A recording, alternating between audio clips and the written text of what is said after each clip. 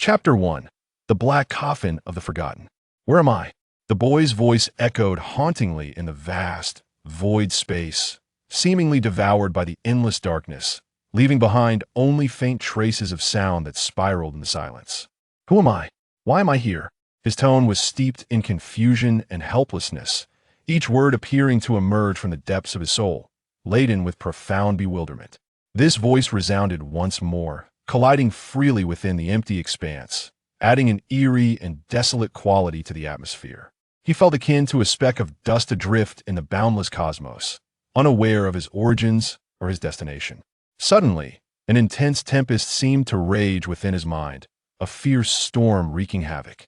Various sharp, piercing sensations pricked at him like a myriad of steel needles, intertwining and clashing, as if intent on entwining his consciousness into a chaotic tangle.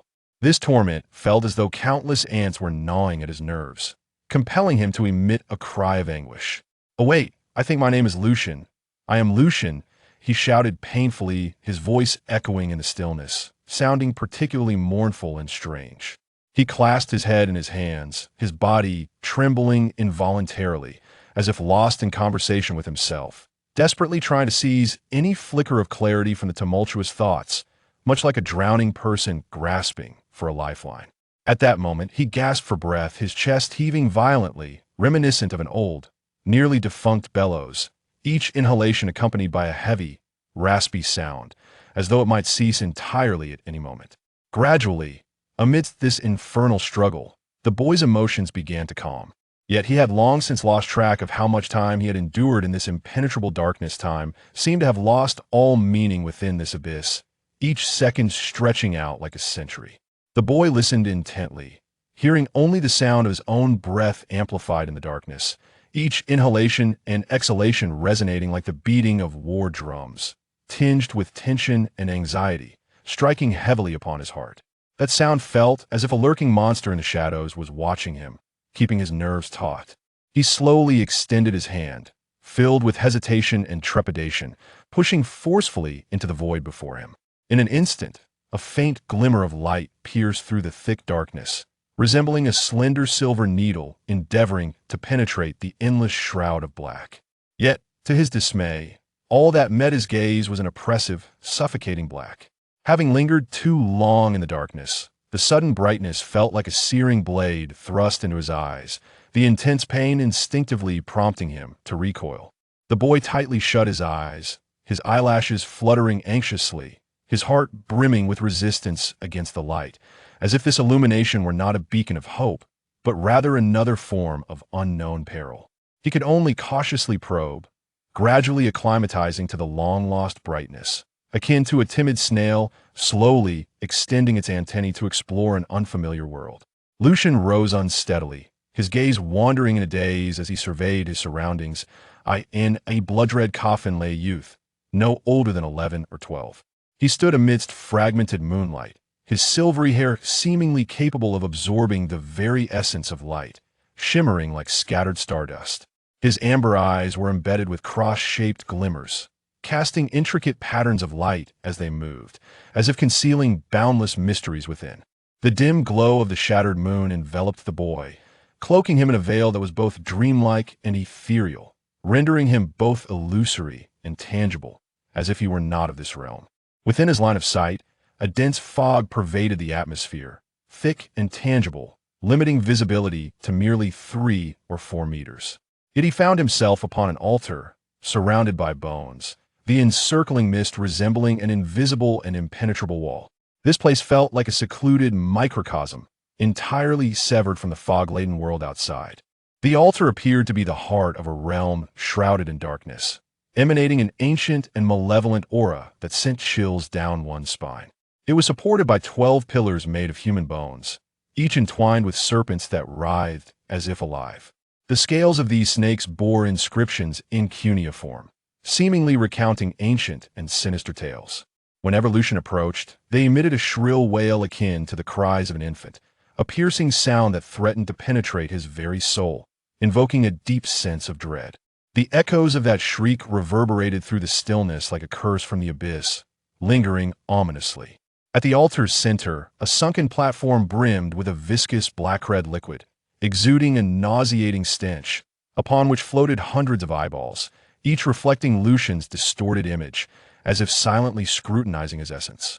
These eyes rolled with the undulations of the liquid, as if they were observing his every movement, instilling within him an unsettling awareness of being watched by countless gazes. The scattered bones lay arranged in bizarre geometric shapes, femurs connected end to end formed a hexagram, while skulls spiraled into a pointed tower, as if partaking in some nefarious rite. He observed some remains retained their postures from Lithia, decayed priests still grasping a shattered bone staff, seemingly guarding an unspeakable secret. These bones whispered of tragic histories that had unfolded here, enhancing the macabre atmosphere of the scene. Unintentionally, Lucian's boot crushed a child's skull, from which pale mandala flowers blossomed amidst the gray matter. The petals were of vivid crimson, yet eerily strange, each wilting visibly fast, as if demonstrating the fragility and transience of life. The pale mandala flowers, so incongruous in this dark and sinister environment, somehow merged with the surroundings, embodying a symbol of the dark forces at play. From the bronze incense burner at the altar's edge, azure smoke ascended, within which materialized countless translucent hands, each pointing toward the blood-red hourglass at the altar's center. In the hollow eye sockets of countless black holes, an ethereal azure flame ignited, causing the dark crimson liquid upon the altar to bubble and churn. From its depths emerged a throne, intricately assembled from white bones, exuding a chilling aura. This throne appeared as a symbol of the dark sovereign, radiating an air of inviolable majesty while simultaneously instilling a profound sense of dread. He emerged from the coffin, surveying the bizarre scene around him with an unperturbed heart, as if this macabre spectacle were a commonplace occurrence in his existence. In the center of the altar stood a stone pillar, adorned with enigmatic inscriptions. Strangely enough, he comprehended the carvings, which spelled out fallen angel. The four characters struck a chord within him, reminiscent of something buried deep in the recesses of his memory. Yet, as he endeavored to recall, a sudden, excruciating pain surged through his mind, akin to a heavy hammer striking mercilessly, compelling him to abandon those recollections. The agony caused beads of sweat to form upon his forehead, and his body quivered slightly in response to the torment. In a state of confusion, his gaze vacant, he slowly ventured into the depths of the fog. Enveloped by the mists, he perceived a viscous metallic texture, its surface glowing with a bluish-gray phosphorescence, while the edges writhed slowly like tar, as though imbued with life. Shadows resembling thulesque tendrils writhed from within, each tip splitting open to reveal a maw bristling with sharp teeth, seemingly poised to devour all. Yet these tendrils instinctively recoiled from him, as if recognizing an innate adversary. They swirled around him, yet dared not approach, as if he possessed a power that instilled fear within them. Floating amidst the fog were semi-transparent, cuneiform inscriptions, which distorted into various mythological runes as perceived by the observer's gaze, seemingly conveying some arcane message. Time slipped away, and he felt as though he were but an unfeeling shell, mechanically traversing the mist.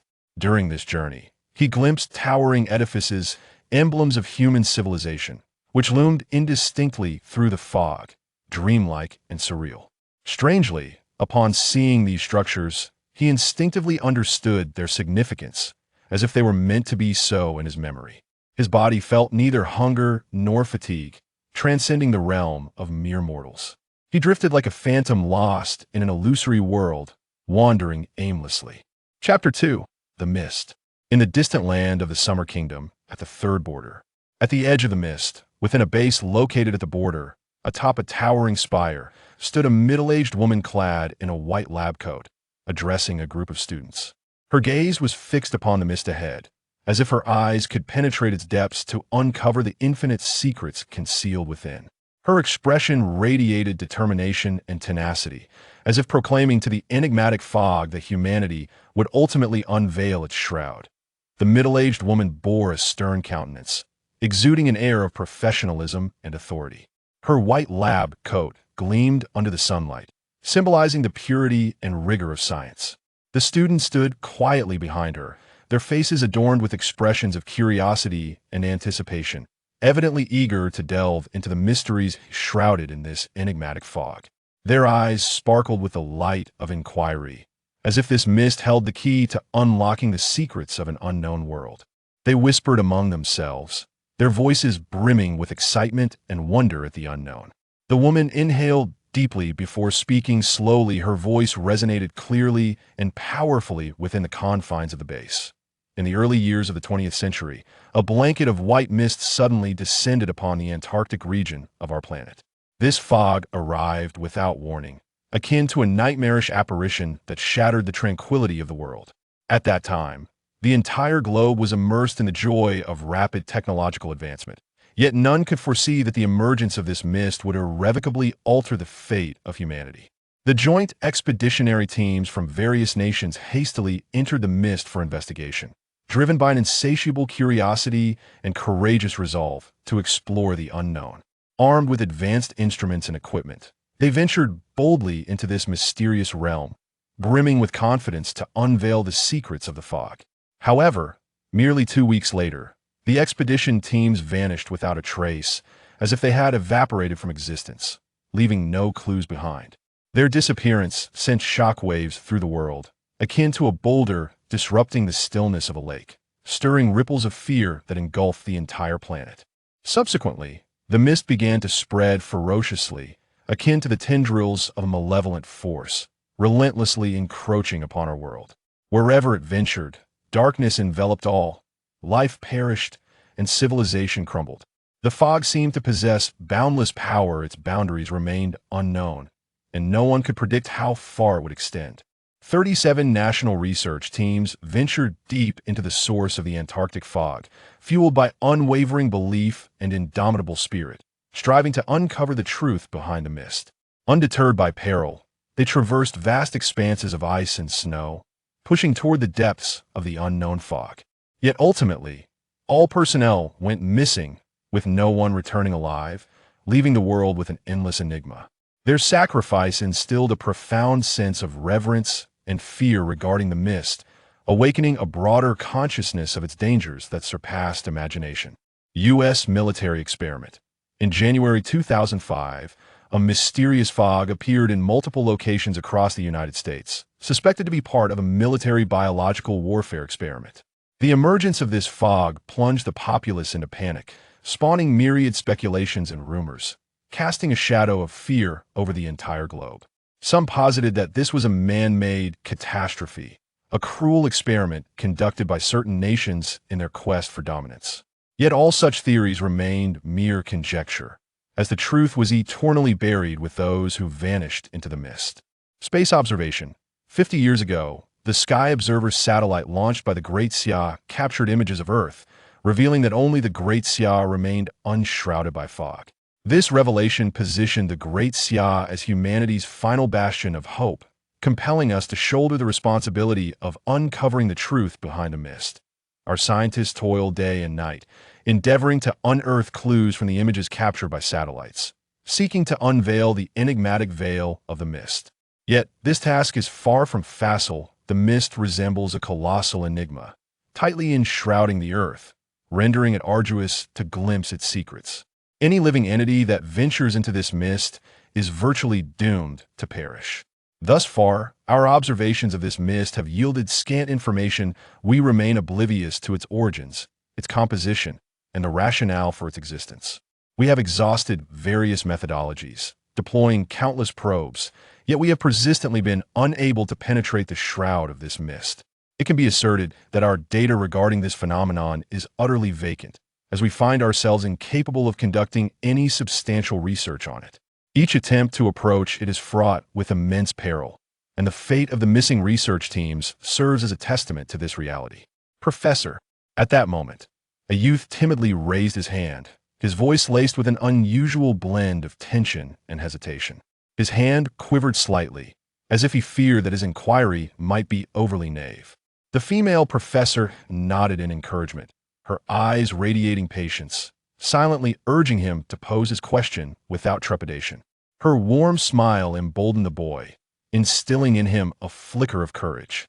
Professor, Is there truly no precedent of an ordinary person surviving within the mist? The boy's voice bore a hint of hope, yearning for a response that diverged from the expected. His gaze was fixed on the professor, as if seeking a glimmer of hope within her eyes. The woman nodded, her countenance reflecting unwavering certainty. Indeed, there is none no ordinary individual can endure it. This mist is akin to a voracious black hole, consuming all life without mercy. We have conducted innumerable observations and studies, yet we have never discovered any life capable of surviving within that mist. What about that child? Questioned a young man, his tone imbued with wonder and perplexity, as he extended his hand to indicate the direction of the mist. His finger trembled slightly, as if he could scarcely believe what he beheld. His eyes brimmed with astonishment and confusion, as if he had witnessed something that challenged his understanding of reality. Other students, intrigued, followed the direction of his finger, their eyes widening in disbelief, mirroring his sense of wonder and confusion. Their faces were etched with astonishment, as if they had encountered something that fundamentally altered their perceptions. They began to murmur among themselves, engaging in hushed discussions. Chapter 3. The boy emerging from the mist, a young lad, gradually stepped out of the fog at the border. His attire was peculiar, the oversized garments seeming ill-suited to his slender frame. The voluminous sleeves resembled large pockets, and his trousers trailed the ground, requiring him to hoist them with each step to avoid stumbling. Perched askew upon his head was a cap, and his wide eyes sparkled like brass bells. His face etched with bewilderment, reminiscent of a hapless hamster lost in a labyrinth.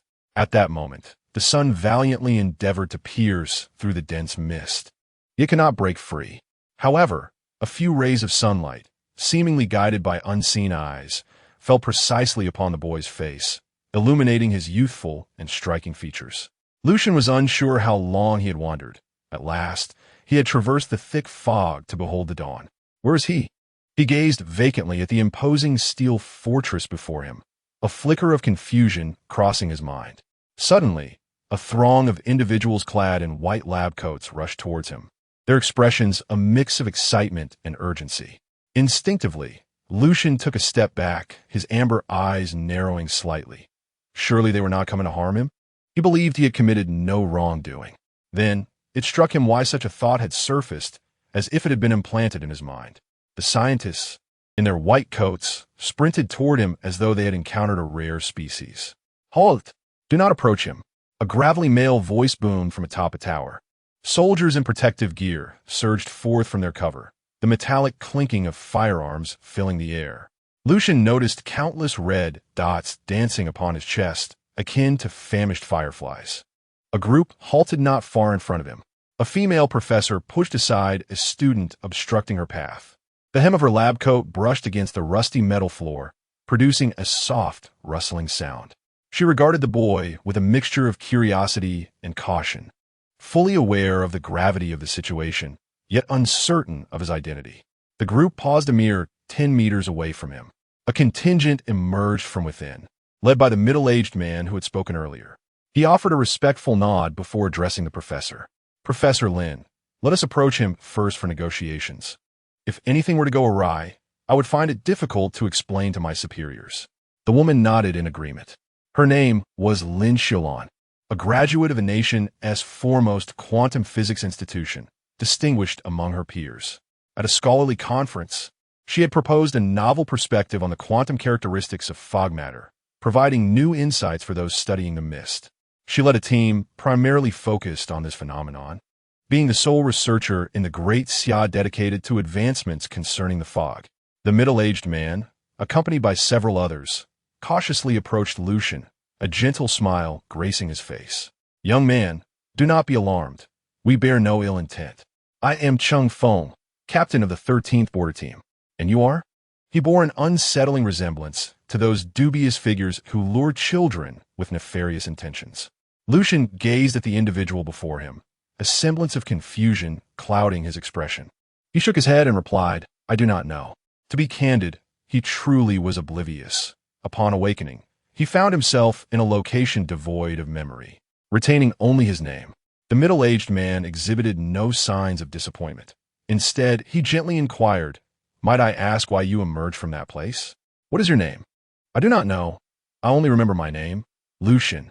However, Lucian's attention was captivated by the person before him, failing to notice that during his response, the individual's companions had encircled him. He remained dazed, staring at Changfeng. In an instant, darkness enveloped him, a potent wave of dizziness crashing over him, blurring his consciousness. Just before succumbing to unconsciousness, he caught a glimpse of a knowing smile curling at the corners of Changfeng's lips. A thought flickered through his mind.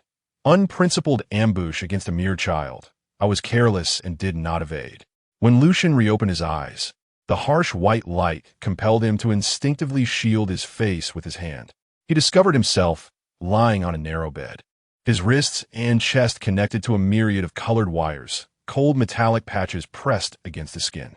The room's walls were pristine white, and the air was saturated with the scent of disinfectant. At the doorway, he spotted the woman clad in white from earlier. In front of Lin Xiulan stood an elderly man, similarly dressed in a white lab coat. The elder held a report in hand, his expression inscrutable. Physical strength normal, cellular vitality normal, blood pressure normal.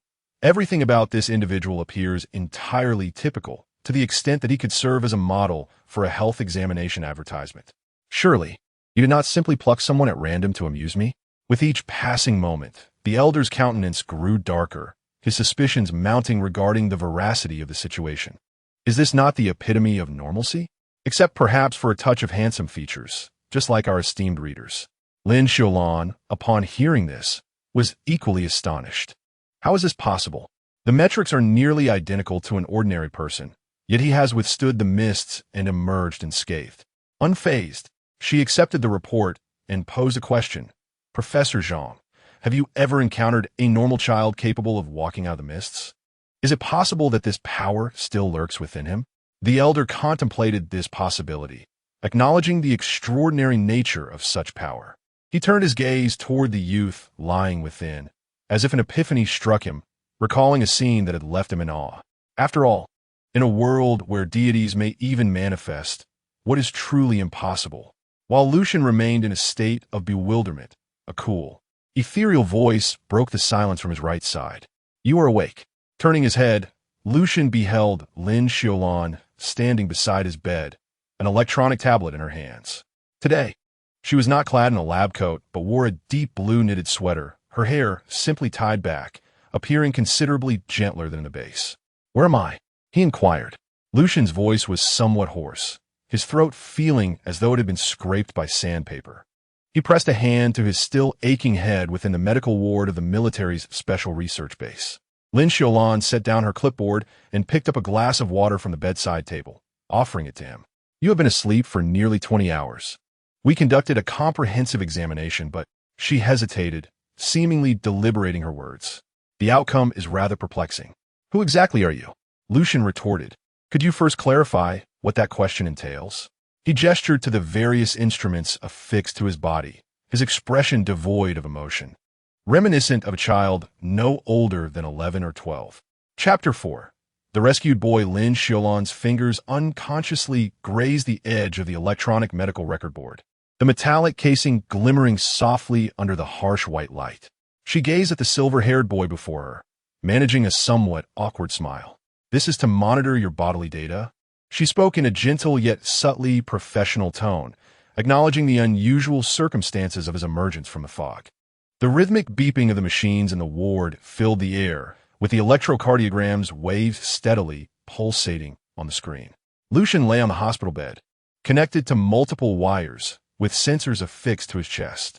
He furrowed his brow. The cold instruments evoked memories of the entangled vines within the mist. I truly remember nothing. His voice was deep and calm. I only know my name is Lucian. He added, gesturing to the apparatus and these devices. They make me quite uncomfortable. Lin Xiulan's gaze flitted between the data screen and the boy. All indicators showed perfectly normal readings, yet it was precisely this normality that felt most unsettling. With a slight frown, she deliberated briefly before approaching him, cautiously beginning to unfasten the wires. Very well, she said, her fingers deftly maneuvering the equipment. But we shall need to conduct regular checks thereafter. As each wire was removed, a faint hissing sound ensued. "Did you experience anything peculiar in the mist?" Lin Xiulan suddenly inquired, pausing her motions to meet Lucian's gaze directly. The laboratory lights refracted oddly in his silver-gray pupils, hinting at strange powers. Organ. Unique visions? Lucian averted his eyes, staring out the window.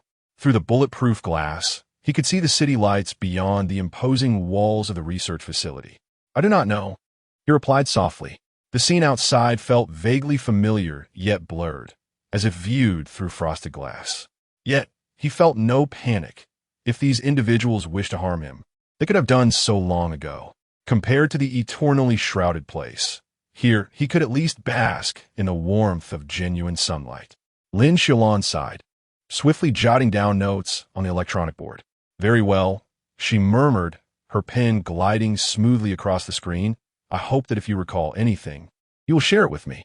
In the following days, a remarkable rapport quietly blossomed between the two. Each morning at 6:30, Lin Xiulan would punctually appear in the medical area, cradling a thermos filled with a carefully prepared breakfast. Sometimes it was golden fried eggs accompanied by perfectly toasted bread. Other times, steaming porridge with side dishes. "How do you feel today?" she inquired as she set the table, her voice imbued with the refreshing essence of morning. Lucian mostly listened in silence, occasionally nodding or shaking his head in response. Lin Xiulan would regale him with amusing anecdotes from the research institute or mention a new dessert shop in the city, yet she never spoke of her family. Only when he glimpsed the hurried passers-by outside did a fleeting, elusive loneliness flicker in Lucian's silver-gray eyes. On the evening of the third day, in the lounge of the research institute, Professor Zhang intercepted Lin Xiulan, who was preparing her coffee. The elderly man's white lab coat bore stains of coffee, and his eyes, obscured by thick lenses, were bloodshot. "Are you certain you wish to adopt him?" His voice was barely above a whisper, as if burdened by an unspoken weight. He hesitated mid-sentence, his gaze fixed on Lin Xiulan's weary, yet resolute expression. She was acutely aware of the old man's apprehensions, an enigmatic survivor from the mist, potentially harboring unknown pathogens, perhaps not even human. Lin Xiulan nodded gently, the aroma of coffee enveloping her like a comforting embrace. With a sudden crash, Professor Zhang slammed his coffee cup on the table, brown liquid splattering across the experimental reports. "Have you lost your mind?" he nearly shouted. "To adopt something from beyond the wall. God knows what it is." "He is human," Lin Xiulan replied calmly, adjusting the holographic projector, the blue light casting deep shadows beneath her eyes. Everything she had observed in recent days indicated that Lucian was merely an ordinary boy. He felt as innocent as a blank canvas. The data from the projector swirled in the air, blood tests, brain scans, genetic sequences, all indicators within normal ranges. More importantly, through their interactions over the past few days, she was convinced that this boy, like a pristine sheet of paper, remained untouched by the darkness beyond the wall. Lin Xiulan's gaze drifted to the window. Her husband had vanished 3 years prior while undertaking the ARC project, leaving her and their daughter, Xiaonan, alone. Caught up in the demands of her work, she could scarcely recall the last time she had shared a meal with her daughter. Perhaps, this thought had lingered in her mind for quite some time. A new member was needed in their family. The lights in the medical area always shone as brightly as day. Lin Xiulan stood at Lucian's bedside, her hand pressing the call button. "Prepare a set of casual clothes," she instructed the intercom. Lucian straightened in bed, his silver hair tousled against the pillow. "Where are you taking me?" His voice was hoarse from disuse. "Home," Lin Xiulan replied, revealing the most genuine smile she had worn in days. She noticed that when the word home reached his ears, his fingers instinctively curled slightly. "Home," Lucian echoed slowly, as if savoring an unfamiliar word. He studied the fine lines at the corners of Lin Xiulan's eyes and the cascade of her brown hair resting naturally on her shoulders, feeling an inexplicable warmth swell within his chest. This sensation was strange, yet oddly familiar. As Lucian stood before the pale yellow house for the first time, the setting sun bathed the clouds in hues of gold and crimson. The wind chimes on the porch swayed gently in the breeze, producing an ethereal sound. For reasons unknown, this sound evoked memories of the whispering silver plants deep within the mist. "Do not be nervous," Lin Xiulan said, rummaging through her bag for the keys. A small photo frame dangling from the keychain. From now on, this will be your home. My daughter, Xiaonan, will be here too. She paused. She is 1 year younger than the age on your ID, and her personality is rather direct. Lucian nodded, yet his gaze was captivated by the hydrangeas at the door. The blue-violet petals glistened with droplets of water, resembling tiny gemstones beneath the setting sun. His identity card lay within Lin Xiulan's bag, inscribed with the age of 12, yet he felt as though he had existed for an eternity. The door creaked open. "Mom? Why are you home so early today?" A girl with her hair tied in a bun appeared at the entrance. Her words halted abruptly, as if she had been struck by a spell of paralysis. The girl, with clear and bright eyes behind her black-rimmed glasses, wore a school uniform with sleeves dusted in chalk. Her raven-black hair, reminiscent of ink, was playfully styled into 2 buns, resembling the ears of a lively cat, adorable and charming. Colorful hair accessories nestled within her locks sparkled with a flicker of light, adding an enchanting vitality to her subtle movements. The black-rimmed glasses rested perfectly upon her petite, straight nose, not diminishing her beauty, but rather enhancing her intellect and gentleness, akin to a pearl cloaked in dust, inviting exploration. Clad in a school uniform, her white jacket adorned with delicate blue trim boasted clean and fluid lines, radiating youthful exuberance. Her uniquely designed crop top inadvertently revealed her slender waist, embodying the innocent allure characteristic of youth. The blue and white short skirt paired with white knee-high socks accentuated her delicate legs, with a vigor of youth and innocence melded seamlessly. This was Lucian, as Lin Xiulan gently placed her hand on the boy's shoulder, signifying that he would henceforth be a member of their family. Chapter 5. Bathing? What is it? Xiaonan, this is Lucian. Lin Xiulan's voice sliced through the stagnant air of the room like a sharp scalpel. She stood at the entrance, still clad in her white lab coat, the distinctive scent of disinfectant lingering around her. Her fingers unconsciously traced the edges of the electronic medical record board, its metallic surface glinting with a cold shimmer under the warm light of the porch. Xiaonan's pupils dilated suddenly. The girl maintained her position at the door, her bun unraveling slightly as she turned swiftly, a few strands of hair cascading down. Her eyes, magnified by the black-framed glasses, widened in alarm, darting between her mother and the silver-haired youth, her nostrils flaring subtly, akin to a small creature sensing danger. Who is this?" The girl's voice rose gently, tinged with caution. Her gaze shifted from her mother to finally settle on the silver-haired boy. The twilight enveloped the porch with a gentle embrace. The evening breeze caressing the hydrangeas in the courtyard, their blue-purple blossoms trembling slightly in the wind. A few petals danced gracefully through the air before landing at the boy's feet.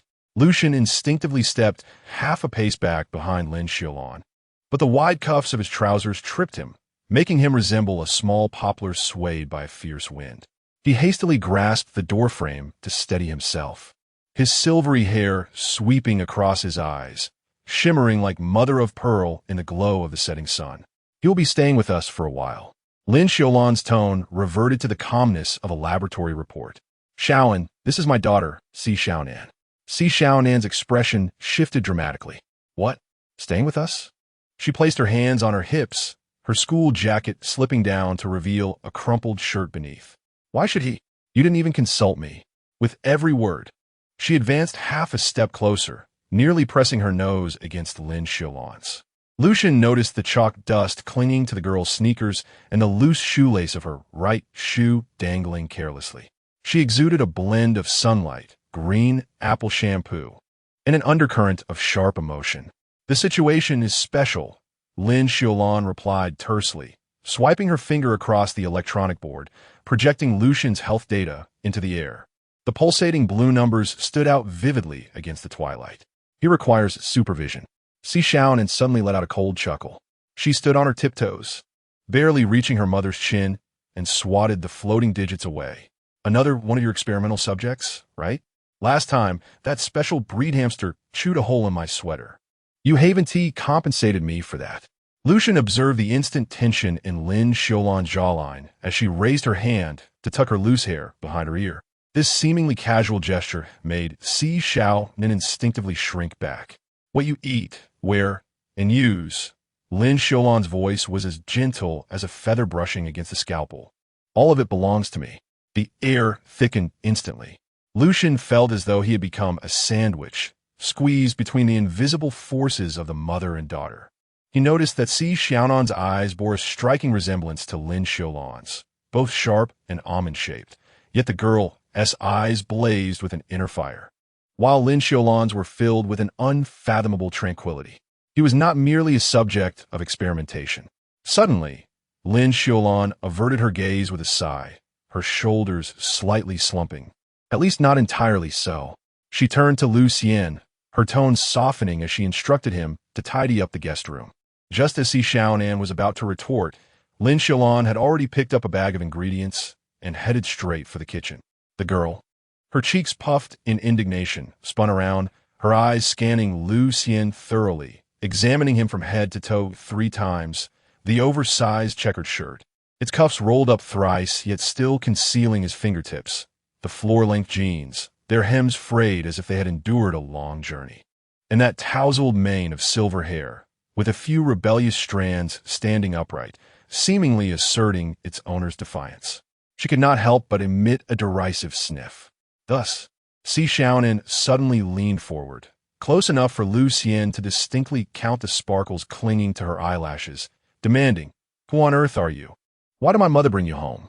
She exuded a sweet scent reminiscent of strawberry candy, yet her tone was akin to that of an interrogator, filled with skepticism. Lu Xian shook his head earnestly, replying, "I truly have no idea." "Huh," Xiaonan scoffed curtly, abruptly jabbing her finger toward his chest. Lu Xian, caught off guard, instinctively stepped back, only to collide with the shoe cabinet with a thud. Still pretending to be mysterious? She narrowed her eyes, a hint of warning glimmering within them. "I warn you, Xiaonan." Lin Xiulan's voice rang clearly from the kitchen. "Go tidy up the room." The girl shot Lu Xian a fierce glare before storming upstairs with heavy steps, each footfall thudding loudly enough to make the frames on the photo wall in the stairwell tremble slightly. Lu Xian instinctively looked up, catching sight of a young Xiaonan standing between her parents and a photograph. To her right was a soldier with a square face, the metallic stars on his epaulets glinting brilliantly under the flash, almost blinding. "Don't mind her." Lin Xiulan had quietly appeared at the stairway, 2 bottles of drinks in hand. The contrast between the room's constant temperature and the chill of the beverages created a mist that blurred her glasses, rendering her features somewhat hazy. She has always been like this, her temper mirroring that of her father. Lu Xian reached out to accept the teacup. The porcelain felt icy against his skin, yet the liquid within was scalding enough to redden his fingertips instantly. Imitating Lin Xiulan, he cautiously sipped, the bitter taste exploding on his tongue, soon followed by peculiar sweetness. "What is this?" He couldn't help but inquire, curiosity piqued. "Green tea." Lin Xiulan paused slightly, a flicker of surprise crossing her eyes. "You've never had it before?" Upon reflection, it was not surprising, given that he had emerged from the mist of ignorance. Lu Xian shook his head. In truth, he possessed a sense of familiarity that was both elusive and indistinct towards most of the things before him. The numbers on the electronic clock on the wall seemed to convey a silent language. The hum of the refrigerator, akin to a somber melody, and the dandelion-shaped chandelier on the ceiling radiated a gentle light, yet appeared veiled behind a layer of frosted glass, rendering its contours discernible, but its finer details obscured. Lin Xiulan, lost in thought, delicately removed her glasses and gently polished them, without the lenses to obscure her gaze. The fine lines at the corners of her eyes and the faint shadows beneath them became strikingly evident. "It seems there are many fundamental lessons to impart," she remarked, gesturing towards the bathroom at the end of the corridor. "Why not take a shower first? You still carry the scent of disinfectant." "A shower? What is that?" Chapter 6. A Fine Figure. The frosted glass door reflected the vague silhouette of Lu Xian, who appeared at a loss. Lin Xiulan demonstrated the use of the showerhead for the 3rd time, her focus unwavering as she explained. Lu Xian inadvertently noticed a slender scar on her right ring finger, seemingly a mark left by some precise instrument. Turn the hot water valve to the left, Lin Xiulan instructed, twisting the knob as the water suddenly surged, splashing her sleeve unexpectedly. Do you remember? She asked. Lu Xian nodded eagerly, yet his mind was still a muddle, failing to grasp the instructions fully. Observing her patient demeanor, he felt it would be impolite to admit his ignorance. Once Lin Xiulan departed, leaving him alone to confront the steam-laden bathroom, which resembled a labyrinth, he exclaimed, "Birar, it's so cold." He swiftly recoiled his hand, nearly losing his footing. Laughter echoed from outside, and the frosted glass revealed the shadow of Xiaonan, who had evidently lingered. "You fool, that's the cold water valve." Her voice was tinged with uncontainable glee.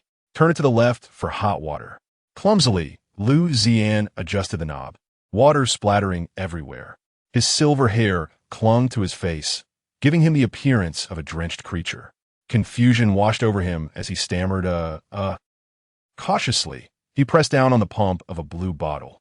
Suddenly, a large glob of gel shot into his palm, its minty aroma overwhelming his senses. Instinctively, he licked it, only to be met with an intense, stimulating flavor that sent him into a fit of coughs. Tears streaming uncontrollably down his cheeks as he frantically rubbed his hand against the wall, desperate to rid himself of this unexpected calamity. "You idiot! Did you just squeeze out toothpaste?" Xiaonan's laughter rang out from outside. The frosted glass revealed a hazy figure. It was Xiaonan, tiptoeing, peering curiously inside. The steam blurred the edges of her shadow, reminiscent of an inquisitive little kitten. "You can't even use shampoo?" Her voice was laced with barely concealed mirth. Lu Xian picked up a green bottle, turning it over in his hands, and after much effort, managed to squeeze out a large, sticky glob of liquid, coating his hands. How do you use this?" he inquired softly. There was a brief silence from outside. "Oh my goodness. Xiaonan, dramatica liside." Cracking the door, opened a sliver. Lu Xian obediently followed her cue. Through the gap, a slender hand emerged, its nails as cold as frozen ice, disdainfully waving away the enveloping steam. Soon, half of Xiaonan's flushed face appeared, her eyes fixed firmly on the ceiling, while her other hand deftly grasped Lu Xian's wrist. Like this, she guided his hand to the top of his head, demonstrating how to rub. "Do you understand?" The unique scent of paint mixed with pencil shavings lingered on her fingertips. Lucian mimicked her movements, and before long, his silver hair was adorned with foam. Through the crack of the door, he caught a glimpse of Xiaonan's ears, flushed like the splendid sunset outside. "What are you staring at?" Xiaonan snipped. But the moment her gaze met Lucian's, she was momentarily taken aback. The sight of the young man's figure was striking. Droplets of water cascaded down his neck, tracing the contours of his chiseled collarbone, pooling between his chest. His six-pack abs resembled meticulously crafted stones, each defined and distinct, tapering down to a tantalizing line, subtly revealed with his every movement. The sound of the shower in this confined space created an enchanting and ethereal echo. Steam drifted through the door crack, as if shrouding the small area in a delicate veil. Beads of water clung to Lucian's eyelashes, while his silver-gray irises, enveloped in the mist, glimmered like two moons cradled by gentle clouds, exuding a mysterious and captivating radiance. Xiaonan, as if scalded, abruptly withdrew her hand. "You handle the rest," she declared, turning to leave, her sneakers slipping on the tiles with a comical squeak due to her haste. However, after taking only a few steps, she turned back, slipping a pale yellow towel through the door crack, murmuring softly, "Don't catch a cold." The towel carried a delightful fragrance of sunshine and laundry detergent. Adorned in the corner with an endearing embroidered Shiba Inu, Lucian buried his face in the towel, inhaling deeply, and for some reason, the corners of his mouth involuntarily lifted in a slight smile. Outside the door, Xiaonan leaned against the wall, slowly sliding down to sit on the floor. She covered her flushed face, her mind uncontrollably replaying the fleeting glimpse she had just caught, the water droplets trailing down the young man's slender neck, pooling in the hollow of his collarbone. Such a splendid physique. She muttered to herself, only to be startled by her own thoughts. Jumping up in alarm, "Pa, Xiaonan, has your brain gone awry? Form is emptiness. Emptiness is form Umitba, Umitba. Subsequently, she began to silently chant a calming mantra. She realized that ever since seeing Lucian, her behavior had grown increasingly peculiar, akin to that of an infatuated admirer. As the warm water coursed over his body, Lucian experienced an odd sense of déjà vu. It was as if long ago he had definitely mastered these basic life skills. Yet the memories slipped away like foam in his grasp, dissipating without a trace. He donned the clothes prepared by Lin Xiulan, finding this size much more fitting. When Lucian emerged from the bathroom clad in the snug loungewear, twilight had already painted half the sky. He stood in the corridor, wringing out his damp hair, when suddenly, the sound of porcelain clinking echoed from downstairs. As he stepped out of the bathroom, a silence enveloped the space. Lucian noticed Xiaonan leaning against the corridor wall, engrossed in her phone. Upon seeing him, she quickly stuffed her phone into her pocket and pretended to cough nonchalantly, saying, "My mom asked me to tell you that the guest room is at the end of the corridor. Turn right." Quickly adding, "But it's not like I wanted to tell you." Lucian nodded, droplets from his silver hair dripping onto his shoulders. Just as he was about to express his gratitude, Xiaonan had already turned to leave, but suddenly paused. "Hey, your hair is still dripping." After a brief moment of hesitation, she retrieved a packet of tissues from her pocket and tossed it to him. Lu Xian stood at the corner of the staircase, uncertain whether to ascend. He glanced down at the crumpled tissue in his hand, still imbued with the lingering fragrance of the strawberry-scented hand cream that Xiaonan frequently used. "Hey!" A sudden voice startled him, causing him to look up abruptly. Xiaonan had somehow returned, now standing at the top of the stairs, looking down at him. In the backlight, the hem of her school uniform skirt was gilded by the sun, and her eyes, hidden behind black-framed glasses, sparkled with a complex brilliance. "My mom asked me." She awkwardly diverted her gaze to help you get acquainted with the house, although I think it's entirely unnecessary. Lu Xian noticed her unconscious habit of twirling a strand of her hair as she spoke, an action that inexplicably reminded him of the swaying plants in the mist. "Thank you," he replied softly, cautiously making his way up the stairs. Chapter 7. Just because he is your brother, the wooden steps beneath Lu Xian's feet emitted a faint creaking sound, as if softly narrating the tranquil history of this household. Xiaonan pursed her lips, about to speak. "Don't misunderstand, I'm merely." Yet before she could finish, Lu Xian stumbled, once again stepping on the hem of his own pants. "Heavens!" Xiaonan quickly reached out, grasping his arm, unable to suppress her teasing remark. "Are you a little baby just learning to walk? How can you trip over yourself?" At that moment, her previous hostility had dissipated, replaced by a hint of amusement, as she pondered where her mother had fetched such a foolish boy. Once Lu Xian regained his balance, Xiaonan realized how close they stood, so near that she could distinctly see tiny droplets of water clinging to his eyelashes. The girl felt as if she had been electrified, promptly releasing her grip, her ears flushing crimson. "See, come with me," she stammered, turning to stride down the corridor. I'll show you your room first." As Xiaonan hurried ahead, her heart raced uncontrollably. She stole a glance back at Lu Xian, finally getting a proper look at his features. The morning light streamed through the corridor windows, gently illuminating him, casting a soft glow upon his silver hair. His amber eyes were profoundly deep, as if they concealed an expansive starry sky. Long, thick lashes cast delicate shadows beneath them. "Your room is," Xiaonan began, but her words caught in her throat. Just then, Lu Xian looked up at her, and in that instant, the sunlight refracted in his eyes, sparkling like stars glimmering through a mist. Xiaonan felt her breath hitch, hastily averting her gaze, internally exclaiming, "Goodness, this is utterly unfair." "What is wrong?" Lu Xian asked, tilting his head in confusion, a gesture that rendered him both innocent and charming.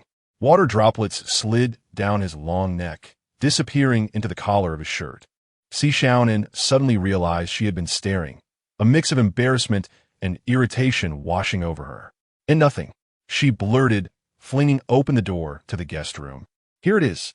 Take a look for yourself." "Thank you," Lu Xian replied sincerely, a faint smile gracing his lips. He remembered Lin Xiulan instructing him to express gratitude when someone offered assistance.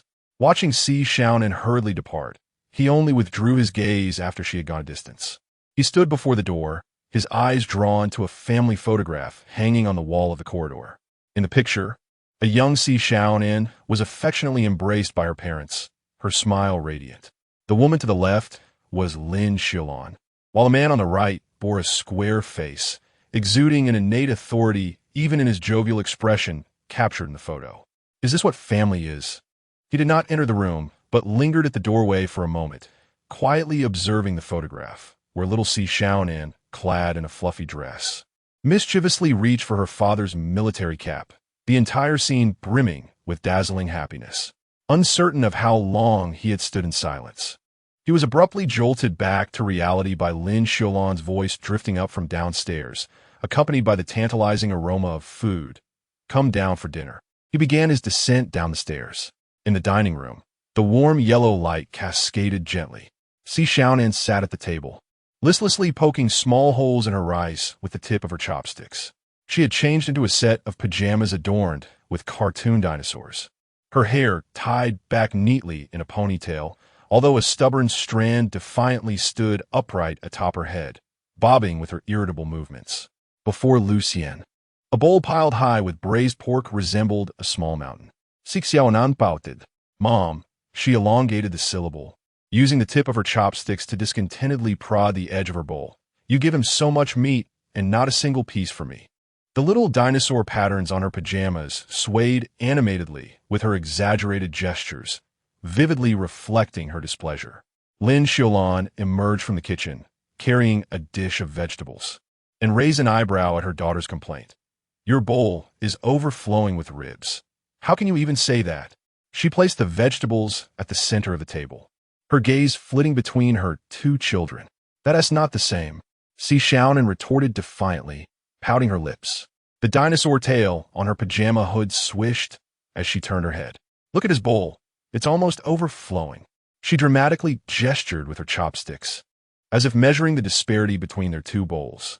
Lin Xiulan sighed in resignation, tucking a stray lock of hair behind her ear. This meal is specifically prepared for him as a welcome feast. Pausing, her tone shifted to one of teasing. Besides, you're old enough. Can't you serve yourself if you want to eat? At this, Xiaonan puffed up her cheeks, resembling an irate pufferfish, mimicking Lin Xiulan. She picked up her chopsticks, but despite her efforts, she struggled to grasp the meat, ultimately resorting to using her hands. Hey! Xiaonan's hand came down sharply on his. You can't use your hands. Yet, as soon as the words left her mouth, an odd expression crossed her face as she suddenly recalled something. You can't possibly not know how to use chopsticks, can you? Lucien blinked innocently, his fingertips still glistening with sauce, realizing he still couldn't use chopsticks. Lin Xiulan abruptly stood up and shortly returned with a silver fork. Use this first. She set the fork before Lucien and turned to her daughter. Starting tomorrow, you'll teach him how to use chopsticks. Why should I? Xiaonan protested, just as a piece of rib was unexpectedly shoved in her mouth by Lin Xiulan. She widened her eyes, catching a rare glint of mischief in her mother's gaze. Just because he will be your brother, Lin Xiulan replied blandly, as if discussing the weather. Chapter 8, Can I Learn? Xiaonan's voice suddenly escalated, nearly cracking. The piece of rib fell from her agape mouth back into the bowl, creating a small dent in the rice. Her fingers instinctively tightened around the chopsticks, knuckles whitening as the chopsticks emitted a creaking sound under the pressure. Her gaze flitted back and forth between her mother and Lucien, her wide eyes, magnified behind black-framed glasses, filled with disbelief. Lucien, still focused on his meal, was startled by Xiaonan's exclamation, a mouthful of rice stuck in his throat. In his fluster, he reached for a cup, but mistakenly grabbed the wrong one. The orange juice rushed down his throat and into his windpipe, the sweet liquid triggering a violent cough. His silver hair tousled chaotically across his flushed cheeks. Cough, cough, cough. Xiaonan reflexively reached out to pat his back, and, after 3 firm taps, she seemed to snap back to reality, retracting her hand abruptly. Her face flushed as she scolded, "That was my drink." At that moment, her fingertips still tingled from the brief contact with his slender back. Lucien lifted his tear-filled face, looking at her with innocent eyes, his voice hoarse from coughing. I'm sorry. Tiny droplets clung to his eyelashes, sparkling like morning dew under the light. The identification has been processed, Lin Xiulan announced, sliding a magnetic card across the table, its metallic surface glinting coldly in the light. The card bore Liu Xian's photo and his name, alongside the words 12 years old, 1 year older than you. Xiaonan snatched up the card, her fingers turning slightly pale from the force. She scrutinized the small card repeatedly, her expression contorted as if she had swallowed a live frog. When did this happen? Wait, just eat your food, Lin Xiulan interjected, forcefully pushing a piece of broccoli into her daughter's mouth. Liu Xian lowered his head, carefully examining the sudden identification card. In the photo, he wore a blue hoodie, his smile awkward as if coerced into the shot. The date of birth read June 15th, 2015, yet he felt deep down that he should be older than that. Even more perplexing was the fact that he had no recollection of the moment the photo was taken. Crack! Xiaonan abruptly slammed her bowl down, splattering soup onto the light blue tablecloth, staining it with a patch of grease. Why do I suddenly have a brother? Her voice trembled slightly. Did you consult me on this? Adults are always like this. Dad just... Her voice trailed off, her lips quivering tightly into a line. In that instant, the restaurant fell into an eerie silence, only the hum of the refrigerator compressor resonating in the space. Lin Xiulan's chopsticks hovered in midair before she slowly set down her bowl, the act of removing her glasses resembling a delicate experiment. Xiaonan, I'm full. Xiaonan abruptly pushed her chair away, the wooden legs scraping against the floor with a piercing sound. She spun around and dashed upstairs, her footsteps heavy as if she were crushing cockroaches beneath her feet. Moments later, a deafening slam echoed from above, causing the crystal pendants of the chandelier to sway gently. Liu Xian stood bewildered amidst the chaos before him. A drop of sauce slowly trickled down the edge of the tablecloth, blossoming into a dark red flower upon the floor. He instinctively reached out to wipe it away, but was halted by Lin Xiulan. Allow me, she said. And her? Liu Xian turned back towards Xiaonan's room, speaking in a daze. Let her be for now. The weary professor pinched the bridge of her nose, faint shadows forming beneath her eyes as she recalled her father. The words lingered on her lips before she redirected her focus to the living room. There's a television by the sofa. Why don't you entertain yourself for a while? I'll check on her. Liu Xian quietly settled into the corner of the sofa, unconsciously fiddling with the tassels of the cushion. On the television cabinet rested a photograph. Lin Xiulan in a white lab coat, arm in arm with her husband in military attire, holding the young Xiaonan, who was adorned in a puffy dress.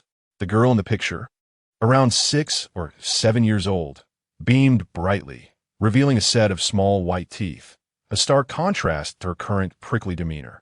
From upstairs, muffled sounds of an argument drifted down as if filtered through thick cotton. Liu Xian buried his face into the cushion, suddenly catching a whiff of a faint citrus fragrance. This was Xiaonan's usual spot. The scent evoked memories of golden flowers glowing in the mist, quietly blooming in an eternal night. Time slipped away unnoticed until the sound of Lin Xiulan's footsteps echoed from the staircase. She stood at the corner, her glasses reflecting the light and obscuring her expression, simply stating, "All right, go talk to her." Liu Xian tiptoed upstairs, hesitating momentarily before Xiaonan's door. A warm yellow light seeped through the crack, mingled with muffled sobs. Taking a deep breath, he gently knocked. "What do you want?" came an impatient voice from within. Instead of leaving, Liu Xian slowly slid down to sit against the door. He gazed up at the starry ceiling stickers in the hallway, softly inquiring, "Why do you dislike me?" A sudden silence enveloped the room. After a few seconds, the lock clicked, and Xiaonan peeked through the gap, her eyes red and swollen. "Who said I dislike you?" She opened the door, allowing Liu Xian to see her disheveled appearance. Her black hair fell messily over her shoulders. The collar of her dinosaur pajamas dampened by tears, and she clutched a faded teddy bear tightly. "I don't dislike you," Xiaonan said, wiping her face with her sleeve, her voice muffled. "I hate secrets. I hate how my mom always treats me like a child. I hate." She waved her hand as if to dispel those vexing thoughts. Forget it. You wouldn't understand. Lin Xiulan indeed found it difficult to grasp, yet he yearned to try. He maintained a respectful distance, sitting on the carpet of the hallway, his silver hair glinting softly in the moonlight. I can learn. Chapter 9. The boy in the painting Xiaonan turned her head to look at him, her expression gradually shifting from irritation to curiosity. Crouching down while clutching a teddy bear, the hem of her pajamas trailing on the ground, she inquired, "Where exactly did you come from? Is it that you truly cannot say, or do you simply not know?" "I genuinely do not know," Lin Xiulan replied candidly, his fingers absently brushing against the plush fibers of the carpet. "I only remember my name, and a few fragmented images, such as..." Xiaonan's eyes sparkled with intrigue in the darkness. Lin Xiulan hesitated for a moment. Gray mist. There was mist everywhere. And light. His voice grew fainter. "Sometimes, I hear sounds in my dreams, but when I wake up, I forget everything." Xiaonan's eyes widened slightly. "You mean, you have amnesia?" Lin Xiulan nodded. For the moment, this seemed the most plausible explanation. The girl's expression softened instantly. Sitting on the floor with her knees drawn up, her teddy bear squished in her grasp, she remarked, "That must be quite tragic. At least I remember what my father looks like, even though he vanished suddenly 5 years ago." She paused, her voice gradually dimming. "Did my mother ever mention him to you?" Lin Xiulan shook his head. "Huh, as expected." Xiaonan forced a bitter smile, her fingers unconsciously tugging at the teddy bear's ear. "One morning, he just disappeared without leaving a single note. My mother said he had important work, but I know she was lying." Lin Xiulan found himself at a loss for words. The intricate emotional entanglements between humans were indeed challenging for him to comprehend. Yet, he could acutely sense Xiaonan's inner turmoil, just as he could perceive the swirling fog around him. Perhaps, he too had his own unspoken struggles. Lin Xiulan attempted to console her. Xiaonan scoffed lightly. "You boys always like to cover for each other." She wiped her tears away. However, the hostility in her tone had markedly diminished. Suddenly, as if a thought struck her, she jumped up. "Hey, can you play video games?" Lin Xiulan shook his head in bewilderment. "Oh my God!"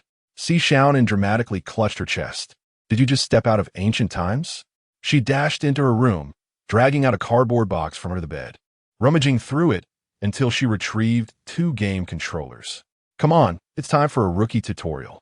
At least in this regard, I can teach you."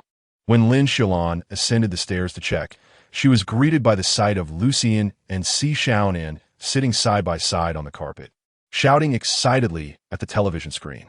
Xiaonan was instructing Lin Xiulan on how to play a fighting game, the dinosaur hood of her pajamas bobbing with her movements. "Don't press so hard. The controller is expensive." Xiaonan gently smacked Lin Xiulan's hand. "But it's going to attack me." Lin Xiulan fumbled with the buttons, his silver hair becoming tousled from the vigorous actions. "Defend, you fool. L1 is for defense." Xiaonan stomped her foot in frustration and simply grabbed Lin Xiulan's hand to demonstrate. Like this. Lin Xiulan stood quietly in the shadows, an involuntary smile gracing her lips. It was the first time since her husband's departure that she heard such joyous laughter echoing through the home. The wind chimes outside swayed gently, while the moonlight filtered through the sheer curtains, softly casting the overlapping shadows of 2 children onto the floor. Time slipped away unnoticed as the pair immersed themselves in their game. Eventually, weary from their play, they collapsed onto the carpet. Xiaonan gasped for breath, weakly stating, "I can't go on. I'm utterly exhausted. Let's call it a day." Lin Xiulan, equally fatigued, turned his head to regard Xiaonan, a satisfied smile adorning his face. "I had a wonderful time today. Thank you for teaching me how to play." Xiaonan shot him a playful glare, yet could not suppress the upward curve of her lips. "At least you possess some conscience." At that moment, a melodious chirping of birds resonated from outside, and the moonlight gradually softened. Xiaonan sat up and stretched, exclaiming, "Oh dear, I didn't realize it had gotten so late. I must go to bed." As Lin Xiulan exited Xiaonan's room, he spotted Lin Xiulan standing at the doorway, her brows arched in slight surprise before breaking into a smile. "It seems you two have gotten along quite well." Recalling the blush that crept onto the girl's cheeks as she wrapped a towel around herself, Lucian merely nodded in response. The guest room was cozier than he had imagined. The light blue sheets exuded a scent reminiscent of sunshine, and a small moon-shaped nightlight adorned the desk. Lucian nodded absently, making his way toward the unfamiliar room. The bed was neatly made, and a small lamp rested on the bedside table. Outside, the setting sun bathed the room in a warm orange hue. As Lucian sat at the edge of the bed, an unprecedented warmth enveloped him, a feeling he had never encountered while traversing through fog alone. Upon extinguishing the main light, the ceiling came alive with a constellation of glowing stars, crafted from luminous stickers. He felt the plush carpet beneath his bare feet and suddenly noticed that the bedside drawer was slightly ajar. Gently pulling it open, he discovered a sketchbook nestled inside. Curiosity compelled him to flip to the first page, where he found the name Xiaonan scrawled in childlike handwriting, surrounded by crooked little red flowers. As he turned the pages, the artistry matured. Depictions of succulent plants on the windowsill, stray cats in the schoolyard, Lin Xiulan in a lab coat with particularly oversized glasses, and a man in military attire, his face obscured by pencil shading. The most recent page featured a striking illustration of the silver-haired boy standing at the door, the lines crisp and precise, even capturing the detail of his overly long trousers. Just as Lucian began to examine it closely, the door swung open abruptly. Xiaonan appeared, cradling a pillow, her pajamas adorned with a comical dinosaur that looked particularly silly in the moonlight. "That's mine," she declared, dashing over to snatch the sketchbook from his hands. Her hair, disheveled from her sudden movement, brushed against Lucian's cheek, tickling him with the scent of her shampoo. "Why are you rummaging through someone else's belongings?" Lucian allowed her to take the book, softly apologizing. "I'm sorry."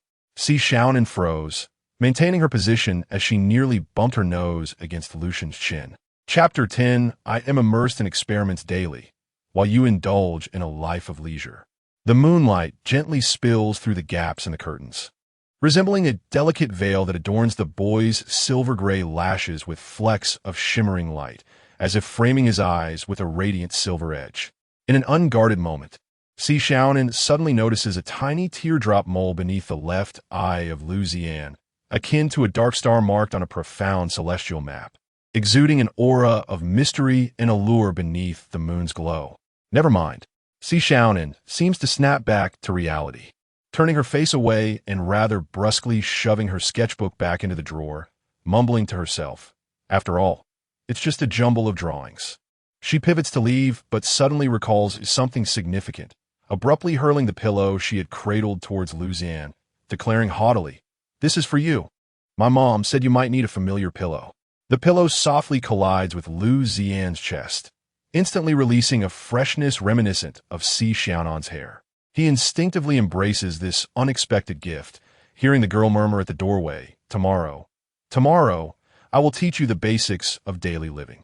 As the door gently closes, Lin Xiulan buries his face into the pillow, inhaling deeply, wishing to forever etch the scent imbued with the essence of the girl into his memory. He never anticipated that Lin Xiulan would be this thoughtful, even returning a pillow from the hospital. Outside, the evening breeze caresses the wind chimes on the porch, producing a melodious tinkling sound, intriguingly harmonizing with the whispers of glowing plants in the mist. He curls up on this unfamiliar, yet slightly warm bed, cradling the pillow that carries the girl's fragrance. For the first time, feeling a weight of warmth settling heavily upon his chest. This sensation is so novel that it takes him a considerable while to realize perhaps this is what humans refer to as the feeling of home. In the following days, Lin Xiulan spends most of his time alone at home, watching television. Only when Xiaonan returns from school does he acquire some essential knowledge about daily life. One weekend morning, sunlight streams through the window, casting patterns on the living room floor. Lin Xiulan sits cross-legged in front of the television, his silver-gray eyes fixed on the screen, as if attempting to penetrate its very essence. He holds Xiaonan's notebook, diligently studying modern social etiquette, his concentration reminiscent of a scholar delving into ancient texts. Pointing at the family drama currently airing, Lin Xiulan's expression is as serious as a scholar engaged in profound academic pursuits. Based on my observations, humans primarily express emotions through throwing objects and physical contact. Xiaonan is no longer surprised by Lin Xiulan's demeanor. After all, she had casually suggested he watch television. To her astonishment, he embraced it as if he had discovered a new world, nesting there daily to absorb the screen's content. However, for her, this was preferable to the previous routine of teaching him basic human knowledge, as he could also adapt to some essential human habits by watching television. Leaning against the doorframe, Xiaonan bites into an apple with a crisp crunch. The juice trickles down the corner of her lips, only to vanish as her pink tongue swiftly laps it up. She casually wiped the corner of her mouth with her index finger. "Hey," she mumbled, the apple rolling between her lips and teeth. "Were you studying all day long?" A few rebellious strands of black hair cascaded down her neck, gently swaying with her tilted head. The neckline of her t-shirt hung askew, revealing a tiny mole on her collarbone. Suddenly, she sank her incisors into a piece of fruit, causing her right cheek to puff out. As she chewed, the ink stain from yesterday lingered on her wrist, subtly visible with each movement. Her toes unconsciously tapped the floor, the keys in her jeans pocket jingling softly. Lucian continued to point at the television screen, answering earnestly. "Based on my observations, humans primarily express emotions through throwing objects and physical contact." At that moment on the screen, the female protagonist, her face ablaze with fury, smashed a teacup at the male protagonist's feet, crying out, "I sacrificed 10 years of my youth for you," immediately followed by the sounds of bang, clap, crash, as 3 props were shattered in quick succession. Xiaonan watched the broken props on the television, her lips twitching slightly. This is an exaggerated artistic expression. Yet Lucian was already seriously sketching a teacup in his notebook, diligently annotating. Preferred projectile for expressing anger. It seemed he was determined to put this into practice. Lucian muttered to himself, engrossed in his notebook, reflecting on the profound insights he had gleaned over the past few days, all without any genuine application. He was a person of action and thought. Thus, Xiaonan, sitting nearby, felt an ominous premonition. Moments later, in the kitchen, Lin Xiulan was focused on chopping potatoes, the knife glinting as Lucian appeared behind her like a ghost. "Mom, be careful." Xiaonan's warning came too late. "Who do you think you are?" Lucian suddenly reached out and forcefully knocked the kitchen knife from Lin Xiulan's hand, the stainless steel blade clattering heavily into the sink. Lin Xiulan stood frozen, half a potato in hand, her face a mask of shock, her eyes wide with confusion. Yet Lucian seemed oblivious to the chaos he had caused, continuing to recite his lines. "I conduct experiments until dawn, while you indulge in revelry outside." He then reached out and lightly tapped Lin Xiulan's cheek. In that instant, the air felt as though it had solidified. The silence in the space was terrifying, with only the refrigerator's hum piercing through the stillness. Xiaonan shut her eyes, desperately reciting in her mind, "This is it. Lucian." Lin Xiulan's voice was colder than liquid nitrogen, each word sharp as ice shards. "You better have a reasonable explanation." Lucian, covering the side of his face marked by a red handprint, flipped through his notes in confusion, mumbling, "Isn't that right? After being slapped, the other person should cry and run away. That's the script for getting beaten up, you fool." Xiaonan lay on the sofa, mocking Lucian while exclaiming loudly, "How could anyone actually have a conversation like that?" Chapter 11. Have you eaten? In the afternoon, sunlight lazily streamed into the living room, where Xiaonan nestled on the sofa, engrossed in her phone, resembling a languorous cat. The sun filtered through the white lace curtains, casting dappled shadows upon her. At that moment, her mood was exceptionally delightful. It was yet another pleasant weekend. Suddenly, a shadow loomed over her, accompanied by a potent waft of perfume. She looked up to find Lin Xiulan standing before her, his presence seemingly materializing from thin air. The woman, with a deliberately lowered voice, spoke close to her ear, warm breath brushing against her earlobe. Xiaonan jumped in surprise, her phone tumbling onto her abdomen. Lin Xiulan leaned casually against the back of the sofa, his silver hair cascading like a waterfall, nearly brushing her cheek. Today, Lin Xiulan was evidently well-groomed. His silver locks were meticulously styled, and the top 3 buttons of his black shirt were unfastened, revealing his refined collarbone. His eyes, usually deep, now feigned a profound gaze directed at Xiaonan, long eyelashes casting shadows in the sunlight, embodying the very image of a leading man from a romantic drama. You have successfully captured my attention. Lucien deliberately slowed his speech, lowering his tone, his voice imbued with a teasing lilt. Huh. Xiaonan's eyes widened, her phone slipping from her fingers and wedging itself into the crevice of the sofa. Taking advantage of the moment, Lucien gently lifted her chin with his finger, his fingertip lingering ambiguously against her skin. You little temptress. Xiaonan abruptly sat up, her forehead colliding forcefully with Lucien's prominent nose. Ow! Lucien staggered back, clutching his nose, his silver hair fluffed up in pain like a silver hedgehog. Where did you learn that? She exclaimed. Episode 24 of The Arrogant CEO Falls in Love with Me, he muttered, his nose reddening like Rudolph's, with a viewership rating of 8.7 and a Dubon score of 4.2. Quite authoritative, wouldn't you say? That's a brainless drama. Do you even understand what that means? Xiaonan raged, tugging at her hair in frustration. You just acted like a peacock in mating season.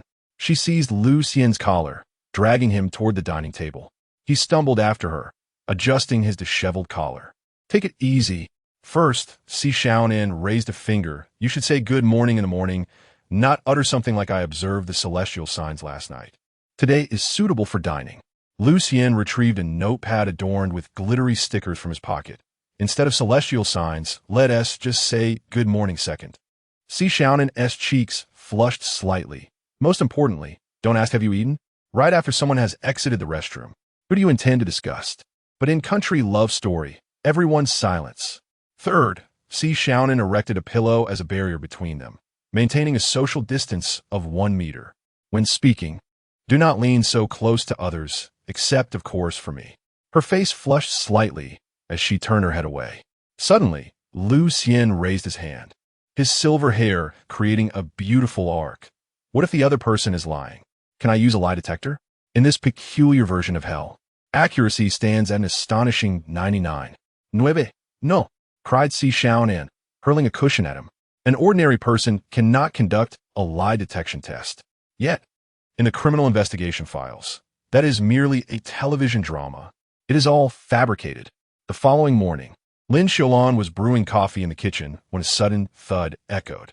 She turned to find Luxian, clad in an entire Armani ensemble, bowing in a quintessential Japanese manner, his forehead striking the marble countertop. Good morning, dear mother.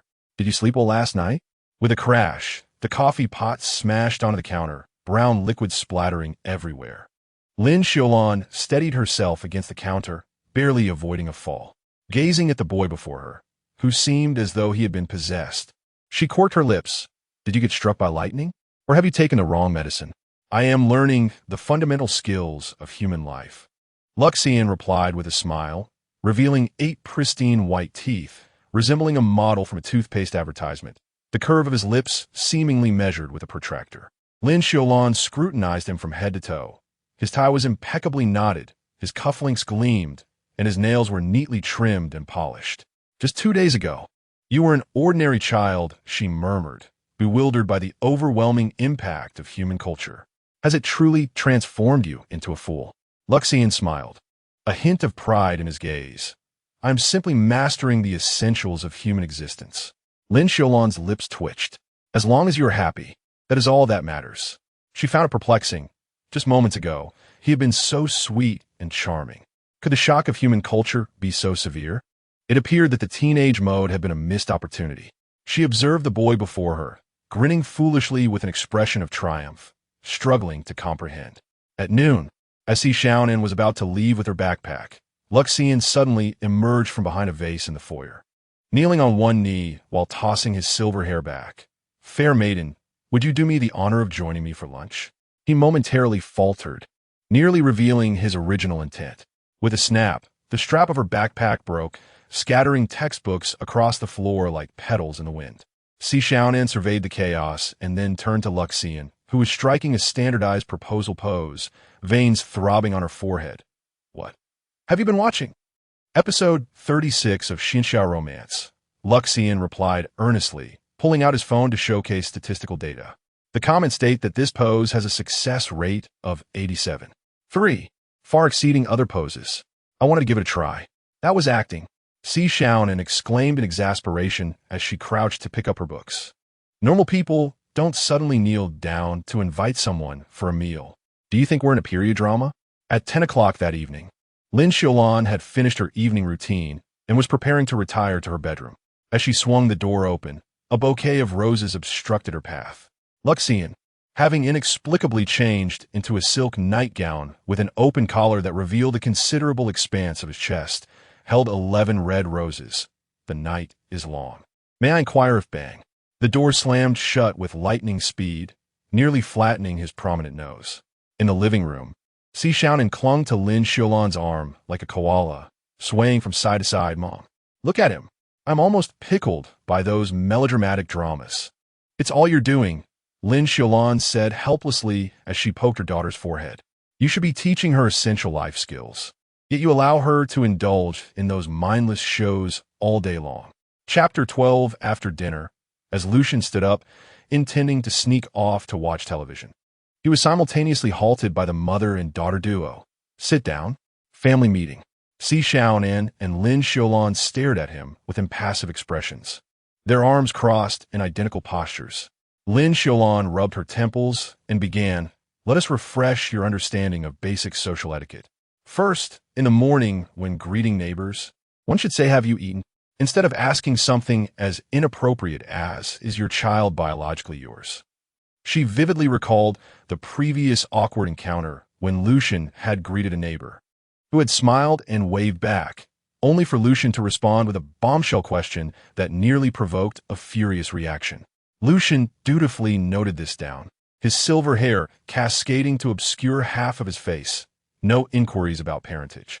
Secondly, Xiaonan interjected, when someone helps you, you should express your gratitude with a simple thank you, not a grandiose display of kneeling and bowing. Are you a time traveler from the Qing dynasty? Suddenly, Lucian stood up and executed a 90-degree bow, his forehead colliding with the glass coffee table with a thud. 0 points. Xiaonan exclaimed, hurling a cushion at his meticulously styled silver locks. This isn't a melodrama. In real life, such antics would simply label you as deranged. Lin Xiulan silently approached the television, and amidst Lucian's desperate gaze, she unplugged the power cord.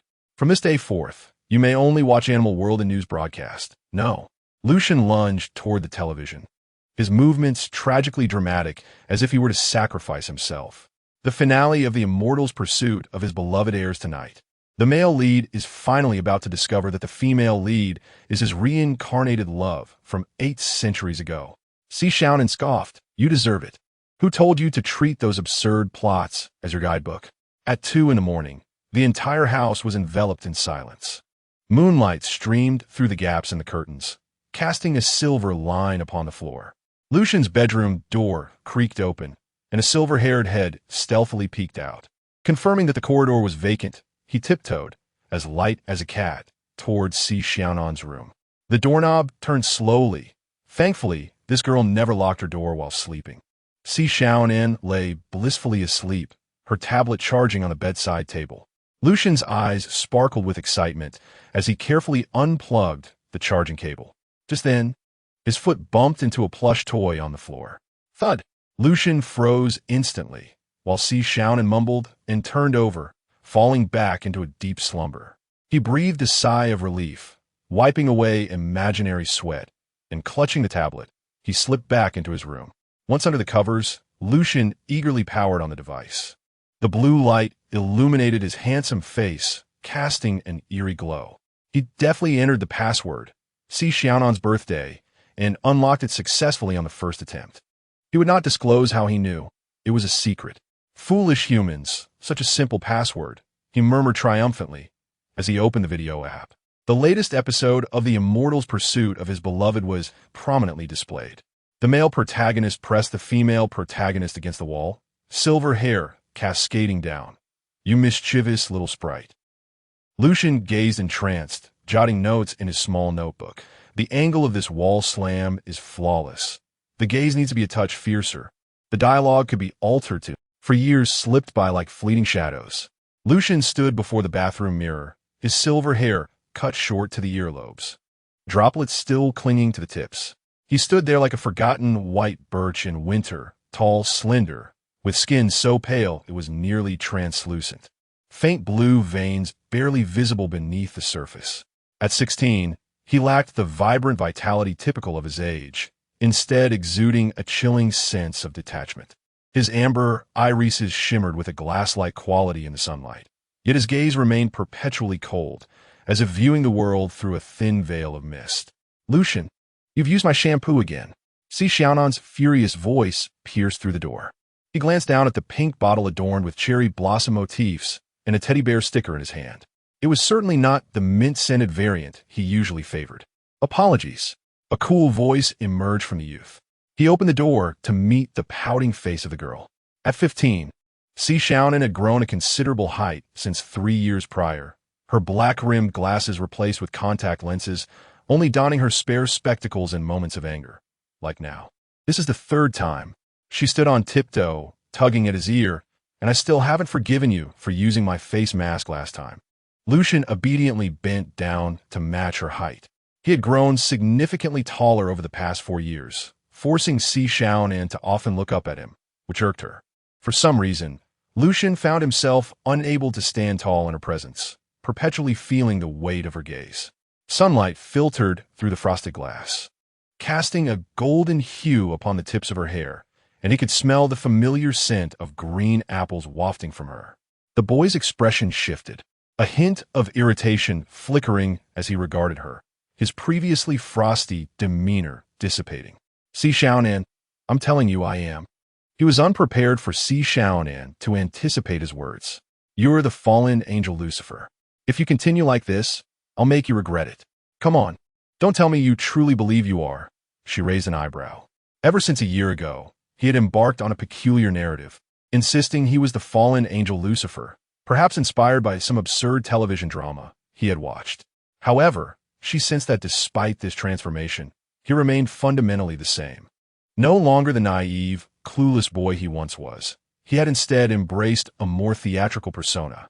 Lin Xiulan and Xiaonan both presumed he was merely going through a phase, as such behavior was not uncommon for boys of his age. "Xiaonan." Lin Xiulan's voice resonated from downstairs. "Don't bully Xiaonan, Mom." He started it. Xiaonan abruptly fell silent, for in Lucian's elegantly tapered fingers rested a delicate box. Xiaonan gazed at him in bewilderment. Lucian shrugged, producing a delicate little box from behind him and presenting it before her. "Happy birthday, Shorty." "A birthday gift," he declared. "I noticed you admiring it last time, so I decided to purchase it." Over the years, Lin Xiulan had treated him exceptionally well, offering him no less than what Xiaonan received. Naturally, he had the pocket money to acquire this item. Xiaonan paused, momentarily taken aback, before realizing what was happening. She accepted the box and opened it to reveal a silver necklace, adorned with a tiny star pendant that shimmered softly in the sunlight. How did you know today is my birthday?" she asked, astonished, as she had never mentioned it to him. Lucian let out a feigned scoff, attempting to sound enigmatic. "I am Lucifer. After all, how could I possibly overlook such a trivial matter?" Xiaonan rolled her eyes, yet her lips betrayed a smile. "Oh, please, you must have asked my mom." Lucian merely smiled in response, reaching out to tousle her hair with a tenderness that seemed almost surreal. Xiaonan felt her ears flush with warmth. Nonetheless, she stubbornly retorted, "Who asked you to remember so clearly?" Lowering her gaze to the necklace, a wave of warmth washed over her. Despite his teasing demeanor, he had always been quite kind to her. "Thank you," she murmured, her cheeks tinged with a faint blush. Lucian regarded her with a profound gaze, as if concealing countless secrets. He parted his lips, seemingly on the verge of speaking, but ultimately said softly, "Why not try wearing it?" Xiaonan nodded, clumsily attempting to fasten the necklace, but struggled to manage it. Clumsy, Lucian chuckled lightly, moving behind her to take the necklace.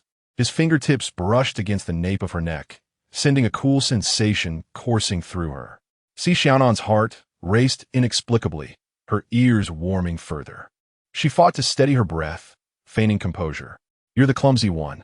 At that moment, She couldn't fathom why her heart was beating so rapidly. She dared not meet his gaze and instead lowered her head. "What do you think? Do you like it?" Lucian inquired, observing Xiaonan. Yet, she remained silent. Lucian smiled, preparing to turn away to assist Lin Xiulan. Just as he was about to leave, a faint whisper emanated from behind him. "Thank you. I really like it." Chapter 13. A warm dinner. Yet mother is gone on this day, as it marks the birthday of Xiaonan. Lin Xiulan took a day off to celebrate with her. The warm glow of the lights in the living room enveloped the space, creating an inviting atmosphere. In the kitchen, Lucian busily brought out dish after dish, as the array of food prepared for Xiaonan's birthday was particularly abundant. The family was enjoying a cozy dinner together when the serene ambience was suddenly interrupted by the ringing of a mobile phone. Lucian noticed the caller ID displayed the base, and a barely perceptible frown crossed his brow. Over the past 3 months, Lin Xiulan had been increasingly frequenting the Mist's Edge for inspections, returning each time with more classified documents locked away in the study safe. He sensed that something was amiss, as the frequency of work-related matters had escalated recently. Lin Xiulan answered the call, her smile gradually fading. She hurried toward the balcony, her voice lowered. Yet Lucian managed to catch a few key phrases: anomalous fluctuations, preemptive actions. Xiaonan, engrossed in devouring chicken wings, remained oblivious to her mother's unease. "Mom, what is wrong?" Xiaonan finally looked up, noticing Lin Xiulan returning with a troubled expression. "There's an urgent matter at the Research Institute." Lin Xiulan forced a smile. "Xiaonan, you and Luan continue eating. I must step out for a moment." She swiftly grabbed her coat and car keys, casting a lingering glance at the two, her eyes betraying a plethora of complex emotions. Once Lin Xiulan's taillights disappeared around the corner, an odd silence enveloped the house. Xiaonan mechanically chewed the last bite of cake, the cream melting on her tongue, overwhelmingly sweet. She set down her fork, the clatter of metal against porcelain resonating harshly in the empty dining room. Xiaonan observed Lucian silently clearing the table, his dark hair falling over his face, concealing his expression. With Lin Xiulan's departure, Xiaonan's mood soured, and the meal concluded hastily. "I'll do the dishes," Lucian announced, rising from his chair, the sound of the chair scraping against the floor punctuating the stillness. With Lin Xiulan absent, the duty of washing the dishes naturally fell to him. As Lucian dried the last plate, the house was so quiet that the ticking of the clock could be distinctly heard. He wiped his hands dry, hung the apron, and glanced towards the closed door of the second floor. After a moment of hesitation, he tiptoed upstairs. He knocked on the door for quite some time, but no response came. Turning the doorknob, he found the room empty, the window wide open, the night breeze causing the curtains to flutter. He understood she could not possibly be asleep so early. It seemed Xiaonan was not in her room, nor in the living room. After pondering, he made his way to the attic, discovering the door ajar. Climbing up, he found a rooftop terrace typical of old-style apartments. On the summer night, the evening breeze carried the scent of city life, brushing against the weathered rooftops. Xiaonan, clad in a faded light blue sweatshirt, stood there with the hem of her garment dancing in the wind. The moonlight poured down, outlining her slender figure.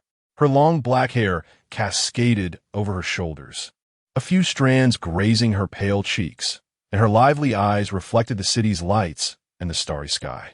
Xiaonan casually rested her left hand at her side, while her right hand grasped a chilled can of orange soda, beads of condensation cascading down its surface.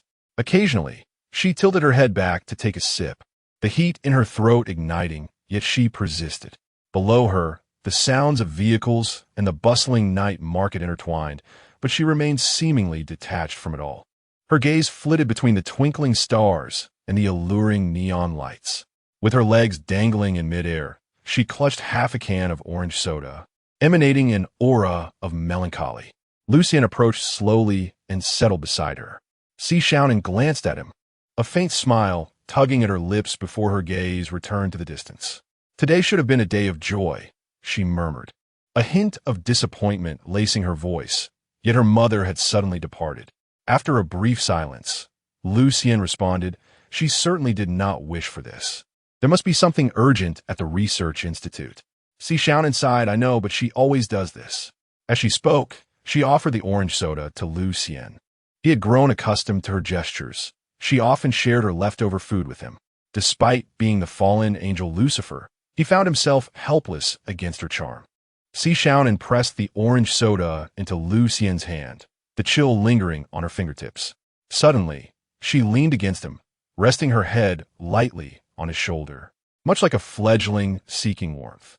However, this position felt uncomfortable, prompting her to shift and lie her head on his lap.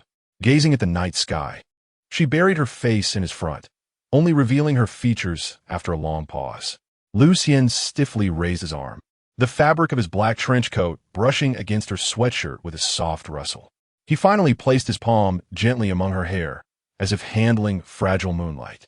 In the distance, the neon lights shifted in hue, a purplish-red glow sweeping across Xiaonan's eyelashes. With her eyes closed, she counted the passing cars below, the red taillights trailing like shooting stars across her retina. At that moment, she suddenly spoke, Fool, if in the future, if I make a mistake, will you still support me? Yes, absolutely, he affirmed resolutely. Gazing at the tranquil night sky, he felt the cool summer breeze caress his face. Unbeknownst to him, how many years had he existed in this world? Since regaining his memories a year ago, he had recalled his past life.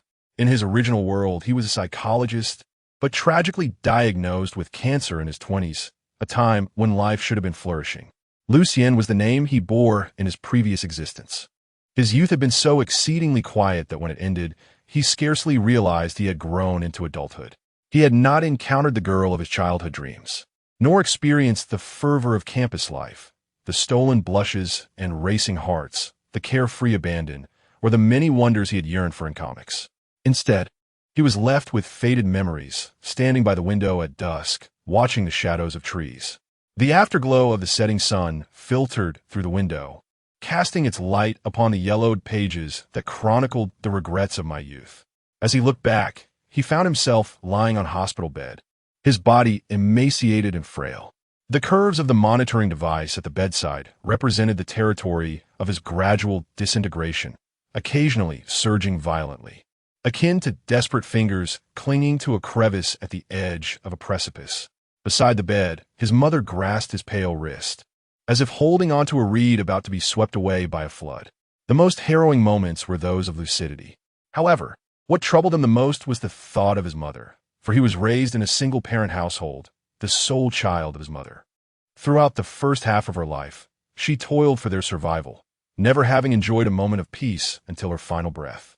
Perhaps his death would be the most merciful outcome, liberating his mother from the relentless struggle she endured for his sake. Chapter 14. The past. He once believed that moment signified his demise.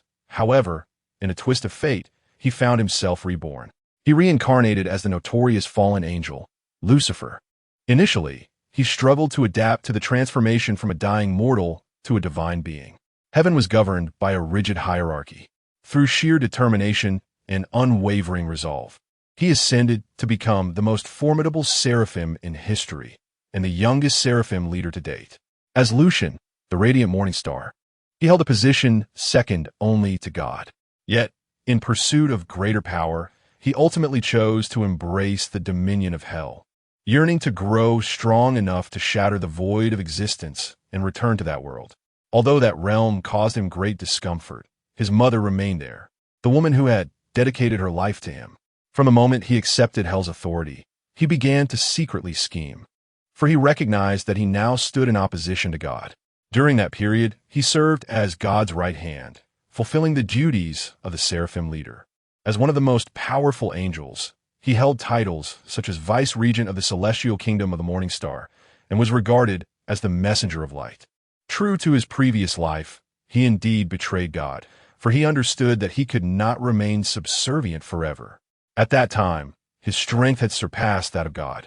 He had meticulously orchestrated a plan to win over a loyal cadre of seraphim. He preemptively identified several renowned seraphim from his past life, including Gabriel, Michael, Raphael, and Uriel. However, despite Michael being one he had elevated, his loyalty lay with God. keeping him distant from Lucifer. Consequently, when the eventual split with God occurred, Michael became God's most devoted warrior. The other three distinguished seraphim, however, remained his faithful subordinates. Yet he was not the original Lucifer, unlike the character portrayed in the texts. His foresight and strength far exceeded that of God. Ironically, despite his omniscience, he failed to realize the extent to which he had usurped aspects of God's power. Ultimately, just as in the memories of his past life, he was falsely accused by God and branded a demon. Nevertheless, he remained indifferent, for he soon discovered that their existence was not solitary in this world. A pantheon of deities existed, with Nordic gods in the north and the mythological figures of his previous life in the east. Upon learning this revelation, he was momentarily stunned, pondering the nature of the world he had traversed into. Was it a patchwork of disparate systems? In the climactic battle against God, the outcome differed significantly from what he had known in his past life. He was not defeated by Michael. At the time he held power, Michael was merely a fledgling. He found himself perplexed by how the mythic Lucifer had been vanquished by Michael in the legends. In the final confrontation, Michael did not even grant him the opportunity to engage, yet his opponent's talent was undeniable. It was only through the combined efforts of Gabriel and Raphael that they managed to subdue him. In the end, God, the omniscient and omnipotent supreme being, found himself to have underestimated his adversary. The opponent possessed two formidable trump cards: the all-seeing eye. His gaze reflected all possible pasts, presents, and futures, weaving every moment's cause and effect into an intricate web. Even before Lucian unleashed his attacks, God had already foreseen their trajectories. The reconstruction of laws, his words were truth, and his will constituted reality. When he whispered the prohibition of death in this realm, the angel's blade could not sever life. When he declared the cessation of light speed, time became as solid as amber. In simple terms, this power was contingent upon his established strength. Otherwise, if he were to declare Lucifer's demise outright, it would indeed come to pass. Yet, this ability remained particularly inscrutable. One could only marvel at God's prowess. Akin to a game-enhancing cheat, his ultimate weapon, the spear of annihilation, forged from the core of his own laws, had a tip entwined with the principle of absolute obliteration. Anyone pierced by it, whether divine or demonic, would disintegrate like grains of sand, leaving no trace of their former existence. Hitting the opponent proved impossible. In the midst of divine conflict, heaven crumbled. The dome of the sanctuary had long been shattered, and countless angelic remnants floated in the void like a frozen meteor shower. God stood before the fractured throne of holy light, his pristine white robe untouched by dust, while Lucifer approached, treading upon the corpses, his black wings obscuring half the sky. Wielding a spear forged from dark thunder, God raised his hand, and billions of rays of holy light descended like swords of judgment, each one precisely anticipating Lucifer's evasion. Lucian sneered. The spear of annihilation swept across, shattering the holy light as if it were mere glass. He had altered the essence of light, turning the divine into nothingness. God whispered, "There shall be no victor in this battle." As his words manifested into reality, an abyss suddenly opened in the center of the battlefield, attempting to consume all notions of victory and defeat. Yet, Lucian drove the spear into his own chest, tainting the divine words with his chaotic blood, causing the abyss to reverse its erosion of heaven's foundation. At last, God unleashed the ultimate power of omniscience. His gaze pierced the river of time, locking onto the very moment of Lucian's inception, intending to erase his existence from its roots. However, Lucian's spear of annihilation had already punctured the fabric of time and space. Its tip poised before God's all-seeing eye. "You have witnessed all possibilities," Lucian taunted, his blood-stained smile emerging, "but this shot lies beyond your omniscience." The spear's tip erupted with a pitch-black radiance, and a line of blood marred the corner of God's eye. This marked the first time he had bled. Heaven began to crumble. Holy light and shadow intertwined to form a storm of destruction, as both supreme beings were engulfed by the void. When the brilliance faded, only Lucian remained. Half kneeling upon the ground, the spear of annihilation shattered into two pieces, with half of it embedded in God's chest. Yet Lucian understood that he would not truly perish, for omnipotence itself is eternal. The sky had been fractured. This is no mere metaphor. The firmament had indeed shattered like fragile glass, revealing the ominous void beyond. The clouds were rent asunder, tinged with the crimson hues of divine blood, resembling cotton scorched by fire, drifting downwards to the mortal realm. Countless deities fell, and in the end, he and God found themselves at an impasse, neither able to gain the upper hand over the other. In their desperation, they forged an agreement. Yet, he was left perplexed, for his memories ceased abruptly at this juncture, as if a force had sealed away the remnants of his recollections. Nevertheless, the fragments he could recall resonated with a novel from his past life, Slaying the Gods. Regrettably, he had never delved deeply into this work, having only perused its opening pages. He was aware that the mythological framework within the narrative bore a striking resemblance to his current reality. Moreover, he recalled that the protagonist of the novel was named Lin Xiulan, a figure who was, interestingly enough, the proxy of his former subordinate, Michael. Throughout this period, he had been grappling with the enigma of why his subsequent memories had been so thoroughly erased, as if someone had deliberately expunged that portion of his past. Chapter 15. Do stars experience worries? Moreover, he could not fathom why the power of his own laws had diminished, though thankfully, a portion had been restored over the course of the year. His thoughts were drawn back to reality by Xiaonan's movements. She shifted her position, finding a more comfortable rest upon his legs, murmuring, "Lucian, do you think stars also have worries?" Her fingers unconsciously twisted the belt of his trench coat. The deep blue sweatshirt billowed in the night breeze, resembling a balloon on the verge of floating away. He gently brushed aside the strands of hair that clung to her lips, his fingertips trembling imperceptibly as they grazed her skin. The matters that trouble them may be far fewer than those of a human girl who suffers stomach pains from a midnight indulgence in icy cola. "Hey!" Xiaonan suddenly sat upright, the back of her head nearly colliding with his chin. As she turned, a delightful blend of citrus shampoo and strawberry candy wafted around her, her knees pressing against the old newspapers on his thighs, the yellowed pages crackling softly under her weight. That time, it was clearly your fault for not watching the fridge. And she leaned in closer, her nose almost brushing against his. "We're talking about the stars right now." He looked down at her, the moonlight casting a soft glow upon her face.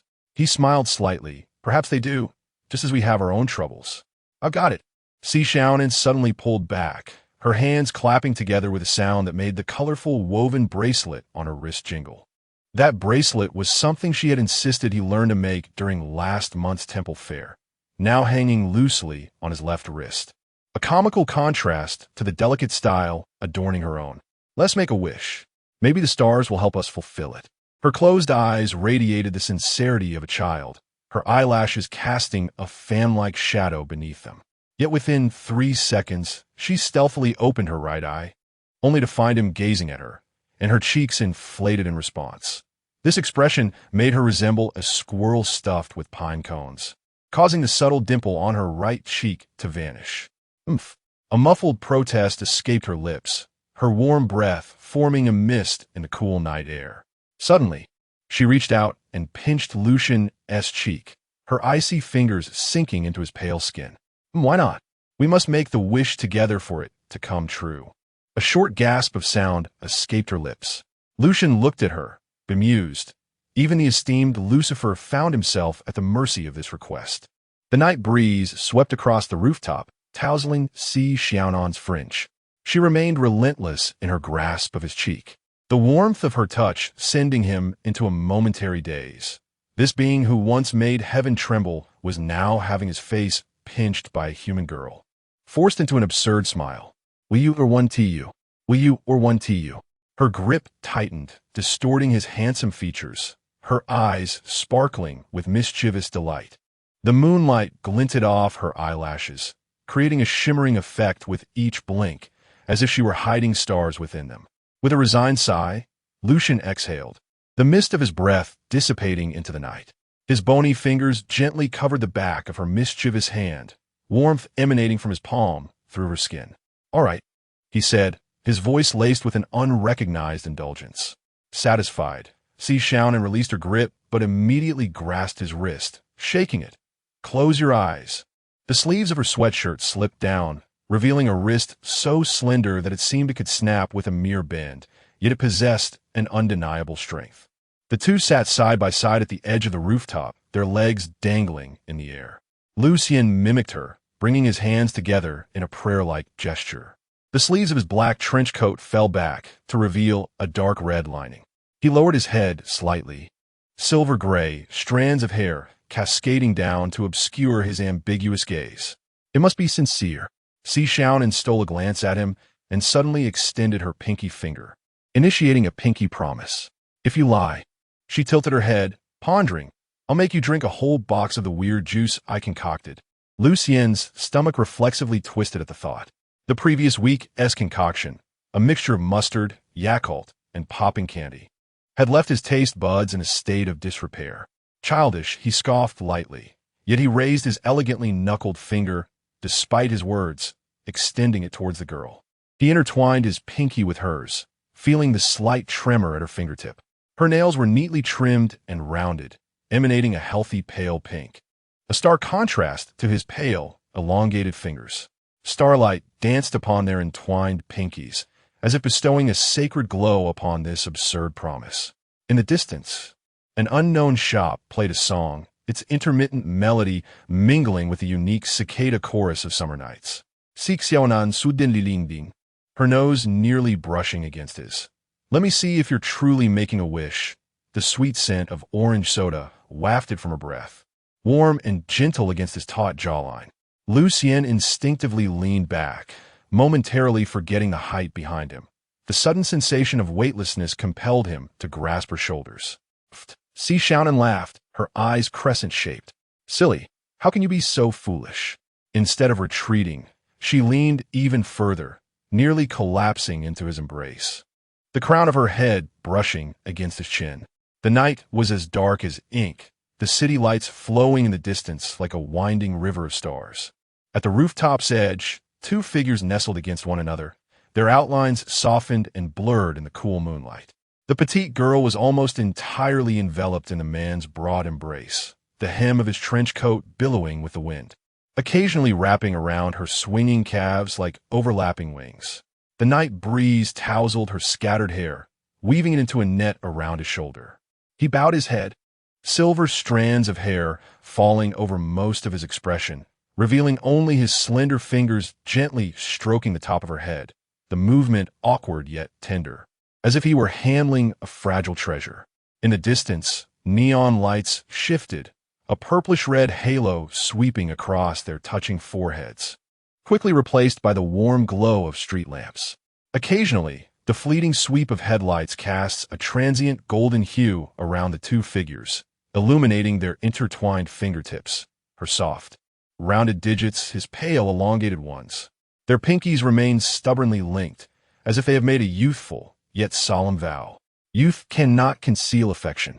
It cannot articulate the nuances of unrequited love. Meanwhile, Lin Xiulan has arrived at the research facility.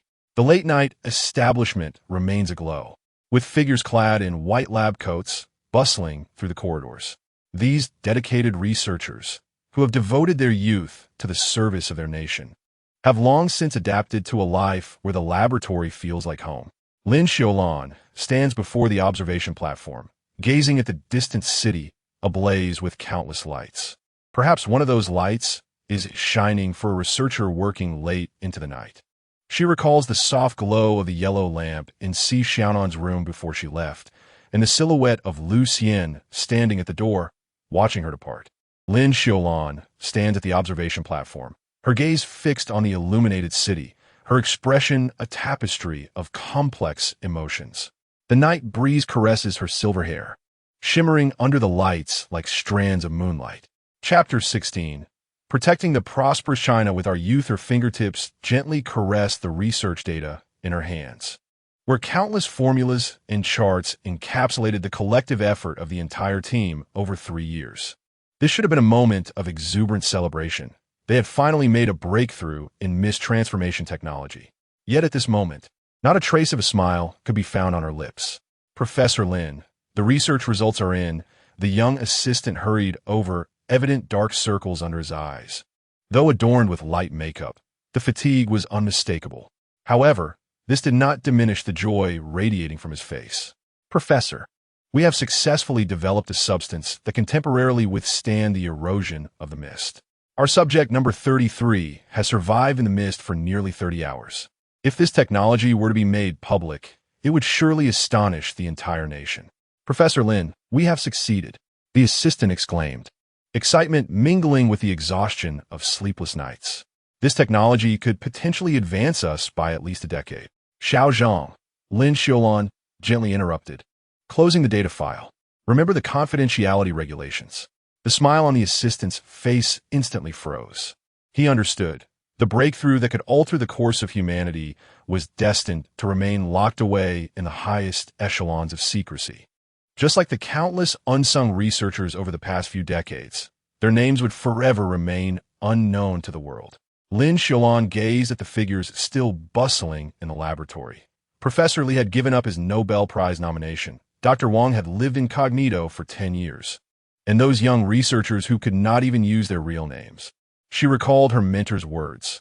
"Conducting research is akin to walking through the night with a torch. We may never see the end, but someone must be willing to bear the torch."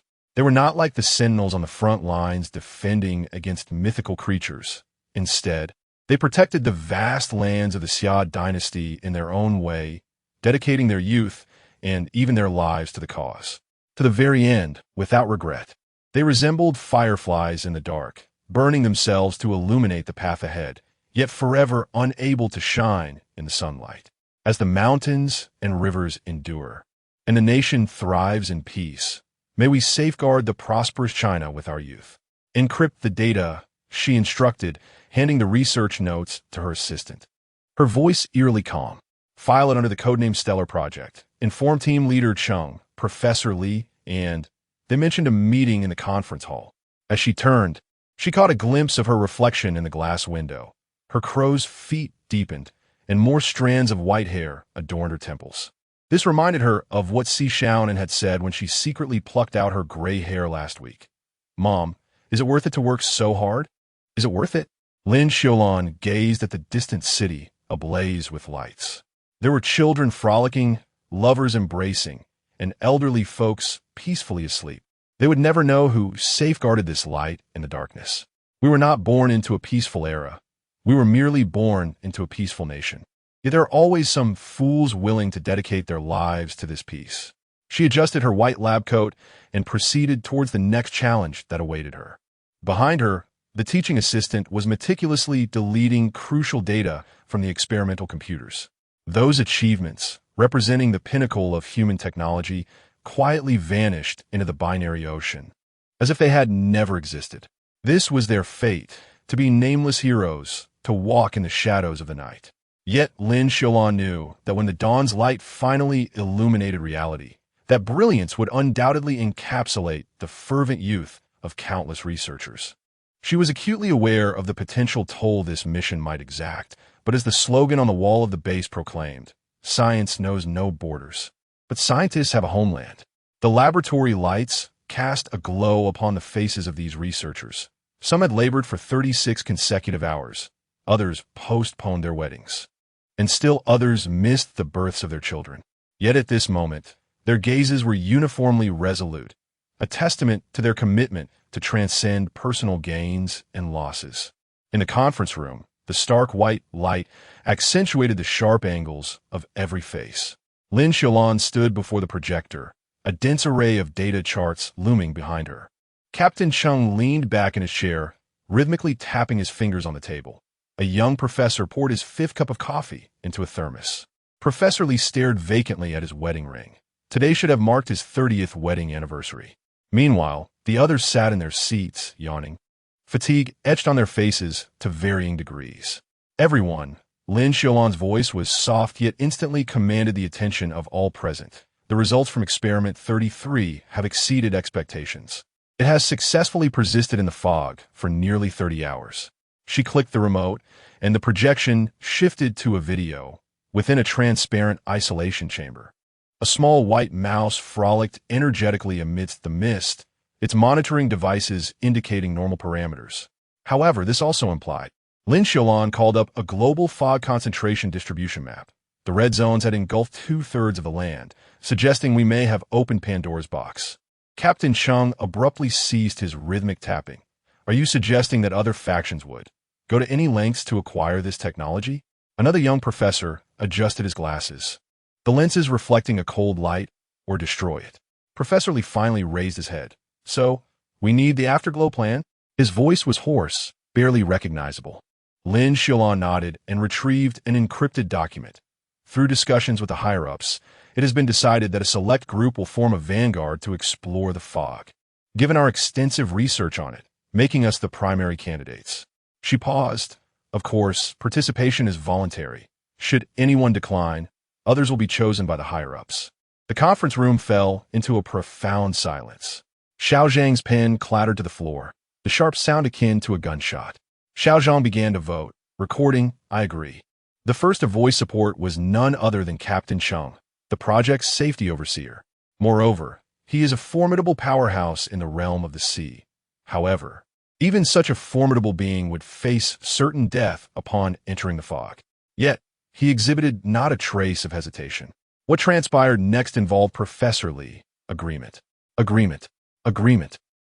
There were a total of 11 individuals present, 11 voices united in the same decision, devoid of any hesitation. The motion was unanimously passed, with not a single dissenting voice. Chapter 17. The looming decline of a prosperous era yet, as Lin Xiulan gazed upon the venerable Professor Lee, whose hair had turned a silvery white, she was reminded of his stature as a recipient of the nation's highest honors. At his advanced age, he could have easily retired to a life of leisure, yet he steadfastly remained on the front lines of research. Seated in a corner of the laboratory, he resembled a sculpture weathered by the passage of time. His deep gray Zhongshan suit was faded and bore neat patches at the elbows, stitches meticulously crafted by his first cohort of students. A fountain pen was eternally tucked into the left breast pocket, its once gilded cap now tarnished, yet held greater value to him than any metal. Professor Lee. Before Lin Xiulan could finish her thought, he interjected, My life should have ended in 1943. His voice emerged suddenly, as his gnarled fingers caressed the fountain pen resting against his chest. The cap, though worn, shimmered more brightly than any accolade. Professor Lee's gaze fell upon the tabletop, and with a melancholic tone, he recounted, During the war, my dear friend perished before my eyes to shield me. That winter, the mountains were cloaked in snow, and we found ourselves besieged by the Japanese in a cave. The old man's murky eyes suddenly sparkled with clarity, as if he were transported back to that crimson dusk. Old Zhao. He pushed me into a crevice while I still vividly recall him lying before me, uttering his last words. He implored, Do not bury me too deep, brother. If anyone invades our homeland, awaken me, and I shall rise to fight once more. From that moment forth, I vowed to dedicate my life to the service of my country. A brief silence enveloped the conference room, punctuated only by the low hum of the projector resonating in the air. This was the essence of those who had endured that era. Their experiences during the most despairing moments had fortified their resolve to give everything for their nation. Lin Xiulan surveyed the familiar faces before her. Some were graying at the temples, while others had only recently attained their doctorates. But in this moment, their gazes were equally resolute, even amidst the knowledge that this expedition could very well lead to their demise. No one faltered. If the world were at peace, we would gladly pursue lives as fishermen and woodcutters, wandering the rivers and lakes. But if the prosperous age falters and the abyss looms near, we must be prepared to face death 1,000 times over. With everyone in agreement, she inhaled deeply and clicked the remote to bring up the mission briefing. At 5 a.m. the day after tomorrow, the first exploration team would embark promptly. Captain G abruptly rose, the sound of his military boots resonating against the floor. I will prepare the equipment. The aged Professor Lee slowly rose from his seat, his movements somewhat labored yet resolute. He adjusted the collar of his faded Zhongshan suit and retrieved the old fountain pen from his breast pocket, gently placing it upon the conference table. This pen has accompanied me for 42 years. His voice was soft, yet it commanded the attention of everyone present. If I do not return, please lay it to rest upon my gravestone. The young assistant, Xiaonan, suddenly felt tears prick at her eyes, hastily averting her gaze as she pretended to organize the documents. Yet, her trembling fingers betrayed her emotions. Lin Xiulan approached Professor Li, gently pressing down on his hand, which was marked by age spots. You need not have come in person. Ah, Shaolin, Professor Li chuckled, shaking his head, the wrinkles at the corners of his eyes unfurling. Do you remember the phrase at the entrance of our laboratory? Before she could respond, the elderly man straightened his back and, with a hoarse yet powerful voice, recited, Science knows no borders, but scientists have a homeland. He patted Lin Xiulan's shoulder. At my age, I ought to do something more. After all these years, it is time for me to meet him. I have never let his expectations down. Why? The young assistant, Xiao Zhang, stifled a sob, his eyes reddened. Lin Xiulan gazed out the window. The sky at 4 in the morning began to lighten, and the street lights of the distant city extinguished one by one. She recalled the infantile visage of Xiaonan and the military song her husband often hummed during his lifetime. After all, someone must stand as the night watchman. As she turned, the morning light illuminated the national emblem at the center of the conference table, in places unseen by us.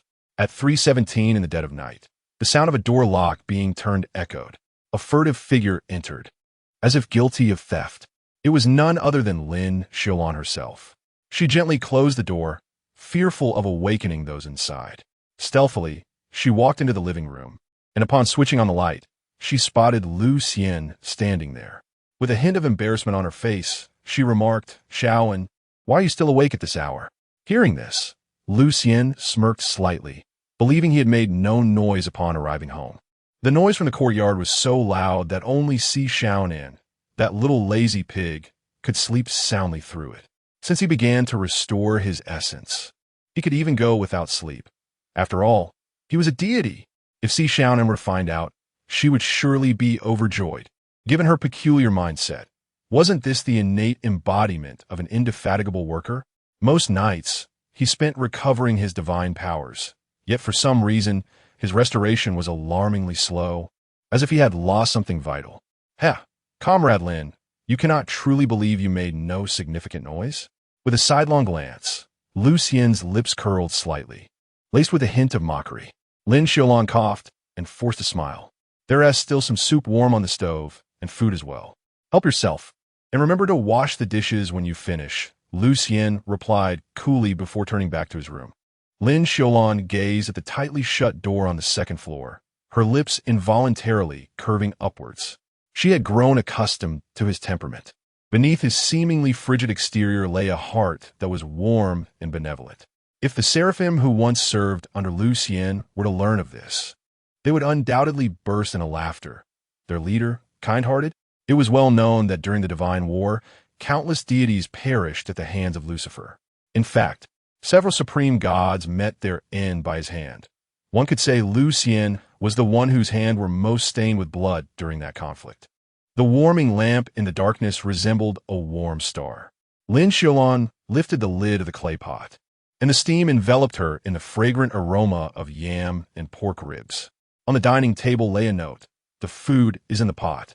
Heat for 30 seconds. At 6 o'clock in the morning, sunlight filtered through the sheer curtains into the bedroom. Lin Xiulan opened her eyes and stared at the ceiling for 3 seconds. This was the first time in years that she had not been awakened by an alarm clock or an urgent phone call. She reached out to the bedside table, her fingers brushing against a sticky note. Mom, Lu Xian and I have gone to buy breakfast. Today, we agreed to take the whole family out for a day of fun. Xiaonan. The hurried handwriting was full of vitality, ending with a crooked smiley face. Lin Xiulan pressed the note to her chest and took a deep breath.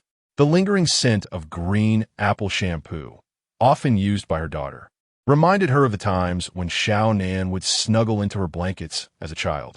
The sound of clinking dishes came from the kitchen. Lin Xiulan donned her coat and stepped outside, where she found Lu Xian standing at the counter, slicing fruit. The morning light cast a sharp silhouette of him, his short hair glistening with health. Good morning, he said without looking up, skillfully slicing strawberries into thin pieces. Xiaonan went to buy your favorite red bean buns. Lin Xiulan noticed 3 breakfast portions laid out on the counter. Lin Xiulan always remembered that she liked 2 spoonfuls of sugar in her soy milk. And Xiaonan's eggs had to be thoroughly cooked, while his own cup of milk still steamed with warmth. "What are the plans for today?" she asked casually as she accepted the warm water he offered. Xiaonan said, "We should go to the amusement park." Lin Xiulan wiped the knife, his eyes crinkling with a smile. "I checked the weather forecast. The next 2 days will be sunny." Lin Xiulan's fingers tightened slightly. 2 days, just enough time to enjoy her entire holiday before departure. Did the child sense something? The sound of the door lock turning interrupted her thoughts. Xiaonan burst in, clutching a warm paper bag, her hair still glistening with morning dew. "Mom, you're awake," she exclaimed, shoving the red bean bun into Lin Xiulan's hand. "Eat up." The first roller coaster at the amusement park starts at 10. In Xiaonan's memory, her mother had always been absorbed in her research, often unable to spare even a half day for rest. The sweet aroma of the bun melted in Lin Xiulan's mouth as she gazed at her daughter's beaming face, radiating excitement. Seeing that smile, she could distinctly feel Xiaonan's joy today. Now she realized that she had not fulfilled the responsibilities of a mother. Most of the time, it was Lin Xiulan who accompanied Xiaonan. Perhaps in life, he had never neglected them. Even their monthly allowances were considerable. Yet until now, she had never attended a single parent-teacher meeting, spending most of her time in the laboratory. She had never even celebrated a complete birthday for her daughter. It was either work that kept her away or the need to rush back to the lab halfway through. We all love our children in what we believe to be our own way. We think we provide them with happiness. Yet, have they ever asked one another what happiness truly meant? "Mom, why are you crying?" Xiaonan asked, her voice filled with concern as she hurriedly wiped the tears from her mother's face. "It's nothing," Lin Xiulan chuckled. "The red bean paste is simply too sweet." Chapter 18. The warmth before departure in the amusement park. The neon lights joyfully flickered against the night sky. Lin Xiulan spotted ahead, where Xiaonan was entwined with Lin Xiulan. The youthful visage of the boy was adorned with a look of exasperation. Xiaonan stood on her tiptoes, attempting to place the Mickey Mouse headband atop Lin Xiulan's head. The typically aloof boy, at that moment, willingly bent down to comply. "Mom, come take a picture. If we miss this, we won't get another chance." Xiaonan exclaimed excitedly, waving to Lin Xiulan. Lin Xiulan hurried over, phone in hand, and nearly burst into laughter at the sight captured through her lens. The towering Lin Xiulan, with the diminutive Mickey ears perched atop his head, wore an expression of utter disinterest, while Xiaonan, beside him, struck a peace sign, grinning like a sly fox reveling in her triumph. "Xiaonan, look at you today." Lin Xiulan chuckled as she snapped the photo. "This will keep me smiling for a year." Lin Xiulan, with a resigned sigh, adjusted the headband on his head and muttered softly, "You said it would only be for 3 seconds. At that moment, fireworks erupted behind them, illuminating her radiant smile. Lin Xiulan swiftly raised her camera, framing her daughter and Lin Xiulan within the viewfinder. Just as she pressed the shutter, Lin Xiulan turned his head towards the lens, his eyes brimming with youthful vitality and tenderness. In the taxi on their return journey, Xiaonan nestled against Lin Xiulan's shoulder, gradually drifting into slumber, clutching a half-eaten cotton candy. Lin Xiulan occupied the passenger seat, occasionally glancing back to check on the mother and daughter duo. Observing this scene, Lin Xiulan felt a wave of warmth wash over her. Over the past 3 years, Lin Xiulan had seamlessly woven himself into the fabric of their family, evolving from a naive boy into a reliable companion. The following day, they visited a shopping mall, indulged in a buffet, and spent the afternoon at the most renowned tourist attraction in Jing City. That evening at home, Lin Xiulan meticulously prepared a bountiful feast. Xiaonan, with her cheeks puffed like an adorable hamster, savored her meal, while Lin Xiulan thoughtfully served dishes to both of them. "Mom, let's go to the botanical garden tomorrow.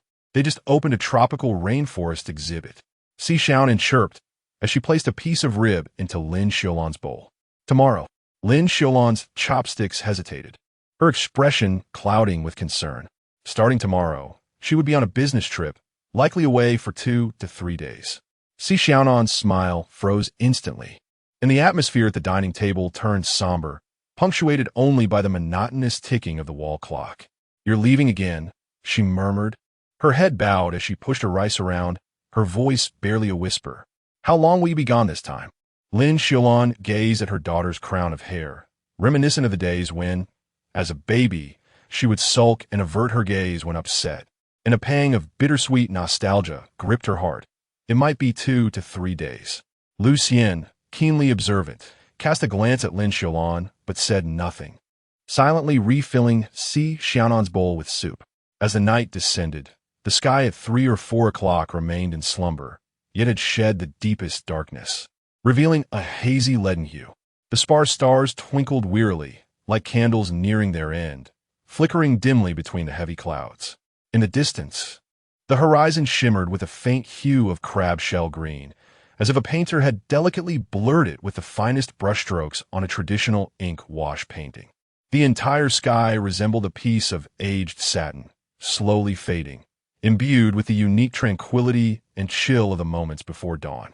The air was thick with humid mist, adding an ethereal quality to the already dim night. The world seemed to have pressed pause, with even the sound of the wind becoming cautious, fearful of disturbing this delicate tranquility that hovered on the brink of awakening. In the center of the living room, Lin Xiulan quietly packed her luggage. She needed to prepare in advance, as she was unaccustomed to the emotional weight of farewells. She methodically placed a few changes of clothes and essential medications into her suitcase, then picked up a family portrait, her fingertips gently caressing it. Suddenly, her movements halted as she noticed the family portrait painted by Xiaonan lying quietly in the desk drawer. The artwork depicted her mother, Xiaonan, and later included Lu Xian, the three of them holding hands beneath an exaggerated sun. A tear fell onto the paper, and Lin Xiulan hurriedly wiped it away. She retrieved a cherished heirloom necklace from the safe, an antique silver pendant designed to hold a photograph. Lin Xiulan carefully placed a miniature version of the family portrait inside the pendant and donned it around her neck. Subsequently, she penned a note and placed it on the dresser beside Xiaonan's bed. "To my Xiaonan, Mama will always love you. Remember to eat on time, and wear warm clothes in the cold. While I am away, listen to Lu Xian." Mama Moonlight bathed Xiaonan's sleeping face as Lin Xiulan gazed at her daughter for an extended moment, placing a gentle kiss on her forehead before silently exiting the room. In the early morning, the sky was overcast, the gray clouds seeming on the verge of descending. Xiaonan remained curled up in her blankets, blissfully unaware of her mother's impending departure. Lu Xian stood at the kitchen doorway, watching as Lin Xiulan tucked the final document into her backpack. Her movements were light, as if she feared to disrupt the last remnants of serenity within the house. "Is this mission particularly perilous?" Lu Xian inquired. Lin Xiulan paused momentarily, then looked up, offering him a gentle smile. "It's merely a routine reconnaissance. Take good care of Xiaonan," she said softly, her fingers brushing through his silver hair as they had countless times before. She was stubborn yet tender-hearted. "Please, look after her well." Moonlight continued to illuminate Xiaonan's serene face as Lin Xiulan finally slipped out of the room without a sound. "I will take good care of her," Lu Xian affirmed with a nod. Lin Xiulan regarded him intently, then quietly remarked, "Xian, I know your identity is not ordinary." Lu Xian's gaze flickered, yet he remained silent. "Those who emerge from a mist are seldom average," she added with a smile. "A year ago, you must have begun to recall your past memories, right? Your transformation is quite evident." He paused, then murmured, "You have always known?"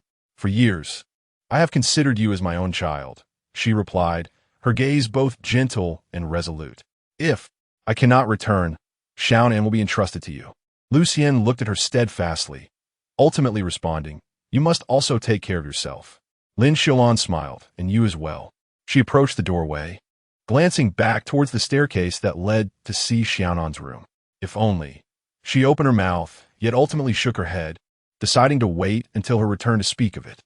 Amidst the curtain of rain, she unfurled an old umbrella, her gray trench coat gradually fading, ultimately vanishing at the end of the long street. Below, the research institute's vehicle awaited silently. Lin Xiulan took one last look at her window, where the silhouette of Lu Xian could be faintly discerned, silently watching her depart. The two exchanged a subtle nod across the distance, where unspoken understanding lingered. Lucien was acutely aware that this mission was far from the simplicity Lin Xiulan had suggested. The young man stood beneath the night sky, watching as the vehicle swayed and made its way into the distance. The car sped towards dawn, carrying a mother, a scientist, towards the unknown perils ahead. Behind her, amidst the myriad of lights, was the warmest of them all. Humanity, indeed, is a peculiar species, fully aware of the grave dangers yet relentlessly pressing forward. Lucien gazed up at the half-moon in the sky. Within its luminous visage, he perceived the reflection of a majestic angel. It seemed that the angel sensed his gaze, bridging the chasm of space to meet his eyes. Ah, Michael! In the scarlet glow of the night, Lucien slowly materialized. His silver hair cascaded wildly over broad shoulders, the tips dancing gently with the sinister breeze. His facial features were chiseled by the darkness, deep and alluring. His arched brows slanted towards his temples, beneath which lay a pair of elongated, dark crimson eyes. Beneath his straight nose, his thin lips curled slightly upward, revealing a smile that was both wicked and laced with mockery. Behind him emerged a towering figure, tall and slender, clad in pure silver armor, adorned with blood-red gemstones that glimmered eerily like congealed blood. 6 pairs of enormous black wings unfurled slowly behind him, each feather shimmering with a spectral light, exuding an air of chilling authority. In his crimson eyes, the red glow flickered incessantly. Chapter 19. Wherever the eye gazes, there lies the splendor of Huaxia. Beneath the shining stars, faith abides. Meanwhile, on a vehicle gradually making its way into the distance, Lin Xiulan's pendant glimmered with a hint of crimson light. At 4 o'clock in the morning, the base's helipad was enveloped in a shroud of gray mist, an atmosphere of profound silence prevailing. 43 figures stood in perfect formation, the breath they exhaled dissipating swiftly in the cold wind. Lin Xiulan occupied the foremost position in the line, clad in a specially designed protective suit beneath her white coat, her wrist monitor radiating a soft azure glow. Behind her stood 7 core research personnel. Professor Li, his hair a testament to age, stood tall at the forefront, donned in a dark gray Zhongshan suit layered with a protective vest, the slightly faded collar meticulously arranged. A young assistant, adjusting his glasses repeatedly, fidgeted with trembling fingers yet stubbornly clutched his data terminal. The airtightness check of the protective suits is complete. Captain Cheng's voice shattered the stillness. This formidable figure from the maritime realm was clad in custom tactical armor, the 5-starred red flag emblazoned on his shoulder plates. Behind him, members of the Maritime Guard were conducting final equipment adjustments for the researchers. At the edge of the helipad, a towering silhouette stood quietly. The Transcendent being dispatched from headquarters was enveloped in black battle armor, with only his hawk-like, piercing eyes visible. He bore no need for protective gear. Having attained the realm of the boundless, his physical form could withstand the majority of anomalous energy incursions. Practitioners who reach this level possess nearly limitless mental power, akin to the vast and majestic cosmos, inexhaustible and ever-replenishing. In combat or while casting large-scale spells, they wield their mental energy with abandon, no longer constrained by the caution required in lower realms. A practitioner of the boundless realm can also endlessly absorb the world's vital energies, not only wielding tremendous offensive capabilities, but also generating an energy field akin to a shield, continually repelling enemy attacks. It is evident that headquarters places immense importance on this fog exploration, directly dispatching a being of the boundless realm for the endeavor. Professor Lin. Captain Chung approached Lin Xiulan, presenting her with a metallic box containing the latest improved stabilizer, capable of withstanding the maximum human tolerable heat for up to 8 hours. He then distributed this vital remedy to the others, a crucial resource for resisting the fog. Lin Xiulan nodded, stowing the box within her tactical pack. Her gaze swept across the helipad. 3 specially modified armored transport vehicles had ignited their engines, each topped with a pulse generator, a signal device crafted from the latest experimental results. Within a 20-kilometer radius of this signal device, The group could communicate through specialized communicators, immune to the fog's magnetic interference. Oldly, are you really bringing that? Professor Wang's voice broke the murmurs. The group turned to see Professor Li stuffing a paper notebook into the pocket of his protective suit. I'm accustomed to it, the elder replied, patting his chest. 6 decades of research insights reside within these pages. A smile graced his lips, the wrinkles at the corners of his eyes unfurling. I shall document everything I see and hear along this journey. If I do not return, at least I will leave something for posterity, should electronic devices fail at that time. After a moment of silence, Xiao Zhang suddenly rushed forward, thrusting a brand new pen into Professor Li's hand. Professor, please, take this with you. Her voice quivered with emotion. I will keep the old one safe for you until you return. Professor Li paused, his fingers marked with age spots, gently caressing the pen's smooth surface. Inscribed on the cap were these words, "To the most esteemed Professor Li, from your student, Zhang Xiaoling." Very well. The elderly man solemnly tucked the pen into his chest pocket. I shall use it to document everything amidst the fog. As the morning breeze began to rise, the national flag on the tarmac fluttered vigorously. Lin Xiulan walked to the flagpole and turned to face the assembled troops. Comrades, her voice was soft yet resonated clearly in every ear. Behind us stand 1,400,000,000 fellow countrymen. Before us lie unknown dangers and darkness. 43 figures stood tall, the morning light outlining their resolute silhouettes. I propose, Lin Xiulan took a deep breath, that we take our oath once more before our departure. Without a moment's hesitation, 43 hands simultaneously rose, fists pressed against their left chests, wherein throbbed 43 equally fervent hearts. We were born beneath the red flag, raised in the spring breeze. Every sight we behold is of the Huaxia. Every star shining bright is a testament to our faith. May our nation flourish at its pinnacle and never fade away. To this, salute. As Captain Sheng and the 4 Marine warriors shouted this command, blue energy surged from the joints of their tactical armor.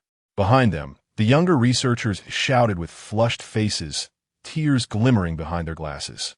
The formidable figure of the limitless realm did not join the oath but nodded slightly, a gesture of utmost respect for the courage displayed by these ordinary individuals.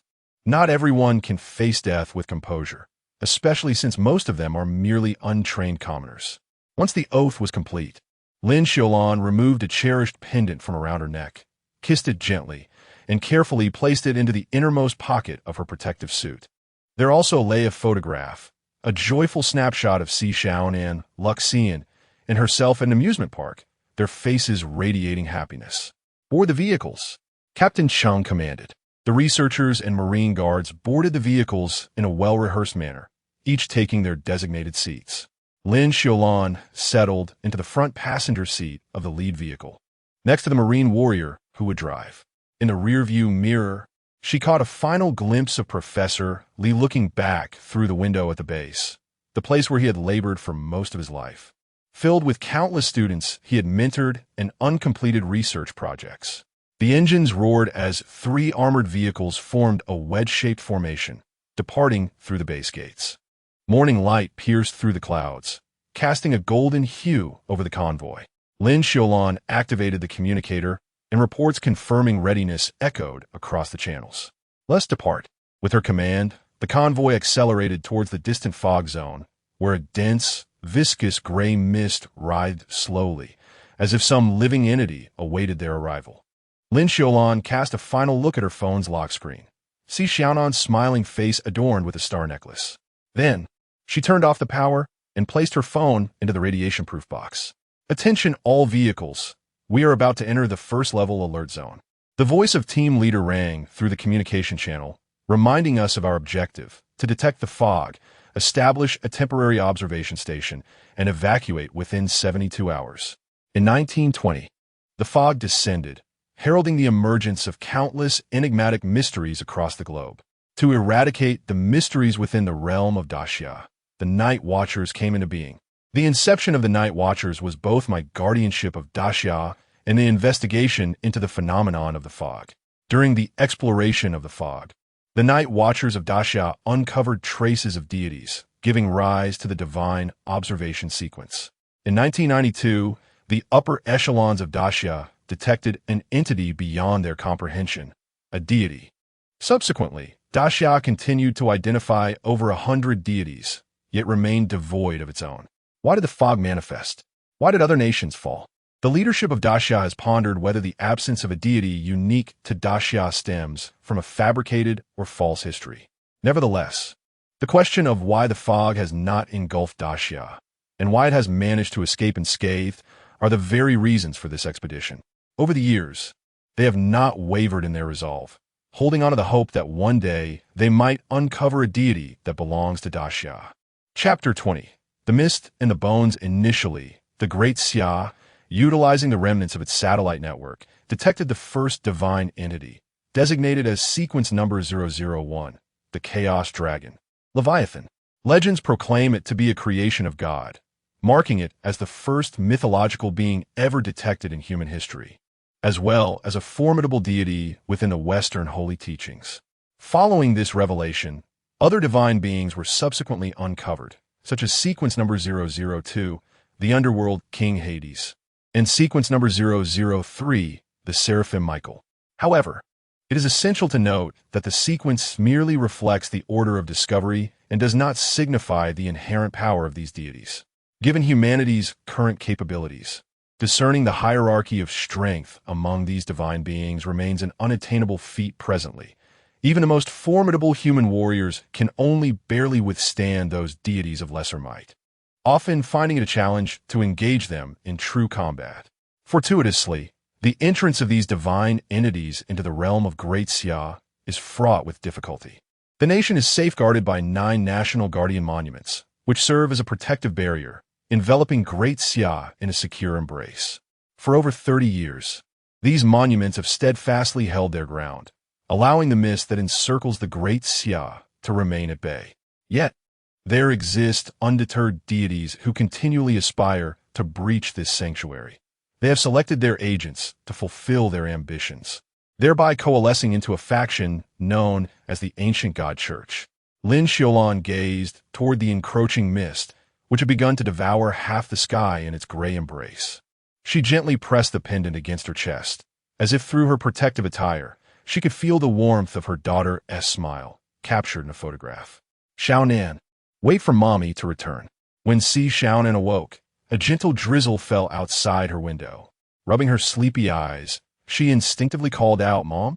Yet, the only response was an oppressive silence.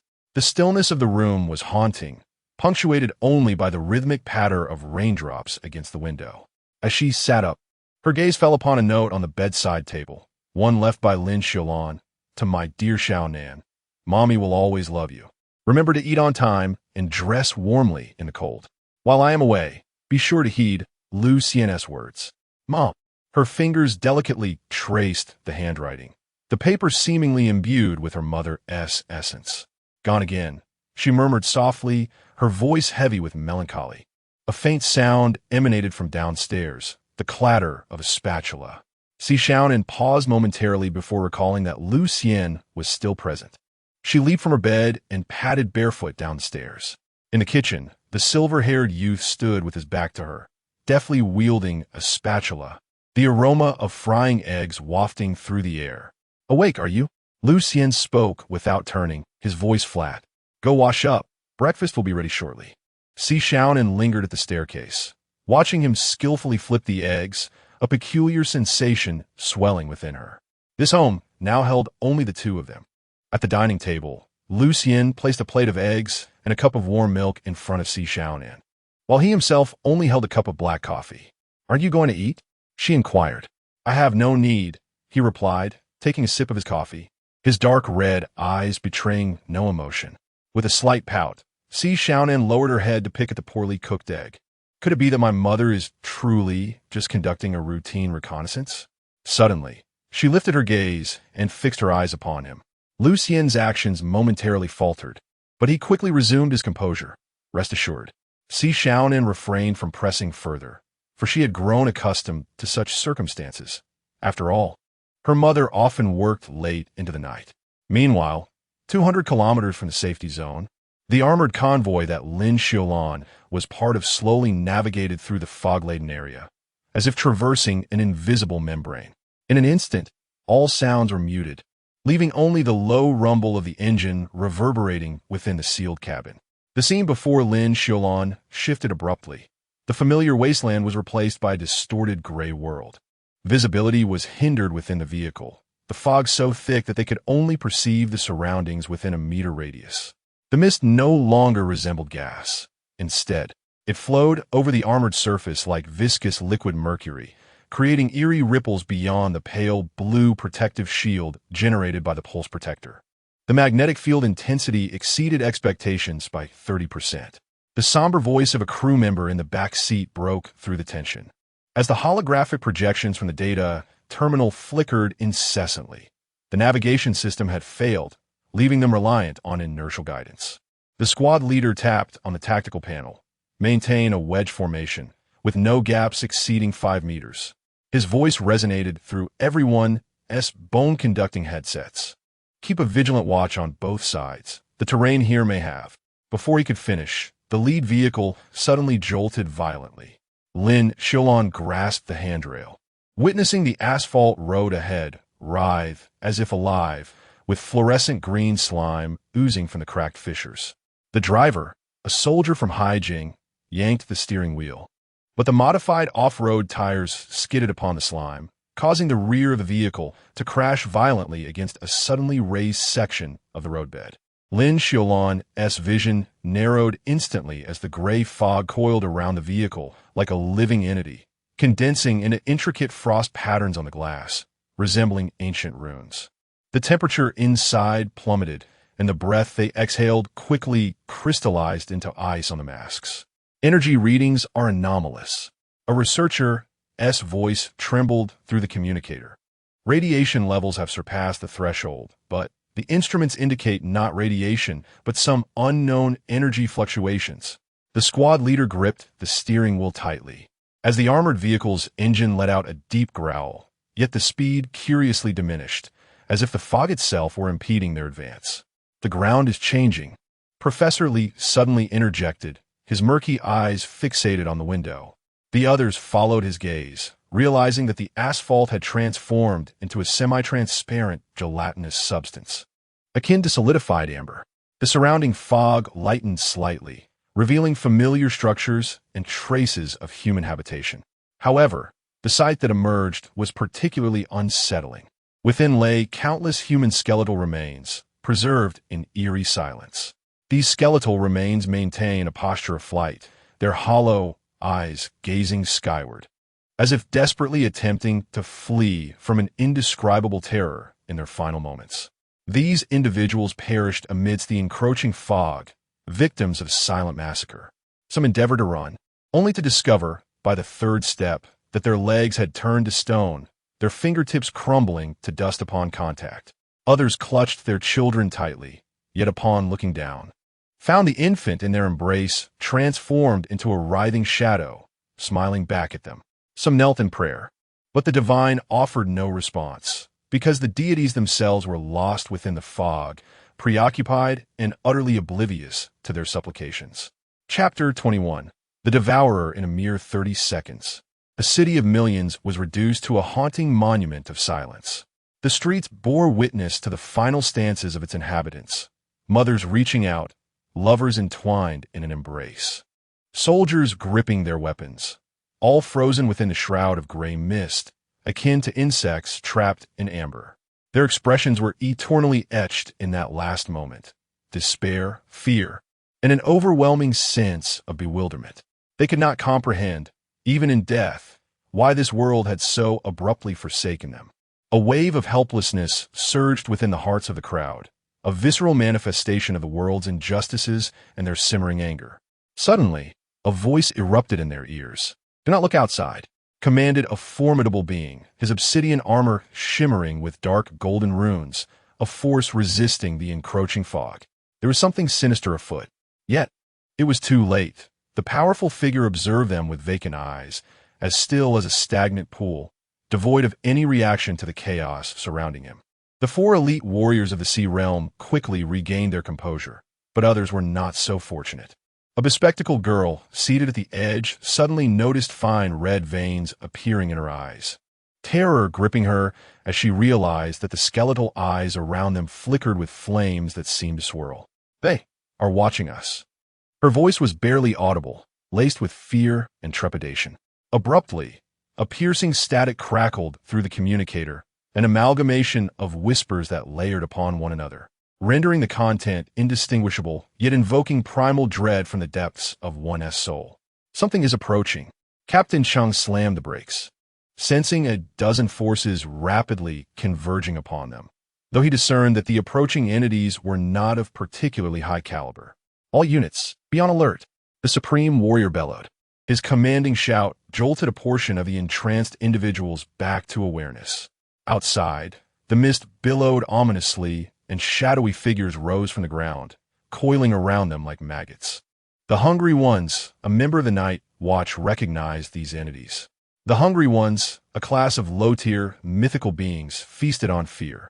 They lacked a fixed form, resembling flowing black tar, yet their surfaces bore the indistinct outlines of human faces. However, they possessed a unique ability: mental interference.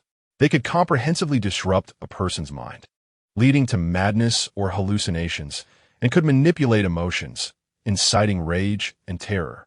Though their overall prowess was generally low, most residing within the realm of the lantern.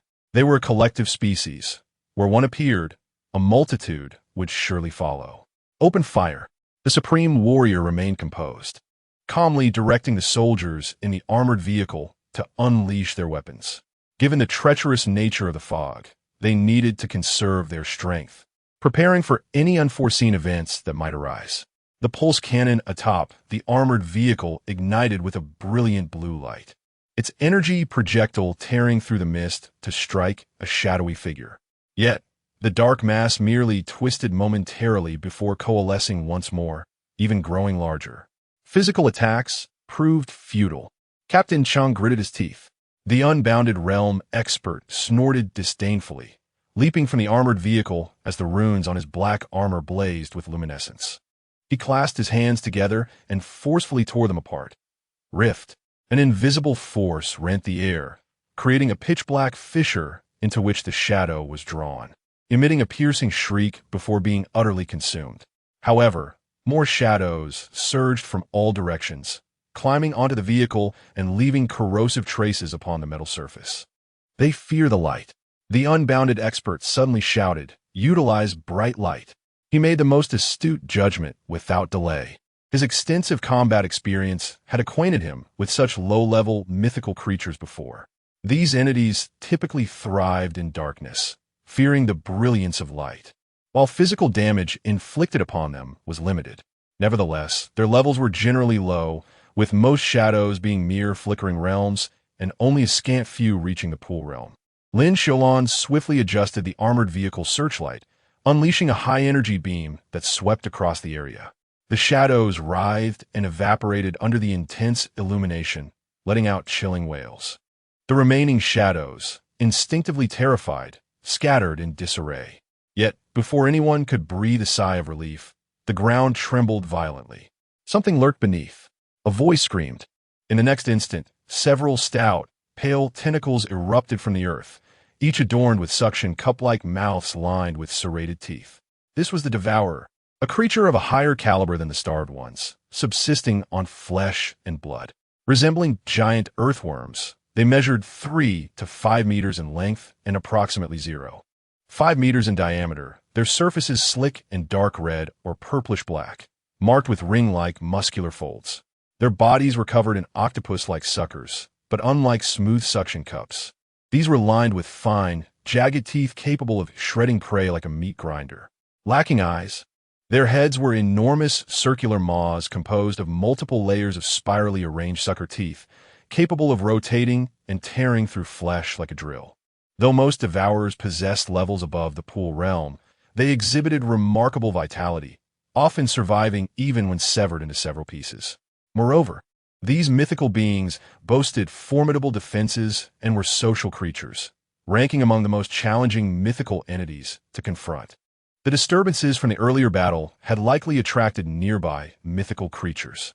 Thus, they had to retreat immediately, lest they be surrounded by other mythical beings hidden within the fog until their strength was exhausted. You all go ahead. I will hold them off and catch up shortly. The unbounded realm expert swiftly swung his blade toward the creature. From the unbounded realm, all energy was inexhaustible, unlike others who had to conserve their strength.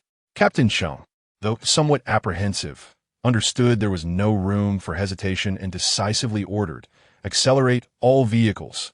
The armored vehicles roared forward, charging ahead.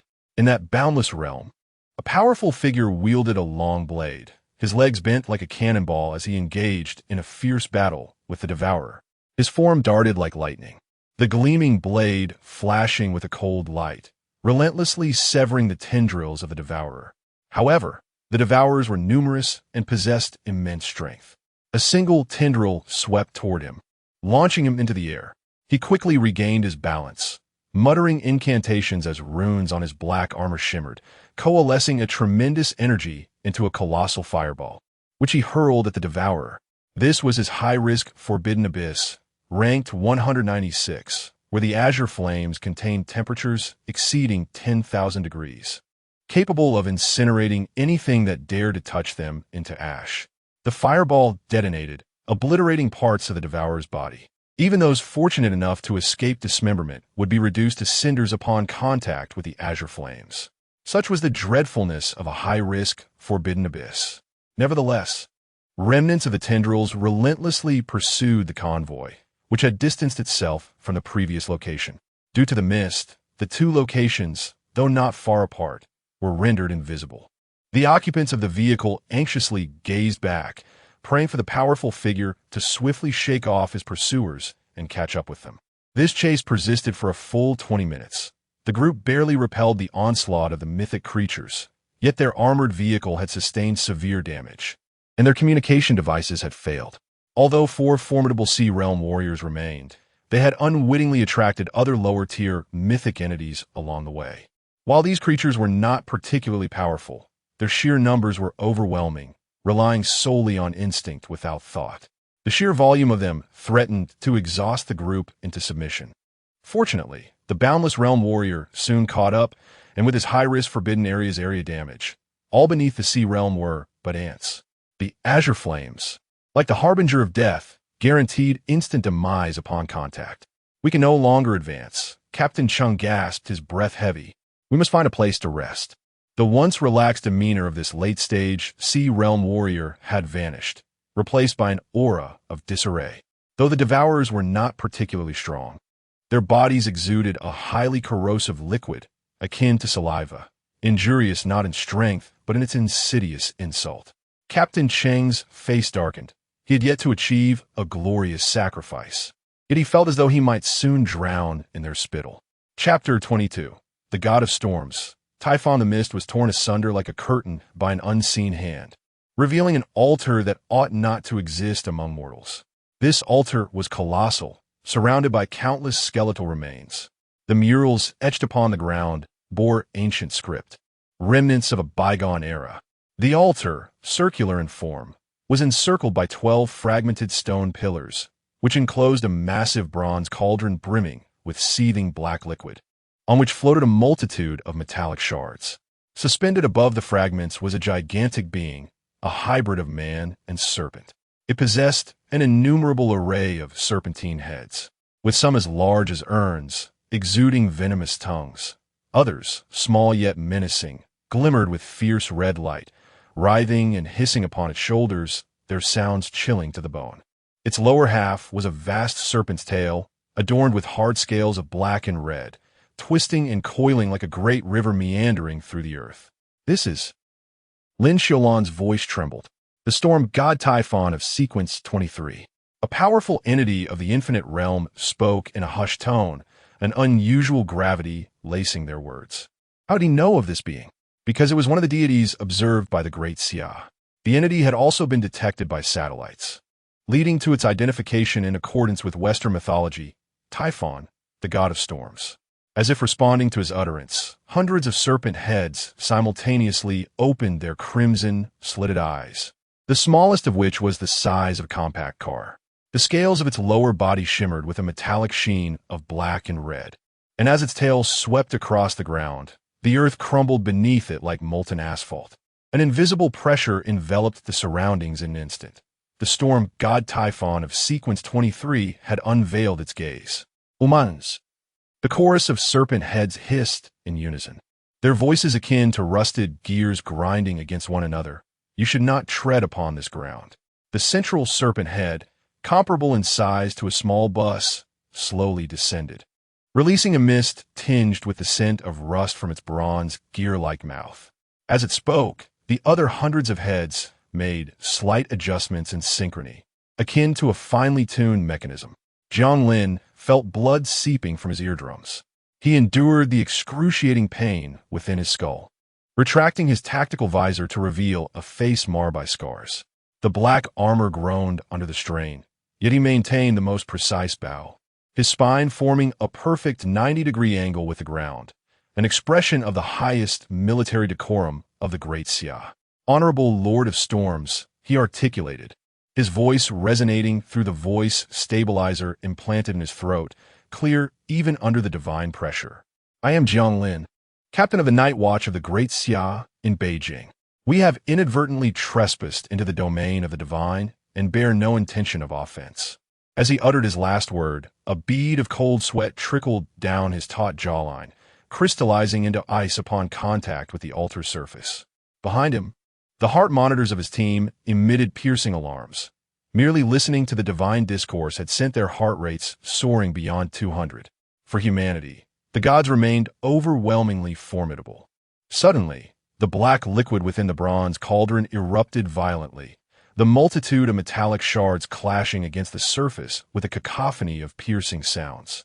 The serpentine heads of Typhon simultaneously rose, their crimson eyes tracing dizzying arcs through the mist. An accident? At the heart of it all, the colossal visage gaped, its spiny maw revealing not teeth, but a multitude of tiny bronze gears interlocking and whirring, reminiscent of ants scurrying across the blade of a war god. An accident? With a mere gesture, Typhon disassembled the armored vehicle, sending metallic components hurtling towards the crowd like bullets. Captain Chung barely managed to shield himself with his tactical armor. Yet several team members were struck down, their blood staining the ground. Xiaolan's black armor emitted a lament under the unbearable strain. His spine, contorted in a bowing posture, cracked ominously, yet he could not move a single finger. This was an absolute suppression at the level of existence, akin to humanity's indifference towards a crushed beetle beneath their feet. What a fascinating toy. A python-like head hung low, slowly uttering words. In that moment, Lin Xiulan felt an explosive sound akin to a watermelon bursting behind her. Bang! Bang! Lin Xiulan and her companions turned mechanically, only to find that several individuals beside them had transformed into headless corpses. This was the power of the divine, devoid of rationale. Meanwhile, Captain Chung and his companions gazed in despair at this scene. They believed they were fleeing from the monster, but in truth, they were being deliberately herded into this sacrificial arena. You should consider yourselves fortunate. Typhon's massive tail crushed the stone pillars, and inscriptions of forbidden knowledge turned to dust under the divine might. All the serpent heads suddenly harmonized in a chant of syllables that human throats could not produce. As the liquid within the bronze cauldron coalesced into 12 columns of black rain flowing upwards. For today, your base bloodlines shall become the sacred song to awaken the ancient ones. Step back, Xiaonan bellowed, his black armor erupting in blinding golden light. He charged at the deity, his fists slicing through the air, yet upon contact he was repelled by an unseen force, sent crashing to the ground. Struggling to rise, he wiped the blood from the corner of his mouth. Captain Jiang, are you all right? Lin Xiulan gazed at the towering giant before her, witnessing her comrades fall one by one. The sole hope on their side, the strongest combatant, Captain Xiaonan of the Beijing team, seemed as powerless as an infant in the presence of the Klein human. A sorrowful expression crossed her face. Humans were truly insignificant.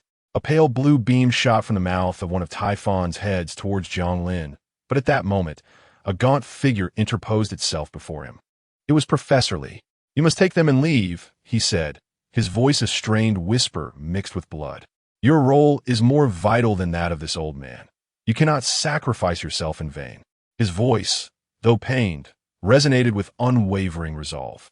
Hurry, Professor Li Xiulan li urja.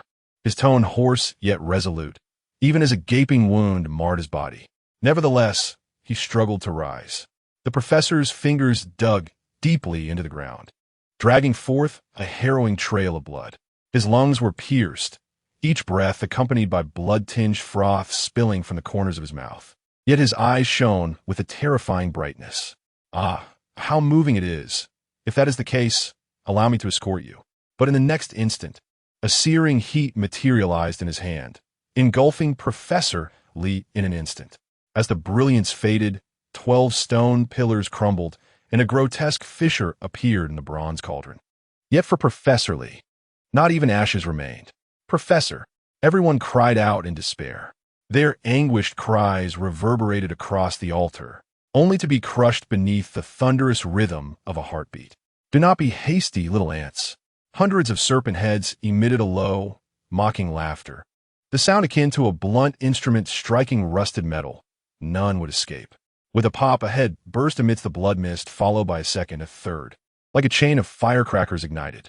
The serpent's eyes gleamed with delight, deliberately slowing the pace of slaughter, allowing each survivor to clearly hear the brittle crack of their companion's skulls shattering. Lin Xiulan's lips trembled, yet only a faint whimper escaped. The face of her adversary was suffused with a mocking grin, as if relishing the scene unfolding before them. Gazing upon this apocalyptic tableau, she yearned to scream.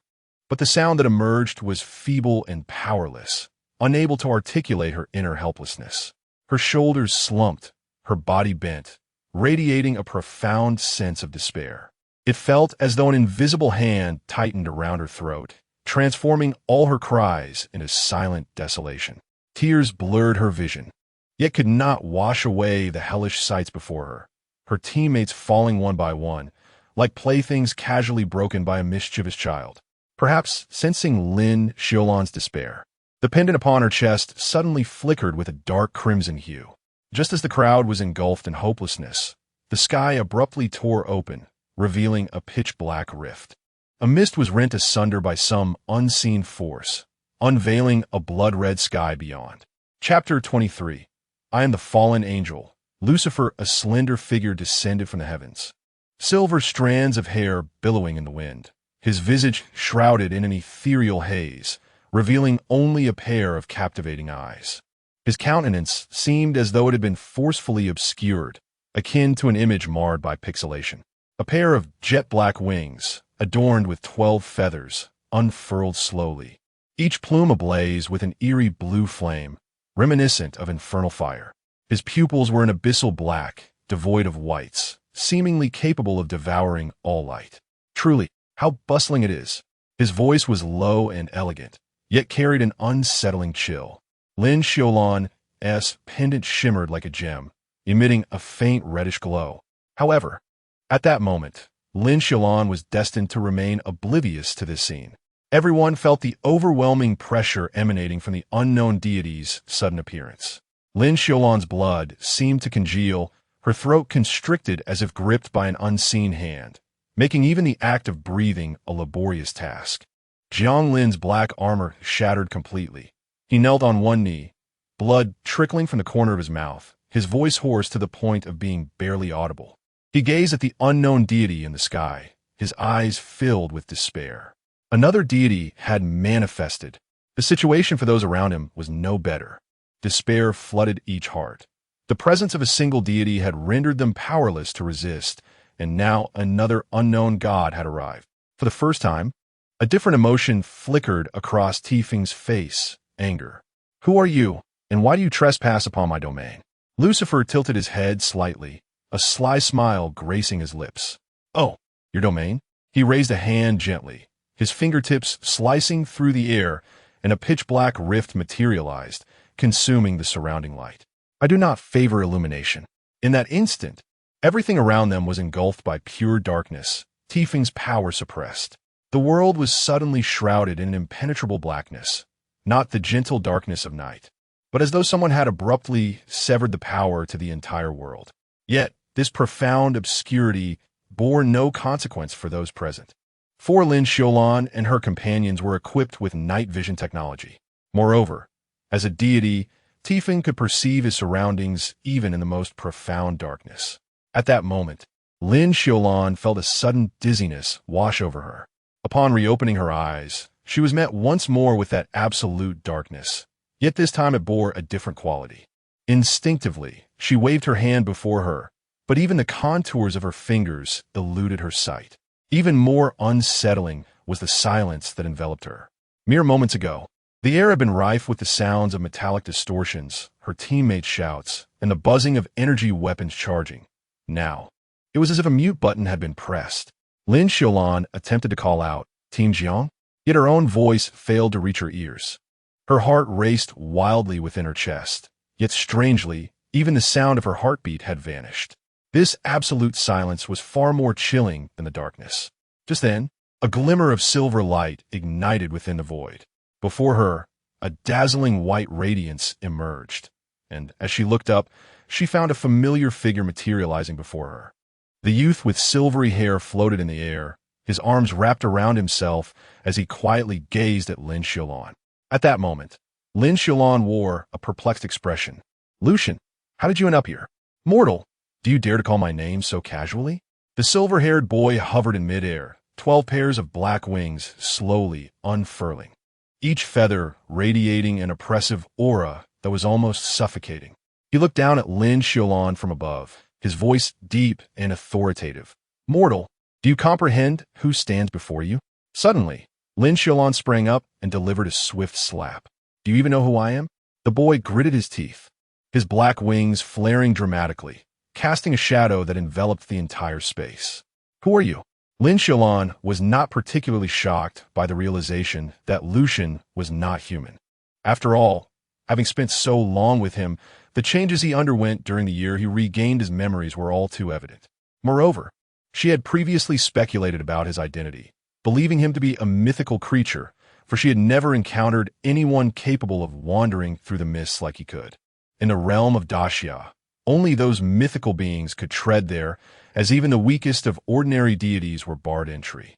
Among the deities observed by all, they were classified according to various mythological systems into mythical beings, ordinary deities, supreme gods, and creator deities.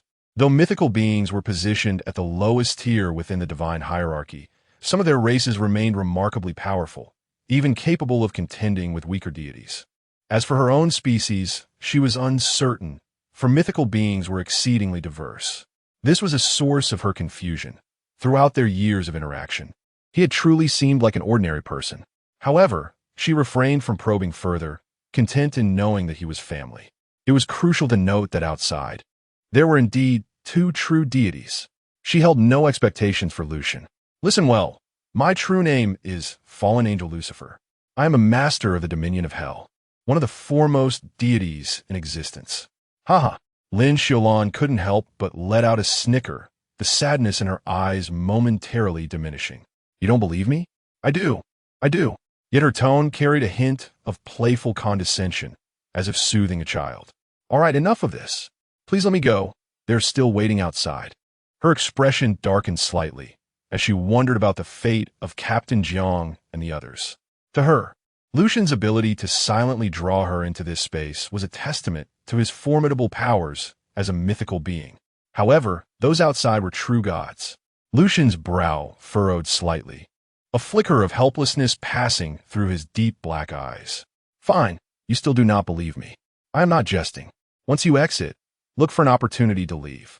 My strength has yet to be restored, and this is merely a projection of myself. I can temporarily suppress Typhon, but I cannot do much more." Lin Xiulan perceived the gravity in Lucian's gaze, and she realized something was amiss. Could it truly be as the other had said? She understood him. He was not one to jest in such circumstances. Contemplating this, her mind seemed to momentarily halt. What did that make her? Had she inadvertently taken in a deity? It turned out that the youth she had nurtured for 3 or 4 years was, in fact, a divine being. Were there not two deities outside? She spoke again, her voice laced with confusion, perhaps a result of the overwhelming events she had just endured. Could it be possible that one of those deities is me? Lucian, somewhat speechless, wondered if she had not noticed the striking resemblance between the being outside and the one before her. As Lucian's mental realm dissipated, Lin Xiulan felt herself return to the scene, surrounded by pools of blood. Just as she regained her bearings, an unseen force yanked her combat suit to the right. This slight shift allowed her to narrowly evade Typhon's incoming strike. Only she heard the whisper in her ear, 3 o'clock, breach in the ruins. Upon regaining her focus, she discovered an angel standing protectively in front of her. Outsider, do you truly intend to oppose us for the sake of these feeble humans? And what of it? Lucian retorted with a cold smile. Were it not for his still recovering powers, the adversary would scarcely last half a second in his presence. After all, he had witnessed countless ordinary deities perish at his hands in the past. Typhon, in a towering rage, roared, struggling to comprehend why this unknown deity would shield such insignificant beings. To wage war for a mere cluster of frail humans was unfathomable. Positioned between humanity and monstrosity, Lucian unfurled his black wings. The moment the ethereal blue flames collided with the chaotic black mist, the world resonated with a sound akin to shattering glass. As Lin Xiulan was thrust back into reality, she beheld Lucifer's 12 wings fully unfurling. Those wings, ablaze with hellfire, obscured half the sky, each feather inscribed with ancient runes. He hovered before Typhon, silver hair swirling amidst the energy maelstrom, while his black pupils swirled with a nebula-like abyss. Ah, it is you, traitor, who has forsaken deities to consort with humanity. Typhon's myriad heads erupted in derisive laughter, serpentine hair writhing amidst the storm clouds. Lucian's lips curled into a dangerous smile as he raised a hand and snapped his fingers, causing the colors of the battlefield to be abruptly drained. Lin Xiulan noticed her combat suit had transformed into shades of gray, while the thunder surrounding Typhon blazed in blinding white. Eternal night. As the deity whispered, darkness spread like liquid from Lucifer's feet. Lin Xiulan's tactical visor displayed a monochrome palette. Yet strangely, she could clearly discern the outlines of the two deities behind Lucifer.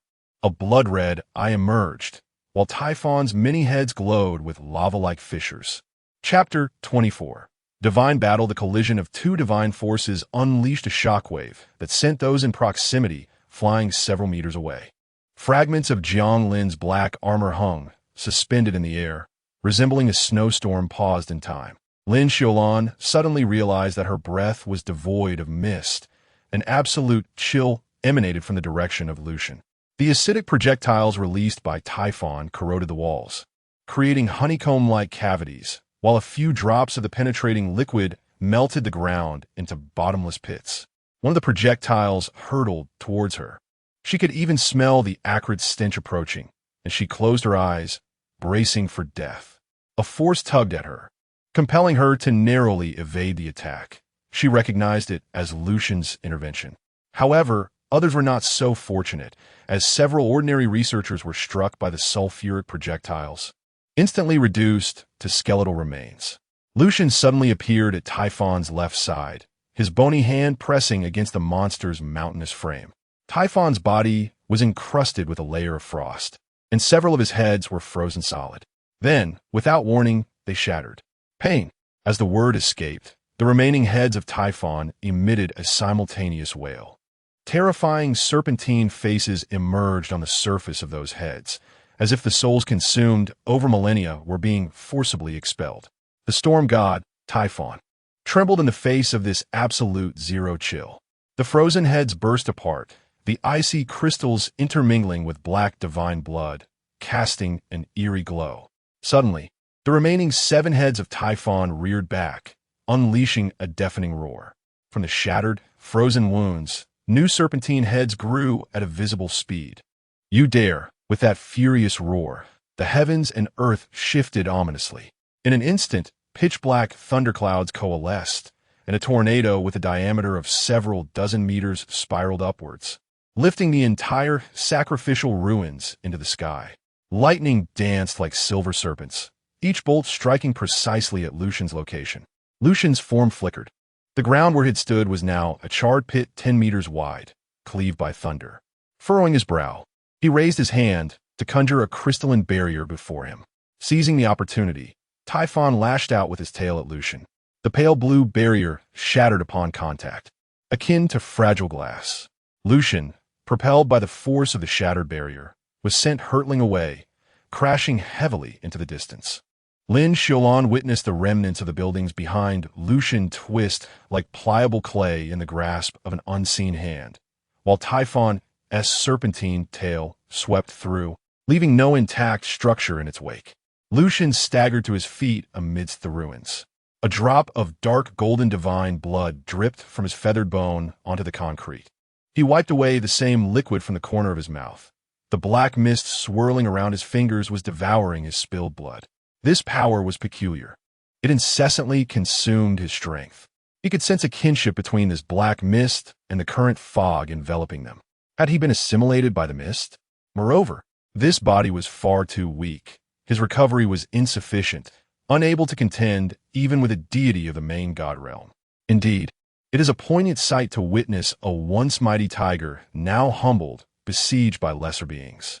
In his prime, he was but a step away from transcending to a higher dimension, poised to attain the pinnacle of combat prowess in this realm. Yet here he stands, engaging in a fierce struggle against a deity of the primary realm.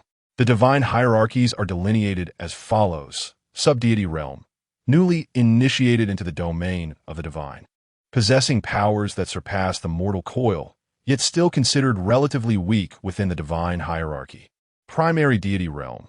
Deities of this caliber wield considerable influence over specific domains and rules, exerting significant impact upon the world. Supreme deity realm. Typically regarded as one of the highest realms within the cosmos, these beings possess formidable strength and terrifying capabilities. Capable of greatly affecting the rules and order of the universe, their power and status held in profound reverence. Half-step ascendant realm. Deities at this stage have transcended the confines of a lower dimensional universe, their forms and abilities surpassing those of ordinary gods, beginning to interface with higher dimensional forces. Ascendant realm.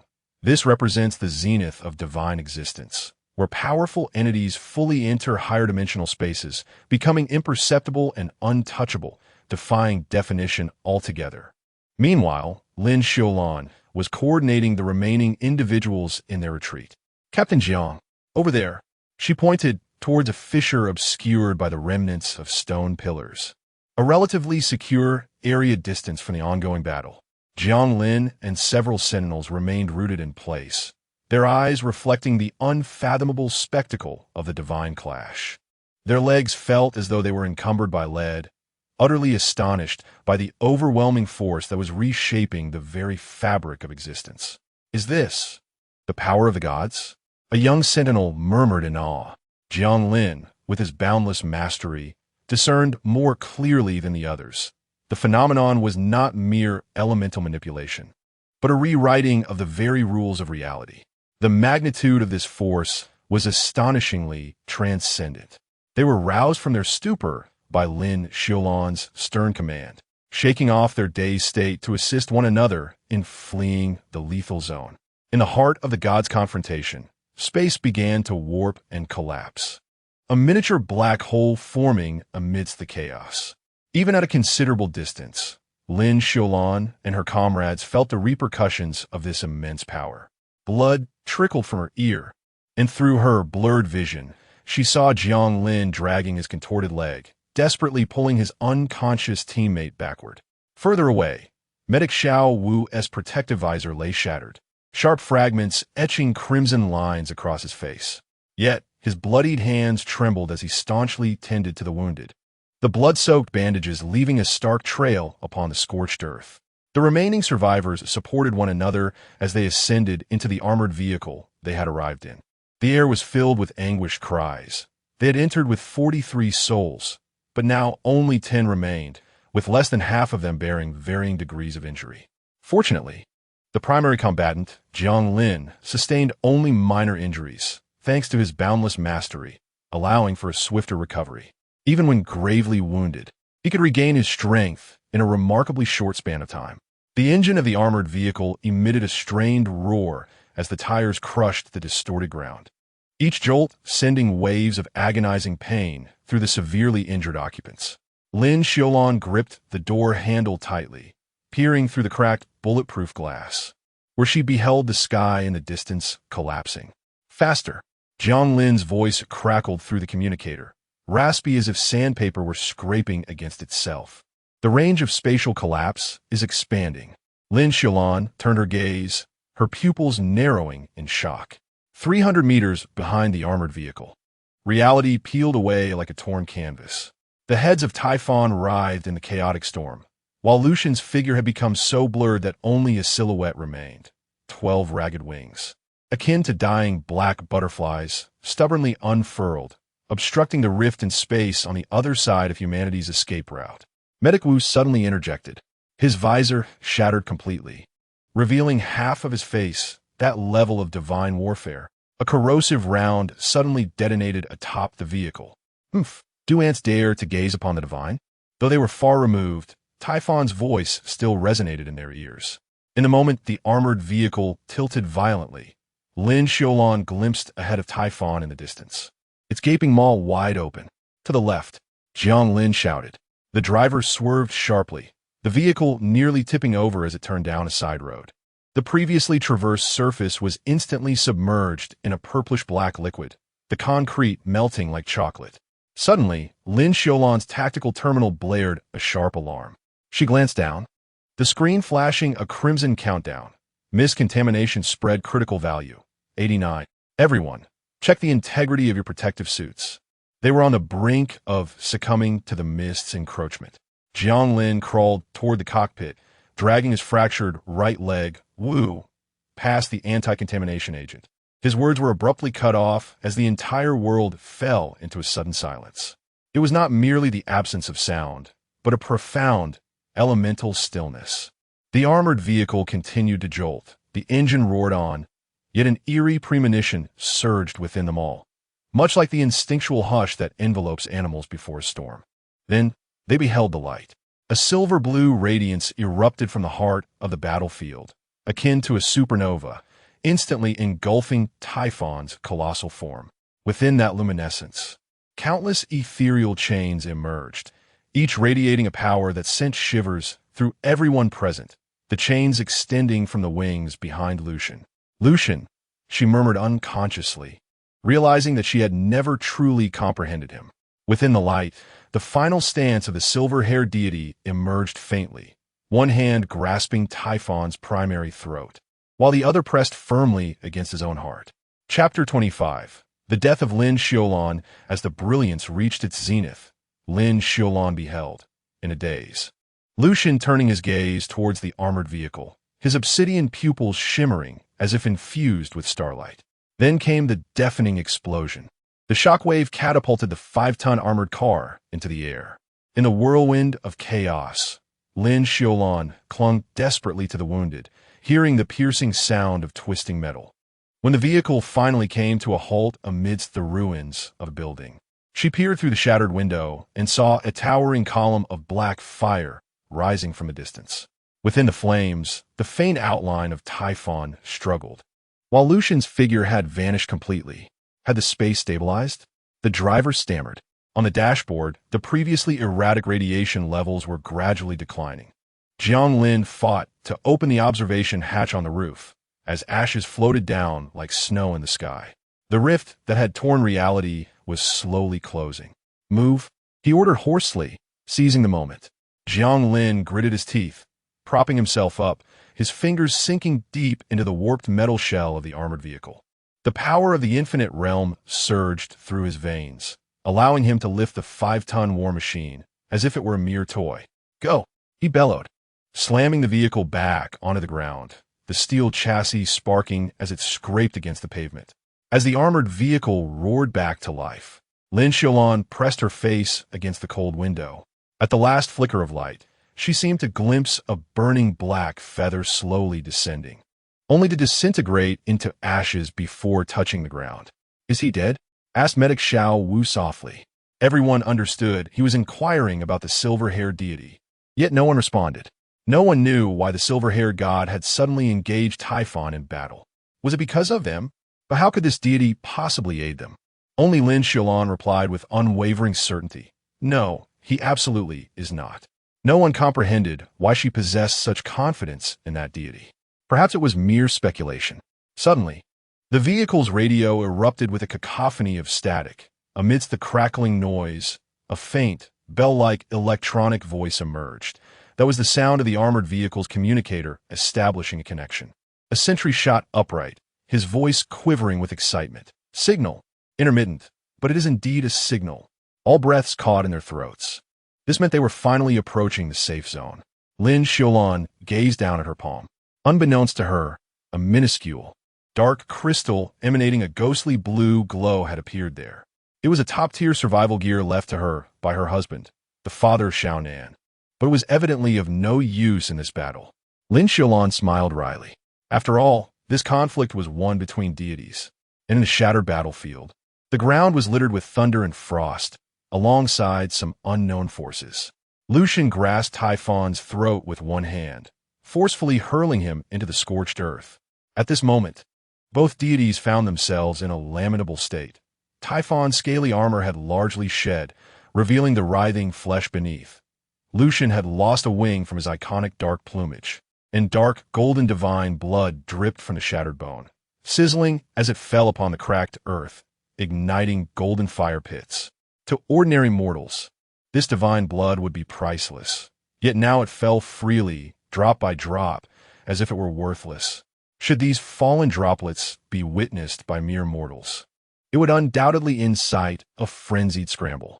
The few precious drops of divine blood sealed within the vaults of tall edifices had cost 3 battalions to procure from a lesser deity. After all, humanity could never hope to contend with the supreme deities.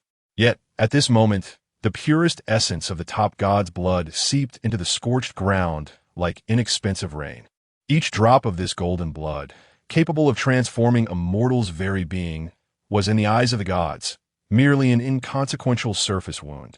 After all, none could harm the essence of the other. Typhon's massive serpentine head had taken on a ghastly visage. He had not been so thoroughly bested in a long time, his face resembling that of a battered swine. He gazed at Lucian, whose countenance was rendered grotesque by a vicious expression. Though Typhon appeared to embody the brutishness of a mere savage, what ancient being of divinity was not as cunning as a fox? Suddenly, he let out a sinister chuckle, his numerous heads moving in eerie synchrony. Let me guess, surely the ones you cherish are not among that swarm of ants? Lucian's expression remained unchanged, his gaze fixed intently upon Typhon. He did not even bother to lift his eyelids. Are you finished? Your protectiveness over those ants resembles that of a loyal hound. Despite his current disheveled state, to a deity, such injuries were but superficial. As long as their essence remained intact, they could never truly perish. The remnants of Typhon's heads contorted into grotesque arcs, their serpentine tongues hissing forth a chilling laughter, while his colossal form was marred by frosty fissures. The dark mist surging from within visibly mended his wounds at an alarming pace. Do you think freezing a few of my heads will secure your victory? The single eye of the central head gleamed with malice. Your hollow avatar cannot even summon the essence of your power, can it? Unfazed, Lucian's demeanor remained stoic, though his fingertips subtly curled. Indeed, he could not ignite his essence like his opponent. This avatar was but an exquisite vessel, containing the divine energy he had painstakingly amassed, yet lacking the crucial core. I will also make you experience despair. Typhon suddenly raised all his heads, a surge of black mist enveloping him. Within that fog emerged countless tormented, twisted faces, those of the souls he had devoured over the millennia. Amidst the horrific wails of the damned, Typhon's wounds began to close rapidly, a potent force accumulating within him. Do you see? This is the true meaning of boredom. At that moment, Lucian raised his hand, and a flash of silver light erupted. Before Typhon could react, he witnessed the 3 heads he had just resurrected soaring into the air once more. A surge of power erupted within his skull. I truly cannot utilize my original essence, Lucian remarked nonchalantly, flicking away the divine blood from his hand. But do I need to employ my essence to eliminate a mere pawn like you? Tifeng roared in a fury. How noisy! Suddenly, Lucian raised his hand, and the head that had been laughing the most joyously turned to ice in an instant.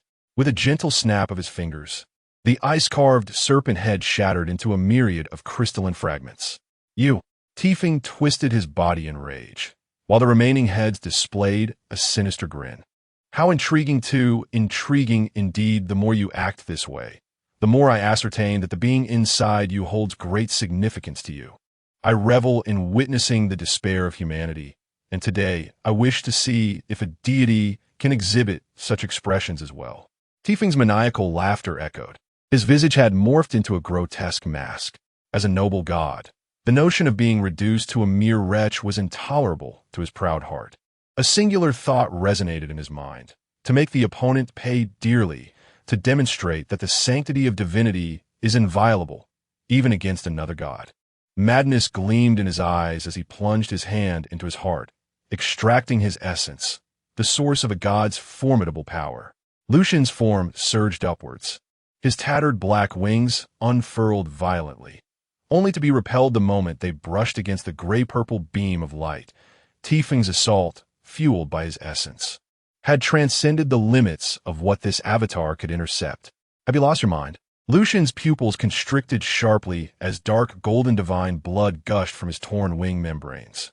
He watched helplessly as the annihilating beam pierced through the clouds, akin to a spear of judgment, aimed at the vanishing armored vehicle. The remaining 7 heads of Tifeng howled in unison, their severed necks writhing with flesh buds. I want you to witness them turn to ashes under divine retribution. Suddenly, a blinding purple light illuminated the distant horizon. Inside the armored vehicle, which was retreating at full speed, all the instrument panels erupted with electrical sparks. As the gray-purple beam, ablaze with the power of his essence, penetrated the clouds, the temperature gauge within the vehicle skyrocketed. Everyone inside gazed at the dazzling light, and among them, Lin Xiulan's face flickered with a hint of struggle. She pressed a black crystal against Jiang Lin's chest, and a searing wave of energy engulfed the entire world. "Survive, and take care of them for me," were her final words before she vanished into the blinding radiance. The black crystal formed a protective shield, but it was swiftly shattered by the overwhelming force. Yet, in that fleeting moment, it granted Jiang Lin a sliver of hope, as he had been teetering on the edge of that power. He was hurled away by the tremendous force, landing amidst a thicket of vegetation. Struggling through the excruciating pain, Jiang Lin rose to find himself thrown into a heap of ruins, where only a vast lava pit, 100 meters in diameter, remained in the place of the armored vehicle. Bubbling metallic liquid gurgled ominously at the bottom of the pit. He stood there, transfixed by the spectacle before him, having just moments ago been engaged in light-hearted banter about their plans for the day. In this moment, it felt as though all life had been extinguished.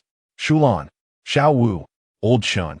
He raspingly called out the names of his comrades, only to be met with the howling wind as his response. The radioactive dust fell like black snowflakes, adhering to his cracked skin with a sizzled sound. In the distance, the maniacal laughter of Typhon echoed. Do you see? This is the price for incurring the wrath of the divine. The Gorgon with 7 heads writhed and twisted in the air, its dismembered half, torn apart by Lucian, continually dripped with corrosive venom. Lucian stood at the edge of the lava pit, watching this grim scene unfold, his heart ablaze with fury. When he raised his gaze once more, his once black pupils had entirely transformed into a dark, golden hue. Chapter 26. Can deities also perish? He sensed a profound emotion, known as sorrow, permeating his being. Memories of the care he received over the years flooded his mind. He could feel the sincerity of his companion, akin to that of family. I will make you wish for death. Lucian's voice resonated, causing the very air to tremble as blood tears streamed from his eyes, and the energy within him surged uncontrollably. 12 shadows unfurled suddenly from behind him, not the damaged wings from their previous battle, but rather a pair of judgmental wings forged from pure divine power, capable of overshadowing the heavens.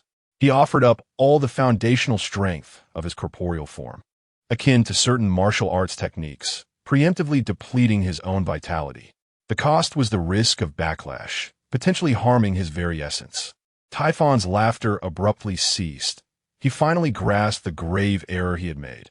He may have provoked a lunatic. Have you lost your mind? You would forsake this fragment of your being to perish alongside that insignificant human? He spoke in terror, for the first time feeling genuine fear as a deity. He sensed within Lucian an aura of death. Deities were not invincible. They too could meet their demise. Though he attempted to intervene, he was held firmly in place by Lucian's laws. He found himself suspended upon a cross of dark energy, a force that plunged Typhon into a profound dread. He could not muster even a flicker of resistance, feeling as powerless as the ants he had just crushed beneath his heel. The power of annihilation was coalescing, a force belonging to death gathering upon the wings behind Lucian. This energy even dispelled the surrounding mists, enveloping the area for miles in its influence. It seemed a realm had been formed, one that was distinctly Lucian's. He could scarcely recall the last time he had felt so beleaguered. Meanwhile, Xiaonan, who had just risen despite excruciating pain, gazed at the distant clash of deities, his heart filled with waves of despair. A breeze brushed past his eyes, and he smiled through tears. The unfolding scene before him was one he would never forget, for what he witnessed next was divine retribution. Typhon's 7 heads erupted simultaneously. The essence of the demon god forcibly ripped from his body, compressed within Lucian's palm into a screaming, dark purple crystal. Dark purple divine blood poured down like torrential rain, each drop corroding the earth and releasing toxic vapors. His serpentine tail thrashed violently, emitting a piercing shriek, yet Lucian's laws had entirely severed his escape. No! Typhon's final head let out a desperate howl. You dare to slay a god? You dare! Lucian did not respond. He merely raised his hand slowly, fingers curling inward. Annihilation. Typhon's divinity exploded within Lucian's grasp. The figure of the demon suddenly stiffened, and then a blinding golden light erupted from within, with cracks spreading across its body like a spider's web. In the next moment, it shattered with a thunderous roar, disintegrating into countless burning fragments that fell to the earth like meteors. Each shard turned to ash during its descent, ultimately vanishing into the void. A god had fallen.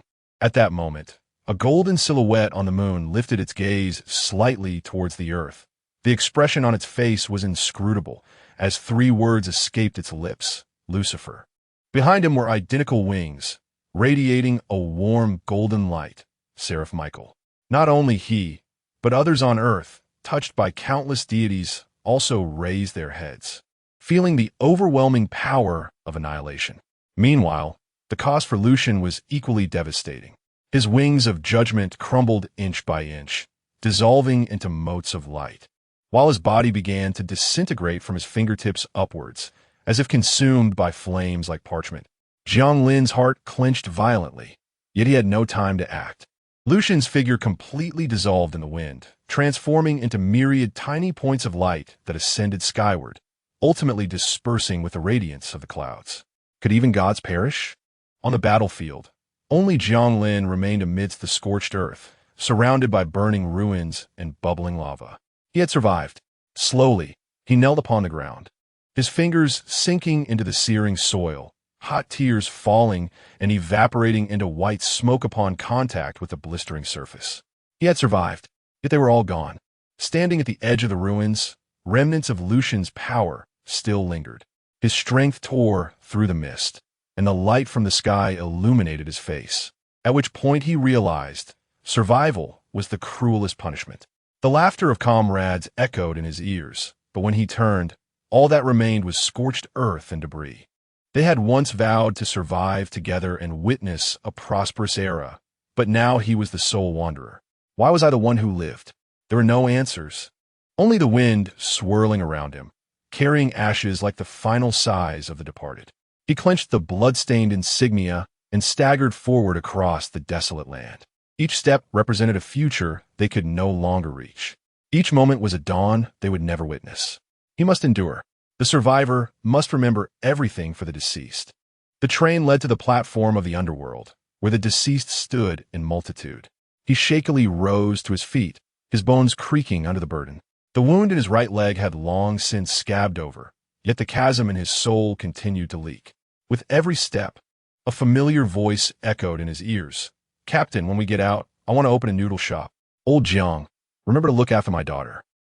Captain Jiang, live on. The last voice belonged to Lin Xiulan. He wandered in a daze, driven by sheer will, uncertain of how long he had walked. During this time, he had contemplated giving up multiple times, wishing to simply lie down and rest. Yet the final visage of his comrades lingered in his mind, compelling him to persevere time and again. Upon beholding the colossal fortress, he relinquished all apprehensions. As he stepped outside, the waning light of the setting sun graced his vision, enveloping him in a familiar warmth that resonated within him.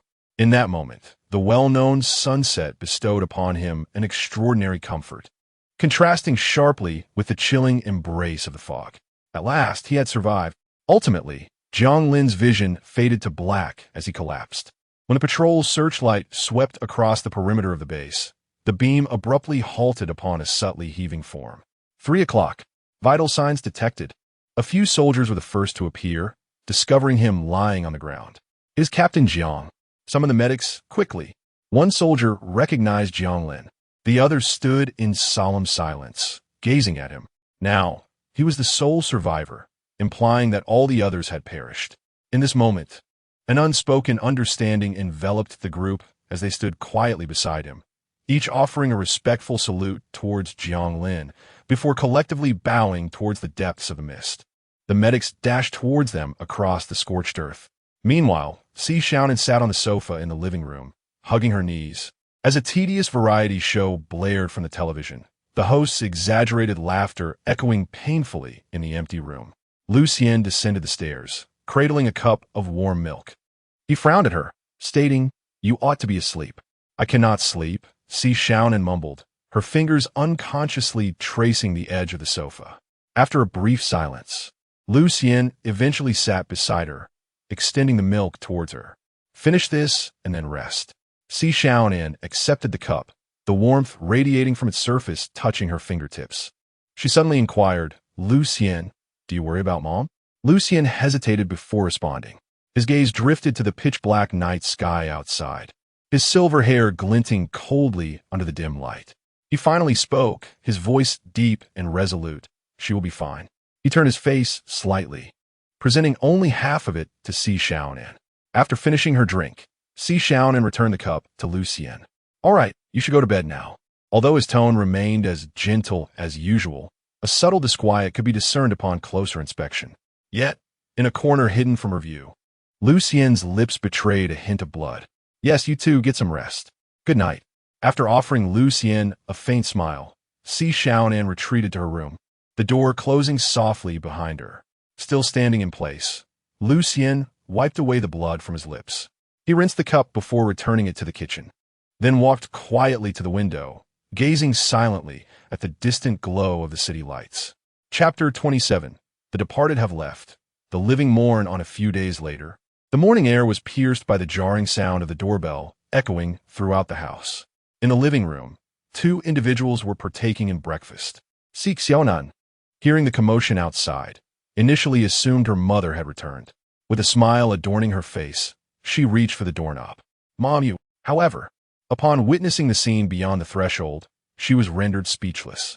3 men clad in military uniforms stood at the door, with the foremost bearing a black and white photograph draped in white silk. Lin Xiulan, chief researcher of the Starry Sky Project, tragically perished in the line of duty at the fog observation station in Zone B7 at 3:15 this morning. The remains could not be recovered. The departed have left. The living mourn. A complex array of emotions enveloped Jiang Lin's countenance. In that final moment, Lin Xiulan had indeed possessed an opportunity to escape. Yet, she had selflessly chosen to grant that chance to him, believing her contribution to be of greater significance to the nation. He reminisced about her last expression. She, too, had a family awaiting her return, loved ones who longed for her presence. Xiaonan stood frozen, disbelief washing over her. Her eyes widened slightly, lips parting as if to utter something, yet no sound emerged. Gradually, her brows knitted together, not in an exaggerated manner, but with a gentle, slow tightening, as if something within her heart was being slowly constricted. Her eyes began to redden, though tears did not immediately spill. They lingered in her gaze. Suddenly, her emotions erupted. She lunged forward, grasping the officer's uniform. "Oh, liar. My mom will come back." In that moment, she appeared as helpless as a child. A blooming cloud drifted lazily over the mountaintop, carried by the wind toward the horizon. As we mature, we slowly come to understand that some farewells are indeed the final encounters. Lucian watched the young girl before him, her eyes brimming with tears, now a vivid red. Yet, he understood that he could not intervene. She needed to gradually accept this painful reality. Just as one must inevitably grow up, does one not? Outside, the moonlight was shrouded by dark clouds. In the distance, gray clouds spread ominously toward the city at a visible pace. The loss of a loved one is not a sudden tempest, but rather a prolonged, dampening sorrow that lingers in the days to come. Professor Lin's team had encountered calamity amidst the fog, with confirmation that nearly all members had perished. Lin handed over a letter from his pocket. "This letter was entrusted to me by Professor Lin to deliver to you. It contains the farewell notes written by all of them before their departure. It was agreed that should anyone fail to return, this letter would serve as their final testament." After relinquishing the letter, Lin departed, recognizing the necessity of granting her a moment to process the grief. "My condolences," he uttered softly, bowing before Xiaonan. He then followed the two soldiers away. Xiaonan clutched the letter tightly, her knuckles turning white. Trembling, she began to open the envelope. The ink on the paper has blurred, yet the elegant handwriting of Lin Xiulan remains discernible. The letter bears several marks of tears, with the script alternating between neatness and a hasty scrawl, "My dear Nan. By the time you read this letter, I will have transformed into the wind, the clouds, and a ray of sunlight that occasionally lingers at your window. Do not weep, my beloved little princess. Death is merely a different form of companionship in life. Remember when you first learned to walk? You fell 17 times. Now, dear, I wish to see you rise for the 18th time. Promise me it is all right to cry, but never kneel while doing so. My daughter, always hold your head high as you shed tears. The paper bears traces of repeated wiping here. When you miss me, cook that pot of ever too salty tomato soup. As the steam fogs your glasses, perhaps you will see me laughing at you. Silly girl, have you forgotten to add sugar again? On your birthday, remember to set an extra pair of chopsticks on the table. There will be one invisible candle, which is me secretly wishing, may my daughter be 1,000 times happier than I ever was. The greatest pride of my life is not my research accomplishments, but the moment I came home late one night to find you curled up on the sofa awaiting my return, clutching half a biscuit in your hand. Now, go prepare your favorite soup, adding double the cilantro, even though I never ate it. Listen to the clattering in the kitchen, and watch the curtains billow in the breeze. That is me saying, hey, I am home. Signed, forever and ever loving you. Your mother, Lin Xiulan. Xiaonan collapsed in the foyer, the letter slipping from her trembling fingers. A guttural wail emerged from her throat, akin to the final cries of an injured creature. Lucian observed as her pupils dilated dramatically, the dark irises nearly consuming her entire eye socket. Her breath became erratic and uneven, her chest heaving violently as if something within her were tearing her apart.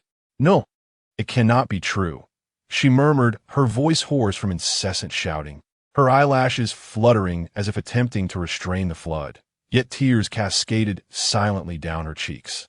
Not the tumultuous sobbing of despair, but a single drop, 2 drops. They fell quietly along her cheeks, pausing momentarily at her chin before ultimately splattering onto the floor. Mother had said. She had promised to return. Her cries grew louder until her throat was raw from the weeping, yet she continued to sob uncontrollably. Lucian stepped forward but was forcefully pushed away the moment he touched her. Xiaonan staggered to her feet, only to collapse once more onto the ground. Her knees struck the marble floor with a heavy thud, yet she seemed oblivious to the pain. Why? Why her? Her voice was a hoarse shadow of itself, tears mingling with snot streaming down her face. She had promised me. Outside, the dark clouds loomed nearer, the sky abruptly dimming. A bolt of lightning split the horizon, illuminating Xiaonan's tear-streaked face. Her eyes were swollen to near closure, her lips bitten raw and bleeding. Her breathing grew increasingly frantic, ultimately devolving into a terrifying, choking sob. "Xiaonan," Lucian softly called, only to see the girl suddenly freeze. Xiaonan's gaze fell upon the last line of the letter.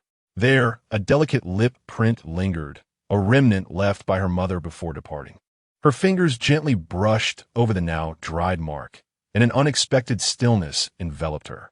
In the silence, a single tear fell upon the lip print, reawakening its moisture. Xiaonan slowly pressed the letter against her face, as if this act could allow her to feel the final warmth of her mother.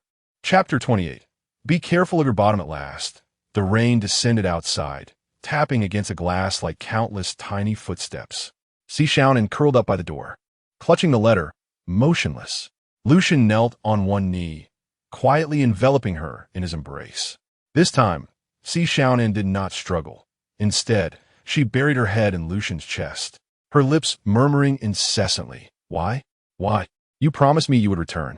Behind them, the cup of milk on the dining table had grown cold, ripples silently spreading across its surface.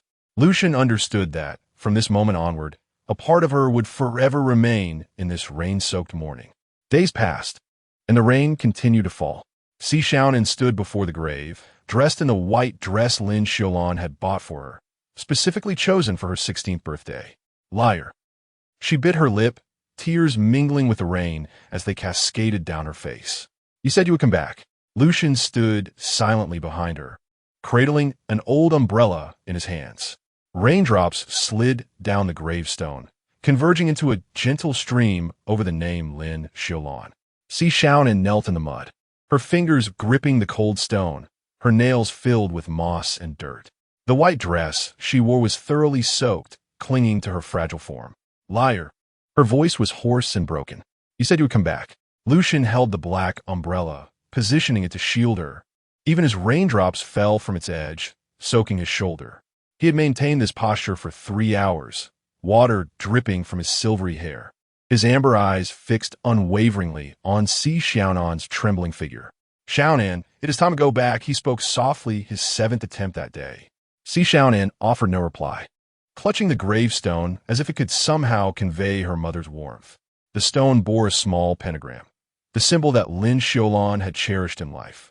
The rain intensified, and Lucian finally bent down, one hand grasping Xiaonan's wrist, the other gently resting on the gravestone.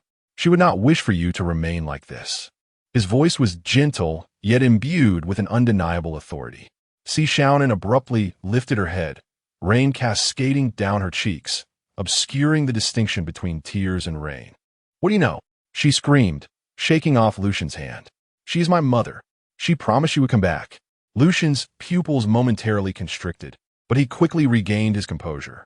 He lifted Xiaonan effortlessly, allowing her to kick and scream in his embrace as he strode toward the cemetery's exit. The rain pelted them, blurring their figures into a haze of gray. Years later, the rainy season in Xiaonan always arrived unexpectedly. Since their relocation to Xiaonan a year ago, it was Xiaonan who insisted on moving here, insisting that he accompany her for her studies. After the passing of Lin Xiulan, Lin willingly assumed the responsibility of raising the 2 children, explaining to them that Lin Xiulan had sacrificed her chance for escape to save him. Lin, having no offspring of his own and never having taken a wife, found an opportunity to nurture the 2, thus compensating for his own regrets. Xiaonan stood before the floor-to-ceiling window of the library, gazing at the torrential rain outside, her fingers unconsciously caressing the star emblem around her neck. This emblem was the honor her mother had secured with her life. For 3 years, this badge had never left her side, much like her longing for her mother, which had never wavered. The girl at the window wore her hair in 2 adorable buns, adorned with charming accessories, her lustrous long hair exuding femininity. She possessed bright, expressive eyes, and her lips were perpetually curved into a gentle smile. With a petite frame, long legs, and fair, delicate skin, she exuded a fashionable and vibrant aura. "Why didn't you bring an umbrella?" A familiar voice called from behind, tinged with a hint of affectionate exasperation. Xiaonan, without turning, instinctively knew it was Lin Xiulan, who stood behind her, shaking a black long-handled umbrella, droplets of rain still clinging to his silvery gray hair. "What brings you here?" She turned around, unable to suppress the smile tugging at her lips. Lin Xiulan shrugged and retrieved a jacket from his bag. The weather forecast said it would get colder today. He effortlessly draped the jacket over her shoulders, teasingly pointing out that some fool always forgot to check the weather. A playful smirk crossed Xiaonan's face. She had braved the rain to come here specifically to await his arrival. It was Saturday, a day off, yet she had unexpectedly received a task from Sister Hongying. Though she could have gone straight home, she found herself drawn to the library. She had made a call, hoping to have him come pick her up.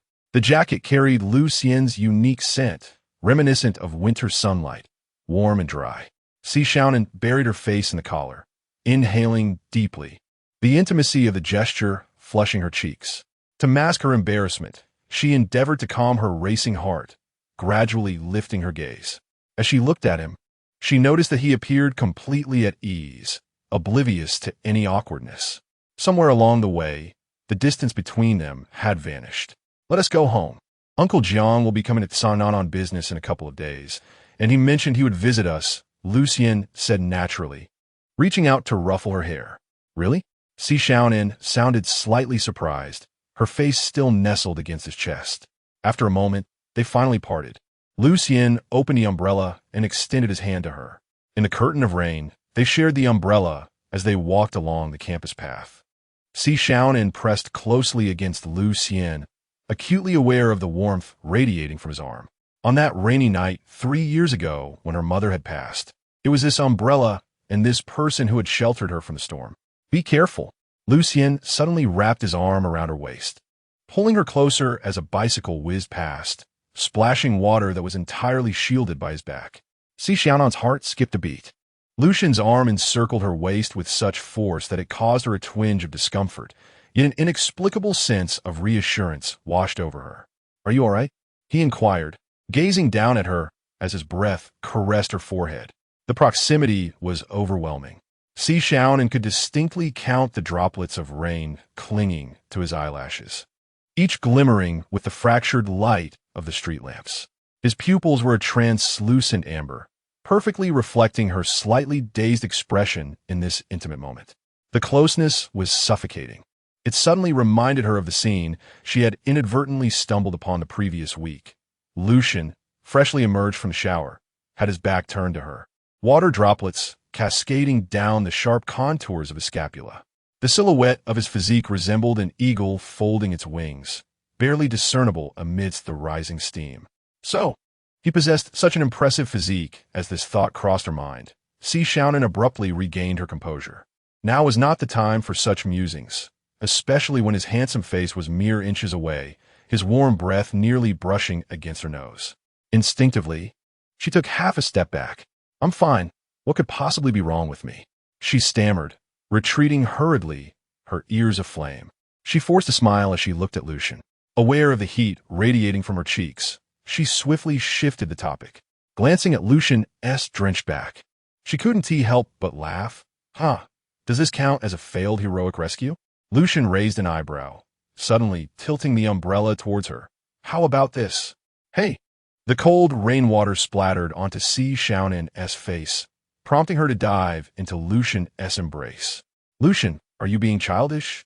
Lin Xiulan smirked triumphantly, pulling her closer. "Who told you to mock me?"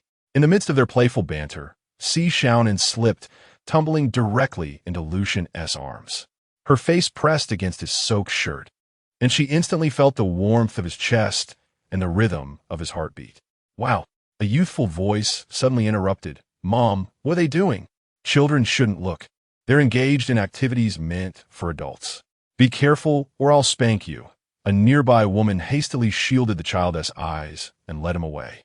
At the sound of those words, Xiaonan's face flushed from her ears down to her neck, and in a flurry, she attempted to push Lin Xiulan away, only to be firmly held in place by him. "Don't move." Chapter 29. What is he doing? He lowered his head, leaning closer to her ear, his warm breath causing her to freeze. "Your shoelace is untied." With that, he knelt on one knee, resting upon the rain-soaked ground. Xiaonan stared blankly at the silver crown of his head, her heart racing as if it might leap from her chest. All right.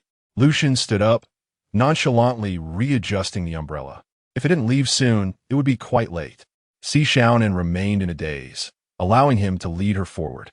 Until, all right, Lucian suddenly turned back, revealing a mischievous smile.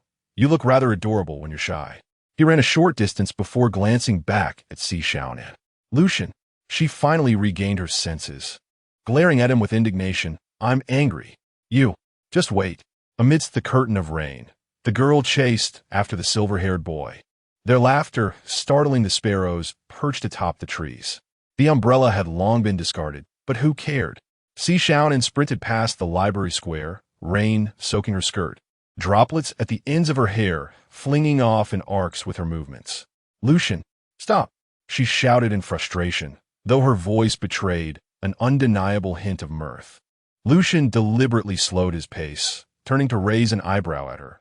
Catch me, and I'll wash the dishes tonight. Who cares? Xiaonan retorted, though her feet quickened. Just as she thought she was about to seize the hem of his clothing, Lucian suddenly pivoted, catching her completely off guard as she collided into his embrace. What a bold move. Lucian gazed down at her, raindrops lingering on his silver-gray eyelashes. Xiaonan's face flushed crimson, and she hurriedly pushed him away. Why, you were being overly sentimental. Lucian's hand reached toward her unexpectedly, causing her breath to hitch slightly. His fingers were long and well-defined, exuding an air of casual elegance, as if he intended to touch something delicate and fragile. Xiaonan's eyelashes fluttered, instinctively wanting to retreat, but her feet felt as if they were rooted to the ground. Immobile. What does he intend to do? Her heart raced, a whirlwind of thoughts flooding her mind. His fingers merely brushed against her hair, so gentle as if to avoid disturbing a dream. She could even feel the coolness of his fingertips, yet it inexplicably ignited warmth within her. You've got something on you. His voice was low, tinged with a hint of amusement. Only then did Xiaonan notice that he held a withered leaf between his fingers, its edges slightly curled, reminiscent of the weary wings of a butterfly blown by the autumn wind. Her ears subtly flushed, so it was merely a fallen leaf. But what was this inexplicable sense of loss swelling in her chest? Thank you, Xiaonan murmured softly. We need not utter those two words between us forever. The boy pinched the girl's cheek, feigning annoyance as he gazed at her. The girl blinked in surprise, then smiled back at him. Unbeknownst to them, the rain had ceased. Sunlight filtered through the clouds, casting fragmented reflections upon the puddles below. Suddenly, Xiaonan felt as though a certain part of her heart had ignited. Let's go home. She gently tugged at Lucien's sleeve. Lucien paused momentarily, a smile involuntarily gracing his lips.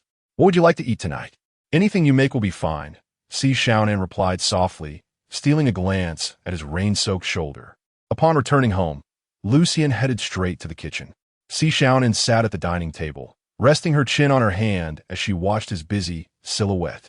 For the past 3 years, Lucien had been responsible for their daily meals, evolving from someone who could only boil instant noodles to a skilled cook capable of preparing a delightful spread.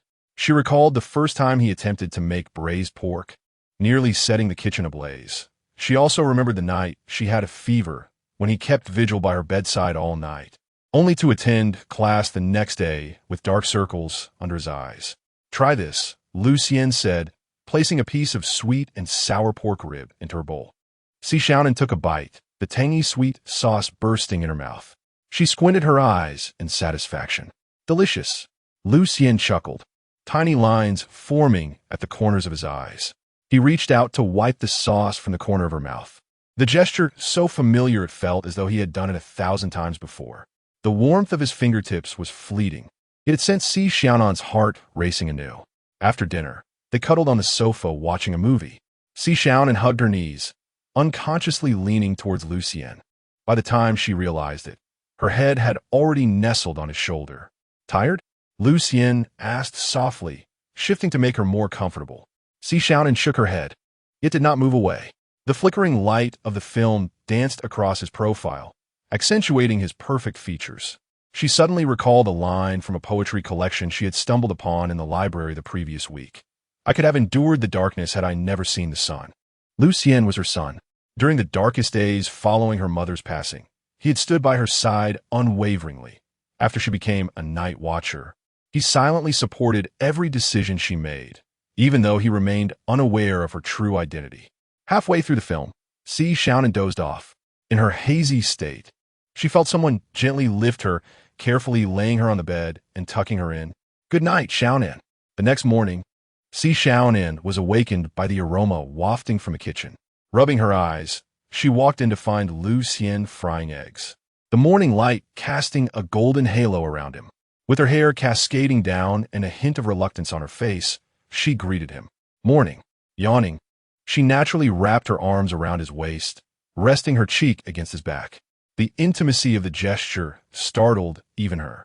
Lucien hesitated for a moment, but quickly regained his composure. "Get ready and have breakfast. I'll take you to school." Xiaonan's expression faltered slightly, but she quickly understood. School? With her intelligence, she had graduated long ago, having accelerated from high school to university in just 1.5 years, completing her university education in merely 6 months. Now, she bore another identity, Night Watcher. However, fearing he would worry, she chose not to reveal the truth to him. In order to dispel any suspicion, she cleverly utilized her position as a night watchman to create a student identity for herself. "No, it's unnecessary. I will go over myself later. You mustn't be late for class." Xiaonan quickly gestured in refusal. At the dining table, she discreetly observed the tranquil Lucien, who was engrossed in reading the newspaper. It was unclear when he had adopted such a leisurely, almost elderly routine of rising each day to peruse the news. Sunlight streamed through the gaps in the curtains, casting a gentle glow on his silver-gray hair. For reasons unknown, she suddenly recalled the profound words of Sister Hongying during last week's training. "You and your brother are quite close." At that moment, she had blushed and denied it. But now she found herself acknowledging that her feelings for him had long transcended the bounds of sibling affection. "What is the matter?" Lucien raised his gaze, locking eyes with her before she could withdraw. "Nothing," Xiaonan replied, lowering her head to sip her porridge, attempting to conceal her flushed cheeks. "Merely pondering whether to watch a movie this weekend." Lucien set down the newspaper, a slight smile gracing his lips. "All right, I will book the tickets." In that instant, Xiaonan suddenly comprehended that some emotions require no articulation. Just as the stars eternally guard the night sky, Lucien would perpetually watch over her, regardless of the role he played. Likewise, she would protect him in the same manner. Suddenly, the harmonious atmosphere was shattered by the ringing of a phone. Chapter 30. The owl as the phone in Xiaonan's pocket vibrated for the third time. Her spoon clattered into the bowl with a metallic clang. She felt the persistent tremor of her phone, and upon retrieving it, she recognized the familiar number. A notification from school? Lucien, without lifting his gaze, turned a page of the newspaper with his slender fingers. "All right." Xiaonan feigned calmness as she pressed the answer button. "Hello, Teacher Li?" The voice on the other end, tinged with static, belonged to Hong Ying. "The advanced mathematics book you borrowed is due." Xiaonan's fingertips tapped a rhythmic code on the table. "Urgent task?" "All right, I will head to the library to renew it right away." She deliberately raised her voice, clearing her throat twice. "Need support." Suddenly, Lucien reached over, nearly causing Xiaonan to drop her phone into the porridge. Instead, he merely took the napkin beside her. "You got some jam on it." Hong Ying chuckled lightly on the line. "Oh, and remember to return the collection of star poems as well." Xiaonan's pupils constricted. This was the code for a level C mission. She pretended to cough to mask her uneven breathing. "Understood, I will arrive in 10 minutes." As she hung up, she noticed Lucien staring intently at her, his eyes appearing a peculiar pale gold in the morning light. "I will accompany you to the library." He set the newspaper down, the folded edge revealing the headline, "Investigation into the explosion at the East City substation." "No need." Xiaonan sprang up, knocking over her milk cup. "But, don't you have class during the first period?" Lucien leisurely wiped the milk splatter off his sleeve. The class was rescheduled. "What? Are you not welcoming me?" He suddenly inquired, fixing his gaze on her. "Aha, how could that be?" Xiaonanis liebst vicit unnaturally forcing a stiff smile. Her gaze flitted about, her eyelashes fluttering like startled butterfly wings, as she dared not meet Lucien's eyes. The expression on her youthful face betrayed a guilty conscience, as if she had have a problem written across her forehead. Unconsciously, she licked her suddenly dry lips, a gesture that only exacerbated her already tense demeanor. Lucien was well aware of her little habit of licking her lips whenever she lied, a telltale sign of her anxiety. He knew it all too well. Lucien regarded her with a knowing smile, his long fingers gently tapping the table, the rhythm slow yet imbued with an undeniable pressure. Perfect. I also need to gather some materials at the library. He rose, the hem of his black trench coat sweeping through the air with an elegant arc. Shall we go together? No, I'll go alone. I'm in a hurry. She quickly grabbed her backpack and dashed out the door, unaware that Lucien was watching her retreating figure, lost in thought. 10 minutes later, clad in her night watchman uniform, Xiaonan met Hong Ying at the alley's entrance. The girl, with her neat bun, looked exceptionally capable in the night watchman's attire. Has your brother become suspicious? Hong Ying handed her a pair of specially crafted lenses. Having detected anomalous energy fluctuations this morning, possibly. Let us depart. Xiaonan hastily interrupted, feeling an unsettling warmth at the nape of her neck. As if being observed, Hong Ying found this peculiar, but refrained from inquiring further, assuming her companion was merely anxious about the task at hand. With a few agile strides, Xiaonan leaped onto the rooftop. She lowered the brim of her hat and hurried after Hong Ying, yet a lingering sensation of an indistinct gaze from behind troubled her. Suddenly, she turned sharply, only to find the empty alleyway swirling with a few fallen leaves. What's wrong? Hong Ying followed her gaze. It's nothing, Xiaonan replied, shaking her head, her mind clouded with confusion. Why did she perpetually feel as though an invisible eye were fixed upon her? Was it merely an illusion? In the desolate alley, as two leaves danced downward, a figure slowly emerged from the shadows. Lucien stood at the mouth of the alley, his silver-gray hair gently swaying in the breeze. He gazed wistfully in the direction Xiaonan had departed, a hint of helplessness mingled with affection curling at the corners of his mouth. Still so reckless. Since sacrificing a doppelganger to perish alongside Tiefing years ago, it had taken him nearly a year to recover. Due to the constraints imposed by the 9 national pillars of the Great Xia, his strength had been somewhat suppressed. Consequently, he could only allocate a portion of his power to select a proxy, bestowing upon them a fragment of his essence. Over the years, he had come to understand the reason for his diminished power. Part of his original essence and authority had vanished. Strangely, he possessed no memory of this portion. He was utterly oblivious as to when his power had dissipated. He mused that, given his prowess, he should not be in such a dire predicament. And the complete absence of memory surrounding this loss was perplexing. It was noteworthy that he was on the cusp of ascending, capable of erasing memories and seizing authority without a trace. How could this happen? Even more curious was the fact that the majority of his missing power resided within the Great Xia, a revelation he had stumbled upon 2 years prior, when he suddenly sensed that fragment of his essence. He murmured to himself, his fingertips gently caressing a hidden emblem on his sleeve, the mark of the Night Owl organization. Lucien raised his hand, and a dark silhouette materialized behind him, a deep male voice resonating. Master, the target location has been confirmed. It is a stronghold of the ancient god cult, and they seem to be conducting some sort of summoning ritual. Proceed as you see fit. Lucien's tone shifted from the tenderness he exhibited with Xiaonan to a more detached demeanor, imbued with authority. However, remember, do not engage with the Night Watchers, especially. He paused, especially ensure the lady's protection. Understood, Master. Rest assured, we will safeguard her safety. The dark figure responded promptly, reverence and admiration evident in its voice. Lucien's form gradually melded into the shadows, as though he had never existed. Returning to the room, Lucien tidied the table and collected his belongings before stepping out into the world once more. Indeed, he is about to leave for class. It is essential to recognize that he is a deity, one of the most esteemed among the divine, having once been evenly matched with the Almighty. Yet here he is, preparing to teach a group of high school students. Alas, this predicament is entirely due to that young lady. Although Lucian verbally laments his situation, the smile on his face betrays his true feelings. At that time, having accelerated through university, he found himself idly at home. Concurrently, as he had just entered the ranks of the Night Watch, she sought to conceal her identity from him by securing him this peculiar employment. Reflecting on that period brings forth memories of how Xiaonan endeavored tirelessly to persuade him to accept the position, employing every charm at her disposal, pouting playful antics, and even shouldering household chores. Chapter 31. The Invisible Ones in the Second High School of Xiaonan City. Lucian deftly parked his small electric scooter in the designated spot for teachers. As he removed his helmet, a few strands of silver hair escaped from the hair tie, shimmering like flowing water in the morning light.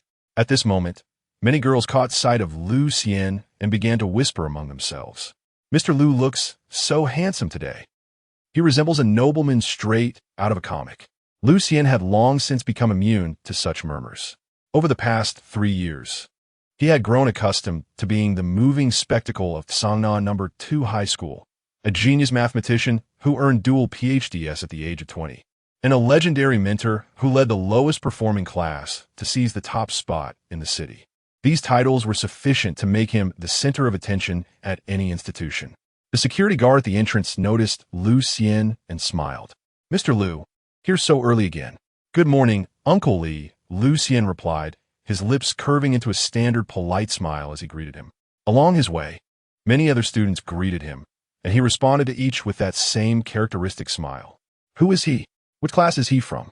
Why isn't he wearing the school uniform? One girl nudged her friend as they gazed at Lucian. The girl next to her smiled and, after being nudged a couple of times, finally turned around. "Hey, even if you usually look like a bookworm, you really don't know who Mr. Lu is?" "He is not a student. He is a specially appointed teacher at our school." "Specially appointed teacher?" the girl exclaimed, her eyes wide with astonishment. Doesn't he look much older than us?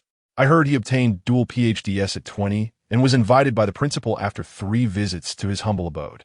The girl beside her clasped her hands to her cheeks, dreaming.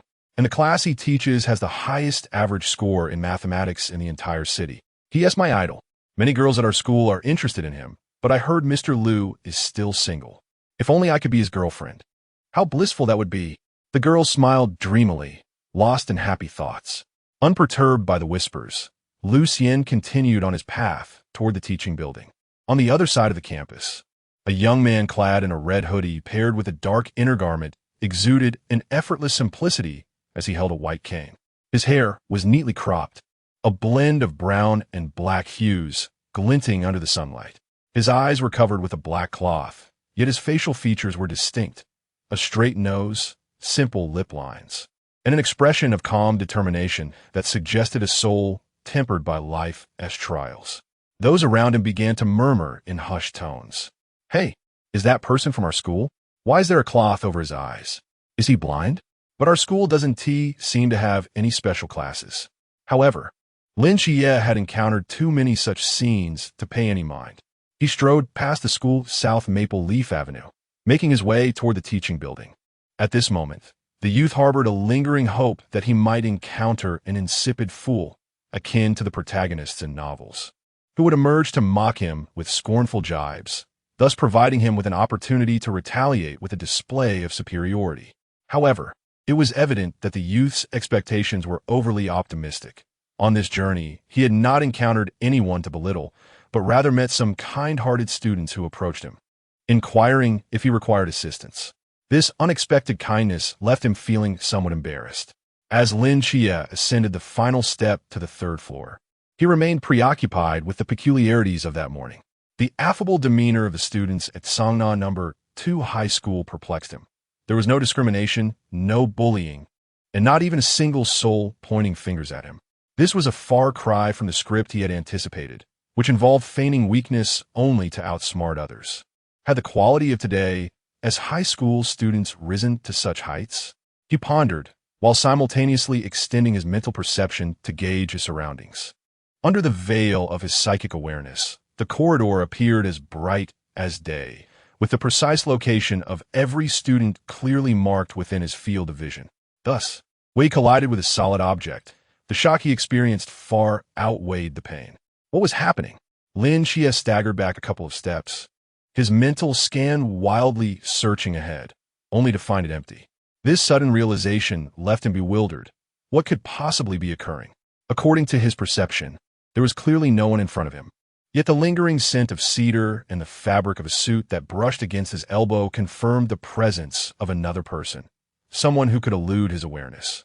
A voice, smooth as jade, emanated from the void, causing Lin Xiulan's hair to stand on end. The voice was alarmingly close, yet within his psychic field, there remained an emptiness, as if he were confronting a phantom that did not exist. "Classmate?" The voice inquired, tinged with concern. Lucian gazed at the youth before him, sensing a familiar power, Seraphim Michael. However, it seemed that another formidable force enveloped the boy, one that even surpassed that of Michael, resembling an embodiment of some governing principle. Within this force, Lucian felt an overwhelming pressure, akin to a being from another dimension exerting a dimensional suppression upon him. At that moment, Lin Xiulan was still ensnared in confusion, until Lucian called out once more, "Classmate." Lin Xiulan forced himself to regain his composure and turned to the source of the voice. "I apologize. I did not notice someone was ahead.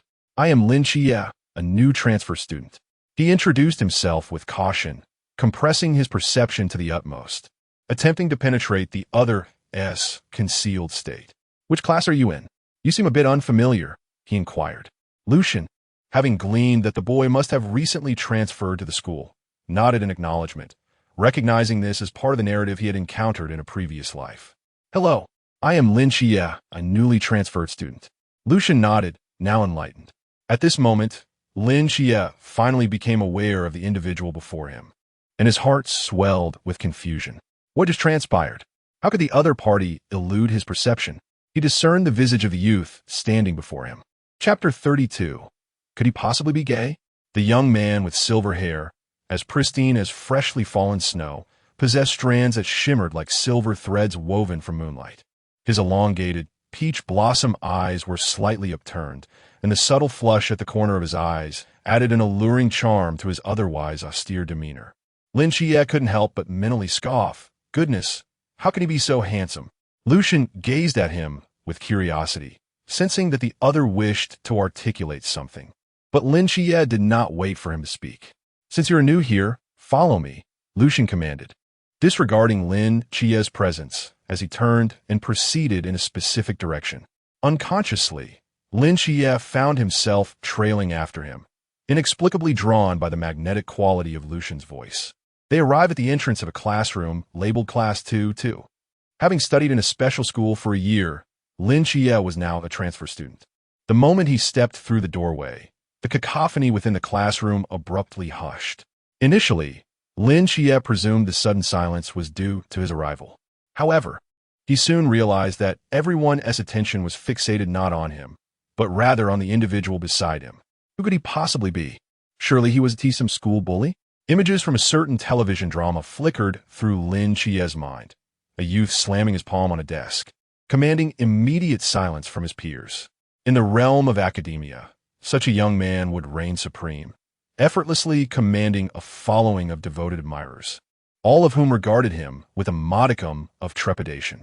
Outside school, he would be a leader of sorts, rallying his comrades for brawls. Meanwhile, Lucian, oblivious to the tempest of thoughts swirling in Lin Xiulan's mind, merely introduced him to the class, stating, "This is our new classmate. Please extend your kindness towards him," before departing, as he had 2 subsequent classes to attend. As Lucian walked down the corridor, numerous female teachers and students approached him, offering breakfast and greetings, as if to broadcast their interest with bold declarations. Nevertheless, Lucian graciously declined their advances with a smile. He found himself contemplating the latent power he sensed within Lin Xiulan, questioning whether it was merely a figment of his imagination. It seemed as if he could perceive, albeit faintly, the essence of strength emanating from him, yet it felt stifled, as if bound by some unseen force. On the other hand, Lin Xiulan remained momentarily dazed in Lucian's absence, only to be besieged by a throng of inquisitive peers. What is your relationship with Teacher Liu? Who are you to him? The barrage of questions left Lin Xiulan bewildered. Teacher Liu? Who is that? He weakly inquired. At that moment, a girl spoke up, her face alight with admiration. You just met him. It's Teacher Lin Xiulan. He teaches us mathematics. His voice sounds so youthful. He hardly seems like a teacher. At his age, it seemed unlikely. Lin Xiulan was immediately engulfed in confusion. A male student nearby interjected, chuckling as he patted Lin Xiulan on the shoulder. You must be a college student, right? We thought the same at first. But it turns out he holds dual doctoral degrees. Even our principal holds him in great esteem. And Teacher Liu's classes are particularly fascinating. Another girl chimed in, her eyes sparkling with enthusiasm. He never brings a textbook, yet he can effortlessly solve the most challenging problems, and his lectures are not only engaging, but also easily comprehensible. Lin Xiulan nodded thoughtfully, yet his mind was further perplexed. Why had his perception faltered earlier? There seemed to be something extraordinary about this Teacher Liu. The unfolding events were also contrary to his expectations. Initially, he assumed that as a transfer student, he might face isolation from his peers. However, he felt an overwhelming warmth from them instead. You must be Lin Xiulan. Where's your seat? Lin Xiulan, slow down. There are many things on the path. Hey, someone, quickly put your backpack away. If not, I can help you carry it. Especially the boy at the front, whose enthusiasm was almost excessive, looked at him with a peculiar glint in his eyes, as if they were shimmering with excitement. Lin Xiulan felt a tightening in his chest, his gaze instantly sharpening with caution. He discreetly shifted back a step, chuckling awkwardly. Thank you, I can manage on my own. Yet, the boy seemed oblivious to his reluctance, moving in closer with a radiant smile. No need to be polite. I'm Li Yifei. If you ever need assistance, don't hesitate to ask. Soon, others joined in, gathering around Lin Xiulan, all eager to greet him. Lin Xiulan, I'm Jiang Qian, the class monitor. You can come to me if you need anything. A girl with a ponytail approached to introduce herself. And if anyone bullies you at school, just call me. I'll handle it, boasted a robust young man, flexing his biceps and grinning at Lin Xiulan. Overwhelmed by the exuberance of his classmates, Lin Xiulan was momentarily at a loss for words. Just as he was about to respond, Li Yifei suddenly threw an arm around his shoulder, his eyes sparkling with excitement. Xiulan, from today onward, you're my brother. I'll accompany you to the restroom from now on. Lin Xiulan. He envisioned the scenario of being in the restroom only to glance over and find someone glaring at him, which sent a chill down his spine. Silently, he pushed Li Yifei's arm away from his shoulder, chuckling awkwardly. That won't be necessary. Li Yifei looked hurt. Do you find me undesirable? Lin Xiulan. I'm just accustomed to going alone. What about meals? I can help you get your food. No, thank you. Shall we walk home together after school? I can manage on my own. Li Yifei clutched his chest, dramatically retreating 2 steps, utterly heartbroken. Xiulan, do you truly despise me? Lin Xiulan responded with a moment of silence, pondering, could it be that this fellow is genuinely a gay? Class monitor Jiang Qian, unable to bear the scene any longer, pulled Li Yifei aside. Could you please refrain from acting like a lovesick fool? You're alarming the new students. Li Yifei, looking pitiful, replied, I was merely concerned about Xiulan feeling lonely. Do you know me? Lin Xiulan suddenly realized, his expression turning peculiar. Our homeroom teacher mentioned you. Jiang Qian answered, but what left the deepest impression on us was your aunt. That day, she stood here with a basket of eggs, handing them out one by one, imploring us to look after you. Lin Xiulan was taken aback, the voices of his classmates fading into the background. He envisioned a solitary figure, clutching a basket of eggs, imploring those around to take care of this blind boy. Unbeknownst to him, the black satin ribbon began to glisten with moisture. Aunt, Lin Xiulan muttered in a daze. Tears streamed down his parched lips, yet he remained oblivious to their presence. Chapter 33. Are the answers on others' faces? Meanwhile, in the teacher's office, Lucian casually tossed the lesson plan onto the desk and leaned languidly against the back of his chair, his long fingers lightly tapping on the surface. Mr. Liu, what brings you here so early today? A female teacher from the adjacent desk inquired with a smile, handing him a cup of coffee. Lucian accepted it with a faint smile. Do I not appear to be a diligent teacher on most days? The The female teacher chuckled softly, but chose not to respond. Lucian remained silent, lowering his gaze to sip his coffee, a fleeting shadow of ambiguous emotion passing through his eyes. The female teacher laughed lightly. Diligent? Last Friday, you left the students to self-study for an entire period while you went to the rooftop to bask in the sun and nap. Lucian took another sip of coffee, unfazed. That was to cultivate their independent learning abilities. Just then, the office door swung open abruptly. The principal entered, accompanied by several leaders from the Education Bureau. Upon spotting Lucian, the principal's eyes lit up. Mr. Liu, how fortunate you are here. These leaders wish to observe a demonstration lesson from you. Lucian furrowed his brow, not yet having the chance to reply when his phone vibrated unexpectedly. He glanced at the screen. Apologies, I have something to attend to. He set down the coffee cup and, under the bewildered gazes of those present, strode directly toward the door. Just before stepping out, he turned back. By the way, principal, the lock on the rooftop door needs repairing. I nearly got locked out last Friday. The principal looked bewildered. Is this Mr. Liu? The youth certainly has a distinct personality. A leader from the Education Bureau spoke up to ease the tension. In the corridor, he answered the call, devoid of any superfluous words. Speak. A cautious voice came through the receiver. Sir, we have located a portion of your power, but the atmosphere suddenly chilled. Lucian tightened his knuckles, his voice low and menacing. But what? The night watch is also monitoring it, and the caller hesitated, lowering their voice further. The lady is involved as well. A glint of coldness flickered in Lucian's eyes as he unconsciously rubbed the edge of his phone. Avoid confrontation with her. Her safety takes precedence, he said calmly. Understood. The call ended, and silence enveloped the corridor once more. Lucian stared at the darkening screen, his gaze somber. Truly, she brings him no peace. At that moment, the class bell rang suddenly. He turned and walked toward a certain direction. The rooftop. Class. What relevance did it hold for him? He had no lessons during the first 2 periods. Lucian sauntered leisurely towards the rooftop. The sunlight cascaded upon his tall figure, casting a long shadow. He pushed open the rooftop door, a gentle breeze tousling the hair on his forehead. Ah, indeed, this place is the most comfortable. He stretched languidly and settled into the sunniest corner. Just then, a voice from behind called out, Lucian, what are you doing? Without turning around, Lucian replied lazily, Principal, why aren't you accompanying the Education Bureau leaders for tea? The principal hurried over, panting, his balding head glimmering under the sunlight. The leaders have specifically requested to observe your class. It seemed they had never witnessed my teaching. Lucian, from somewhere, produced a piece of bubble gum and began to blow a bubble. Last week, I had managed to persuade the physical education teacher to substitute for me while I engaged my students in a session of Honor of Kings. You, the principal, incensed, nearly dislodged his wig. Do you believe I will deduct your salary? Lucian slowly rose, meticulously adjusting his cuffs, his tone composed. Principal, it suddenly dawned on me that education is a sacred endeavor. Just then, the school bell rang, marking the end of the period. He settled back into his seat. Weariness etched on his face. Alas, the sacred time has come to a close. The principal pointed at him, his finger trembling. You. Suddenly, Lucian recalled something. Principal. The rooftop door lock needs repair. Last Friday, I was locked in here and had to use a fire axe to break the door open. Guess what? The fire axe was also defective.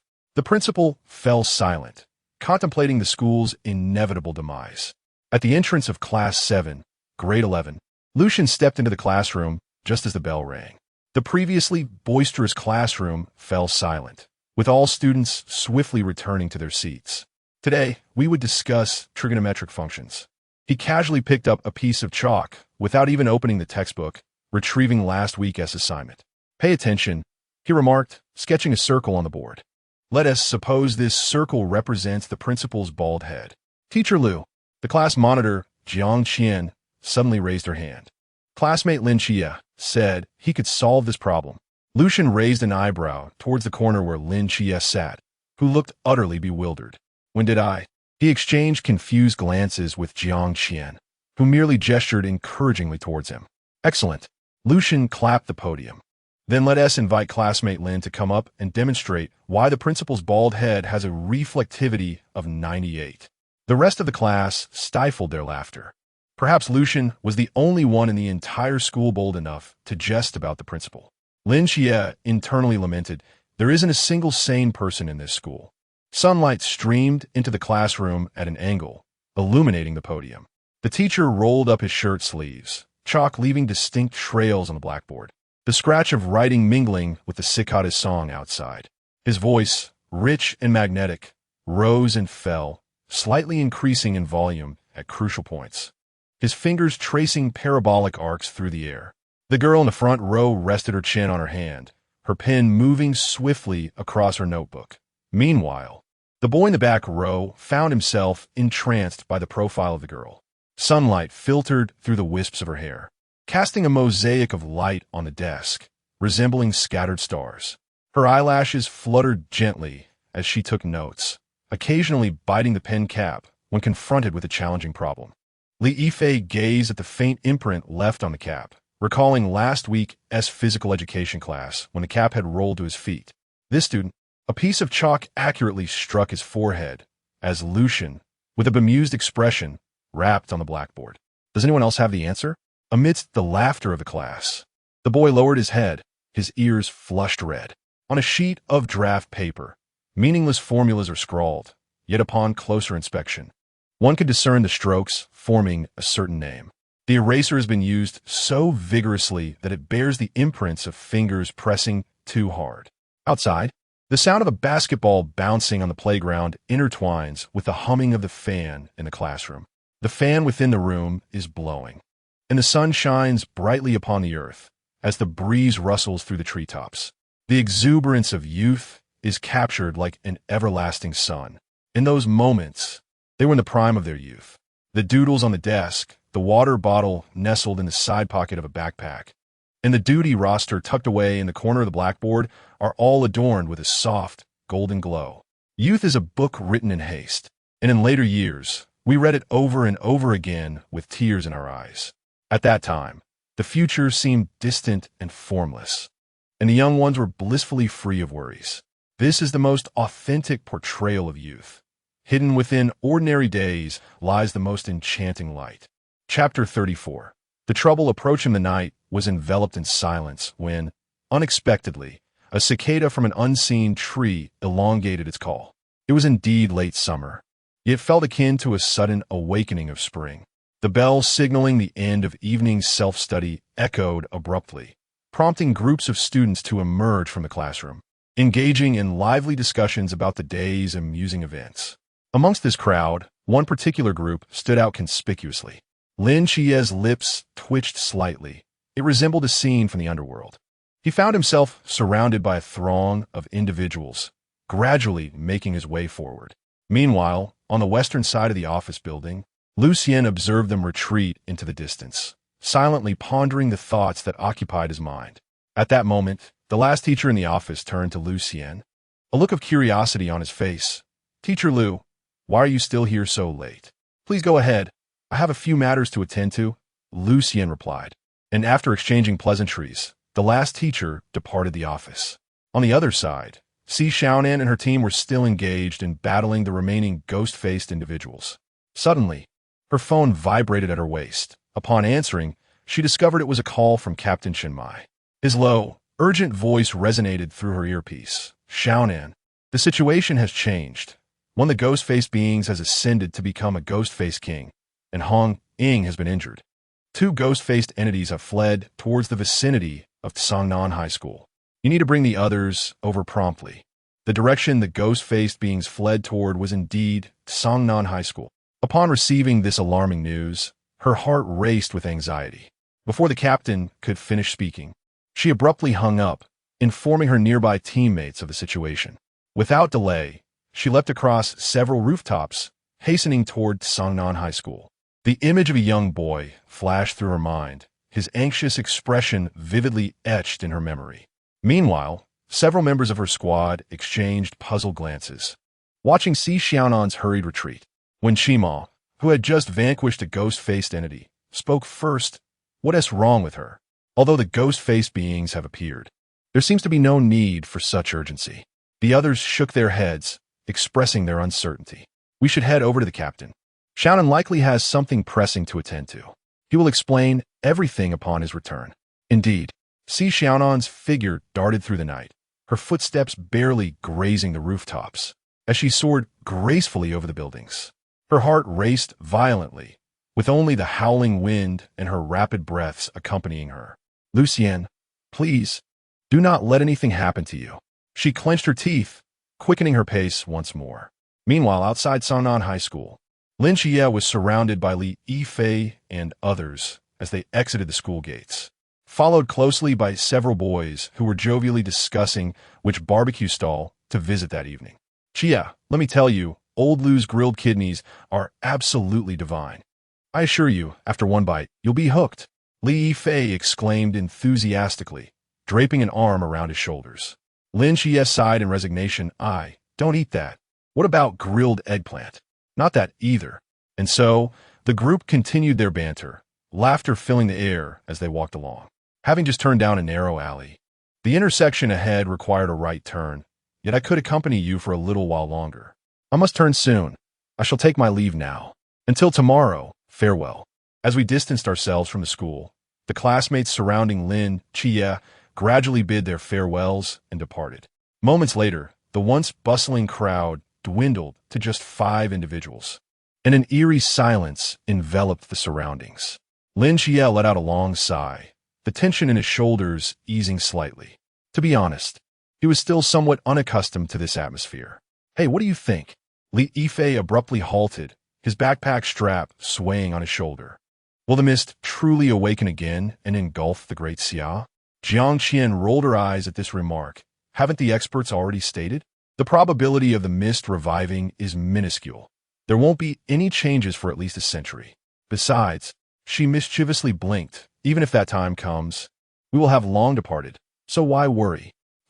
Can we really trust what those experts say? Li Yifei Skufa. What if we finally manage to get into college? Enjoy a few days of peace, and then, bam, the mist returns? So, is that your excuse for skipping class to play games lately? Jiang Qian suddenly spun around, hands on her hips, confronting Li Yifei. Mr. Wang specifically said that if you fail the next monthly exam, as they approached a small alley, Lin Xiulan's steps abruptly halted. What's wrong? Li Yifei questioned, puzzled, glancing back. Lin Xiulan offered no reply. The flaring nostrils beneath the black fabric twitched slightly, the faint stench growing increasingly pronounced, reminiscent of decaying flesh mingled with rust, a nauseating odor. Do you smell something strange? Jiang Qian wrinkled her nose, instinctively inching closer to Lin Xiulan. Suddenly, the streetlights flickered, casting elongated shadows of the 5 figures. From the depths of the alley, a chilling scream pierced the air. Wang Xiao, Li Yifei, along with the others, exclaimed in unison upon recognizing the familiar voice. They exchanged glances, and the trio dashed towards the depths of the alley, while Lin Xiulan hesitated momentarily before gritting his teeth and following suit. This decision would irrevocably alter the course of his life, marking the commencement of his legendary journey. It could be said that without this choice, he would not become who he was destined to be. In that moment, he witnessed a horrifying scene. A grotesque creature loomed on one side of the alley, and not far away, in the shadows, Lu Xian silently observed the unfolding drama. What followed revealed the true nature of humanity. Lu Yuan, paralyzed by fear, fled without a second thought, abandoning Lin Xiulan. Li Yifei cast a hesitant glance back at Lin Xiulan, but was dragged away by Lu Feng. Jiang Qian, unable to escape in time, was seized, letting out a piercing scream. Yet the creature paid her no heed, methodically tearing in her flesh bite by bite. In the alley, Lin Xiulan stood frozen, bearing witness to this ghastly tableau. A nameless monstrosity was gnawing on the remains of a classmate, whose laughter and camaraderie had just moments ago filled the air. The very peer who had vowed to escort him home had now turned and fled, abandoning him without a second thought. When true peril descends, no one pays heed to the promises made, and Lin Xiulan, the blind soul, was left to fend for himself as others hastily sought their own escape. Seizing the moment while the creature feasted on Jiang Qian's corpse, he darted toward the opposite end of the alley. only to encounter another beast voraciously devouring the body of Wang Feng. With his heightened senses, he perceived the gruesome reality. One companion after another was being consumed, and every detail was etched in his mind with stark clarity. Despair washed over him as he reflected upon his past, spiraling toward the brink of collapse. Once more, his psyche transported him to that mental asylum, where he pounded desperately on the door. Meanwhile, the creature outside clawed at him, tearing him apart. At that very instant, several bullets struck true, piercing the skulls of the monsters with lethal precision. But as Lin Xiulan finally broke through the door, a surge of power erupted from within him. In the shadows, Lucian observed the familiar figure, his lips twitching in a grimace. That had been close. He nearly interrupted his incantation. Had he faltered, the seventh commander of the Night Watch would have vanished from sight. After firing a few shots at the familiar silhouette, Lucian hesitated not, crossing past Lin Xiulan without regard for his plight, and hastened toward the direction of Xiaonan High School. Yet, a flicker of foreboding rippled through Lucian. Something ominous was approaching. Chapter 35. Not as you imagine. As the silhouette of Xiaonan vanished around the street corner, Lin Xiulan was suddenly enveloped by a warm surge emanating from his heart, swiftly spreading throughout his entire being. His pupils dilated slightly, and a golden luminescence erupted uncontrollably from within him, flowing over his skin like liquid sunlight. What is this?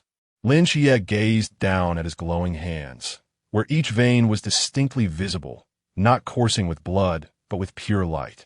A warmth, unprecedented and all-encompassing, enveloped him, reminiscent of the swaddling of life's earliest moments.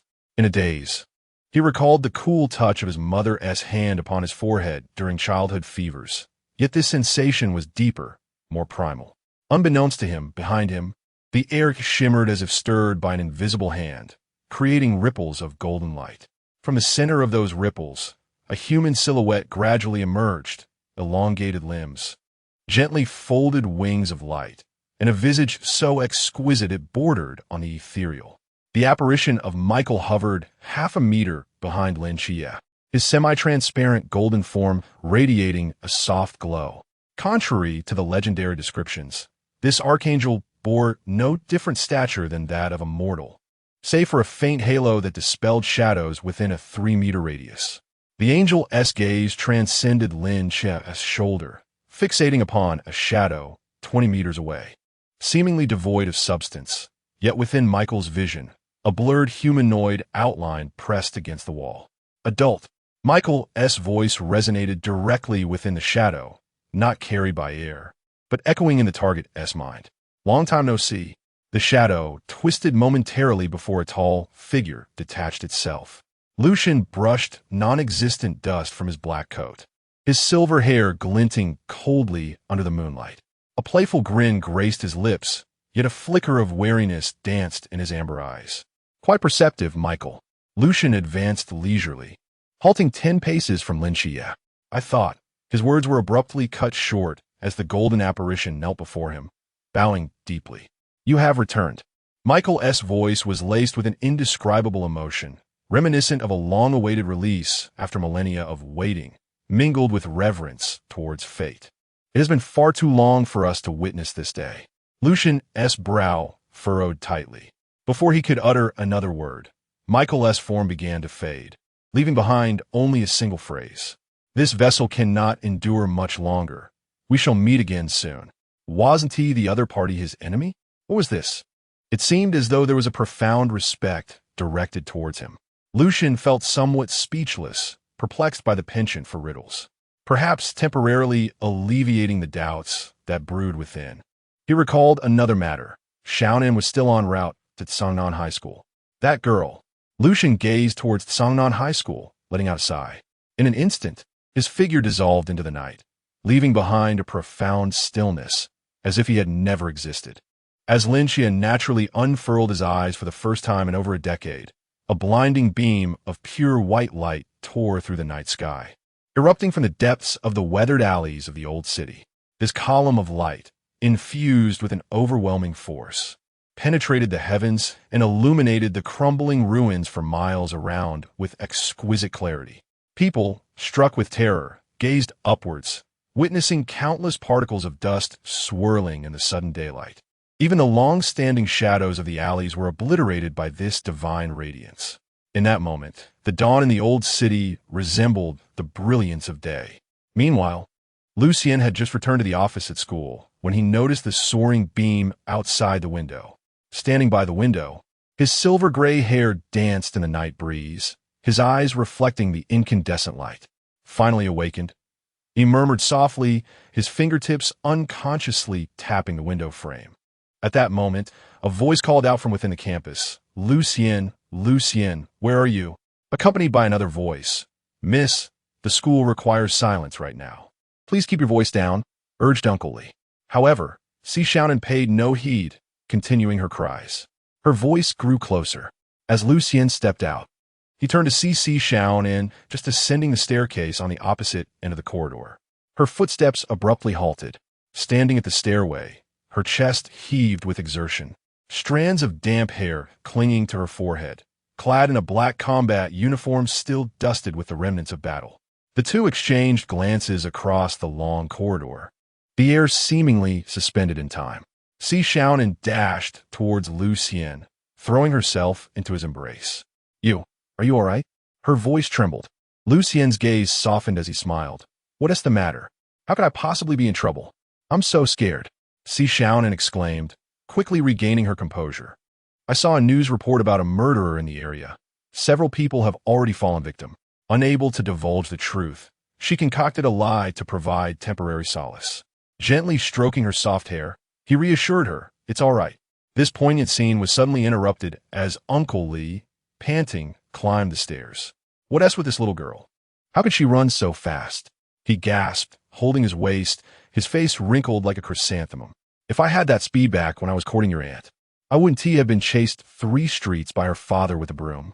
Xiaonan burst into laughter, her tear-streaked face now radiant with joy, her eyes crescent-shaped with mirth. Lucien couldn't help but chuckle. "Uncle Lee, take it easy. Take it easy, my foot." Uncle Lee waved dismissively before lowering his voice conspiratorially towards Lucien. "Listen, this girl is both beautiful and fast, if you don't act fast. Watch out for other rascals swooping in." He winked at Lucien. Xiaonan's ears flushed crimson, reaching down her neck, stammering, "Uncle Lee, please don't say such things. We are not aware of it." Uncle Lee wore an expression of understanding, stroking his non-existent beard. "Your aunt used to say the same thing. Now, the child is already in college." Lucien cleared his throat softly. "Uncle Lee, we are siblings." A glimmer of disappointment flickered in Xiaonan's eyes upon hearing this statement. She pondered to herself, "Is that all we are, just siblings?" Uncle Lee, with a knowing demeanor, acknowledged, "Yes, siblings indeed." Lucien felt helpless, realizing that the other party had firmly categorized them as a couple. Xiaonan's face flushed crimson as she hurriedly attempted to clarify. Yet her body betrayed her, tightly embracing Lucien. "Uncle Lee, it's not what you think." She felt as though she might lose her mind, torn between her explanations and her unspoken hopes. I understand.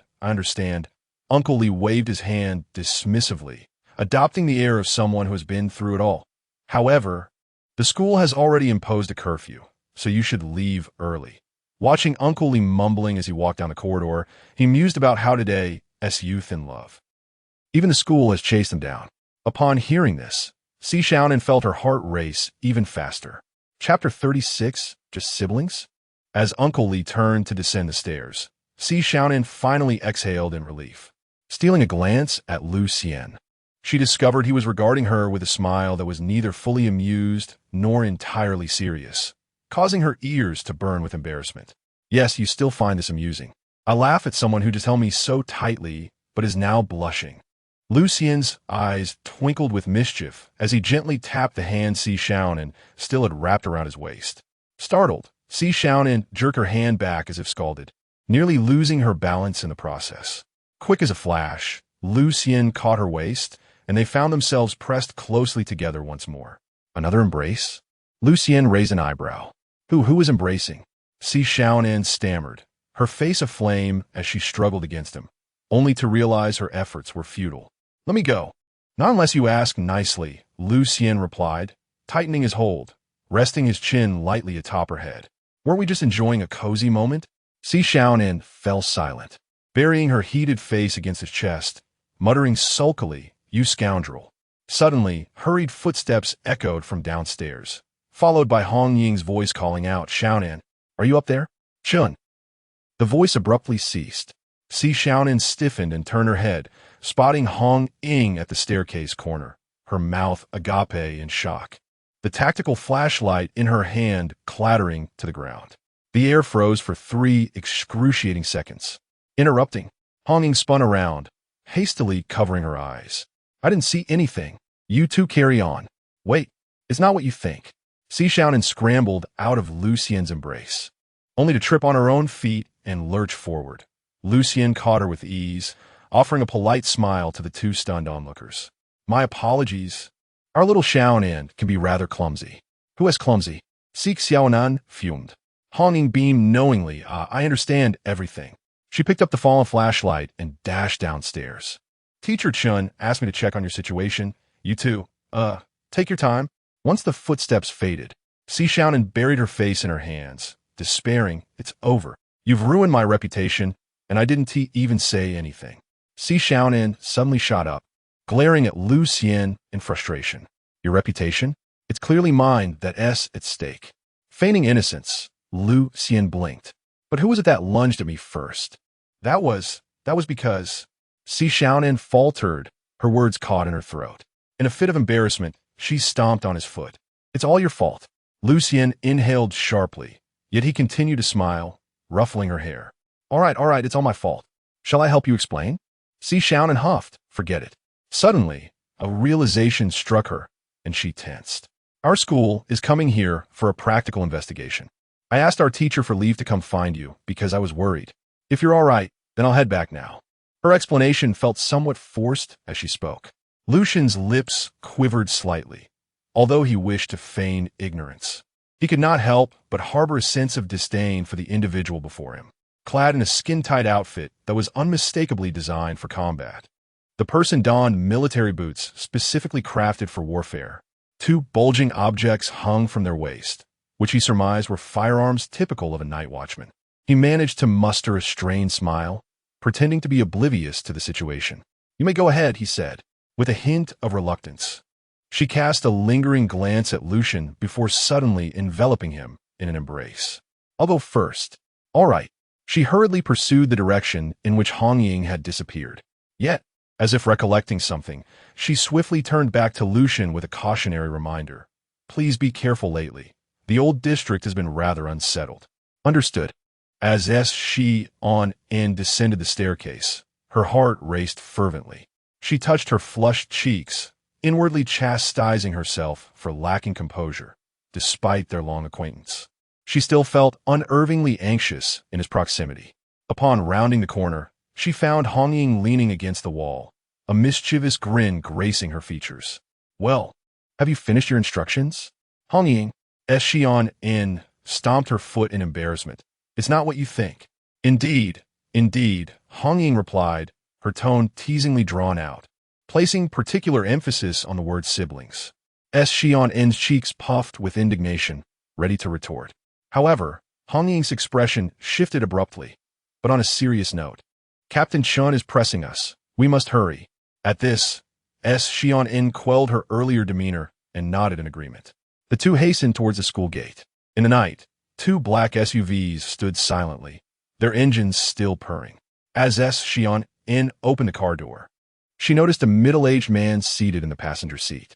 His stern countenance bore sharp lines, and his skin, weathered from prolonged outdoor exposure, possessed a healthy tan.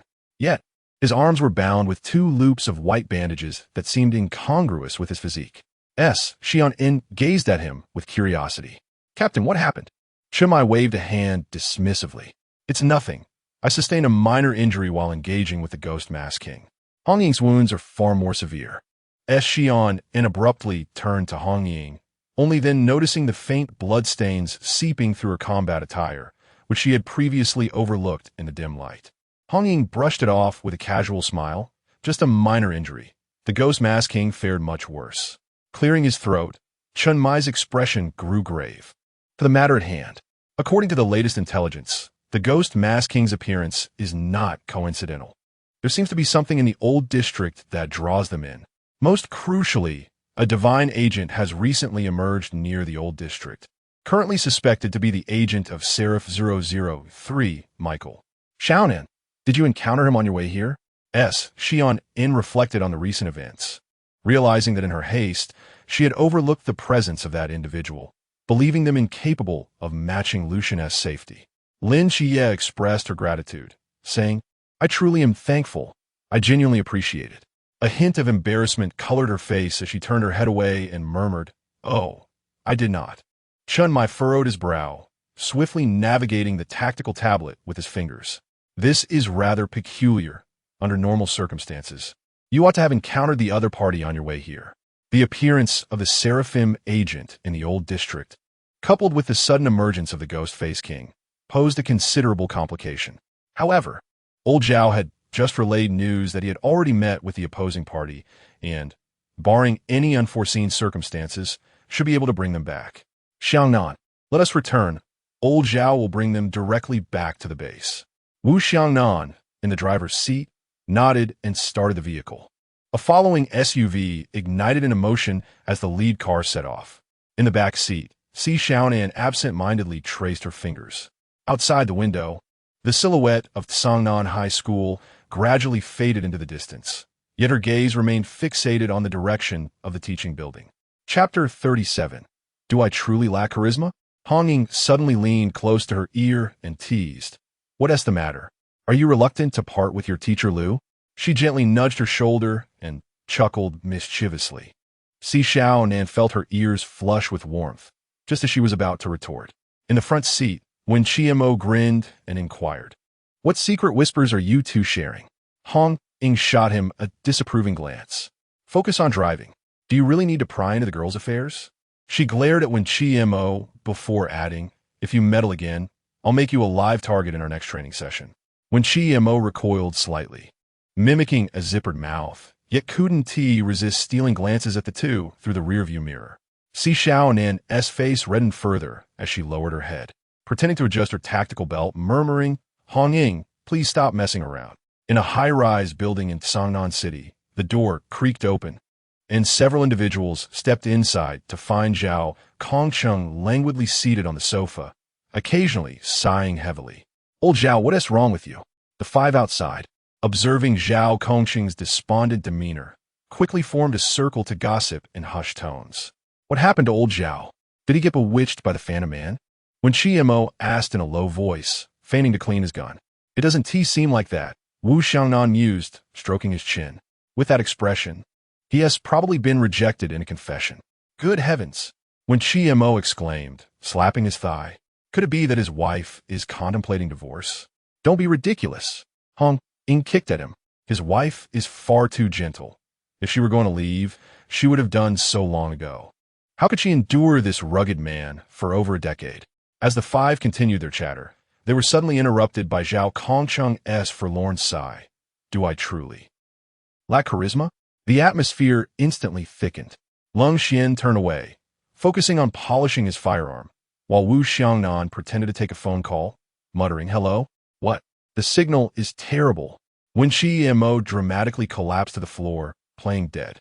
The remaining two busied themselves, one practicing military punches in the air and the other scribbling in a notebook as if documenting a mission. Hong Ying could no longer bear to watch and sighed. Brother Kongcheng, what has gotten to you? Could it be? She suddenly widened her eyes. Have you finally realized you resemble a greasy middle-aged uncle? Zhao Kongcheng abruptly looked up, his eyes reddening. I just wanted to pick up that Seraphim agent. And that lad actually said I look like the old man selling grilled cold noodles downstairs. Xiaonan burst into laughter. Sorry. I didn't mean to. She chuckled, feeling embarrassed. He even claimed that my tactical vest made me look like a thief in a security uniform. Zhao Kongcheng grew increasingly animated. The worst part was when he asked if I was assigned to night operations because I was too ugly. The absolute worst was when he said he was going to grab a backpack, and then he disappeared. Did he really think I was a fool? Hong Ying stifled her laughter to the point of trembling, patting his shoulder. Well, being the old man selling grilled cold noodles, isn't so bad. At least it's, down to earth? Ridiculous. I was once the most handsome night watchman. Zhao Kongchang exclaimed indignantly, pulling out his phone. I'm calling my wife. She's the only one who understands my charm. As soon as the call connected, a powerful voice erupted from the other end. Zhao Kongchang, why are you making a racket in the dead of night? If you keep this up, don't think you'll be welcome tomorrow. With a sharp click, the call ended, leaving a profound silence in its wake. 5 seconds later, the entire camp erupted in uproarious laughter. Even the typically aloof Lin Xiulan was unable to steady his weapon, laughing so hard he nearly hiccuped, while Hong Ying doubled over on the ground, slapping her thighs in mirth. Zhao Kongcheng quietly retreated to a corner, extracting a cigarette and lighting it with a weary sigh, exhaling a smoke ring. This world is devoid of love. Xiaonan wished to offer some consolation, but unexpectedly, Zhao Kongcheng stood up abruptly, his face a mask of anger and indignation. No way. That brat dares to play me like this. Starting tomorrow, I'll be waiting at the entrance of his school. I refuse to believe I can't catch him. Meanwhile, in another neighborhood, a door swung open with a crisp sound as Lin Xiulan stepped inside. The lights flickered on automatically, illuminating a solitary and eerily quiet room. He settled onto the sofa, casting a long shadow that slanted across the floor, the darkness of his silhouette unusually deep. Gradually, a figure materialized. Master, the mission has failed, rasped a voice from the shadowy figure, cloaked in a long black robe with a hood obscuring their features. In their hand, they gripped a long blade, surrounded by an air of mystery, coldness, and formidable presence against the dimly lit backdrop. Candle, provide me with an explanation. Lin Xiulan's tone remained flat, his expression inscrutable. However, Candle sensed the master's displeasure and knelt, the black robe flowing like ink beneath the moonlight. I have failed in my duties. Although a portion of your power resides within the Ghost-Faced King, most of it remains dormant. He escaped due to an error on my subordinate's part. Lin Xiulan slowly opened his eyes, a glint of danger flickering in his silver-gray irises. The rhythm of his fingers tapping on the armrest ceased, and the air in the room thickened with tension. Candle, he spoke softly, yet the black-robed figure trembled at the sound. Do you understand why I keep you by my side? Candle bowed his head lower, gripping the dark blade tightly beneath his cloak. No, I do not. Suddenly, Lin Xiulan smiled, a smile that chilled the room's atmosphere. It is because you never fail to meet my expectations. Candle's body stiffened noticeably, but now, Lin Xiulan rose, his shadow stretching and distorting on the wall. A mere ghost-faced king from Chuanjing managed to escape your grasp? Outside, a storm raged with thunder and lightning, and an unseen force lifted Candle's hood, revealing a face as pale as paper, exquisitely delicate features marred by a look of terror. Master, please do not abandon me. I will certainly bring it back. Zhu gazed at the man before her, acutely aware that from that moment many years ago, she had completely belonged to him. In her worldview, he was her deity, her everything. No need for that, Lucian interjected, his voice regaining its serenity. Since it is my power, I shall handle it personally. He approached the window, casting his gaze towards the distant direction of Xiaonan High School. However, this shall not happen again. Understood, Zhu replied, a hint of reluctance in her tone, yet her master's words constituted her entire existence. Like ink merging into shadows, Zhu's figure vanished from sight. The room returned to silence, leaving Lucian alone at the window. The faceless king, the seraph, the night watcher. He murmured softly, a playful smile curling at the corners of his mouth. How utterly fascinating. Chapter 38. The Crimson One, deep within the shadowy recesses of the city's sewer system, a colossal entity lay coiled in a corner. Its visage was obscured by an enormous, contorted mask, evoking an expression that was neither entirely mournful nor entirely mirthful, radiating an ineffable malevolence. Its scarlet eyes glimmered in the darkness, cold and ruthless, akin to a fiend that had crawled forth from the deepest pits of hell. Merely gazing upon it was enough to freeze one's blood. Had Lin Xiulan been present, he would undoubtedly recognize this as the evolved form of the ghost-faced figures, the Ghost-Faced King. In the distance, two men clad in ebony attire lay in wait, their sleeves and collars embroidered with dark crimson patterns reminiscent of desiccated bloodstains. Their capes fluttered gently in the breeze, emblazoned with the grim insignia of their order. "Something feels amiss," one murmured in a hushed tone, his gaze fixated on the ghost-faced king, whose energy fluctuations far surpassed the intelligence reports. "Damn it, the data on its strength is grossly inaccurate." Suddenly, the man on the left spoke in a lowered voice to his companion on the right. "Do you know? Yesterday, while I was monitoring it, I encountered that group of lunatics." Upon hearing this, the other man froze, clearly aware of who they were. "Night owls?" His companion's voice dripped with disbelief. How could they possibly be interested in such a formidable beast? "Who knows? I witnessed the insignia of the one who injured it on their attire." Subsequently, the ghost-faced king clashed with the night watchers. He clenched his jaw, particularly recalling the one named Candle, whose oppressive presence rivaled that of their leader. Had it not been for the church's cloaking device, she surely would have detected me. Despite the fact that I was several kilometers away, yet I still felt a palpable sense of dread. As the two conversed, they remained oblivious to the ghostly figure vanishing from their sight. Just as the last word left their lips, a piercing, metallic shriek erupted from the depths of the sewer, akin to metal being savagely torn asunder. A ghostly visage materialized before them. The ghost-faced king's form convulsed violently, its eyes beneath the mask igniting with an even more intense crimson glow, causing the temperature in the sewer to plummet to freezing levels. "Trouble. It has noticed us." One of the cloaked figures hastily retreated, pressing his fingers to the communicator at his ear, his voice urgent. "Requesting backup. Target's energy response has surpassed critical levels." The other swiftly drew a silver dagger from his waist, the blade inscribed with arcane runes, emanating a faint blue luminescence in the darkness. His countenance was grim. Have the elders of the church lost their minds? "This is beyond our capabilities." The ghost-faced king's body began to contort violently, its muscles writhing as if alive, and its bones emitted a bone-chilling, cracking sound. It slowly rose, its massive form nearly brushing against the ceiling of the sewer, the expression on its mask twisting into an exaggerated, sinister grin. "Run!" The cloaked figure wasted no time in turning to flee. However, in the next instant, thud, a vicious claw pierced through his chest. When did this happen?" He lowered his gaze to his bloodied claws, his voice trembling with disbelief.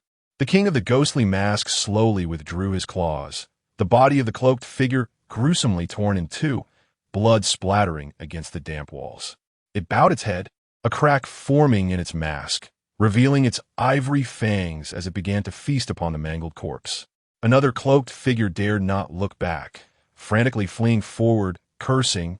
"Damn it! How could this monster be so powerful? Didn't that bunch from the church say it was only at the initial stage of the Chuan realm?" The cloaked figure raced in desperation, his heart nearly bursting from his chest. He heard the chilling sound of chewing behind him, the screams of his companion abruptly silenced. "Damn it! Damn it!" he cursed as he sprinted forward, turning corner after corner in the shadows. Just when he thought he might escape, a shadow loomed ahead, suddenly writhing. A massive figure slowly emerged, its mask, both mournful and mocking, radiating an eerie glow in the darkness. "No, it can't be." He abruptly halted, his face pale. The king of the ghostly mask slowly raised its bloodied claws, the corners of its mouth twisting into an exaggerated arc beneath the mask. In despair, the cloaked figure drew a silver dagger, but the weapon trembled violently in his grasp. "Please, I beg you." His voice cracked with desperation. The king of the ghostly mask tilted its head, seemingly relishing the fear of its prey. In the next moment, its form vanished. The cloaked figure felt a chill at his neck. Bewildered, he reached for his throat, only to feel the warm liquid gushing forth. His vision began to spin, and the last thing he saw was his headless body collapsing slowly. The king of the ghostly mask licked the blood from its claws, emitting a satisfied growl. It turned and ventured deeper into the sewers, its massive form gradually disappearing into the darkness. The following day, the morning sunlight was modest, casting a warm glow on the people below. Lucian rode his small electric scooter, adorned with a pink helmet, navigating the crowded street. as he approached the school entrance. He parked and walked over. Upon reaching the school gates, an unusual sight instantly captured his attention. A bearded man in a floral shirt was striking various flamboyant poses at the entrance. This man was Zhao Kongsheng. He held aloft an abstract oil painting, so wild in style that one might suspect it had been created by carelessly stepping through spilled paint. "Classmate, have you seen this person?" The man swiftly blocked a passing student, striking a pose reminiscent of Rodin's Thinker, the painting shimmering under the sunlight. The questioned student stared at the artwork for 3 seconds before sincerely replying, "No." He gazed at a fiery red figure. Was it a stick figure? Lucian overheard the surrounding students murmur excitedly, "Look, that uncle has changed his pose again. This morning he was all about the domineering CEO look. And now he's transformed into a wandering artist?" When I arrived at 7, he was leaning against the wall, sipping coffee while donning sunglasses. I initially thought he was on the set of an idol drama. Now, his eyes are as red as a rabbit's, and his shirt is as wrinkled as a rag. What earthly tribulations has he endured?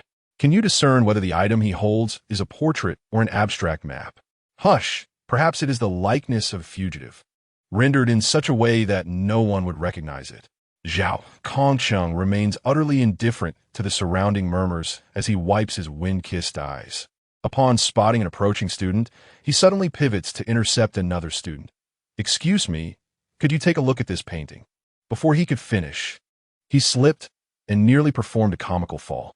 He gracefully knelt, raising the painting high above his head. "Ah, surely this is fate bringing us together." Then, as he tilted his head slightly, a stream of crimson blood cascaded from his nose. The intercepted female student, reacting instinctively, slapped him across the face, exclaiming, "You scoundrel!" Lucian watched in astonishment, dismayed by the decline of societal standards, his eyes stinging from the spectacle. At that moment, Uncle Li, the security guard at the school gate, leisurely remarked, "Dear parent, if you truly cannot find your child, perhaps you might consider having breakfast first?" Zhao Kongsheng wiped his nosebleed and nonchalantly flicked the collar of his floral shirt. "No, I shall not." Before he could finish, his stomach let out a resounding growl. Chapter 39. Mortals kneel unbeknownst to him. The person he sought was presently in a psychiatric hospital, grappling with the treatment of a divinity afflicted by madness. Lucian could not help but rub his temples, contemplating how to circumvent this peculiar individual and enter the school gates, when suddenly he felt an unsettling chill at his back. "Hey you!" A greasy voice resonated beside him, accompanied by an overwhelming scent of cologne. Lucian stiffly turned to find a scruffy face looming before him, with bloodshot eyes fixated intently upon him. "Have you seen this person?" Zhao Kongsheng thrust an abstract painting into Lucian's field of vision. Upon closer inspection, Lucian reluctantly discerned a humanoid figure with black hair, though the features were grotesquely distorted as if run over by a truck. "Em Sully. I haven't seen this person." Lucian stepped back, realizing that these were the teammates of Xiaonan, who appeared rather unhinged. Now, recognizing Zhao Kongsheng, he recalled that he was indeed a companion of Xiaonan, whom Lucian had observed from afar when Xiaonan had recently joined the Night Watchers. "Impossible." The older man suddenly grew animated. "Your eyes clearly reacted when you looked at the painting." Lucian felt a jolt of alarm within. Could it truly be discerned? He did find the distorted outline curiously familiar, yet he could not place where he had seen it. The realization sent a chill down his spine. This was troubling. He could comprehend such abstract art, and the more he pondered, the more his dread escalated. Nonetheless, he maintained a facade of composure. "Sir, if you're searching for someone, do let me know. I'm acquainted with most of the students in this area." Zhao Kongsheng's eyes brightened at this. "Really? The person I'm looking for is named." He paused, bewildered. "What is his name?" "Right, what is it?" The young rascal seemed to have neglected to mention his name, and Zhao Kongsheng had failed to note it while perusing his information yesterday. He raked a hand through his disheveled hair, his expression suddenly awkward. Actually, I don't know his name." Lucian's lips twitched in amusement, thinking, "Indeed, there are hardly any sane individuals among the Night Watchers." He added, "Except for Xiaonan, of course." He intended to offer a few dismissive remarks and slip away when suddenly Zhao Kongsheng slapped his thigh with a start. That it. Distinctive traits. Distinctive traits are crucial. He raised the abstract painting once more, pointing at the twisted figure of a red-haired stickman, and stated earnestly, "This person has black hair, stands about 6 feet tall, possesses a rather unpleasant disposition, delights in dark humor, and—" He leaned closer, lowering his voice conspiratorially, "he is also a lunatic." Lucian merely stared in silence. He discreetly glanced at his own silver hair and then assessed his height, 6 feet 2 inches. "Well, it shouldn't be him. Sir, the person you're describing." Lucian pondered his words carefully. "Is he fond of wearing a red hoodie, striding with an air of confidence, and possessing a rather annoying manner of speech?" Zhao Kongqing's eyes sparkled with realization. Yes. Have you seen him?" "Indeed, it must be him." Lu Xian shook his head. "I haven't seen him," Zhao Kongqing replied, "but I know where he is." Suddenly, Lu Xian spoke up. "Really?" Zhao Kongqing exclaimed, nearly leaping with excitement. "Tell me quickly." Lu Xian pointed towards the distant psychiatric hospital. "There's a new patient over there. He has red hair and constantly shouts that he is a deity, claiming he will destroy the world." Zhao Kongqing paused, bewildered. "What?" Lu Xian sighed. "When I passed by yesterday, I heard him yelling, 'Mortal, kneel down.'" He was promptly subdued by a nurse with a tranquilizer. Zhao Kongqing's expression grew serious. Could it really be him? A sense of unease washed over Zhao Kongqing. Wasn't it said that his mental illness had been cured? Could have relapsed? The agent of the Seraphim is a lunatic? Lu Xian nodded. It's quite possible. Without a moment's hesitation, Zhao Kongqing turned and dashed towards the psychiatric hospital, calling out as he ran, "Thanks, classmate. I'll treat you to a meal later." Lu Xian watched his retreating figure, a twitch at the corner of his mouth. Are the night watchers all fools to believe this nonsense? It seems I must keep a closer eye on Xiaonan from now on, or else. However, as he was lost in thought, Zhao Kongqing suddenly realized something was amiss. Was it that fellow wearing a school uniform? Moreover, he recalled that the cause of his condition was witnessing the Seraphim, which had led to his classification as a lunatic. And now, having supposedly been discharged, how could he still be a madman after their encounter just yesterday? By the time he gathered his thoughts, Lu Xian had already walked far away, leaving Zhao Kongqing alone in the wind, feeling utterly bewildered. He stared at the school gate of number 2 middle school, thinking, are they all treating me like a fool? The midday sun hung high in the sky, casting shadows that pooled at his feet like thick ink. As the cicada's chorus faded, the western wind brought a refreshing chill, and dusk began to creep up the walls of the classroom building, entwined with the climbing ivy, until the lights for evening study caught the descending sun. During this time, Lu Xian ventured out several times to see if Zhao Kongqing was still there, and to his surprise, Zhao Kongqing stubbornly remained, waiting until evening. In truth, he knew whom Zhao Kongqing sought. It was not difficult to guess. It must be Lin Xiulan, who had just awakened the divine ruin yesterday.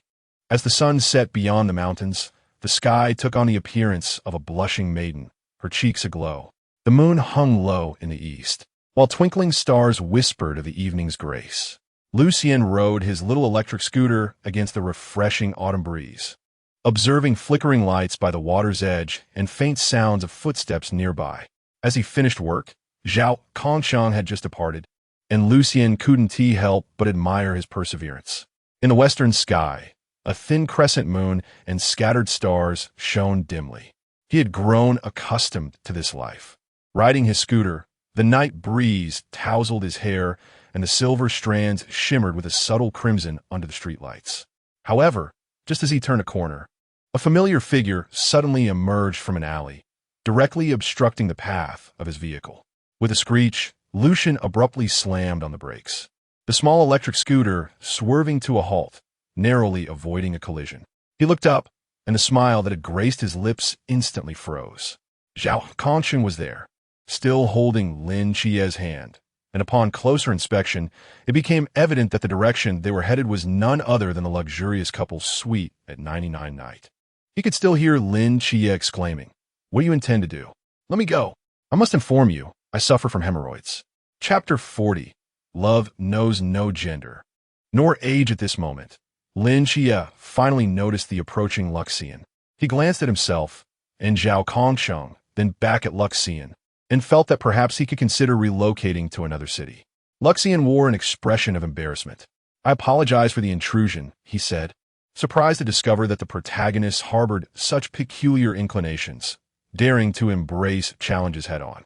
Lin Xiulan's face turned a deep shade of crimson as he hastily attempted to clarify his situation, yet the more he explained, the more convoluted it became.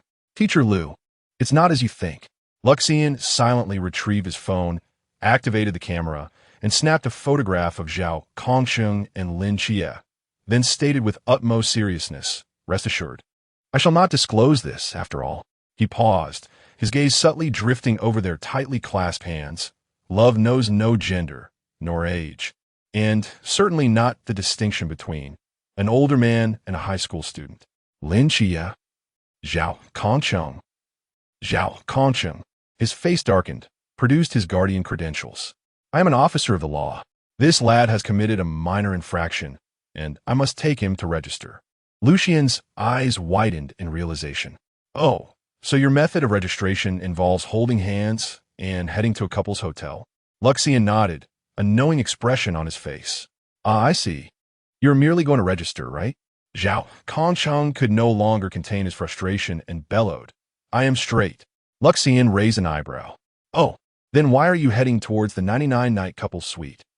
The group turned to see not far behind them the neon-lit sign boldly proclaiming, 99-night couple suite, romantic theme. Limited time offer. Zhao Kongsheng, Lin Xiulan, Luxian. Zhao Kongsheng cleared his throat awkwardly. "Ahem, well, our budget is limited, and this hotel is affordable." Lucian's expression shifted to one of understanding. "So, executing official duties allows for reimbursement of couple suites? Quite a perk." Lin Xiulan despaired, covering his face.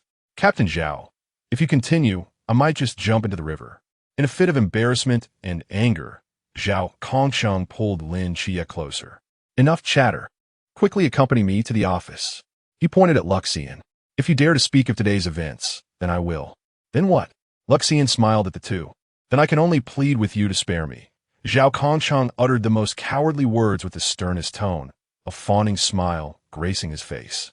Truth be told, Luxian found his sense of humor elevated, and he was genuinely amused by their antics. "All right, I shall cease my teasing. I have already deleted the photo. Lin Xiulan, remember to return home early, and do greet me once you arrive." Lin Xiulan understood that Luxian was concerned for Zhao Kongsheng's identity, and a warm feeling flickered within his heart. "All right, teacher, please return home early as well." Luxian rode away on his little electric scooter, gradually withdrawing his smile only after he had distanced himself from them. He gazed into the distance with an inscrutable expression, lost in thought. Indeed, there was a semblance of his power emanating from the other, albeit feeble, yet he could distinctly feel it once more. As for the reason behind his concern for this individual, after all, it is never amiss to garner some goodwill from the protagonist. Lucian's little electric scooter glided slowly into the night, the glow of the streetlights dancing upon the tips of his silver hair, casting a halo of hazy light around him. He grasped the handlebars with one hand while the other retrieved a peppermint candy from his pocket, which he tossed into his mouth. The unfolding of this narrative is becoming increasingly intriguing, he murmured softly, the refreshing mintiness spreading across his tongue. The following day at school, the moment Lin Xiulan stepped into the classroom, it felt as if the entire space had been muted. Sunlight streamed in at an angle through the windows, illuminating his eyes that were no longer shrouded by dark satin, eyes of astonishing heterochromia, the left resembling the profound night sky, while the right shimmered with an amber glow. He stood at the doorway, his gaze calmly sweeping over the classroom, every detail strikingly vivid. "You are Lin Xiulan?" Li Xiaoyu in the front row was the first to break the silence, her voice laced with disbelief. A slight smile graced Lin Xiulan's lips as he nodded. This simple gesture sent the classroom into a frenzy. His eyes are healed. Good heavens, the color of his eyes is different. How did we not notice how handsome he was before? The girls whispered among themselves, their gazes lingering upon him. The boys gathered in small clusters, curiously examining his extraordinary eyes. The din in the classroom surged like a tide, with classmates surrounding Lin Xiulan, bombarding him with questions, laughter, and exclamations of awe. Yet amidst this vibrant atmosphere, two individuals stood apart. Lin Xiulan sat in the far corner of the classroom, his head bowed, his pen unconsciously tracing chaotic lines across his textbook. He occasionally lifted his gaze, darting quick glances at Lin Xiulan in the center of the crowd, only to swiftly lower it again, as if fearing discovery. His expression shifted erratically, shame, guilt, and an indescribable gloom clouding his features. He vividly recalled that night. In the torrential rain, he had run for his life, the chilling sound of a scream echoing behind him. Terror consumed his reason. He could think of nothing but fleeing forward. Then he collided with Lin Xiulan, the blind classmate who always sat quietly in the corner, his eyes veiled in dark satin. "Get out of the way. Don't block my path." He remembered shoving Lin Xiulan roughly, recalling the vivid image of the boy stumbling back, his back hitting the wall with a dull thud. Yet he did not halt, lacking even the courage to glance back. After narrowly escaping, he had briefly felt a pang of guilt. How could a blind person possibly survive at the hands of a murderer? He dared not confirm Lin Xiulan's fate, merely consoling himself with the thought that, after all, he would not be able to see it. There was no escape. Yet, to his astonishment, it was Jiang Qian who ultimately perished, while the very Lin Xiulan he had least esteemed miraculously survived. Not only that, but his eyes had astonishingly healed, now more luminous and sharp than those of an ordinary person. Lin Xiulan's fingers instinctively tightened, the pen's tip piercing the paper to create a deep ink blot. Why was it him who survived? Why was it precisely him? A tumult of complex emotions surged within him. Embarrassment, guilt, frustration. Even a hint of regret that he himself was reluctant to acknowledge. Lin Xiulan, seated with his back to Lin Xiulan, faced his classmates' inquiries with a mere faint smile, occasionally offering terse replies. However, Lin Xiulan's expressive transformations did not escape Lin Xiulan's keen perceptive awareness. Chapter 41. This is maturity and beauty. Lin Xiulan's eyes narrowed slightly, a glimmer of coldness flickering within his heterochromatic gaze. Meanwhile, Li Yifei approached Lin Xiulan with an awkward expression, softly uttering, "Xiulan, can you step outside? I need to tell you something." After a moment's hesitation, Lin Xiulan nodded. The corridor's harsh white light illuminated Li Yifei's pale face. Standing before Lin Xiulan, he nervously twisted the hem of his uniform, his atoms apple-bobbing as if he were swallowing a hard stone. The air hung heavy with tension for several seconds. "I am sorry, Kai, Trudy sorry." Li Yifei suddenly bent deeply, his forehead nearly touching his knees, his voice trembling noticeably. "I was so frightened at that moment. My mind went blank. I just ran away." His nails dug into his palms, yet he felt no pain. The images of that rainy night flashed in his mind. Jiang Qian's screams, the twisted shadows in the dark, and the figure that fled without a glance back. "I left you there," and caused Jiang Qian. His voice caught, shoulders shaking uncontrollably. "I know saying this is futile, but please let me." Lin Xiulan regarded him in silence. In the corridor, Li Yifei dared not lift his gaze. He fixated on a crack in the floor, sweat trickling down his temples. This moment of silence was more excruciating than any reprimand. "Look up," Lin Xiulan suddenly commanded. Li Yifei shuddered, slowly straightening up, yet still unable to meet Lin Xiulan's eyes. His gaze landed on the second button of Lin Xiulan's uniform, where a faint scratch lingered. Was it from that night? "Look at me when I speak." Lin Xiulan's voice was calm, yet carried an undeniable authority. When Li Yifei finally mustered the courage to meet his eyes, he was taken aback. He expected to see anger, disdain, or indifference, but Lin Xiulan's expression held none of that. There was neither forgiveness nor resentment, but rather an all-encompassing tranquility. Instinctively, one runs from danger. Lin Xiulan gently patted his shoulder, the gesture as casual as discussing yesterday's basketball game. This was an instinct ingrained in human DNA. There was no need for apologies. In truth, he did not blame Li Yifei, for fleeing in the face of danger was a natural reaction. Li Yifei opened his mouth, yet no sound emerged. He had envisioned countless scenarios, but none prepared him for this reaction. Furthermore, as Lin Xiulan turned to gaze out the window, the glass reflected his indifferent expression. "If it were me," his voice suddenly lowered, imbued with an emotion Li Yifei could not decipher. I would only run faster than you. After all, he had a reason to survive. Office Liu Xian spotted Zhao Kongsheng, who had somehow managed to secure a position as a temporary physical education teacher at the school. At that moment, Zhao was grinning at him with an insufferably smug expression. "Teacher Liu, it's been a while," Zhao began, but before he could finish, he noticed Zhao Kongsheng winking at him mischievously. Lucian instantly comprehended the situation, forcefully swallowing the words that were about to escape his lips, and managed to muster a professional smile. "Teacher Zhao, it has been a long time." The other teachers nearby looked on with curiosity, inquiring, "Do you know each other?" "We are alumni of the same university," Lucian replied, adjusting his glasses, his life flowing effortlessly. After all, Teacher Zhao was a key player on the university basketball team back in the day. Zhao Kongsheng, playing along, flashed a radiant smile and casually spun a basketball he had picked up from the desk. "Teacher Liu has an excellent memory." He turned to the other teachers, speaking with an air of familiarity as if the story were true. "We used to play basketball together often. This guy had an uncanny accuracy with three-pointers."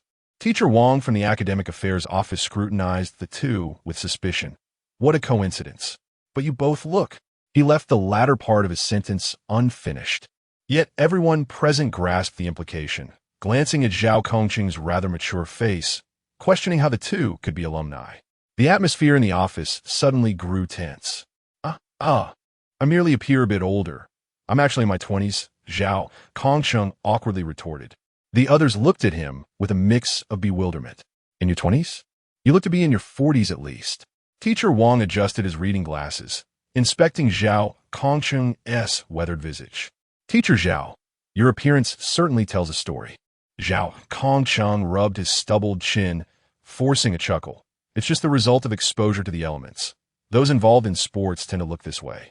At that moment, the atmosphere in the office shifted dramatically.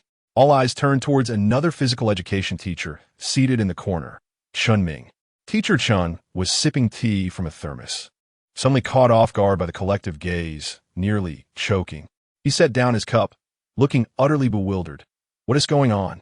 Sunlight poured through the window, illuminating his youthful face. Despite being in his 40s, Chun Ming appeared no older than 30, his physique impeccably maintained, with the contours of his muscles subtly outlined beneath his t-shirt, resembling a fresh university graduate. Coughing awkwardly, Teacher Wang broke the silence. Teacher Chun, how old are you this year?" Chun Ming scratched his head. 42, why?" A chorus of gasps filled the room. Zhao Kongqing's smile froze on his face as he stared at Chun Ming's wrinkle-free complexion, then glanced at his own rough skin, suddenly finding the basketball in his hands less appealing. Lucian adjusted his glasses, the lenses reflecting a cold light that perfectly concealed the twitching of his mouth. "Impossible!" exclaimed Teacher Liu, who taught English. "Teacher Chun is truly 42? Chun Ming smiled sheepishly. "Perhaps it's due to regular exercise. I rise at 5 each morning for a run and do 100 push-ups every evening." "Wait," Zhao Kongsheng interrupted suddenly, pointing to a photo on the wall showcasing faculty members. "You were the one standing at the far right in the front row of that graduation picture, weren't you?" In the photograph, Chun Ming, clad in athletic attire, blends seamlessly among a group of youthful educators. "Indeed, that was taken a decade ago." Chun Ming nodded in acknowledgement. "Zhao Kongsheng." The silence in the office was eerily palpable. All eyes darted between Chun Ming and Zhao Kongsheng, one resembling an ageless deity, the other akin to a prematurely aged gentleman. Lucien cleared his throat softly, attempting to alleviate the awkwardness. "Well, Zhao, you do appear somewhat mature." "Yes, indeed," Zhao Kongsheng quickly chimed in, wiping the sweat from his forehead. "I call this mature beauty." He casually flipped through the lesson plans on the desk, maintaining a nonchalant tone. "Teacher Wang, Zhao often participated in outdoor training during university, which left him a bit sun-kissed." "Exactly," Zhao Kongsheng immediately added, tossing a basketball into the air and catching it effortlessly. "I even spent 2 years teaching in Tibet. The ultraviolet rays at high altitudes are particularly intense." Chapter 42. Teacher-student romance. The teachers in the office exchanged dubious glances. Suddenly, Mr. Liu, the English teacher, spoke up. Which graduating class are you from? I recall that Mr. Liu joined our school only 2 years ago. We're from the same graduating class, but different departments. Zhao Kongcheng said, playfully draping an arm over Liu Xian's shoulder with such force that it skewed his glasses slightly. This genius is from the mathematics department, while I'm for physical education. We often see each other on the sports field. Just then, the school bell rang. Liu Xian closed his lesson plan, declaring, I must attend to my class now. In the following days, Liu Xian observed Zhao Kongcheng trailing Lin Xiulan like a devoted shadow, which left Lin Xiulan feeling quite uncomfortable. The odd glances exchanged among the students throughout the school only added to the awkwardness. And even the teachers in the office regarded Liu Xian with peculiar stares, particularly the male teachers who began to avert their gaze. This was primarily due to Zhao Kongcheng's intense fixation on Lin Xiulan. He followed her during meals, classes, and even to the restroom, provoking wild speculation among their peers. At the cafeteria, Zhao Kongcheng squeezed himself next to Lin Xiulan, a tray in hand. Xiulan, allow me to serve you lunch. Make sure to indulge in more meat. Lin Xiulan replied. No need. Don't be shy. Here, take this chicken leg. Zhao Kongcheng insisted. The cafeteria lady squinted for a moment before exclaiming, Oh my. Young man, are you pursuing a girlfriend? Zhao Kongcheng was taken aback. Lin Xiulan remained expressionless, simply stating, I'll be going now. Zhao Kongcheng reached out to stop her. Wait. Xiulan, the director of education, passing by the playground, spotted Zhao Kongcheng crouched beside the horizontal bar, gazing at Lin Xiulan as she performed pull-ups with a foolish grin. He lamented, Mr. Zhao, while society has become more open, we must still be mindful of the implications of teacher-student relationships. Your actions could tarnish our school's reputation. Stunned, Zhao Kongcheng hurriedly attempted to clarify. No. Director, please let me explain. Lin Xiulan, expressionless, let go and landed on the ground. I'll take my leave. Zhao Kongcheng reached out again. Wait. Xiulan. The director shook his head, sighing, the youth. Campus hot topic shocking. The new physical education teacher and a student from Class 7 are suspected of having an inappropriate relationship. 1L, anonymous I can attest. Mr. Zhao even follows Lin Xiulan to the restroom. Is that normal? Is this reasonable? I saw Mr. Zhao repeatedly asking Lin Xiulan for her consent. It's incredibly blatant. 2L, anonymous, that's not all. Yesterday, I witnessed Mr. Zhao sneakily slipping snacks into Chia's drawer. 3L, anonymous, what about before that? In PE class. After Chia finished running, Mr. Zhao handed her a towel and water, asking if she was tired. 4L, anonymous, this is too good to ignore. The physical education teacher, the aloof, academic genius. I am shipping this couple with great reverence. Sin ella, li fei, anomos caratrista. Are you all overthinking this? 6L, anonymous, don't play coy. Upstairs. Are you the abandoned ex? Li Fei. In the office, Liu Xian observed the school gossip group on his phone screen inundated with messages. He glanced up at the furious Zhao Kongcheng across from him, who was cracking his knuckles in irritation. These little rascals. Zhao Kongcheng gritted his teeth, slamming his phone onto the table, exclaiming, I am straight. Liu Xian raised an eyebrow, about to speak when the class dismissal bell suddenly rang. He watched Zhao Kongcheng storm out, deep in thought as he folded his lesson plan. Strangely, since that day, Zhao Kongcheng seemed to vanish, not returning to school to harass Lin Xiulan, and even miss school entirely. In the teachers' group, discussions about Zhao Kongcheng's sudden leave had persisted for 3 days. Was it due to a family emergency? English teacher Wang Li expressed her confusion, recalling how lively he had been just 2 days prior. Who knows, the guidance director replied. But at least we no longer have to worry about rumors of a teacher-student relationship. Liu Xian muted the chat and gazed out the window. On the playground, Lin Xiulan sat alone under the sycamore tree, engrossed in a book, sunlight filtering through the leaves, casting dappled shadows upon him. The ever-present PE teacher had indeed vanished. Liu Xian smiled, knowing that the other would not relent so easily. After all, Lin Xiulan was the agent of the supreme deity, Michael. The sky was overcast. It was 4 in the afternoon. Today was Friday, and all the students were starting their holidays. Liu Xian observed Lin Xiulan beside him, who appeared slightly uneasy. He anticipated that Teacher Lu would conduct a home visit. Yet, he didn't refuse, as it was quite a normal occurrence. Thus, Lu Xian engaged in casual conversation with Lin Xiulan as they walked. Following Lin Xiulan through a series of narrow alleys, they eventually halted in front of an old residential building constructed in the 1990s. The motion sensor lights in the hallway flickered, illuminating years of grime on the steps. The sound of the key turning echoed clearly in the quiet corridor. As the door opened, a faint scent of sandalwood wafted out. "Teacher, please come in." Lin Xiulan gestured for Lu Xian to enter. The small room, though modest, radiated warmth. Lin Xiulan's aunt poked her head out from the kitchen. "Xia's back. Your teacher Zhao is all ready." Before she could finish, she noticed Lu Xian standing beside Lin Xiulan. She quickly set down what she was holding. "Oh dear, Xia brought a classmate." His aunt wiped her hands and beamed as she stepped out of the kitchen. This is the first time. She was genuinely delighted that Lin Xiulan had made some friends. In truth, she had been quite anxious these days, fearing that Lin Xiulan might be isolated or ostracized at school, knowing her nephew had always been introverted and reluctant to engage with others. Watching Lin Xiulan bring a classmate home brought her heartfelt joy. Just as Lu Xian was about to explain, his aunt warmly grasped his hand. Come, please sit. Annie has just baked cookies, the chocolate-flavored ones that you young folks adore." Lin Xiulan's expression suddenly stiffened. "Auntie, this is my homeroom teacher, Mr. Lu." "Teacher?" Auntie's hand retracted immediately, her smile frozen on her face. "Oh dear, I thought you were that." She glanced at Lu Xian with a hint of embarrassment. "I apologize. I truly apologize, Mr. Lu. You appear far too youthful." Lu Xian smiled gently. "It's quite all right. I'm often mistaken for someone younger." Chapter 43. The judicial deity Yang Jian. At that moment, the door creaked open, and a youthful figure emerged. The boy, with a bright countenance and neatly cropped hair, exuded an air of vitality. His straight nose and slightly pursed lips bore hints of stubbornness. Clad in a vibrant orange-red hoodie, its playful drawstrings and casually draped hood complemented the soft gray underneath. "Mom, is my brother back?"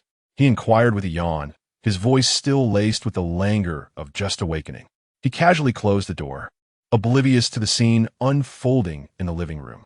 As he turned around, his gaze met that of Lu Xian, seated on the sofa. The boy's pupils constricted sharply, his previously relaxed brow furrowing involuntarily, and his breath momentarily stilled. "Mom, who is this?" "Xiaojin, this is your brother's homeroom teacher, Mr. Lu," his aunt hastily introduced. Her voice tinged with the earlier awkwardness as she nervously fidgeted with the edge of her apron. "Mr. Lu, this is Seven Knight's younger brother, Yang Jin." Lu Xian rose, extending a friendly hand. "Hello." Yang Jin hesitated for a heartbeat before clasping Lu Xian's hand. Lin Xiulan and his aunt remained unaware of the boy's peculiar demeanor. Yang Jin awkwardly addressed Lin Xiulan. "Brother, Teacher Zhao is waiting for you in your room. Perhaps you should go see him." This startled Lin Xiulan. "Teacher Zhao." He quickly recalled Zhao Kongsheng and felt a twinge of confusion about why the man sought him out again. "Mr. Lu, would you care to accompany me to see Teacher Zhao?" Lin Xiulan asked as he made his way towards his room, casting a glance back at Lu Xian. "Go on. Don't keep him waiting," Yang Jin urged, though his peripheral vision remained fixed on Lu Xian. Suddenly, he inhaled sharply. "Mom, I think I smell something burnt." Annie reacted at last. "All right, the soup I was simmering. My soup," she exclaimed, rushing towards the kitchen, her slippers slapping against the floor. The living room fell into a profound silence. Lu Xian keenly observed that, at the moment the kitchen door swung shut, Yang Jin's entire demeanor shifted. The once vibrant boy now stood as upright as a pine tree, exuding an unexpected gravitas that belied his age. Strangely, a faint golden aura seemed to envelop him. Lu Xian regarded him with curiosity, sensing an oddly familiar presence. The essence surrounding Yang Jin suggested a strong connection to the divine, perhaps belonging to a pantheon of elevated beings. Which realm of deities did he originate from? Heaven? Norse? Egyptian? Or perhaps the Great Xia? However, it was peculiar that throughout this time, he had never encountered the aura of a deity from the Great Xia. "When did you awaken?" Yang Jin inquired, his tone deepening. He lifted a celadone teacup from the coffee table, his fingertips gliding lightly along its rim, sending delicate ripples across the surface of the water. The nature of his inquiry deepened Lin Xiulan's intrigue, as if he were well acquainted with him. Not long ago. And you? Lin Xiulan replied calmly. He observed the elegant gestures with which Yang Jin poured tea, 3 fingers cradling the base while 2 delicately supported the rim, a practice reserved for the nobility of ancient times. Yang Jin seemed to perceive his thoughts, the corners of his lips curling into a subtle, enigmatic smile. There is no need for subterfuge. Your memories have yet to return, have they? He set down the teacup, its porcelain clinking against the glass table, producing a clear, resonant chime. Upon hearing these words, Lucian narrowed his eyes and regarded his counterpart. He was about to articulate a response. Yet, as if anticipating his intentions, Yang Jin interjected, "As for my deity." Suddenly, he raised his hand to trace a delicate arc before his forehead, a golden thread faintly shimmering at his brow. Some call me the judicial celestial, others refer to me as the second son of heaven, or perhaps, Yang Jian.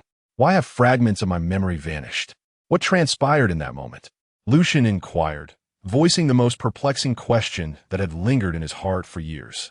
It is not yet time. I have promised someone to keep this a secret from you. Is that so? And what now? In a flash, Lucian seized Yang Jin by the throat. Woof! The small black dog beside them leapt up suddenly, its previously comical form swelling, fangs elongating, and a dark flame enveloping its body. Yet, when Lucian cast a mere glance, those flames extinguished as if snuffed by an invisible hand, leaving the small dog whimpering, pinned helplessly to the floor. Lucian only turned his gaze briefly towards it, and the creature remained immobilized. Over the years, he had utilized the night owl to reclaim fragments of his lost essence and authority. His own prowess had been restored to that of a supreme deity. Though constrained by the rules, he still possessed the strength of a main god. I trust you will not act against me, will you? At this moment, Yang Jin remained remarkably composed as he gazed at Lucian. Lucian's fingers tightened slightly, causing Yang Jin's breathing to quicken, yet those calm eyes continued to regard him, as if confident that he would not truly resort to violence. What makes you believe I wouldn't? Lucian's voice was as frigid as ice. Though Yang Jin struggled for breath, his gaze remained as tranquil as a still lake. The Adam's apple in his throat rolled gently within Lucian's grasp, his voice slightly hoarse. After all, you have never been one for wanton slaughter. Lucian stared at him, ultimately relinquishing his grip. His fingers tightened momentarily before gradually loosening. Yang Jin staggered back a couple of steps, red marks already appearing on his neck. Who is that person?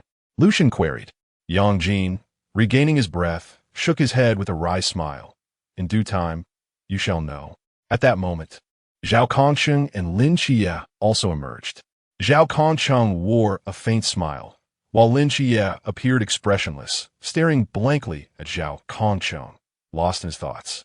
Zhao Kongsheng noticed Lucian in the living room as well. They exchanged nods, a silent acknowledgement of greeting. Zhao Kongsheng then proceeded directly towards the entrance. The night was shrouded in deep darkness, with strands of rain cascading like curtains. Zhao Kongsheng's silhouette gradually faded into the misty downpour, while Lin Xiulan stood at the entrance, his fingers unconsciously gripping the doorframe. Amidst the curtain of rain, Zhao Kongsheng rubbed the emblem in his pocket, softly reciting, "Should the dark night ultimately descend, I shall stand before the multitude, sword drawn towards the abyss, blood staining the heavens." Suddenly, the communicator in his pocket vibrated, and he answered the call. The voice on the other end was inaudible, and his expression grew increasingly grim. Damn, it was too soon to speak. He had just made bold proclamations before them, and now he would have to retreat. How utterly humiliating. Zhao Kongsheng hung up the phone, disregarding the attempts to dissuade him from the other end. He returned to his vehicle and retrieved a box from which he extracted 3 palm-sized notice boards. Standing by the roadside, he caught a whiff of a faint, pungent odor, one he recognized all too well. The ghostly figures had been nearly obliterated by the captain and his team, leaving only the ghostly king. What astonishing luck I possess.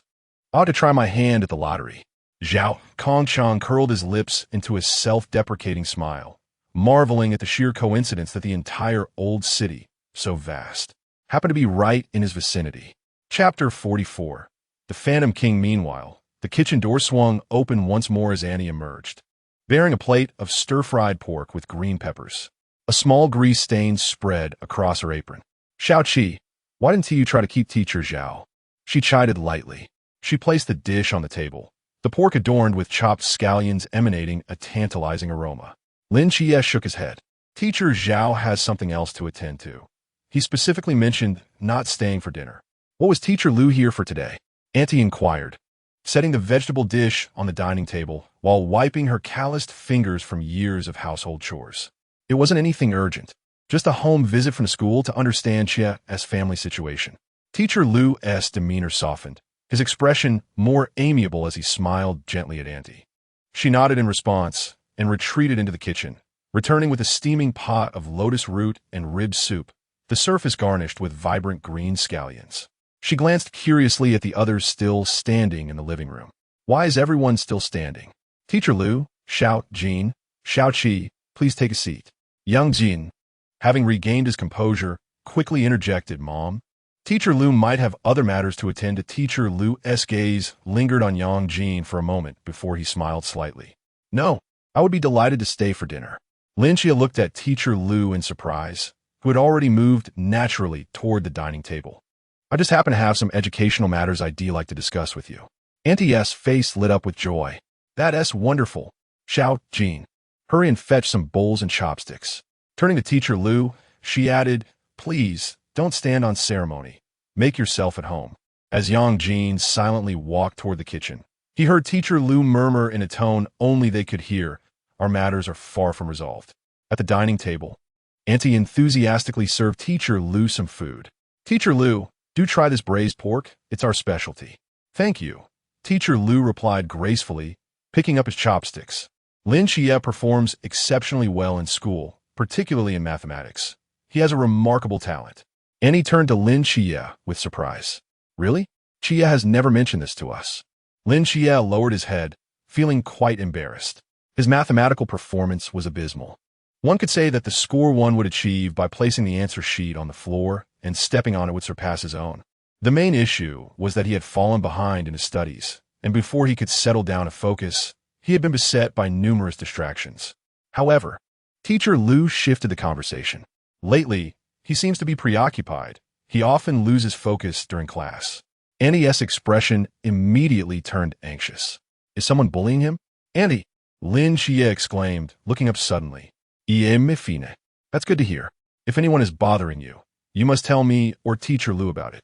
Auntie's concern was still evident. Lin Xiulan nodded, and a momentary silence enveloped the table. At that moment, Annie noticed the absence of Xiaonan. How strange. Where has Xiaonan gone?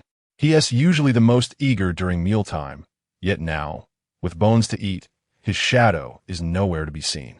Perhaps it was the sound of others calling its name that prompted a head to emerge from the rooftop. Lin Xiulan approached. Just as he was about to take the little black creature back inside, he noticed a bat repeatedly colliding with the glass. Remembering his newly acquired ability, the Starry Night Dancer, he realized it was the perfect opportunity to test it. After a brief moment of hesitation, Lin Xiulan discreetly opened the window, unnoticed. The bat immediately flapped its wings and flew inside, landing on his shoulder. "Can you understand me?" Lin Xiulan whispered. The bat tilted its head, its jet black eyes fixated on him, and to his astonishment, it nodded. Lin Xiulan's heart raced. This ability truly worked. "Go! Fly over to the building across the street, and take a look," he commanded softly. The bat took flight, nimbly slipping through the window and vanishing into the night. As Lin Xiulan closed his eyes, he experienced the extraordinary sensation of perceiving the outside world through the bat's eyes, the dimly lit neighborhood, the illuminated windows of the building across, and even the distant sound of a television. "Xiao, where you up to?" His aunt's voice called from the living room. It was only then that he realized the scene unfolding nearby, illuminated by a slowly rising red glow. Moments later, Lin Xiulan grabbed an umbrella and prepared to venture out. In the rainy night, he held the umbrella, surveying the interior of the house. "You all go ahead and eat. I have something very important to attend to." He waved to the others inside. Do you really have to go? Absolutely, Lin Xie affirmed with a resolute nod. The atmosphere in the living room gradually fell silent as the three gathered around the table, aware of Lin Xie's departure. His aunt glanced at the intensifying rain outside. Her voice laced with concern. That child, running out in such heavy rain. Lucien put down his chopsticks, a thoughtful expression crossing his face as he gazed in the direction Lin Xie had gone. Wiping his mouth, he said, "Auntie, thank you for your hospitality. I have some lesson plans to prepare, so I must take my leave. Xiaojin, please see Teacher Lu off." Of course. The two of them walked side by side under the umbrella along the street. "Aren't you going to help him?" Yang Jin paused, raindrops pattering against the umbrella's surface. As he turned to Lu Xian, a flicker of complexity in his eyes. "He needs to face this on his own," Yang Jin murmured. "It's a part of his growth." Lu Xian raised an eyebrow slightly. "You seem quite assured." Yang Jin smiled, his gaze drifting toward the faint red glow visible through the rain curtain. "It's not assurance, but trust. He is stronger than anyone imagines." "Very well, if you won't go, I shall. I might as well retrieve my belongings from that little rascal." Lu Xian's figure gradually faded into the rain, as if merging with the night. Yang Jin stood still, watching the direction he had departed, letting out a gentle sigh. What a hassle, he murmured to himself, then closed his umbrella, his form flickering, vanishing into thin air. The rain washed over the streets of the old town, slightly diluting the scent of blood, yet the distinctive stench belonging to the demon-face king grew ever more pungent. Zhao Kongchang stood at the entrance of the derelict factory, raindrops cascading down his black trench coat. He lit a cigarette, inhaling deeply, his gaze fixed intently on the pair of blood-red eyes lurking in the darkness ahead. The demon-face king. He exhaled a plume of smoke, a wry smile curling at the corners of his mouth, lamenting his dreadful luck. From the shadows, a colossal figure gradually emerged, standing 3 meters tall, its body cloaked in dark crimson scales. Beneath the menacing demon mask, a pair of scarlet eyes glinted with ferocity. With each step the demon-face king took, the ground trembled slightly. Zhao Kongsheng, still at the factory's entrance, felt the rain extinguish his cigarette mid-draw. "Damn, not even allowing me to finish a smoke?" Cursing under his breath, he discarded the sodden and drew a dark silver longsword from his waist, its blade gleaming ominously, inscribed with the 3 characters of his name, Zhao Kongsheng. Chapter 45. I refuse to submit. The rain fell like silver needles piercing the earth, while the corrugated iron roof of the abandoned factory nearby was struck by a relentless drumbeat. Zhao Kongcheng squinted through the rain, his vision blurred, with droplets clinging to his eyelashes reflecting a ghostly light in the flashes of lightning. His right hand slowly curled into a fist. The cord wrapped around the hilt of his tang knife emitted a faint creak, akin to the tautness of his nerves at this moment.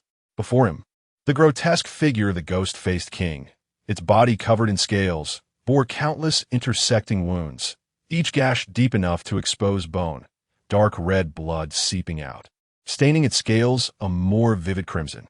TSK, TSK, TSK. Zhao Kongcheng couldn't help but shake his head, his fingers gently caressing the sword hilt. The captain truly was ruthless. He recalled the captain's graceful prowess during their training sessions, unable to suppress a grimace. So, when sparring with me, he didn't even exert 30% of his strength? That's rather disheartening. Suddenly, the ghost-faced king unleashed a deafening roar, shattering Zhao Kongcheng's reverie. Those blood-red eyes fixated on him, brimming with savagery and murderous intent. Zhao Kongcheng addressed the monstrous entity before him. "Even if the captain has reduced you to this state, you are still beyond my capacity to contend with." The ghost-faced king let out a low growl, a foul stench assaulting Zhao Kongcheng's senses. He pinched his nose. "Brother, it's high time you brushed your teeth." The creature, evidently displeased by this remark, charged at him with a furious roar. Zhao Kongcheng executed a roll to evade, countering with a slash aimed at its leg, but only succeeded in producing a shower of sparks. "Goodness, it's so tough." He widened his eyes. "Is this scale armor sourced from Zixamai? Was it shipped for free?"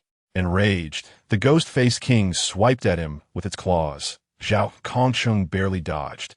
yet still felt a searing pain as he was grazed on the shoulder, blood gushing forth. Hiss! It hurt so much he grimaced. Could you be a tad gentler? I just bought this outfit. The ghost-faced king, indifferent to his protests, lunged once more. Meanwhile, Lin Xia dashed through the downpour. Through the bat's vision, he witnessed Zhao Kongcheng being struck and flung aside by the ghost-faced king. His heart tightened, compelling him to quicken his pace.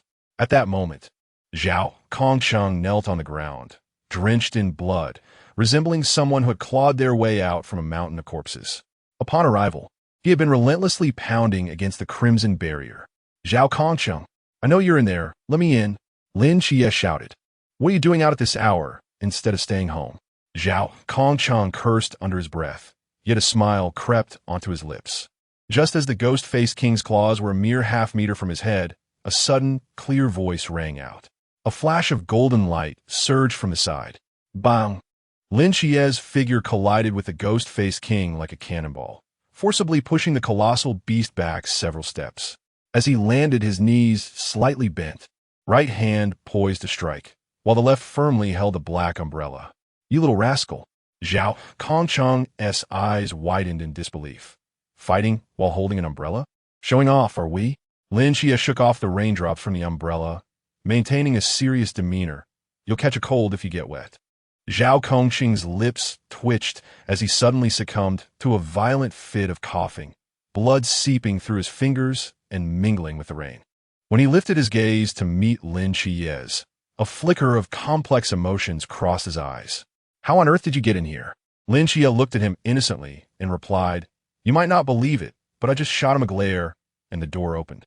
Zhao Kongcheng nearly choked on the blood he had restrained moments before. At that instant, the ghost-faced king seemed agitated by their presence, growing increasingly restless. Zhao Kongcheng turned to face the ghost-faced king and sighed. You should leave. You are no match for him. However, Lin Xia had no intention of retreating. He detested being in anyone's debt. Flashing a smile that revealed his pearly whites, he declared, How would I know if I don't give it a try? Taking a deep breath, a starlit glimmer ignited in his eyes. Simultaneously, a faint dark glow enveloped him, the starry night dancer. In an instant, his figure flickered like a wraith, appearing behind the ghost-faced king, delivering a powerful punch. Bang! The ghost-faced king staggered back, startled, as he turned to face his assailant. Zhao Kongqing's eyes widened in astonishment. This kid must have consumed some potent candy. Such prowess! The ghost-faced king roared in fury, and from his center, a large, grotesque visage began to emerge on the ground. With a chilling howl, the terrifying face rapidly spread across the surface, writhing as if alive. Zhao Kongqing's pupils constricted sharply. His face paling. Forbidden Ruin Sequence 176, Ghost Face Land. This beast can still wield the Forbidden Ruin. As a monstrous visage took full form, Zhao Kongqing and Lin Xia felt the world tilt, as if an unseen hand was violently stirring their surroundings. A wave of dizziness washed over them, threatening to expel their innards. He furrowed his brow, tensing his body to maintain his precarious balance. Before them, everything appeared as a swirling kaleidoscope, disordered and elusive. This is bad. It can still use the Forbidden Ruin. Kid, run. You're no match for him. Zhao Kongqing stumbled, but regained his footing, blood trickling from the corner of his mouth. He gazed into the warped space before him, then glanced at Lin Xia, a determined glint sparking in his eyes. Damn it. It seems I'm destined to be the martyr today. He spat out a mouthful of blood, suddenly grinning. But if I am to die, I shall bring someone down with me. He looked at Lin Xia, who was still charging at the ghost-faced king, and mused, I actually envy those like you who possess the Forbidden Ruin. Men always yearn for supernatural powers, dreaming of one day soaring through the skies, shattering mountains with a single punch and commanding the clouds with mere thought, standing in the rain, letting the cold droplets wash over his face. His voice was low, as if he were conversing with himself, or perhaps confiding in Lin Xia.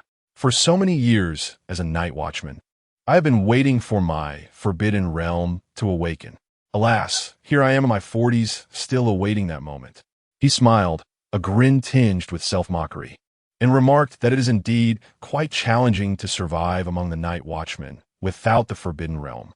Each time I witness the captain and others engaging in battle with their forbidden powers, I can only rely on this worn blade and my sheer brute strength to endure. He glanced down at his hands, callous palms bearing the marks of years spent wielding a sword.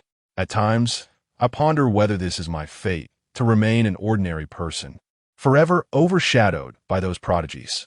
The king of ghosts roared in the distance, and the ghastly patterns on the ground continued to writhe, yet Zhao Kongsheng seemed oblivious, lost in his own thoughts. But suddenly, he lifted his head, a fierce expression flashing across his face. I refuse to accept this. Why can others awaken the forbidden realm while I cannot? Why must I resign myself to fate? Chapter 46. Farewell gift. He clenched his fist tightly. When he released it, a button-like object was revealed, the night watchman medal that Lin Xiulan had previously seen. Since heaven had denied me the forbidden ruins, I shall seize one for myself. He cracked his parched lips, exposing blood-stained teeth, and forcefully pressed the medal into his chest. The muted sound of flesh being pierced was drowned by the thunder, yet the excruciating pain caused his facial muscles to convulse uncontrollably.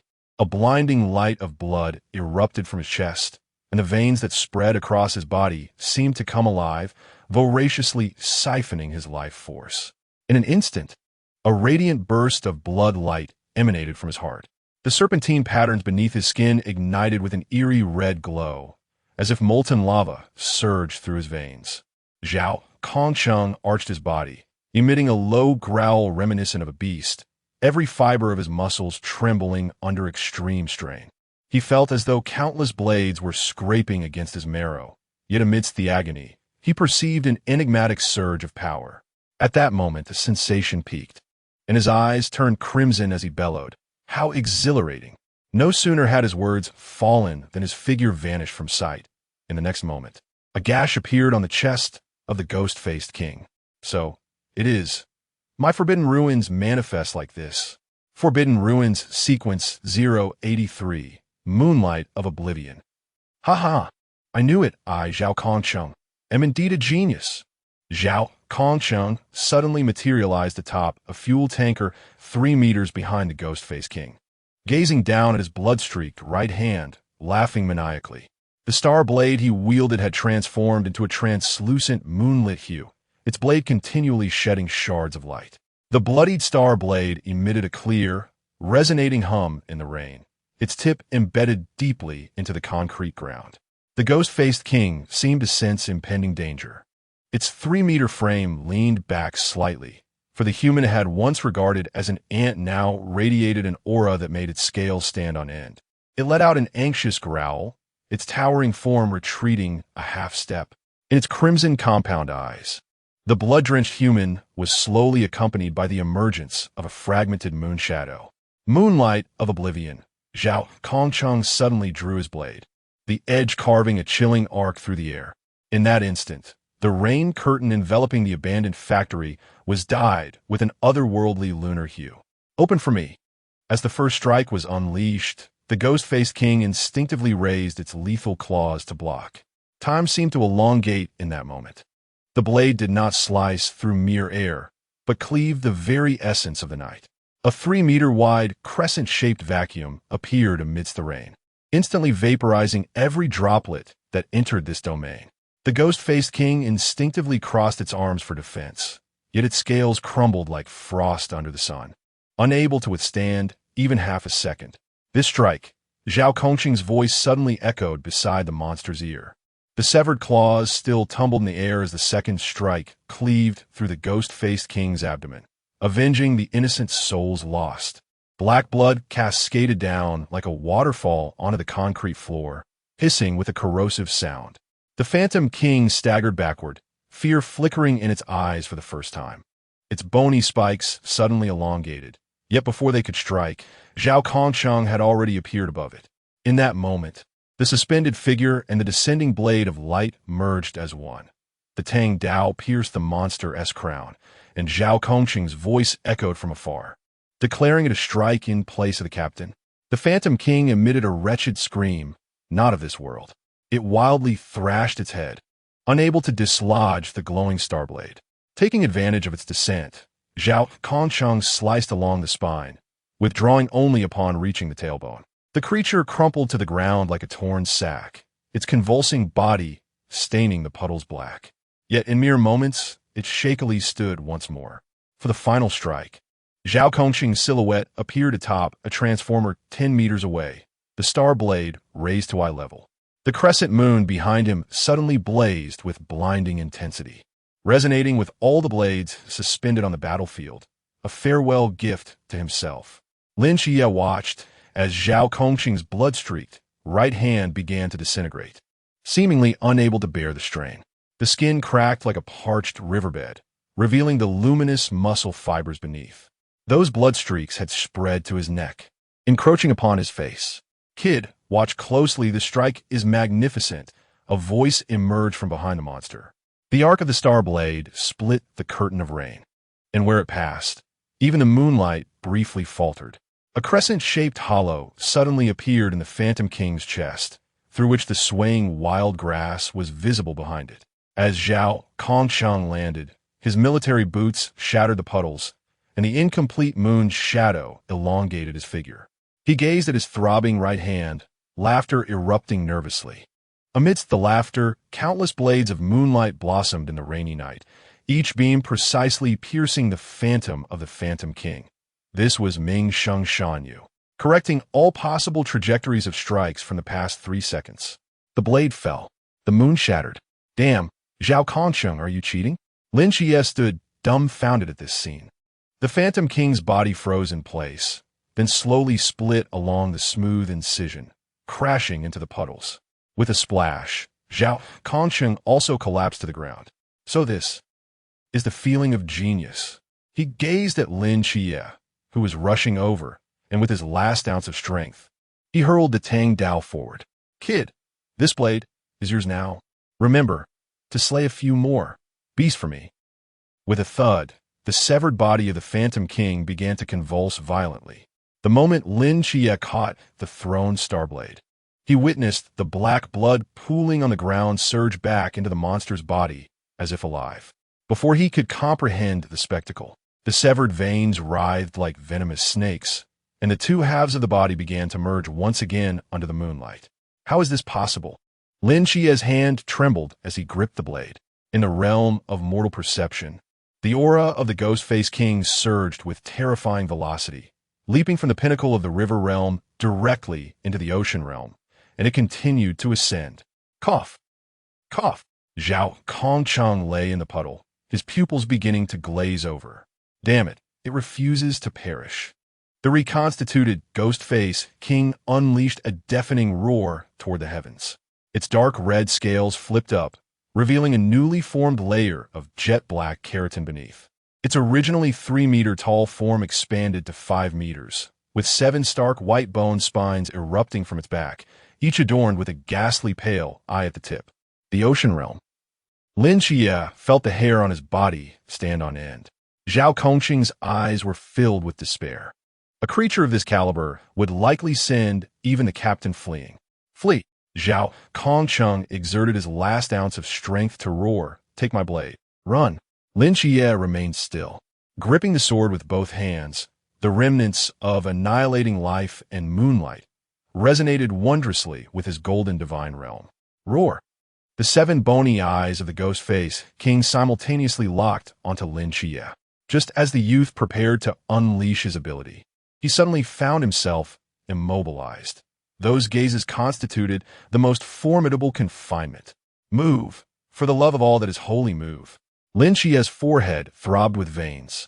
In the face of absolute disparity in power, his struggle resembled that of an insect ensnared in amber. The Ghost-Faced King gradually raised its newly formed claws. The black light coalescing at the tips vaporized the surrounding rain, and this strike was potent enough to level an entire street. Is this the end? Lin Xiulan gazed at the encroaching shadow of death and suddenly realized he was smiling. Perhaps the image of Zhao Kongcheng burning his life was too dazzling, incinerating even his fear.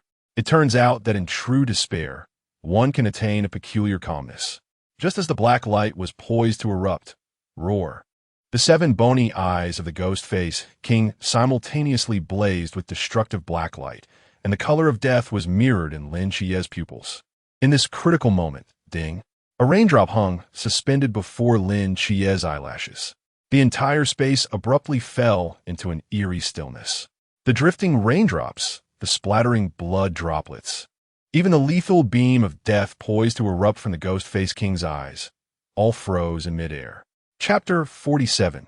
Is this a divine being? Raindrops cascaded down Lin Xiulan's cheeks, mingling with the still fresh blood, forming a dark crimson pool upon the bluestone pavement. He gripped the hilt of the star blade tightly, his knuckles whitening from the strain, while the moonlit patterns on the blade flickered anxiously, as if in fear of an indescribable presence. Lin Xiulan became acutely aware of the thunderous beat of his heart, his body frozen as though pinned to the ground by a force beyond human comprehension. Allowing the raindrops to strike his eyelashes and refract distorted halos within his vision. Top! Footsteps echoed from behind, not the sound of splashing in puddles, but a more ethereal resonance, as if someone treaded upon the threshold between the void and reality. A hazy white light diffused in the rain. Lin Xiulan strained to turn his eyes, catching a glimpse of a vague human silhouette emerging behind him. The figure in the mist resembled the static of an old television set, at times coalescing, at others dissipating.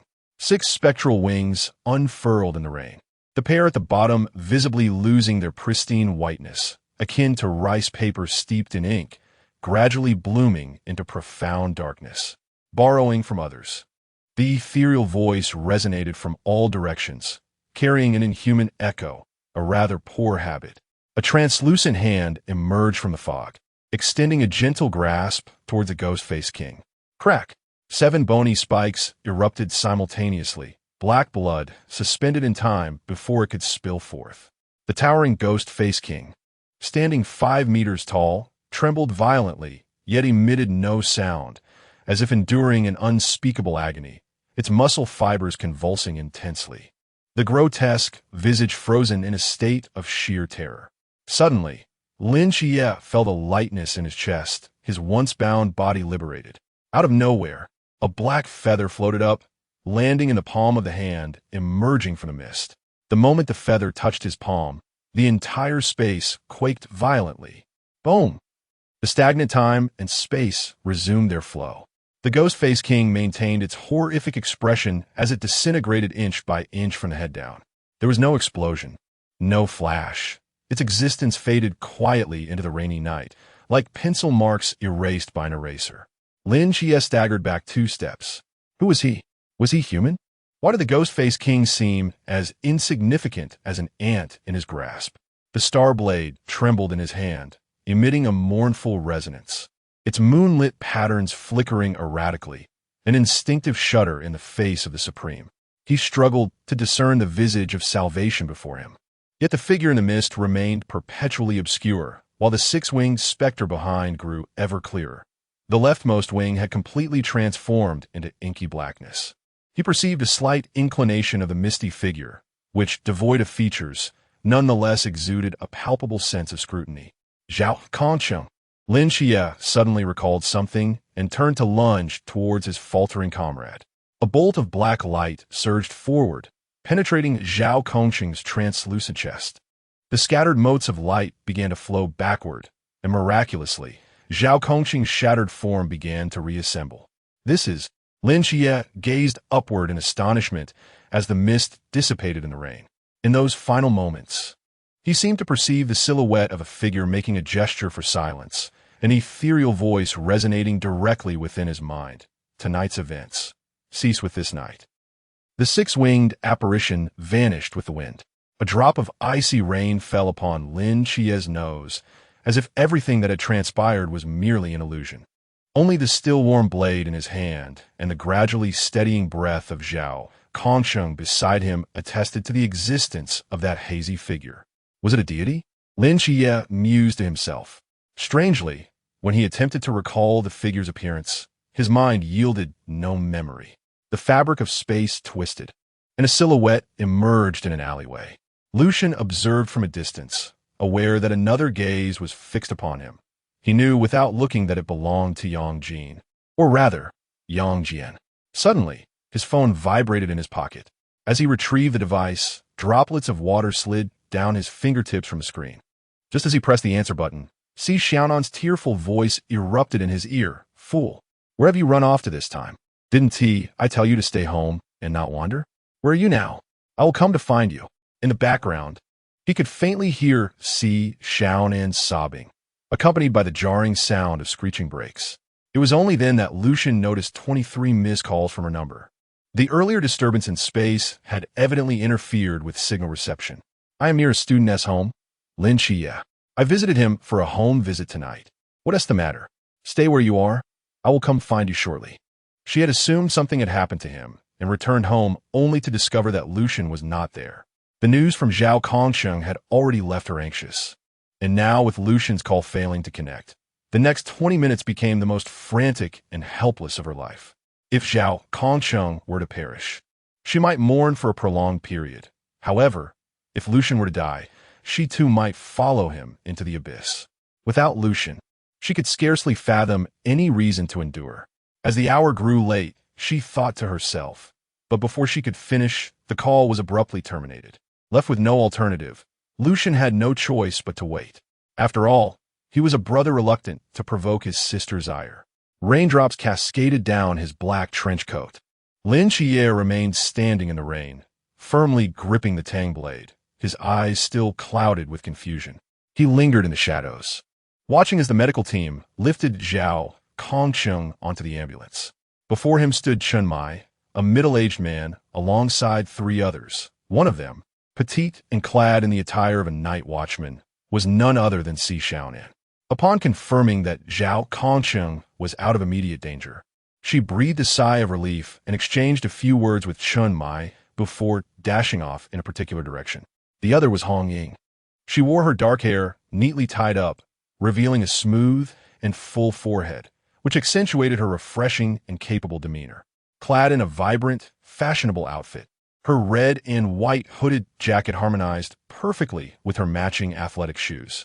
However, at this moment, the corners of her eyes were slightly reddened, indicating she had likely been crying recently.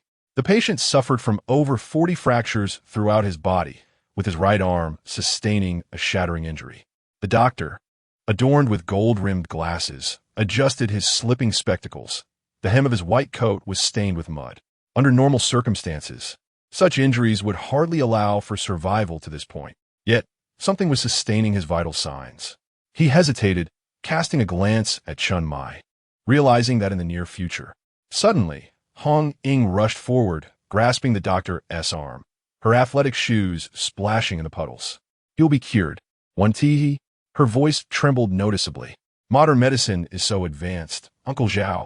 The doctor in the white coat merely shook his head gently. It is important to note that surviving such injuries is already an extraordinary stroke of luck. Wu Xiangnan gently pulled back his emotionally distraught companion, shaking his head to signal him to remain calm. As the ambulance's taillights vanished around the corner, Lin Xiulan abruptly turned to Chen Mai. "I wish to join the night watch." Raindrops cascaded along his jawline, yet his voice was remarkably clear. "However, there is a condition. I shall remain for 10 years. The Night Watch is not an ordinary organization. Once you step in, leaving is not a trivial matter." Chen Mai's voice was deep, his fingers unconsciously stroking the Night Watch emblem on his chest. "So, regarding your 10-year agreement, there has never been such a precedent in the organization's history." Just as Lin Xiulan was about to speak, Chen Mai suddenly turned, the moonlight casting deep shadows on his weathered features.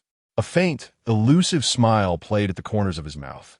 However, this twist made Lin Xiulan's pupils constrict.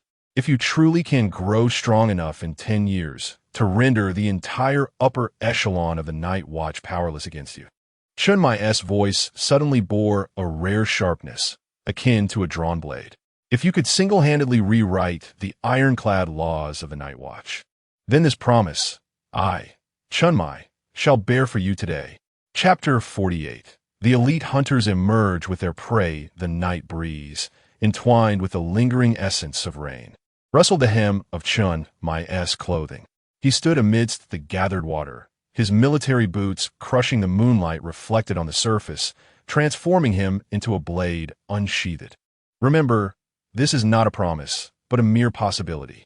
Chun Mai's imposing presence momentarily receded, returning to a tone of casualness, a possibility that demands your strength to manifest. In the distance, within a narrow alley, Lin Xiulan stared vacantly at a trembling wild grass sprouting through a crevice in the wall. Rainwater cascaded down the fire escape, pooling at his feet into a small whirlpool. Foolish Lin Xiulan, a familiar voice resonated from behind him, laden with unmistakable urgency. Before Lin Xiulan could turn, he was abruptly jolted back by a powerful force. Xiaonan, drenched in her uniform, pressed against his chest, the icy fabric accentuating the rapid thumping of her heart. Her fingers clutched the collar of his shirt, knuckles whitening as her fist descended with a whooshing sound, only to transform into a gentle touch upon impact. "Where have you been?"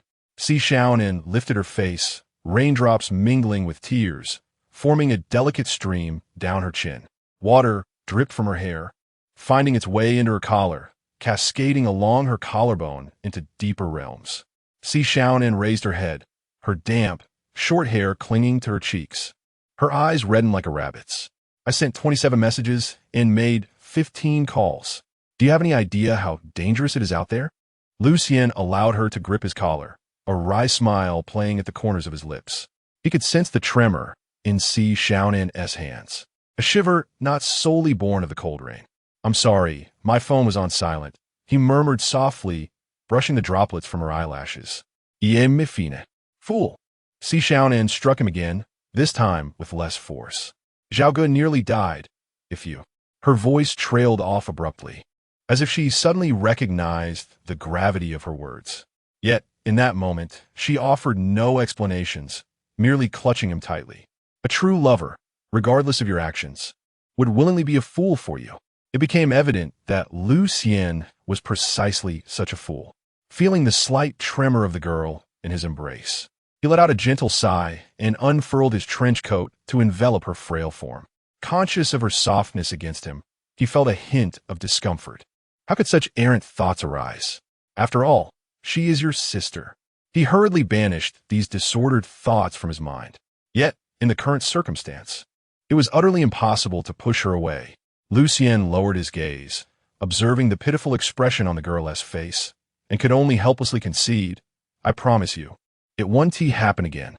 His fingers wove through her damp hair, offering comfort as he had done countless times before.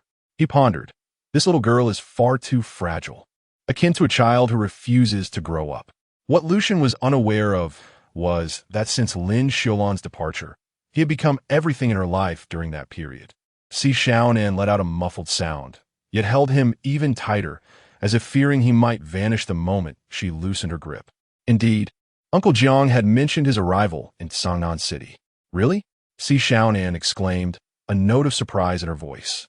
In fact, she had just received a notification from the team leader that the person sent from the headquarters in Beijing to investigate an organization called the Night Owl would require their cooperation. It seemed likely that Jiang Lin was the one dispatched. The rain had lessened, and in the distance, the sound of an ambulance faded away. Lucian sensed Xiaonan's breathing gradually steadying, yet her arms remained wrapped around his waist like tendrils of a vine. The night breeze swept through the alley, carrying the scent of rain and rust, dispersing the faint fragrance of gardenias from the girl's hair. With a hint of resignation, he said, "All right, let go. We should head home. I want tea. I want you to carry me." She pouted, her eyes still glistening with unshed tears. Lucian found himself at a loss. Patting her softly, "You're impossible. Release me first. How can I carry you otherwise?" He couldn't help but chuckle at Xiaonan's stubborn expression. He slightly crouched down, patting his shoulder. "Come on, little ancestor." Xiaonan, breaking into a smile, leapt onto his back like a nimble cat. Her arms encircled his neck, her damp hair brushing against his cheek, bringing a cool sensation. "You've gotten heavier. Have you been sneaking snacks again?" Lucian teased, playfully bouncing her. "I haven't tea," Xiaonan retorted, pinching his shoulder in annoyance. "It's you who are too weak. I can barely carry you." Lucian shook his head with a smile. steadily walking down the rain-soaked street with her on his back. The glow of the street lights bled into the puddles, resembling scattered stars. "You silly, do you know?" Xiaonan suddenly leaned closer to his ear, her voice as soft as a feather. "I was really scared just now." His steps faltered momentarily, but he soon continued forward. "I know," he replied softly. "I won't let you worry anymore." Lucian felt her delicate arms pressing against his neck, the warmth from her body causing his cheeks to flush. Internally, he began to recite calming mantras, pondering, how does this little girl grow so quickly despite what she eats? Xiaonan buried her face in the crook of his neck, letting out a muffled sound of acknowledgement. She could feel his steady heartbeat, each thump like a silent promise, and a sly smile crept onto her lips. The finest hunters often assume the guise of their prey. In the distance, the streetlights blurred into hazy orbs against the curtain of rain, elongating their shadows. 3 days later, the rain at Xiaonan train station had polished the platform to a sheen. The dim yellow light diffused through the rain, resembling floating wisps of fog. Lucian stood beneath the eaves at the exit, the hem of his black trench coat fluttering slightly in the breeze. Xiaonan stood closely beside him, their shadows merging seamlessly on the damp ground. The rhythmic vibrations of the railway resonated as the last train, accompanied by a weary whistle, glided into the station. The sound of metal grinding during the braking pierced the silence of the rain-soaked night. The doors slid open, revealing a figure clad in a gray trench coat who stepped out of the carriage, the sharp clicks of polished shoes against the concrete floor echoing distinctly. It was Lin, a familiar presence after a long separation. His gaze, hidden behind golden-rimmed glasses, flickered upon noticing the two of them. "Xiaonan." The man's voice was as gentle as a teacher calling roll, yet when his attention shifted to Lin Xiulan, a smile accompanied a subtle nod. "Xian, it has been a while." Lin Xiulan's jaw tightened at the greeting. "Uncle Jiang." The black suitcase in Jiang Lin's hand remained steadfast, its corners reflecting a cold glimmer. His eyes swept over the entwined hands of the two, and a smile devoid of warmth crept across his lips. "It seems your relationship is rather good, isn't it?" He purposefully glanced in Xiaonan's direction. Lin Xiulan felt Xiaonan's fingers suddenly tighten. Xiaonan met Jiang Lin's gaze, but struggled to comprehend the underlying implications of his words. "Your unexpected arrival. Is there something amiss?" Raindrops collected at the edge of the eaves before plummeting down. "Nothing of great concern," Jiang Lin replied, adjusting his glasses with a casual gesture. "It is merely that a peculiar organization, the Night Owls, has recently emerged in Xiaonan City, and I was dispatched to ascertain their intentions." His tone was nonchalant, as if discussing the schedule for the following day's classes. Chapter 49. He can only be mine. Jiang Lin has never shied away from revealing the truth to them, for he believes that Lin Xiulan, having sacrificed so much for the great Xia, deserves for her children to know the realities of this world. Furthermore, Xiaonan was recommended by him to join the Night Watchers, and he had previously briefed the two of them on the general circumstances of their world. Reflecting on Jiang Lin's mention of the organization known as the Night Owls, Xiaonan had some knowledge of it. Within the ranks of the Night Watchers, information flows freely, and they exchange intelligence regularly. She had overheard discussions about this enigmatic organization, which has been active within the borders of the Great Xia in recent years. Unlike the ancient Divine Church, their presence seems to be driven by a quest for certain artifacts. Their activities have become increasingly frequent, each appearance seemingly purposeful. Yet their specific intentions remain shrouded in mystery. Initially, the upper echelons of the Great Xia suspected they might be collecting special items for some nefarious rituals. However, a formidable figure among the Night Watchers once conversed with their strongest member, known only as Zhu. This individual, shrouded in mystery, was presumed to be a divine agent, though the identity of the deity they represented was unknown. Surprisingly, Zhu's demeanor was unexpectedly amiable, yet, given that they belonged to two different organizations, conflicts of interest were inevitable. Nevertheless, Zhu assured that their deities stood in solidarity with the Great Xia and pledged assistance should calamity befall the realm. The leadership of the Night Watchers, however, remained cautiously skeptical of this promise, maintaining a delicate balance, for verbal assurances are often of little value. As the rain intensified, Droplets pounded against the ground, sending up fine sprays. Jiang Lin unfurled a black umbrella, gesturing for the two to follow. The trio traversed the damp streets, the glow of the streetlights blurring through the curtain of rain. Jiang Lin's strides were steady, the sound of his polished shoes striking the puddles regular and resolute. Xiaonan City Peace Bridge, they arrived before an inconspicuous office. Lin Xiulan and Jiang Lin walked ahead, engaged in conversation, while Xiaonan trailed behind, engrossed in her phone, seemingly chatting with someone. "Uncle Jiang, how long do you plan to stay in Xiaonan?" Lin Xiulan inquired, the hem of his trench coat swaying gently with his movements. Jiang Lin stroked his newly sprouted stubble thoughtfully. "Not long, primarily to check in on you two little ones." He suddenly glanced back at Xiaonan, who was busy typing, and added with a hint of mischief, especially that little girl harboring secrets. Xiaonan's fingers abruptly halted on the screen, and as she looked up, her gaze met Jiang Lin's playful eyes. She hastily locked her phone, nearly dropping it in the process. "Jiang," she stammered, a flush creeping from her ears to her cheeks. Lin Xiulan, puzzled, turned to the two. "What secret? It's just that she actually Uncle Jiang," Xiaonan exclaimed, stamping her foot in exasperation, her hair bouncing with emotion. "You promised not to say anything."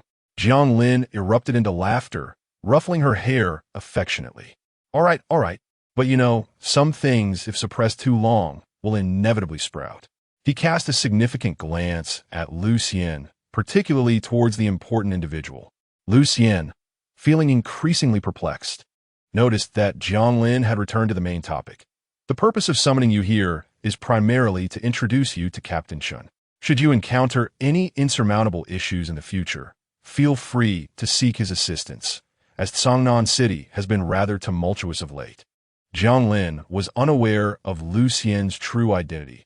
He had invited Lin Xiulan along with the intention of facilitating an introduction to Chun Mai, knowing that Xiaonan had likely not disclosed her identity to Lin Xiulan. His goal was to establish a connection between them so that, should any matters arise, Lin Xiulan could directly approach Chun Mai for help.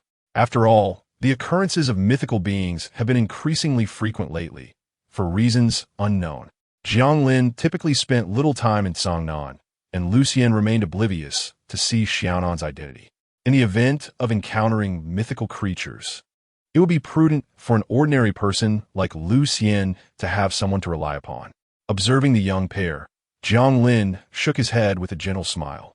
He intentionally slowed his pace, and when Xiaonan caught up, he whispered, "Girl, have you still not revealed your feelings to him after all this time? You have the courage to participate in the night watch and combat those mythical beings, yet you lack the courage to confess your feelings?" Xiaonan bit her lip, her peripheral vision catching the tall figure of Lin Xiulan.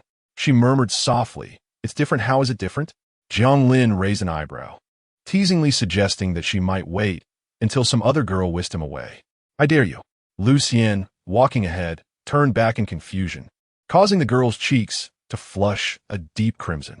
She lowered her voice, asserting, "He can only be mine." Though her voice was barely a whisper, it carried an undeniable conviction. After speaking, she hurried to catch up with Lin Xiulan. As they approached the office, the oak door opened silently. A tall man stood within, holding an unlit cigarette between his long fingers. Dressed in a neatly pressed black uniform, every button was fastened meticulously to the top. The silver emblem of the night watch glinted coldly at his collar. "Old Jiang, you arrived so swiftly without notifying me, leaving me no time to greet you properly." "No need for that. Xiaonan and Xiaonan can see to me," Jiang Lin replied with a shake of his head and a smile. Chun Mai's gaze swept over the trio like a deep pool, finally resting on Lin Xiulan. "So, this is the young man you mentioned?" Jiang Lin nodded slightly. "Lin Xiulan. I hope you will take care of him while in Xiaonan." Chun Mai nodded gently, his movements precise as if measured. Naturally, he retrieved a silver lighter from his pocket but did not ignite the cigarette, merely twirling it habitually between his fingers. "Come in, let us discuss further." Jiang Lin and Chun Mai were both prodigies emerging from the same training camp. He recalled that Chun Mai had been a standout among their cohort. When they had graduated, they had even served in the same team for a time. However, Chun Mai had subsequently vanished, and when Jiang Lin encountered him again, He had become a captain of the night watch in the small town of Xiaonan. As Chen gazed at Xiaonan, who stood behind Lin Xiulan, he felt no surprise. After all, the latter had been recommended to him by Jiang Lin. Upon entering, the trio soon discerned that the atmosphere within was somewhat heavy. Besides Chen Mai, 5 others occupied the living room, among whom Lin Xiulan was particularly familiar, Lin Xiulan. Unbeknownst to them, prior to their arrival, a fervent argument had erupted in this very space. The contention revolved around the merits attributed to the Ghost Face King.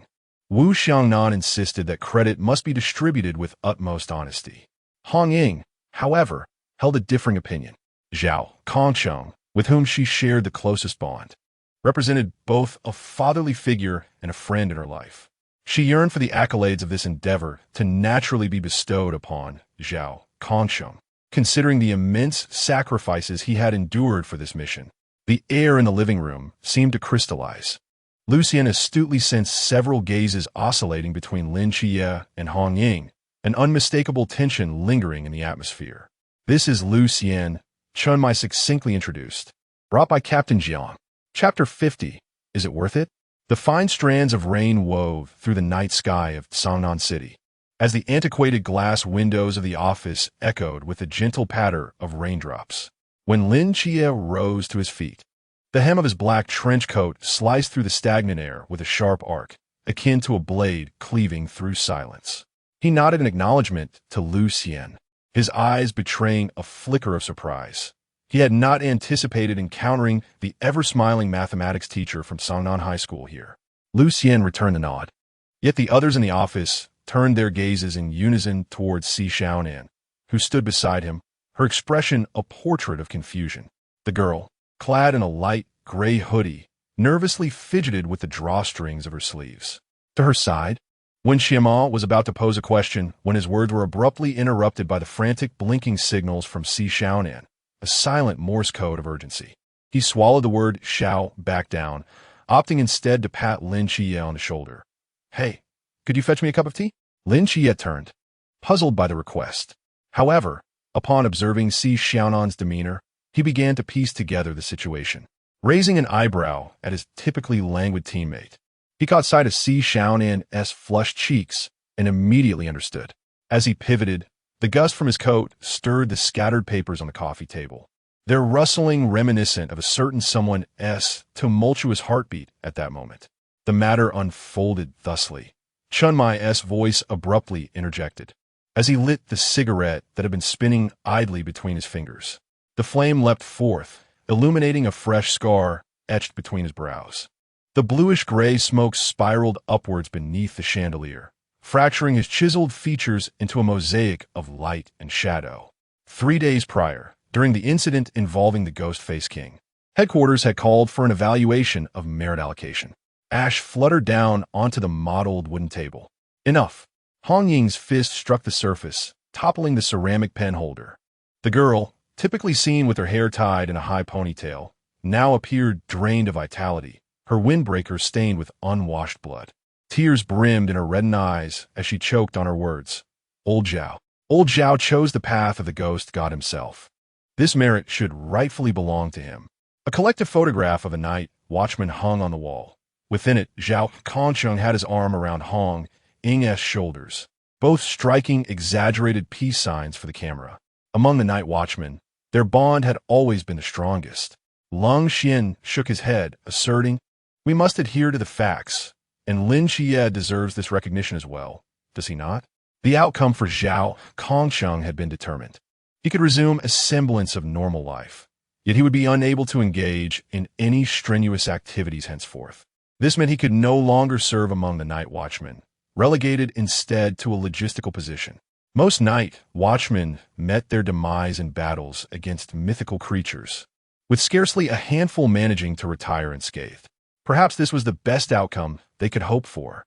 Lin Xiulan observed the slight tremor in Lin Xiulan's fingers. The young man in black silently approached the window, the rain tracing winding paths on the glass that mirrored the depth of his inscrutable gaze. Xiaonan tightly tugged at Lin Xiulan's sleeve. Jiang Lin suddenly spoke, suggesting a compromise. His golden-rimmed glasses reflected a cold glimmer, while Lin Xiulan, was acknowledged for his contributions. Yet, Zhao Kongqing's compensation was issued at a special grade standard. Chen Mai exhaled a smoke ring, adding his agreement. I disagree, Lin Xiulan stated calmly. This is unfair to Lin Xiulan. He clearly, I accept. Lin Xiulan's voice left everyone momentarily astounded. He turned, his dark tousled hair framing eyes that were eerily calm. Zhao Kongqing saved my life. This merit rightfully belongs to him. Moreover, I was not the one who ultimately killed the faceless king. The room fell silent, the weight of his words hanging in the air. He could have chosen an action, yet Lin Xiulan suddenly turned, his voice sharp as a blade. But Zhao Kongqing taught me what it means to bear responsibility. The atmosphere in the room thickened, and Red Ying's tears finally fell to the floor with a soft thud. Lucian noticed Lin Xiulan's hand hanging at his side, clenched so tightly that his knuckles turned white, nails digging painfully into his palm. This youth was processing an immense emotional burden in his own way. I relinquish my merit, Lin Xiulan stated deliberately, and transfer it entirely to Zhao Kongqing. Lin Xiulan opened his mouth to protest, but Chen Mai raised a hand to silence him. The captain extinguished his cigarette, the embers struggling to fade in the ashtray. It's settled, Chen Mai declared with authority. Lin Xiulan will be recognized for his contributions, but the actual benefits will adhere to the special grade compensation standard. That is an order. Lucian felt Xiaonan's fingers subtly entwining with his own. Her fingertips were icy, trembling slightly. He quietly reciprocated the gesture, enveloping her small hand with the warmth of his palm. Jiang Lin adjusted his glasses, his gaze thoughtfully traversing the faces before him. Now that the matter is resolved, shall we discuss the pressing issues? All eyes turned to the special envoy from headquarters. Uncle Jiang, I think I'll excuse myself for a moment, Lucian said to Jiang Lin. There's no need. You may stay and listen, Jiang Lin replied, shaking his head. He retrieved a gilded document from his briefcase, sealed with the highest grade wax emblem of the Night Watchers. This concerns the latest intelligence on Night Owl. Jiang Lin's voice was low and serious as his fingers lightly tapped the file. Their activity in Xiaonan City has exceeded expectations, and their objectives appear to be quite specific. Curiosity flickered in everyone's eyes. Chen Mai took the document, frowning slightly. What exactly are they searching for? It remains unclear. Jiang Lin adjusted his glasses. But intelligence indicates they have been frequently appearing near Xiaonan City, seemingly in pursuit of some mythical artifact. Wu Xiaonan suddenly interjected. Could it be related to certain forbidden objects?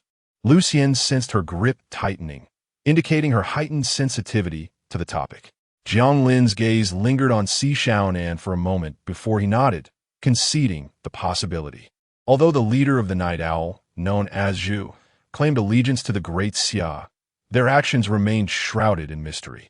They were evidently in pursuit of something. Recently, intelligence from the infiltrators within the ancient divine society suggested that they seemed poised to take action against this young man. After speaking, he turned his attention to Lin Xiulan, who appeared somewhat perplexed. The ancient divine society? Night Owl? Lin Xiulan inquired. The ancient divine society had always operated within the nebulous shadows, striving to undermine global peace and revert the world to its primordial chaos. Founded by the Indian deity Brahma, the Greek god Hades, and the Norse goddess Hel, their ambition was to seize control of the new world beyond the mist. They are likely targeting you. You must exercise caution in the days to come. Hong Ying advised Lin Xiulan, elucidating further on the ancient divine society. Chen Mai stood by the window, raindrops winding down the glass, reflecting the depths of his gaze. If they truly exist, then Xiaonan City may soon become the next battleground. Hong Ying nodded in agreement. We need to prepare in advance. Wu Xiaonan concurred, suggesting, I recommend enhancing patrols within the city. After a moment of contemplation, Chen Mai turned to Jiang Lin. How much support can the headquarters provide? Jiang Lin shook his head. Currently, resources are stretched thin. I can only remain here to assist you for the time being. However, I will promptly request reinforcement from headquarters. Lucian stood quietly to the side, observing the reactions of those present. His gaze lingered on Lin Xiulan for a moment, seemingly lost in thought. Xiaonan tugged at his sleeve and whispered, What are you thinking?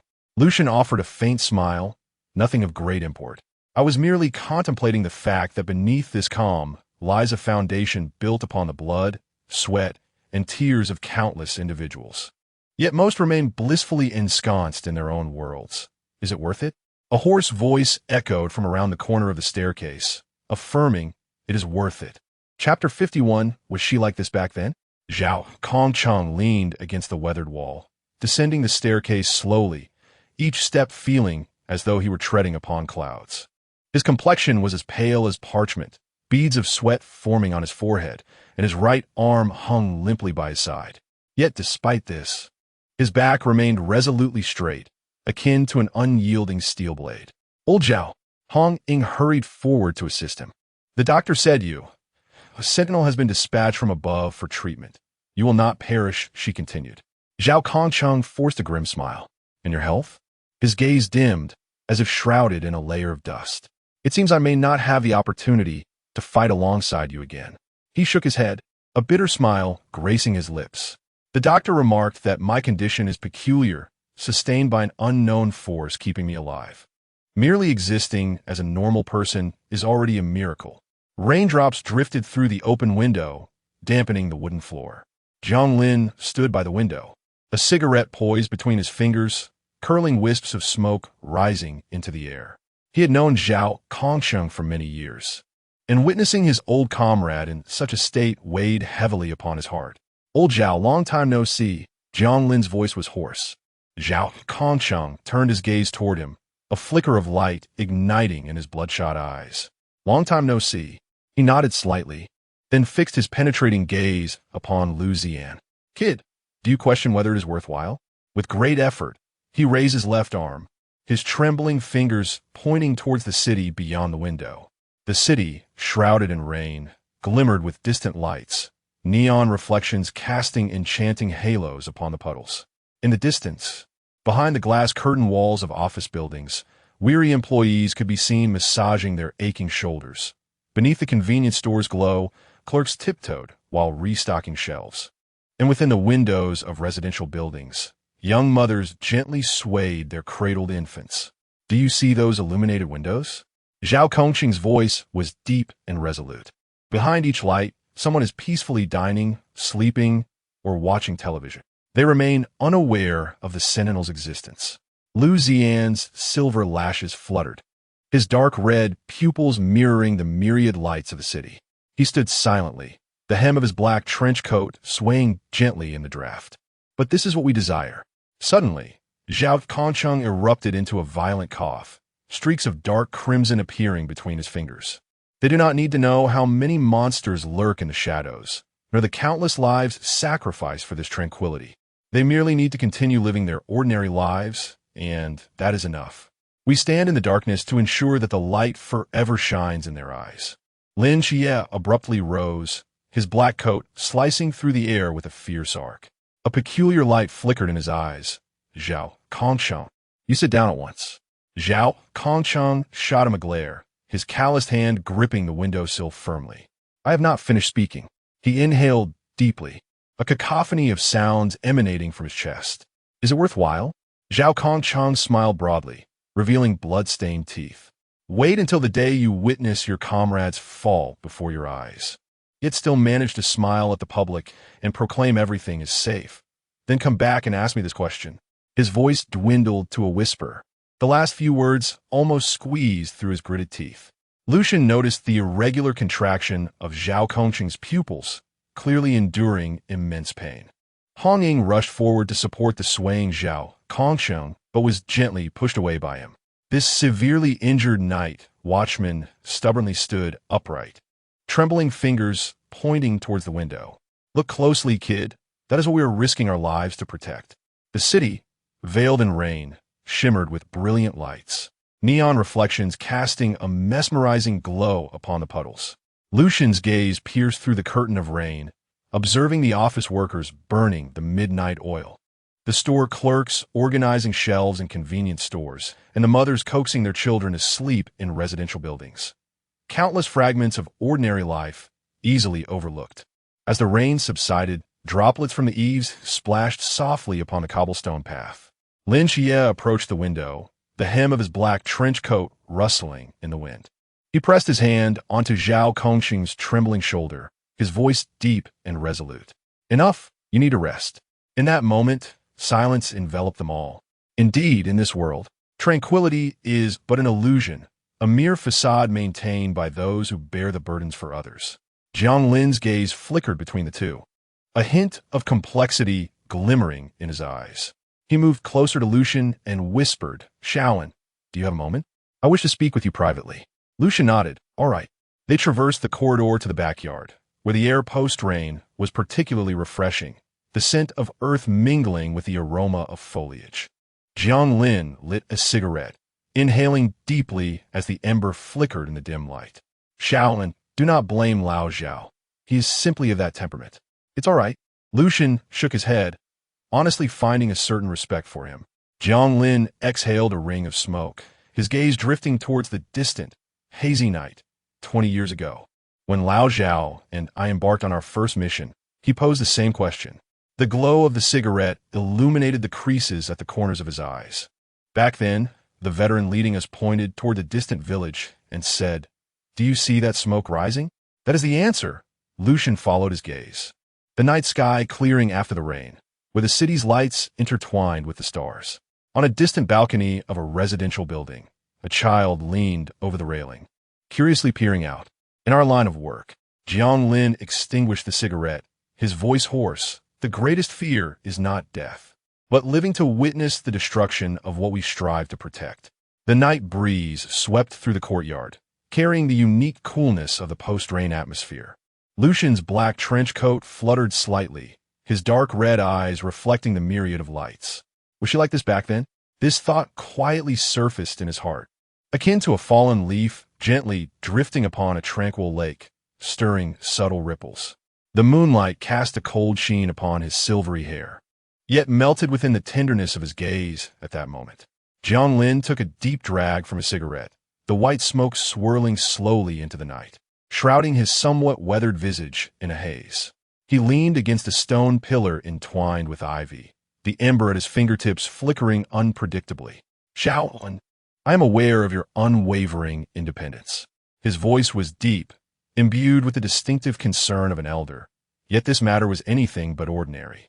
Lucian tilted his head slightly, his silver hair cascading down his shoulder with emotion, his gaze calm as a placid lake, yet concealing a sharp intensity.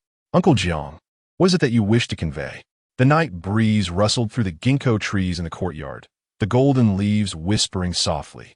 A single leaf twirled down, landing upon the bluestone slab between the two, as Jiang Lin's polished shoes gently crushed it, emitting a faint crunch. He extinguished the cigarette, leaving a charred mark on the bluestone. I hope you can temporarily depart from Xiaonan City. His brow furrowed, deep lines forming across his forehead. Go to the capital for a while. It is safer there. Chapter 52. Enough of you. Lucian's fingertips gently tapped against the brick wall, the cool, damp touch of moss beneath them. His gaze pierced through the mist that lingered after the rain, settling on the warm, golden light emanating from within the house. Xiaonan was on her toes, assisting Hong Ying in organizing the medical kit, her ponytail bouncing vivaciously with each movement, its ends shimmering with a honeyed glow under the light. Today, she donned a sweatshirt adorned with cartoon cat patterns, accentuating her youthful innocence, making her appear even younger than her actual age. I will not leave. Lucian's voice, though soft, carried an undeniable conviction. The sound of Xiaonan's clear laughter filled the room, like a string of silver bells resonating in the night. Unconsciously, the corners of Lucian's mouth curled upwards. He understood that as a night watcher, Xiaonan would never abandon Xiaonan City, and her choices would invariably align with his. Jiang Lin's sigh was submerged in the rising chorus of cicadas. He rubbed his temples, the calluses on his fingers starkly visible in the moonlight. I knew it would be this way. He chuckled bitterly, shaking his head, his gaze shifting complexly towards the interior of the room. These two siblings. Jiang Lin studied him for a prolonged moment before finally nodding. Very well, I shall not force you. He had already anticipated this answer, but felt compelled to seek confirmation. But you must promise me that you will contact me or Chun Mai the moment you encounter any danger. I promise you, Lucian replied, a faint smile gracing his lips. Upon Zhang Lin's return to the house, Xiaonan, like a vigilant little cat, perked up her ears and hopped over. What did you talk about? Her sweatshirt, emblazoned with whimsical cartoon designs, made her appear several years younger than her true age. Lucian reached out to tousle her hair, the soft strands slipping through his fingers. Nothing much. Uncle Jiang just reminded me to take good care of you. Xiaonan pouted, her small tiger teeth glistening in the light. I don't need any looking after. Suddenly, as if struck by a thought, she placed her hands on her hips and widened her eyes. When did you find out about my identity? She pouted, her cheeks flushed with excitement. This question had lingered in her mind since they were home. Yet she had been consistently distracted by his captivating appearance, preventing her from voicing it. Oh well. Lucian tilted his head slightly, his silver hair cascading to obscure half of his face, revealing a hint of guilt. The notion of her discovering that he had known from the very beginning, watching her put on an act like a solo performer before him, brought an involuntary smile to his lips. As Xiaonan rose on her toes, leaning closer to his face, the ends of her ponytail traced a playful arc in the air, carrying a faint scent of citrus. Her eyes narrowed mischievously, akin to a cunning cat, fixating intently on Lucian. Clearing his throat, Lucian's gaze wandered. I probably knew shortly after you became a night watcher. He found himself unable to deceive her. Despite a multitude of lies swirling in his mind, he could not articulate them. Her eyes widened in astonishment. What? So I've been performing for myself all along? She spun around in anger, her ponytail tracing an arc in the air. Lucian, how could you just then? A rustling sound emerged from behind the wall, as if someone had inadvertently stepped on dry leaves. As they turned, they caught sight of several heads peeking out from the inside of the wall, only to quickly retract, leaving a few strands of hair swaying gently in the breeze. Lucian felt a bit speechless. Could this be any more obvious? Nevertheless, he chose to ignore them. Is this Sister Xiaonan? Lin Xiulan asked dreamily, her curious eyes shining beneath her black hair. She was astonished that she knew Teacher Lucian. Beside her, Xiaonan eagerly observed the unfolding scene and explained. This is our team's final member, Xiaonan. She serves as the support within our group.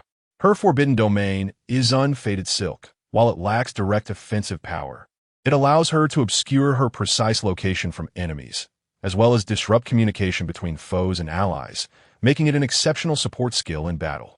Do you know that silver-haired handsome guy? Someone whispered. Lin Xiulan nodded thoughtfully.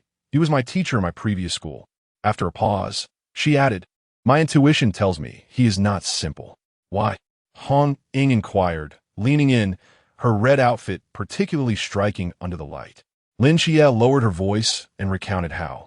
During the time her vision had yet to recover, she could sense Lucian's presence but could not see him clearly. What?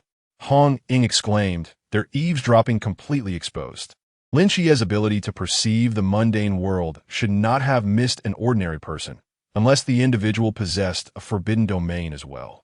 The few people behind the wall promptly scattered like birds, leaving only a few fallen leaves swirling in the air.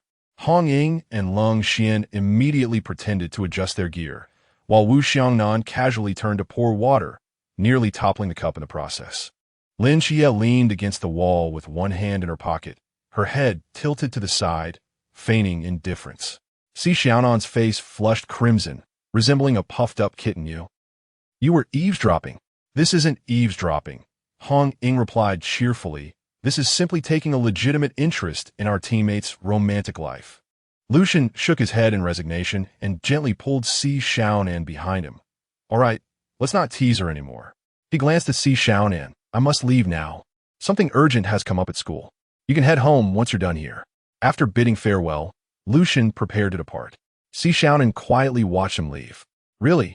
Sister Xiaonan? Teacher Lucian treats you so well, Lin Xiulan teased her. He is my brother. Isn't it normal for him to treat me well? Xiaonan replied, pouting slightly. Indeed, Teacher Lucian would certainly take good care of her. Hong Ying blinked coyly, her fingers twisting around her fiery red locks. After all, someone had surreptitiously slipped a personal account into the task report, composing an entire 3 pages of Lucian observation diary. Xiaonan's ears instantly flushed crimson, and with a swift motion, She rushed forward to cover Hong Ying's mouth, exclaiming, "You promised to keep it a secret." Wu Xiaonan suddenly choked on water, leaning against the wall as he coughed violently. The others immediately diverted their gazes, having just discovered that Lin Xiulan and Xiaonan were siblings. Nevertheless, a tinge of envy lingered in the air for the bond they shared. Xiaonan, hiding behind Lin Xiulan, felt her ears burn with embarrassment as she murmured softly, "Enough already." Chapter 53. The grandmother beckoned to him. Lucian greeted Jiang Lin, who was still chatting with Chun Mai, before departing from the office. As Lucian's figure vanished around the street corner, Zhu floated forth from the shadows like ink, respectfully kneeling on one knee. Her dark robe fluttered slightly in the night breeze, revealing a pale chin beneath her hood. "Master, I have found it." Zhu's voice trembled with suppressed excitement. "That item exists within the gray realm." Lucian paused, his silver-gray eyes narrowing slightly. "What is its precise location?" He was, of course, aware of the item in question, the Spear of Annihilation, the Gun of the End. The gray realm lies at the edge of the present world in Xiaonan City. It should manifest within 5 to 10 days. "Shall we forcibly breach the laws to retrieve it?" Zhu inquired respectfully. Lucian shook his head. "There is no rush. The waters in Xiaonan City run deep. A forceful breach might make us the target of scrutiny. We shall await the natural emergence of the gray realm." His thoughts drifted to the day he had encountered the divine figure Yang Jian at Lin Xiulan's home.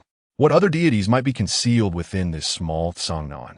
Lucian's gaze shifted toward the skyline of Xiaonan City, a flicker of profound darkness gleaming in the depths of his silver-gray pupils.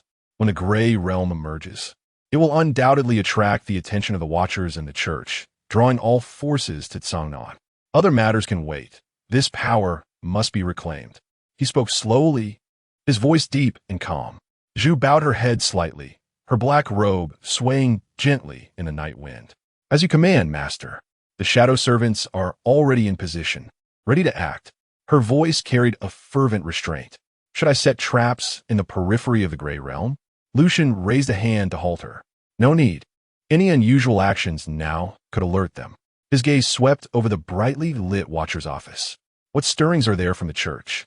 The second seat, Whispers, has secretly entered Xiaonan. Zhu's voice lowered. "He seems to be investigating in the southern part of the city." Lucian's lips curled into a cold smirk. "Let him investigate. It is advantageous to use his hand to restrain the Watchers." He waved his hand dismissively. "Go. Continue monitoring all movements. Remember, do not act recklessly before the gray realm manifests." Zhu immediately responded, her tone reverent. "Understood, Master." Lucian nodded in satisfaction. In the next moment, Zhu's figure dissolved into the night like ink blown away by the wind, leaving only Lucian in the alley, his silver hair gleaming with a cold radiance in the moonlight. He cast one last glance toward the Watcher's office before turning to depart. His tall silhouette vanished around the corner like an apparition. The following day, Lucian returned to school, where everything seemed to have returned to tranquility, a world apart from the tumult outside. The school was perhaps the most wondrous place on earth. It resembles a self-sustaining microcosm, governed by its own unique laws and the passage of time, where the playful pursuits in the corridor always outpace the wind on the playground, and the equations on the blackboard are eternally more perplexing than the essence of youth. This is the idyllic paradise from which we cannot return once we have matured. Lucian gazed out the window, opened his homework notebook, scribbled a few notes, and then set it aside. Well, he would not be able to modify this assignment at all.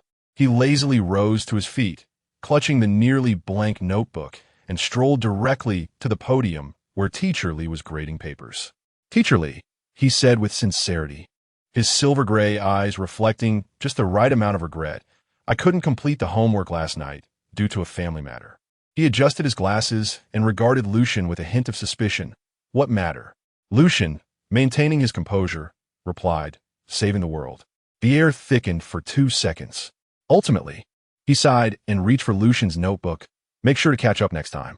Lucian's lips curled into a slight smile. "All right, I'll bring you a limited edition tiramisu from the west side of the city next time." Teacher Li paused, then looked up at him. "And don't forget to add a cup of iced Americano." "Deal." Our work is indeed exhausting. The morning sunlight streamed through the classroom windows as Lucian traversed the bustling corridor, his gaze landing on the students jogging on the playground outside. Those running figures seemed to be illuminated by the sun, capturing the most vibrant essence of youth in that fleeting moment. While strolling through the campus, Lucian found himself relishing his time there. After all, being immersed in the school environment brought him a sense of relaxation. Perhaps at some dusky twilight, we have heard such lines. The youth is the fluttering hem of a white shirt caught in the wind, the ever-rolling water bottle on the court, and the relentless function problem on the exam papers that flutter about during graduation season, eternally unsolvable. As recess approached, the classroom gradually buzzed with excitement. Students huddling together to gossip about campus happenings. I heard the sports representative from the adjacent class had a spat with the arts representative from class 6. A girl applying lip balm trembled, leaving a red mark on her face. Why? Aren't they supposed to be good friends? Because the arts representative said his shooting posture looks like he's throwing a shot put. Haha, it really does, exclaimed another. The sports representative erupted in fury on the spot. And then what? The surrounding students leaned in, their eyes sparkling with anticipation. He said the arts representative dances like an electrified octopus. That's too harsh. Now they VE agreed to have a dance battle on the playground after school. If you ask me, that is nothing compared to the horrifying new dish at the cafeteria today. A nearby student scoffed. Suddenly, the whole class fell silent. A dozen ears perked up in unison. What dish? Someone asked cautiously. Tomato stir-fried mooncakes with 5-nut filling. EW, does anyone dare to try? A hapless soul from class 1 was coaxed into taking a bite. And then? Now he is in the infirmary, washing his tongue. Why? He remarked that a single taste unveiled the kaleidoscope of life, and he also mentioned that his great-grandmother was beckoning to him from the far side of the Nile Bridge. The April breeze swept through the window, carrying with it pale pink petals, evoking the sentiment often expressed by humanity. The classmates, who are presently clamoring and debating the culinary oddities of the cafeteria, will one day don suits instead of their uniforms, as their desks transform into workstations. This raucous classroom, filled with lively chatter, will eventually become a utopia to which they can never return, as they lead their ordinary and unremarkable lives. Chapter 54. The Disappeared in the Campus. Lucien was lounging on a rooftop when he suddenly sensed several presences stealthily breaching the school's back wall. Although the principal had secured the entrance with a lock, it posed no obstacle for him. Among those figures, one stood out, Xiaonan, someone he knew all too well. He cast a glance at the scene inside the classroom, where serpentine outlines caught his eye, and sighed. It seemed this job was no longer tenable. In truth, he had recognized the existence of the serpent demon long ago, yet he had refrained from eliminating her. He was, one might say, rather cold-blooded, seldom concerning himself with the lives of anyone other than her. The night watchers had come, undoubtedly, to deal with these serpent demons. At that moment, he opened his phone and saw a message from Xiaonan, sent hours earlier, instructing him to find a deserted spot in the school. Meanwhile, at the side of the school, 4 figures stealthily scaled the perimeter wall. Xiaonan trailed behind, her mind occupied with Lin Xiulan's recent words. She felt as though she had never truly understood him. She only knew that when she was very young, her mother had brought him home. Over the years, she had attempted to coax him into revealing his origins, but he had always deftly changed the subject. Yet, did it truly matter? As long as he remained who he was, what difference did it make? His secrecy surely stemmed from his own reasons. They then split into 2 groups. Hong Ying and Xiaonan headed to the dormitory building to search for further clues, while Lin Xiulan and Li Yifei set out to assess how many individuals in the school had been infected, evaluating the overall situation to formulate the most appropriate course of action. The bell rang for the recess, and students surged toward the playground. As Lin Xiulan approached the area, he spotted Lucien, who stood out conspicuously among the throng. Lucien noticed Lin Xiulan's arrival and stealthily whispered, "Teacher, the school is in danger. You must follow us shortly." Danger? Has the cafeteria introduced a new dish? Lucien chuckled, feigning confusion. Lin Xiulan's lips twitched in response. It's far more terrifying than that. Lin Xiulan briefly outlined the situation to Liu Xian, who was already aware of the school's current predicament. Teacher Liu, do you know where in the school one can witness the flag-raising ceremony in its entirety? Lin Xiulan inquired suddenly. Liu Xian pondered for a moment before responding. The only places from which the entire flag-raising ceremony can be viewed are the rooftops of each classroom building, and that location. He paused, pointing toward the flagpole, which was notably high. As all students faced the flag during the ceremony, it was indeed possible to see everyone. However, you likely won't be able to access the rooftop. Liu Xian added, shaking his head. Li Fei, puzzled, asked why not. Liu Xian spoke with an air of tranquility. That place has been fortified with titanium alloy, because I frequently indulge in some idleness. The principal has ensured that only one key remains in his office. Unless you procure the key from the principal's office, it is unequivocally inaccessible. Of course, those of you endowed with supernatural abilities may be oblivious to this. But I have already attempted conventional methods, and I can assure you that a mere axe will not suffice. Lin Xiulan and Li Yifei exchanged a glance, momentarily stunned. Gong Difa? What on earth?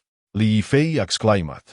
So, Teacher Liu, you have been mysteriously absent from class, merely to indulge in leisure. Is that correct? Many in our class speculated that you were a researcher at a certain experimental institution, engaged in groundbreaking studies. Others conjectured you were a high-ranking government official, perpetually attending to superior leaders. Some even posited that you were Ultraman, vanishing to combat monsters. Yet, no one imagined that you were merely indulging in leisure. Li Yifei lamented. Lin Xiulan interjected. Was the last one a serious suggestion? Li Yifei appeared crestfallen. He had not anticipated that the revered teacher Liu was merely a slacker. Nearby, Lin Xiulan nudged him gently, signaling him to refrain from further commentary, pointing towards the two flag-bearers still standing at a distance. Just as he was about to speak, Li Yifei surprisingly grasped Lin Xiulan's intent without a word and flashed an okay gesture. This left Lin Xiulan perplexed. How could the other understand him so swiftly? Nevertheless, he opted for silence, placing his trust in their tacit understanding. Liu Xian regarded the two with a curious expression. Lin Xiulan approached the position of the two flag-bearers. As the flag-raising ceremony had yet to commence, and the bearers stood idly by. As he neared them, he exchanged a knowing glance with Li Yifei. He was about to speak when, unexpectedly, Li Yifei lunged forward, executing a swift maneuver that pinned one of them to the ground. Turning to Lin Xiulan, he exclaimed, Xiulan, I have subdued them. Quickly, apprehend these two creatures. Lin Xiulan's expression froze, and his lips twitched in disbelief. I meant for you to switch places with them, not to engage in physical altercation. The flag-bearer pinned to the ground looked utterly bewildered. Realizing his blunder, Li Yifei awkwardly released his grip and, with a nervous chuckle, patted the dust off the bearer's clothes. Ah, you see, with the recent surge in campus violence, I was merely assisting you in a self-defense rehearsal. The two flag-bearers, still in a daze on the ground, were trying to comprehend the situation when one of them, holding his reddened face, was about to speak. However, Lin Xiulan swiftly approached and delivered another precise strike, causing him to collapse once more. The other bystander could only watch in astonishment. Fear not. You shall have your turn, Lin Xiulan remarked, delivering another strike, leaving the second flag-bearer sprawled on the ground as well. Youth is indeed a blessing, allowing one to fall into slumber with ease. Lin Xiulan found himself in a predicament. Both individuals were acutely aware of their intentions. Without incapacitating them, the subsequent actions could not proceed. Swiftly, he seized each of them by the hand and dragged them to a more secluded spot. Fortunately, at that moment, everyone was preoccupied with the flag-raising ceremony, and no one noticed the unfolding scene involving Lin Xiulan. Thus, the two managed to remove the flag-bearer's attire and took their places. After a brief wait, the flag-raising commenced. As they bore the national flag towards the podium, Li Yifei suddenly lowered his voice. Xiulan, do we not resemble flower children at a wedding? Silence, and focus on your role as my aide, Lin Xiulan retorted. In Class 2 of the second year, a student suddenly spotted Lin Xiulan and Li Yifei. Initially doubting his own eyes, he rubbed them and looked again. Look, is that not the missing person, Lin Xiulan? Chapter 55. the semi-hero of the playground in the designated area erupted into a cacophony of excitement. Was that Li Yifei trailing behind? When did their relationship become so amicable? Could it be? A girl suddenly clasped her mouth in astonishment. Oh my, I'm utterly captivated. Just as the janitor emerged from the classroom building, she spotted two young men sprawled beside the flower bed. Oh dear, what are you two up to? This is no place for a nap. The janitor poked the unconscious flag bearer on the ground with her mop. Today's youth, lying about so early in the morning, what sort of behavior is this? One of the flag bearers groggily awoke, clutching his head where a bump had formed. Oh, ma'am, We're what? The janitor placed her hands on her hips. Back in my day at the factory, I worked 3 consecutive days and nights without ever lying on the floor. As she spoke, she brandished her mop, ready to administer a rude awakening. Meanwhile, on the other side of the playground, Lin Xiulan and Li Yifei stood earnestly atop the flag-raising platform. Li Yifei discreetly tugged at his tight uniform. Chia, why does this outfit smell like instant noodles? Lin Xiulan maintained a stoic expression. Stop sniffing. There is still half a bag of spicy strips in my left pocket. The flag-raising ceremony officially commenced. When Lin Xiulan turned to face the faculty and students of the entire school, he swallowed hard and quietly addressed the communication device. Captain, prepare yourself mentally. There are approximately 60 individuals here who have been infected, and this could inadvertently spread further. They have already begun to intertwine. I have checked. Many of them have had their family members affected as well. We must swiftly eliminate all those under control, and you need to locate the serpent demons lair post haste, or we'll be in serious trouble. On the other end, Chen Mai's voice was grave. After their brief exchange, the solemn prelude of the national anthem filled the air, causing Li Yifei to suddenly panic. Wait, Chia, how do we tie the flag rope? Lin Xiulan replied. Did you never serve as a flag bearer in elementary school? I was the one responsible for snacking on spicy strips below.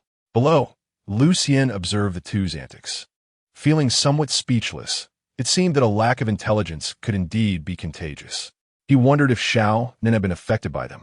However, this young lady had never shown mercy when slaying monsters, yet she was afraid of the dark. His perceptive range was vast, allowing him to monitor their every move. Seeing that Xiaonan could still be fearful of darkness made Lucien chuckle. She had grown up, yet remained so childlike. Soon, a green light appeared in the sky. Lucien gazed at the slowly rising green luminescence, feeling somewhat bemused. Are all night watchers so peculiar? Even their barriers are green. Quite intriguing.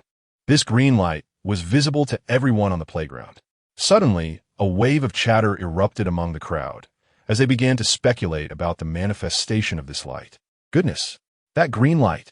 The principal has finally transformed the cafeteria's tomato and mooncake dish into a radiated weapon. A boy clutched his stomach in terror. Nonsense. This is clearly the newly installed eye-protecting lamp at school. The academic achiever adjusted his glasses, recalling that the principal had promised to safeguard our eyesight. Safeguard my foot. His desk mate erupted in sarcasm, questioning which family's eye care lamp could envelop the entire school. This must be the green giant coming for a parent-teacher conference. Suddenly, a girl in the back row exclaimed excitedly, I know. The school is about to film a new Ultraman movie. Get a grip. Her friend slapped her, insisting this was undoubtedly the Avada Kedavra curse from Harry Potter. Enough with the noise. The sports committee member shouted, based on my years of gaming experience. This is definitely a toxic zone. We need to flee from the poison. Flee my foot. The class monitor yanked him back, asserting that this was clearly a signal area from PUBG. Staying in the green zone is the only way to be safe. Suddenly, a bespectacled boy spoke mysteriously. Actually, this is a biochemical virus leak from our school's underground laboratory. Have you played too much Resident Evil? A nearby classmate rolled their eyes, suggesting that this was undoubtedly the principal suffering from the curse of wanting to live a good life. Then, a heavy explosion echoed from the girls' dormitory. Wait a minute. The arts committee member timidly raised her hand, questioning why the girls' dormitory was exploding. The crowd turned in unison, just in time to see a burst of flames erupting from the dormitory window. A wave of black smoke surged forth, and a few pieces of lingerie could be seen soaring through the sky. After a 3-second silence, someone shouted, Holy crap. The girls' dormitory is using forbidden electrical appliances again. This time, they must have mistaken a nuclear reactor for a hot water kettle. Lin Xiulan, having surveyed the situation at school, hurriedly ran to grab Lin Xiulan and fled, leaving Li Yifei behind to attract fire. Every 17-year-old secretly possesses a certificate for saving the world. With a ballpoint pen, they have written the transformation spell 800 times in the margins of their textbooks. We laugh at his late-stage chunibyu, yet when he turns around, we see the faint glow of future hero emblazoned on the back of his school uniform. Standing in the green light, Li Yifei suddenly grasped a profound truth. In every hero's tale, it is never written that while the protagonist rushes off to save the world, someone must remain behind to salvage the situation. He stood tall on the podium where leaders addressed the crowd, microphone in hand, calling out with the fervor of youth, "Wang Shujia, I Li Fei, have liked you for 3 years. Will you be my girlfriend?" With that thunderous declaration, the entire playground fell silent for 3 seconds. All the students, previously in a frenzy due to the explosion, turned in unison, their gazes fixating on the tall, slender boy standing on the flower bed with a microphone. At that moment, the crowd shifted their attention from the dormitory explosion to Li Yifei, a girl in the crowd, her hair tied in a ponytail, bent down to pick up her fallen textbook, and upon hearing this earth-shattering confession, her backpack dropped once more to the ground. She mechanically turned her head and beheld Li Yifei standing at the podium, one hand on his hip and the other pointing at her, resembling a passionate protagonist from a comic, if one were to overlook his slightly trembling legs due to nervousness. "Shujia, someone is confessing to you." Her close friend, Chun Xiaoyu, nudged her waist, laughing uncontrollably. It's being broadcasted throughout the entire school. How romantic is that? Wang Shujia's face instantly flushed from her forehead to the nape of her neck. Gritting her teeth, she glared at the podium. "Li Yifei, are you out of your mind? Is this really the right time for this?" Meanwhile, Lin Xiulan, who was rushing toward the girls' dormitory, stumbled, nearly tripping over himself. He turned to Li Yifei, his mouth twitching. "This guy's something else, all right." Beside him, Lin Xiulan was equally astonished. Indeed, this young man's thought process was extraordinarily unconventional. Chapter 56. Fool, are you all right? At this moment, they could not see two figures sprinting from the opposite side of the dormitory. Hong Ying and Xiaonan. Both wore grave expressions, gripping their weapons tightly, evidently having just emerged from a fierce battle. Upon spotting Lin Xiulan, Xiaonan's eyes brightened, but her anxiety quickly returned. She hurried over, scanning him nervously from head to toe. "Fool, are you all right?" Lin Xiulan shook his head, his black trench coat gently swaying in a breeze. He still held his lesson plan, which seemed discordant against the hellish backdrop surrounding them. Xiaonan exhaled in relief upon seeing him. Yet a troubling suspicion deepened in her mind. Wasn't it a tad too calm for an ordinary person in the face of such supernatural occurrences? Lin Xiulan remained motionless, surveying the chaotic scene on the playground. Just how dire was the situation? Hong Ying wiped the sweat from her forehead, her gun aimed in various directions. Far more severe than anticipated. These serpent creatures have established a complete parasitic network. The entire school has become their breeding ground. At that moment, the students on the playground suddenly froze, turning in unison towards the dormitory. More precisely, towards Lin Xiulan and the others. Dozens of eyes glimmered with an eerie green light under the sun. The students on the playground erupted into piercing hisses, their bodies beginning to contort grotesquely. Tumors pulsated beneath their skin, limbs bending at unnatural angles. Almost simultaneously with the chilling cries, shrieks from the distant classrooms pierced the air. On the podium, Li Yifei was rendered pale at the sight. "Oh my gosh, what is happening? Is this a collective cosplay of the Green Snake?" Watching as dozens of classmates twisted into grotesque shapes, skin writhing beneath as if powered by tiny motors, he scrambled off the podium, beads of sweat glistening in the sunlight. His school tie skewed awkwardly around his neck, resembling a dying snake in its final throes. His sneakers skidded on the slick tiles, nearly sending him sprawling, as he flailed his arms comically in an attempt to regain his balance. Lin Xiulan squinted at Li Yifei, who was rushing towards them. This little fellow was surprisingly astute. What do you mean by astute? Xiaonan interjected, peering around Lu Xian, her ponytail swaying gently with her movements. In her right hand, she wielded a silver pistol, while her left clutched a star blade. It's nothing. Lin Xiulan, standing nearby, attempted to contact Chen Muyi, intermittent static and muffled voices crackling through his earpiece. His expression grew increasingly grave. Damn it. The signal is being jammed again. With no other option, he quickly conferred with the others about their plan. They needed to evacuate the crowd. As they regarded the serpent demon before them, the three hastily devised a strategy. Lin Xiulan would draw the black serpent's attention. Hong Ying would flank from the side, while Xiaonan sought an opportunity to strike at its weak points. Get ready for battle. Hong Ying shouted. Xiaonan, disrupt their communication. Understood. Xiaonan replied, activating her forbidden void technique, causing the serpent demon's movements to slow significantly. Since this serpent demon is primarily a singular entity with others as its subordinates, there must inevitably be a connection among them. The barrier of fate can sever their ties, momentarily leaving them disoriented. The trio swiftly plunged into the crowd to mitigate losses. With a multitude of serpent demons, the battle became intensely fierce and entangled. Suddenly, another serpent demon materialized beside Lucian.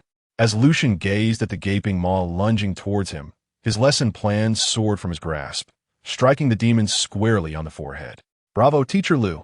cheered Li Yifei from behind the tree, momentarily forgetting that another serpent demon was in pursuit. Turning to face it, he was met with a menacing mouth charging at him. However, it seemed to have suddenly slowed down as Xiaonan fired a shot that obliterated the creature's head.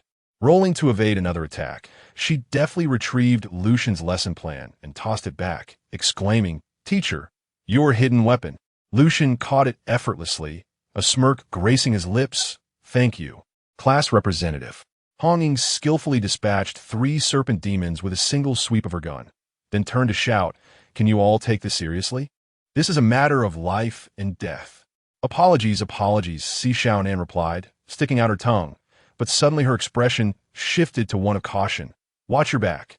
Without looking back, Hong Ying fired and pierced the ambushing demon. "What did you say?" In an instant, the demon lay defeated on the ground. Dozens of students surged forward with astonishing speed.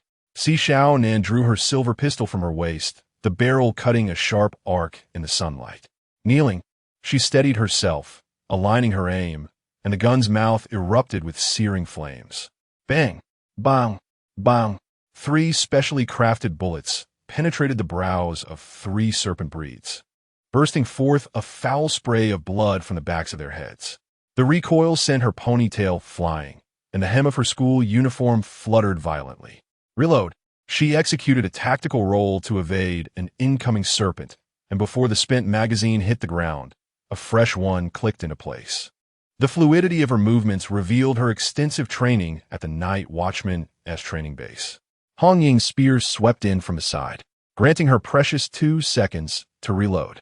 "Xiaonan, the bespectacled one at 9 o'clock. It's about to shed its skin." Xiaonan leaned back, nearly flattening herself against the ground.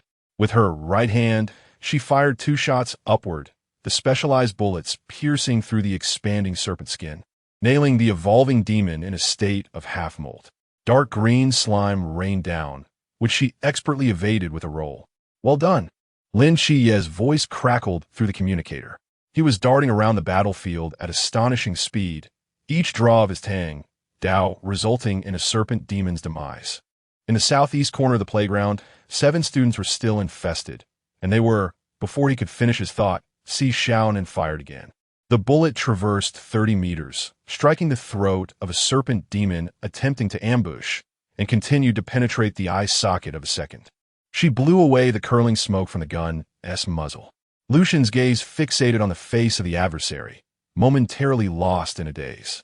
He observed Xiaonan ascending the adjacent steps, executing 3 precise jumps in the air.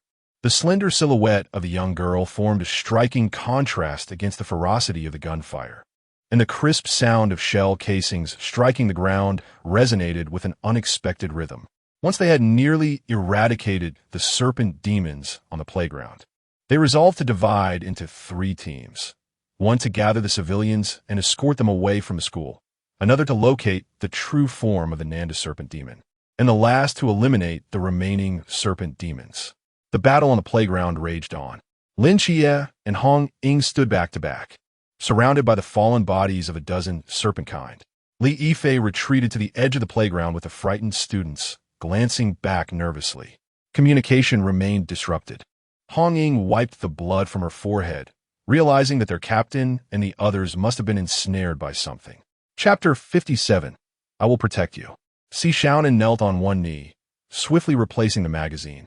Her school uniform jacket had long been discarded, and the cuffs of her white shirt were stained with the blood of serpents. The effect of the protective barrier was waning. These creatures were adapting to my abilities. Suddenly, Lin Xiulan pressed down on his earpiece. When Shima, can you hear me? A fragmented response crackled through the static, and his expression darkened. The girls' dormitory? Instantly, they all turned to look at the 5th floor. Behind them, a creature with a serpent's tail and a human body coiled ominously, its dark scales emanating a chilling aura in the dim sunlight, while its eerie green eyes fixated on the group. This must be its true form. Lin Xiulan tightened his grip on the star blade. Xiaonan quickly positioned herself in front of Lin Xiulan, her specially designed gun and star blade poised for action. Fool! Stay close to me. Lin Xiulan regarded the petite figure shielding him, a strange emotion flickering in his eyes, feeling as though he were the pampered one in this scenario. Hong Ying left a parting remark before charging forward with her gun. Chia and Teacher Liu, evacuate the civilians. Xiaonan, take care of the remaining rampaging snake demons. Lin Xiulan turned to Lin Xiulan, speaking rapidly. Teacher Liu, follow me. We need to get the remaining students to safety. Lin Xiulan nodded. Yet his gaze lingered on Xiaonan's silhouette, with one hand wielding the gun and the other the blade. Xiaonan's speed in dispatching the snake demons was no less than that of Hong Ying. Teacher Liu? Lin Xiulan called again. Let us go. Lin Xiulan tore his eyes away, following Lin Xiulan toward the edge of the playground. Li Yifei had already organized dozens of surviving students who huddled together in fear, glancing around anxiously. Upon spotting Lin Xiulan and Lin Xiulan approaching, Li Yifei visibly relaxed. Over here, he beckoned. Lin Xiulan quickly counted heads. How many are still missing? About 20 or so. Li Yifei wiped the sweat from his brow. They might still be hiding in the teaching building. At that moment, a thunderous crash erupted from the direction of the girls' dormitory. The group turned to see Hong Ying's long gun colliding fiercely with the serpent demon's tail, producing a blinding spark. Time was running out. Lin Xiulan decisively declared, Li Yifei, lead them out the back door. I will search for the remaining students. I'm going to. Lin Xiulan interjected suddenly. Lin Xiulan hesitated for a moment, but seeing the determination in Lin Xiulan's eyes, he nodded. Be careful. The two dashed toward the teaching building, while Li Yifei called after them. Hey, watch yourselves. Inside the teaching building, chaos reigned. Desks and chairs lay overturned, and shards of glass littered the floor. In the corridor, several parasitized students wandered mechanically, their skin betraying serpentine protrusions beneath the surface. Lin Xiulan gripped the star blade tightly and whispered, Teacher Liu, stay close to me. With a swift motion, he flicked his blade, and several of the infected students fell to the ground in response. Lin Xiulan trailed behind him, his gaze sweeping across each classroom. Is anyone there? Lin Xiulan called out. Here. A faint voice echoed from the 3rd floor. The three swiftly ascended the stairs and discovered a group of students huddled in the chemistry lab, barricading the door with desks and chairs. Classmate, are you here to rescue us? Someone in the crowd asked excitedly. Sort of. Lin Xiulan nodded. The monsters in the corridor below have been dealt with. You may proceed in an orderly manner toward the school gate. Among the crowd, Lin Xiulan spotted a petite figure. It was Han Ruo. However, to him, she appeared as a serpent demon, cloaked in human skin, akin to the creatures outside. Beside her stood a familiar figure, Lin Xiulan. The students inside the room began to file out one by one, and when it was Han Ruo's turn, Lin Xiulan intercepted her. He raised his hand to halt Han Ruo, his gaze sharp as he directed it toward Lin Xiulan beside her. She is not human. She is a serpent demon. Lin Xiulan was taken aback, then furrowed his brow. What nonsense are you spouting? I'm not speaking nonsense, Lin Xiulan retorted coldly. Your aura is identical to those monsters. Han Ruo's eyes brimmed with tears, and she timidly tugged at Lu Yuan's sleeve. Yuan Yi. I truly am not. Lu Yuan, oblivious to her distress, saw this as an opportunity to defend his crush and would not let it slip away. He protectively positioned her behind him, glaring at Lin Xiulan with anger. Are you out of your mind? Ruo has been with us the entire time. How could she possibly be a serpent demon? Have you lost your sanity? The remaining students who had yet to exit turned their weary gazes upon Han Ruo upon hearing this revelation. A bespectacled student spoke up. Classmate, perhaps you should heed this individual's warning. He appears to belong to a specialized department and would not make baseless accusations. Indeed. I sensed there was something off about her, another chimed in. Hurry and hand her over to this comrade. We cannot afford to waste any more time. It seems he harbors his own secrets. Could he possibly be in league with her, just like those creatures outside? Suddenly, the students in line began to voice their accusations against Lu Yuan and Han Ruo. Enough! Lu Yuan shouted, his fury palpable. Who are you to slander Ruo? She just saved 2 of her classmates. Han Ruo, hiding behind Lu Yuan, wept silently. I truly am not. I just wanted to help everyone. Spare me your pathetic act. Lin Xiulan stood resolutely. Your disguise cannot deceive me. A glimmer of amusement flickered in his eyes as he observed Lu Yuan, eager to see how he would respond. That's enough, Lu Yuan bellowed. You all resemble the monsters more than she does. Ruo, let us go. He grasped Han Ruo's wrist firmly, turning to leave. Stop, Lin Xiulan commanded sharply. Where do you intend to take her? Lu Yuan turned back, his eyes filled with disdain. What concern is it of yours? If you suspect Ruo, then we shall leave on our own. He gazed at Han Ruo tenderly, his tone resolute. Ruo, do not be afraid. Even if the entire world disbelieves in you, I shall place my faith in you. Come with me, and I will safeguard you. Han Ruo gazed at him, her heart stirred, and nodded gently. Yuan go, thank you. Lin Xiulan interjected. Lu Yuan, are you truly resolute in this course of action? You shall come to regret it. On the surface, Lin Xiulan appeared to be advising Lu Yuan, yet his words were merely a provocation. Ha! Lu Yuan scoffed. The ones who shall regret are you heartless bastards who do nothing in the face of peril. With that, he grasped Han Ruo's hand and hastened down the corridor. The students, feeling a weight lifted from their shoulders, quickly followed Li Yifei as they made their escape. Lin Xiulan stepped aside to allow Lu Xian and the others to wait, while he pursued Lu Yuan's departing figure. At this moment, one young lad remained remarkably composed, holding a slender dagger as he observed the pair. Teacher, the boy greeted Lu Xian. What are you still doing here? Aren't you supposed to be competing in the city today? The youth before him was Qingyu, the most extraordinary individual he had encountered in this school. Aside from Lin Xiulan, there was an aura of power surrounding him, reminiscent of divine capability, evoking a sense of omniscience between them. And Qingyu shook his head. I merely returned to retrieve some documents, but I did not anticipate. He gestured towards the current scene. Then you are indeed fortunate, and Qingyu remarked, a twitch of a smile gracing his lips. Chapter 58. The Resurgence of Forgotten Memories, and Qingyu paid no further attention to Lu Xian. Instead, crouching beside the lifeless body of a serpent demon, his pale fingers delicately probing the shattered scales of the creature. His breathing grew increasingly rapid, and the pupils behind his spectacles dilated slightly, a sickly flush rising to his pale cheeks. Indeed, it is as I suspected. His voice suddenly fractured into 2 distinctly contrasting tones, oscillating between fervor and calmness. The keratinous layer of his skin bore serpentine characteristics, yet the arrangement of his muscle fibers was more akin to that of primates. How I longed to dissect and examine the structure of its nervous system. A drop of dark green viscous liquid slid down his fingertip, yet he remained oblivious, instead bringing his fingers to his nose to inhale deeply. At that moment, Lin Xiulan, who had just stepped outside, returned with a smile, his demeanor seemingly quite cheerful. Upon seeing Qingyu crouching on the ground like a madman, the corners of his mouth fell into a frown once more. The memories of the past were reigniting, and he recalled the scenes from the psychiatric hospital. His expression soured slightly. Teacher Lu, who is this?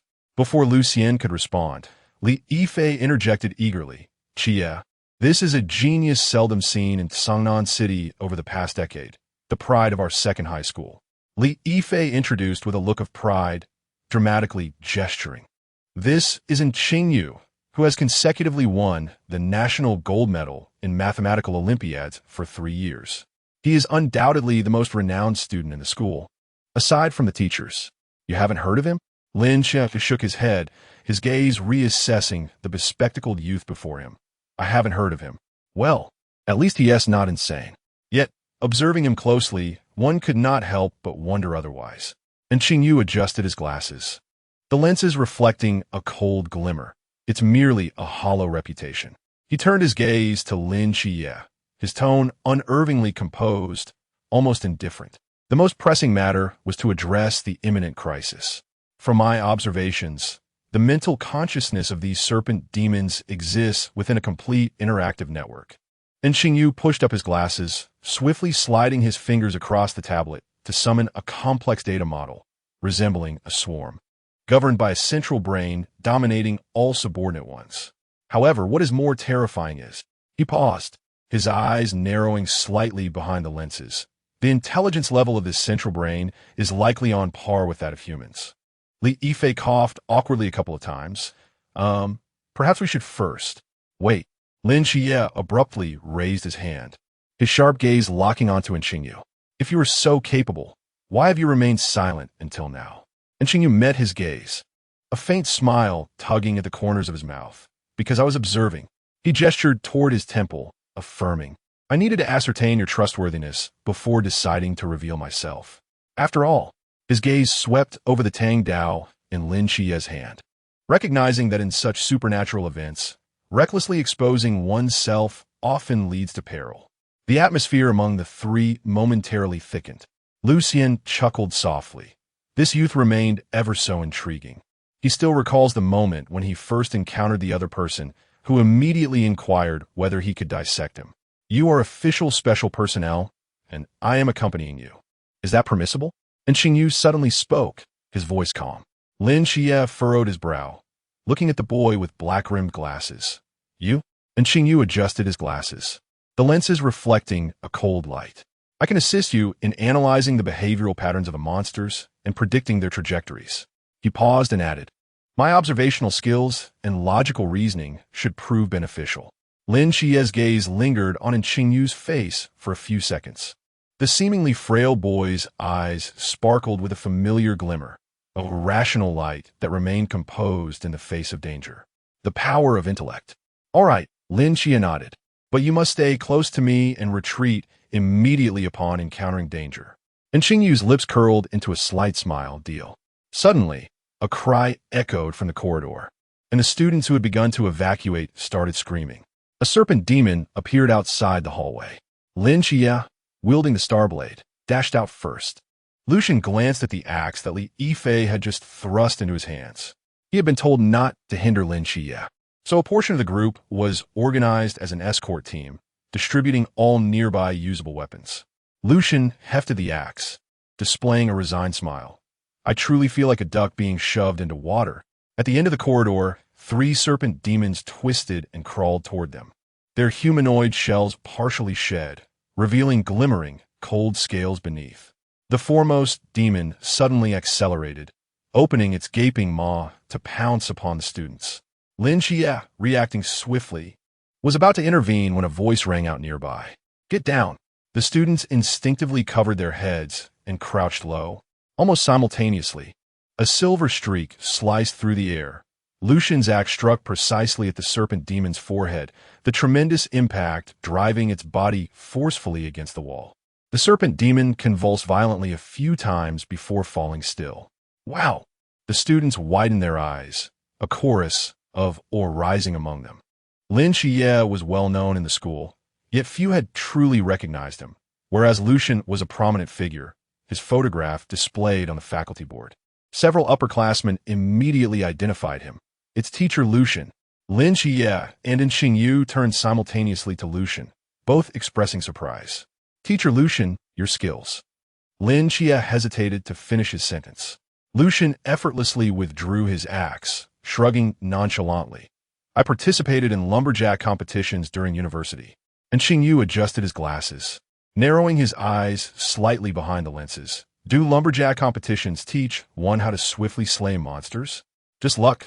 Lucian chuckled, steering the conversation elsewhere. Now is not the time for such discussions. Just then, the remaining two serpent demons emitted a piercing hiss, their bodies beginning to grotesquely swell, black viscous fluid seeping from beneath their scales.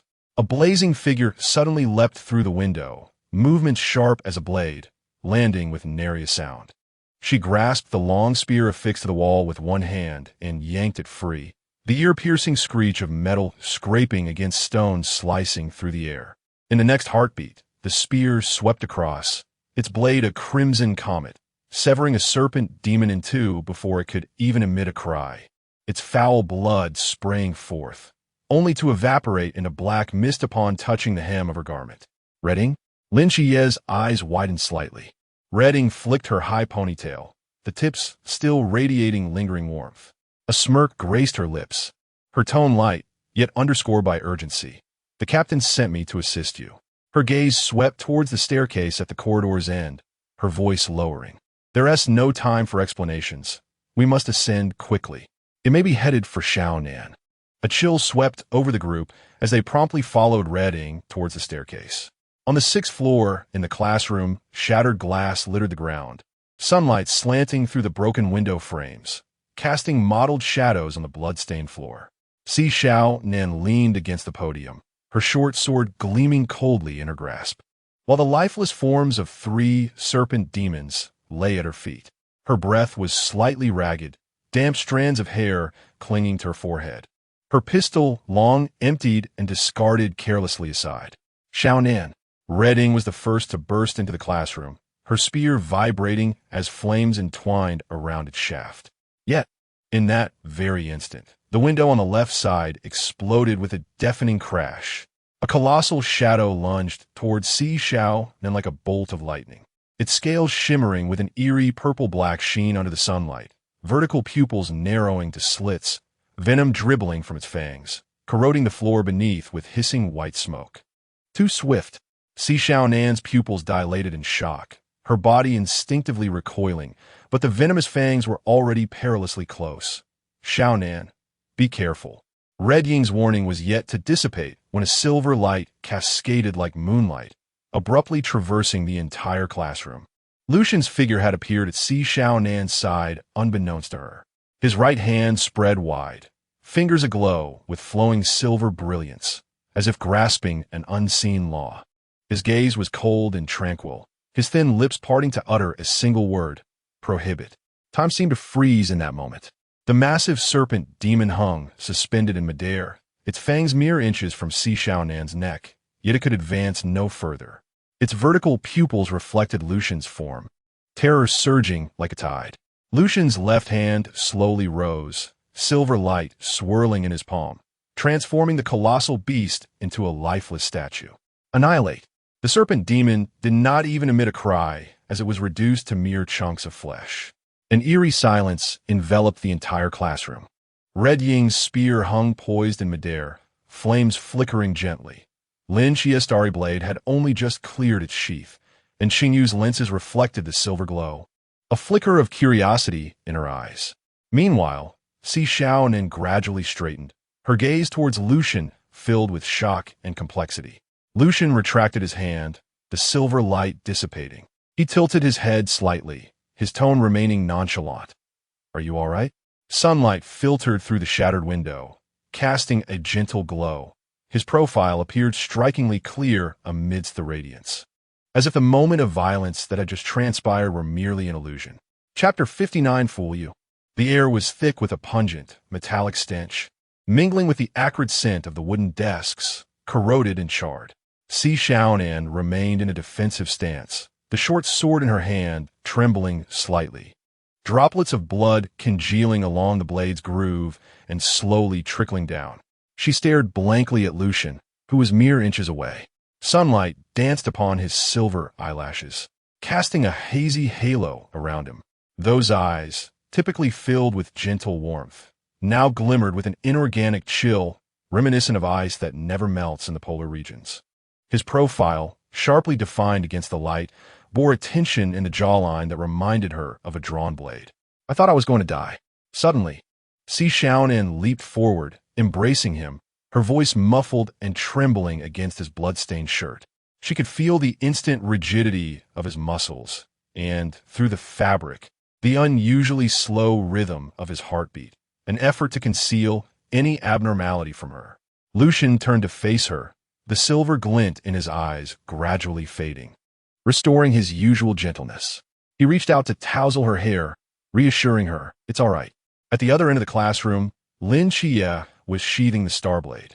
The clash of the sheath against the metal buckle resonated with a crisp sound.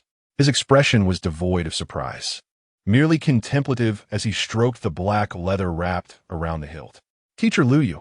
Hong Ying's face was blank with astonishment. "As you have seen, I too possess the forbidden ruins, perhaps having awakened slightly earlier." Lucian, observing the reactions of those present, felt compelled to elaborate. No sooner had Lucian spoken than an eerie silence enveloped the classroom. Was this merely an earlier awakening of the forbidden ruins? "Chia!" Li Yifei's booming voice abruptly interrupted as he rushed in, his school uniform drenched in sweat. "They've all settled down and have been escorted outside." Leaning closer to Lin Xiulan, he raised his eyebrows mischievously but spoke loudly enough for everyone to hear. "Old Lin, I risked my life for this. Surely, I'm in for the night watch now, right?" He nervously licked his dry lips, his Adam's apple bobbing. About that memory erasure. Could be waived? As he spoke, his right hand instinctively brushed against his left wrist, where a wound should have been, now smooth as ever. Lin Xiulan lowered his gaze, silent. In the shadows, his profile was sharply defined, eyelashes casting a small patch of gray shadow beneath his eyes. After a moment, his lips parted slightly. "It depends on the situation." Click! Before he could finish, Li Yifei suddenly froze. The sound of metal echoed sharply in the stillness. He slowly turned his head, only to find Lucian had stealthily approached from behind, long fingers gripping Li Yifei's neck. "You have crossed the line." Li Yifei stared in horror at Lucian, his facial muscles beginning to twitch involuntarily. His pupils constricted into thin slits, and faint scales appeared and vanished beneath his skin. The Adam's apple struggled under Lucian's grip, his voice becoming an eerie rasp. "When did you discover it?" "Your right hand."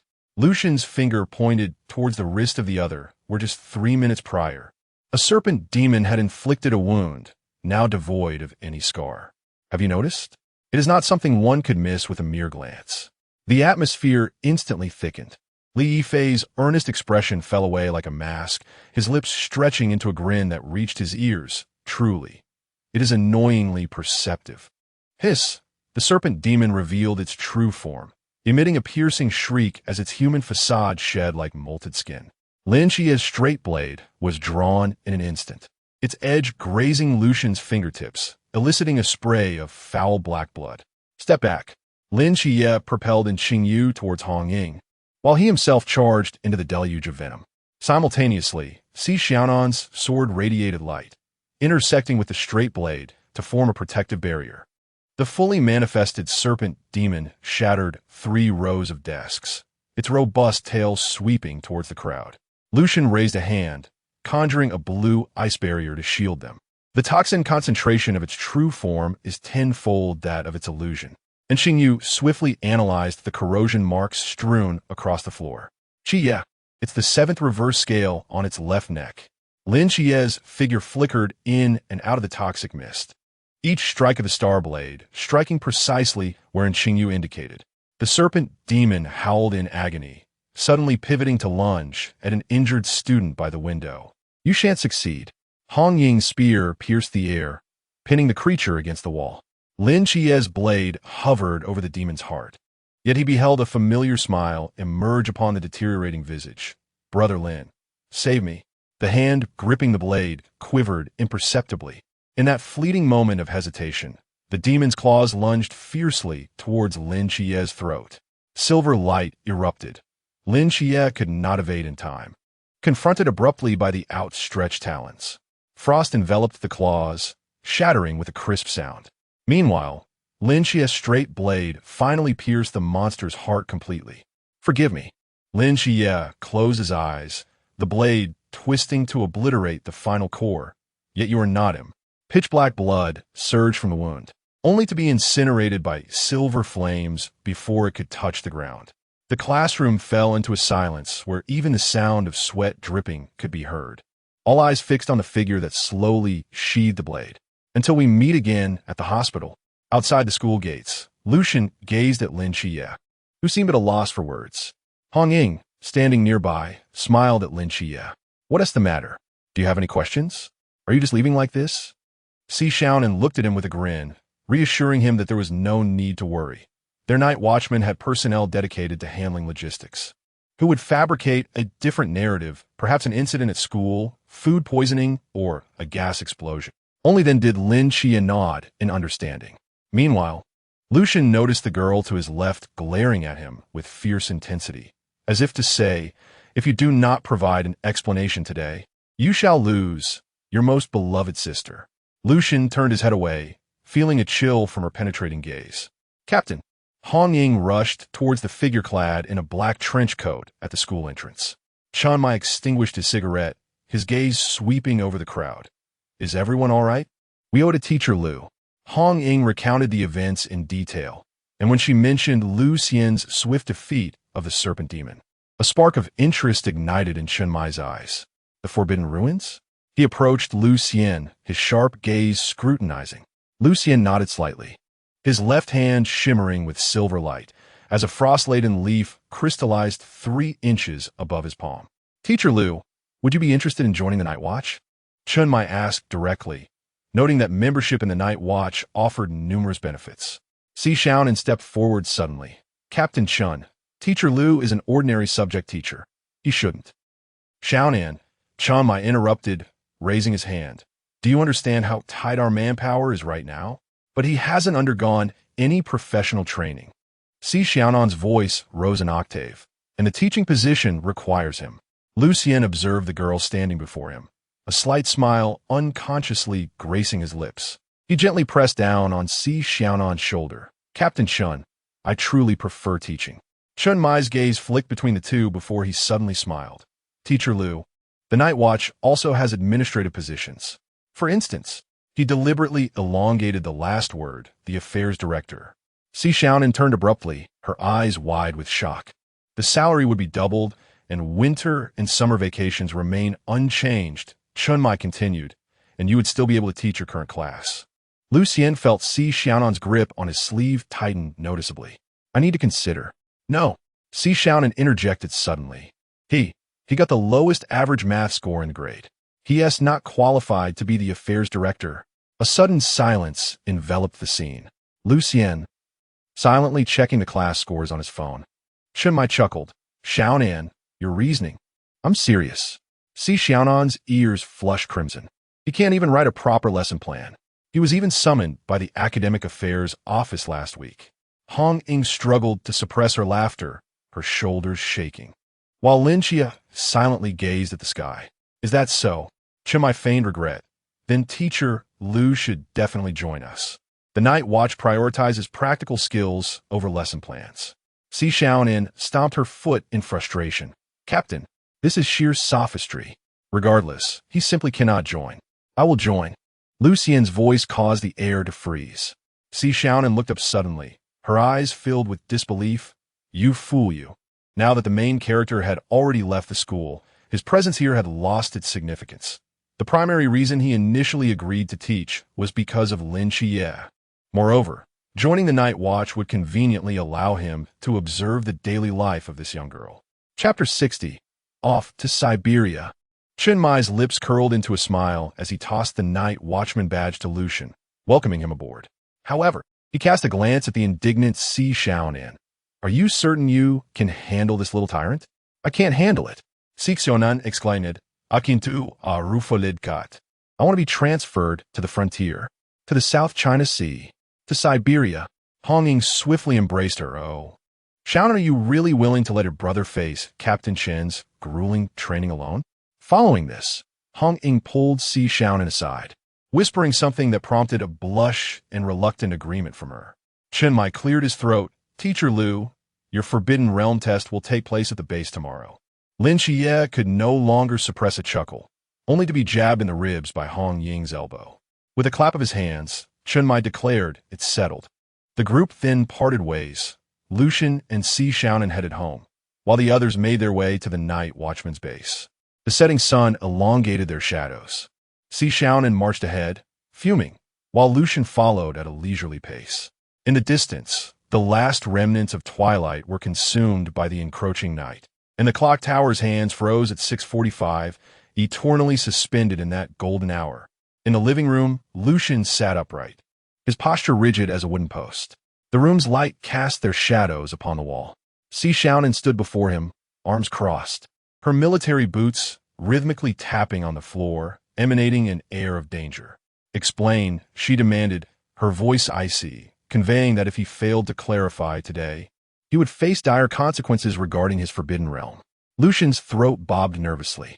The eloquent teacher, who spoke with such fluency in class, now resembled a student chastised by the headmaster.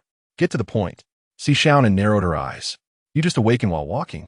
She nearly struck him in exasperation, recalling the countless training sessions she had endured to awaken her own forbidden realm. As she shot an indignant glare at Lucian, he rose and enveloped her in an embrace. Xiaonan, I'm sorry. I promise I won't hide anything from you again. Xiaonan's cheeks flushed a deep crimson. What are you doing? Lucian gently adjusted her face, compelling her to meet his gaze, their eyes locking. Xiaonan's face transformed into the hue of a ripe apple, and she instinctively averted her eyes, her lashes fluttering as her voice faltered. Why you let go of me? Lucian's thumb brushed against her cheek, the warmth radiating from his palm palpable. Xiaonan froze, her ears tinged with a delightful blush. Are you still angry? Lucian leaned in closer, his warm breath brushing against her ear. Like a startled rabbit, Xiaonan recoiled, instinctively attempting to retreat, only to be securely held in his embrace. Frustrated, she stomped her foot. You're cheating. You always use this trick. Lucian chuckled softly, the vibrations reverberating through their bodies. He gazed contentedly at the young girl in his arms. Her neck flushed a deep crimson, resembling a boiled shrimp. It was especially effective on Xiaonan. With a mischievous grin, he leaned in closer, their noses nearly touching, a habit of intimacy they had cultivated long ago. Lucian had discovered that as long as he locked eyes with her, she would relent, even if he had done something she disliked. Strangely, she would always blush, which puzzled him, though he attributed it to her youthful modesty. Xiaonan, flustered, shut her eyes, her long lashes fluttering. She grasped the hem of Lucian's shirt, alternating between tightening and loosening her grip, before finally surrendering and burying her flushed face against his chest, murmuring, "You're so cunning." Lucian could no longer contain his laughter. Pulling her closer, he inhaled the faint scent of her shampoo wafting from her hair, and in a place unseen, his victorious smile grew ever brighter. "So, have you forgiven me?" A reluctant, muffled came from her, tinged with a hint of grievance.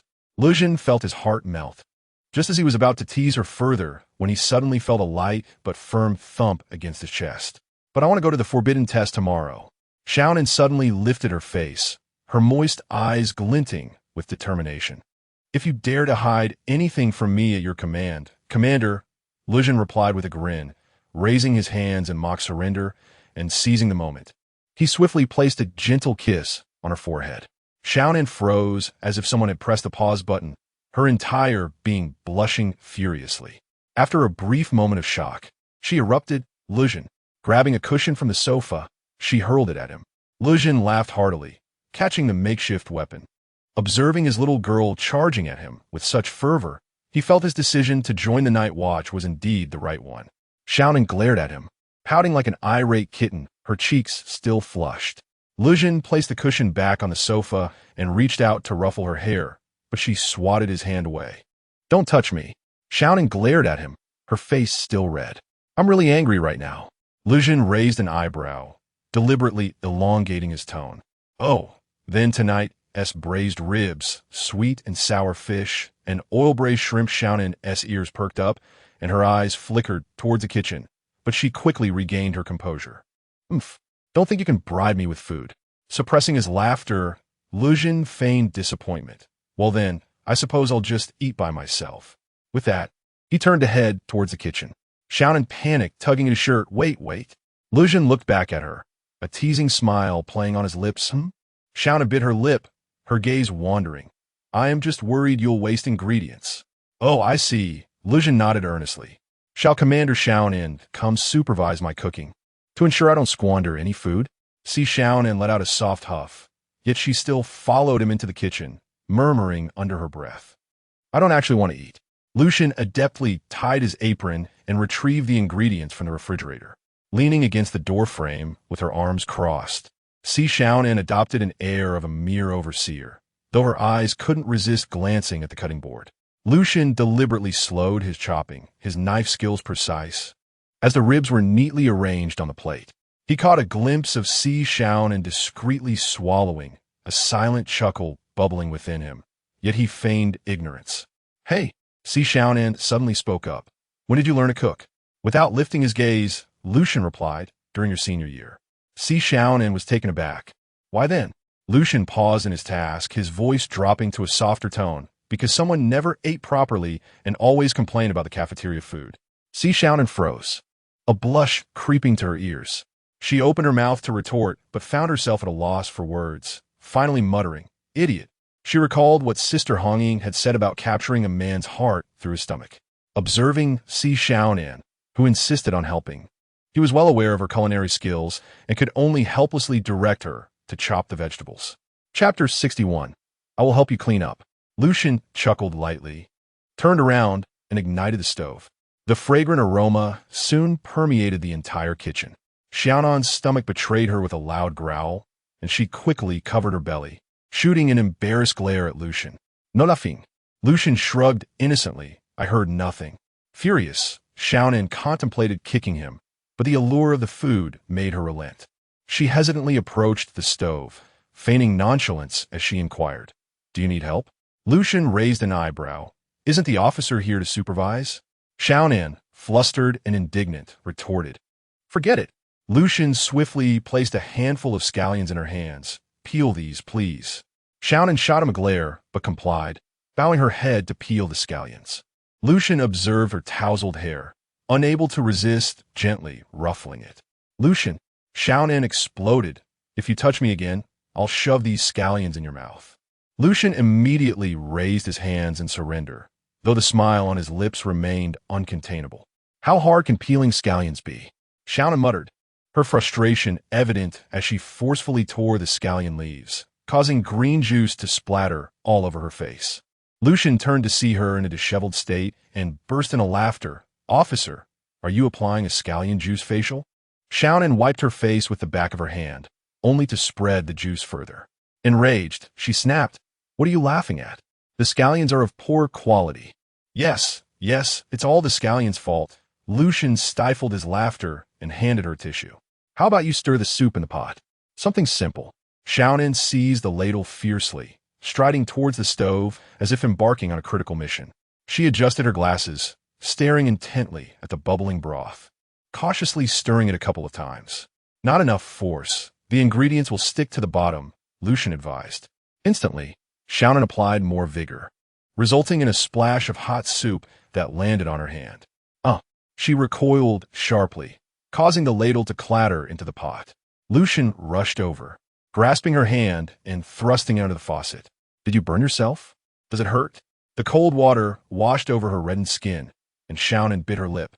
Shaking her head, it doesn't hurt. Lin furrowed his brow, gently drying her hand and inspecting the slightly reddened skin. Fortunately, it's not serious. You should sit down. I'll handle this. Me fine. Xiaonan stubbornly withdrew her hand, dismissing the minor injury. All right, just wait outside. No, I must help today. Determination shone in Xiaonan's eyes as she recalled what Hongying had told her earlier. No, Xiaonan, you cannot give up. You are the best. If that fool finds a sister-in-law, you will be standing by, wishing them well. No, she resolved to help today, refusing to remain the eternal child in his eyes. The more she contemplated her inner monologue, the more her spirit surged with unwavering resolve. She volunteered to assist with the vegetable chopping, but as she was engrossed in her task, her fingertip inadvertently slipped, and the sharp blade grazed her index finger, leaving a delicate cut. She let out a small gasp, still in a state of surprise, when Lucian swiftly seized her wrist. "How careless of you!" he chided, his brow furrowed in disapproval. Yet his touch was remarkably gentle. Just as she was about to retort, Lucian lowered his head and took her fingertip into his mouth. The warmth and moistness of his lips rendered her momentarily frozen, her mind blank and her ears aflame with embarrassment. Instinctively, she attempted to withdraw her hand, but Lucian held her wrist firmly. "Don't move," he commanded, meeting her gaze with his deep voice, his tongue lightly brushing against her skin. Her breath hitched, her heart raced, and even her fingertips tingled. Stammering, she managed to utter, "W, what are you doing?" Lucian released her finger only after confirming the wound had ceased bleeding, letting out a resigned sigh. "Disinfection? What kind of disinfection is that?" she exclaimed, her cheeks flushed with indignation as she glared at him. Yet Lucian appeared entirely unfazed, as if his earlier actions were the most natural thing in the world. He casually grabbed a tissue to wipe away the residual blood from her fingertip, then playfully pinched her cheek. "Go wait in the living room. Don't cause any more trouble." Pushed towards the exit, she protested, "I can still help." Without looking back, he replied, "What if you cut yourself again? I certainly don't wish to disinfect you once more." Her face flushed crimson, and she stomped her foot in frustration, at a loss for a retort. With a huff, she plopped onto the sofa, clutching a cushion in silent fury. Yet, a faint smile crept onto her lips. Curled up on the sofa, her gaze unconsciously drifted towards the kitchen, where Lucian moved with practiced ease, chopping, stir-frying, seasoning, his movements fluid and graceful, as though he had performed these tasks countless times. Suddenly, she recalled when he had learned to cook. He had once burned even a simple fried egg. It was for her. During their senior year, when she lamented the unpalatable cafeteria food, he had begun to learn cooking, bringing her a variety of bento boxes each day. At that time, she had been so preoccupied with her studies that she never considered how he managed to carve out time to study recipes. She bit her lip, a tinge of bittersweetness welling in her heart. Lucian had always treated her well throughout their lives. But was his kindness merely a habit or, frustrated, she buried her face in the cushion. They were too familiar with one another, so much so that every intimate gesture seemed entirely natural, playing with her hair, pinching her cheek, even the way he had just held her finger. But did he treat others in the same manner? She dared not inquire, fearing that even their current closeness might dissipate. Lost in her thoughts, an enticing aroma suddenly wafted to her nostrils. She lifted her head to see Lucian emerging with a dish, the sweet and sour scent of the fish making her stomach grumble. "Time to eat," he announced, setting down the plate and ruffling her hair. She swatted his hand away, feigning ferocity. "Don't mess with my hair." Lucian chuckled softly, unperturbed, as he pulled out a chair and placed a piece of fish in her bowl. "Try this," he urged. Xiaonan stared at the morsel, hesitating for a moment before lowering her head to take a bite. The flavor was exquisite, so delightful that it nearly brought tears to her eyes. Lucian propped his chin on his hand, observing her with a playful smile. "Well?" Xiaonan mumbled an indistinct reply. "It's okay, I suppose." Lucian laughed lightly and added a piece of pork rib to her bowl. "Then do enjoy it more." As Xiaonan focused on her rice, her thoughts were in disarray. What was he truly thinking? She dared to glance up, only to meet Lucian's amused gaze, causing her to quickly lower her eyes, her ears burning with embarrassment. Lucian noticed the flush of her ears, his gaze deepening, yet he chose not to speak, merely serving her another bowl of soup. "Eat slowly, don't choke." Xiaonan sipped the soup, her heart racing. How long would it take for this fool to comprehend her feelings? While immersed in her meal, she suddenly felt a gentle nudge against her foot beneath the table. Startled, she looked up and glared at Lucian, who feigned innocence. "What are you doing?" He blinked. "What do you mean? You kicked me," Xiaonan accused, her voice laced with indignation. "Did I?" Lucian glanced down. Perhaps the table was too narrow. Xiaonan scrutinized him suspiciously, and in the next moment, snap. Her chopsticks flew from her grip, landing squarely in Lucian's bowl. Both of them froze.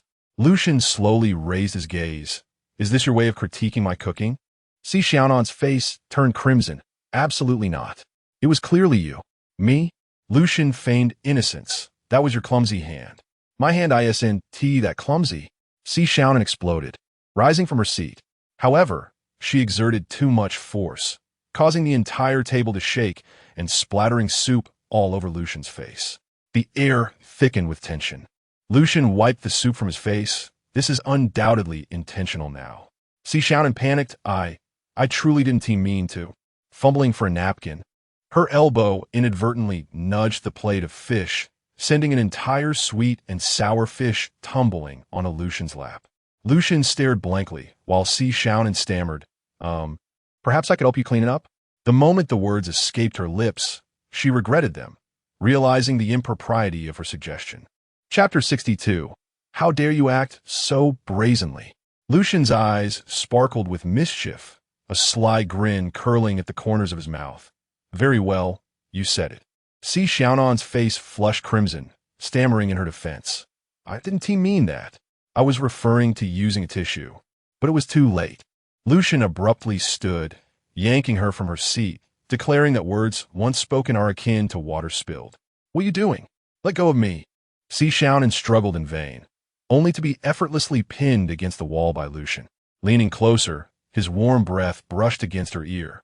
A promise is a promise, Commander. Her heart raced like a drum, a fiery heat enveloping her. Lucian, if you keep this up, ILL. And what will you do? Lucian chuckled softly, his fingers grazing her flushed cheek. I'll. Xiaonan felt a rush of impulsivity, suddenly rising on her toes to bite down hard on Lucian's shoulder. Ouch! Lucian winced in surprise, staring at her with a mixture of disbelief and amusement. Are you a dog? Seizing the opportunity, Xiaonan darted away, retreating behind the sofa and sticking her tongue out at him. Serves you right. You asked for it. Rubbing his shoulder, Lucian revealed a dangerously playful smile. I suppose it's time to teach this disobedient child a lesson. What do you intend to do? Xiaonan retreated wearily. In the blink of an eye, Lucian lunged forward, prompting Xiaonan to squeal and flee.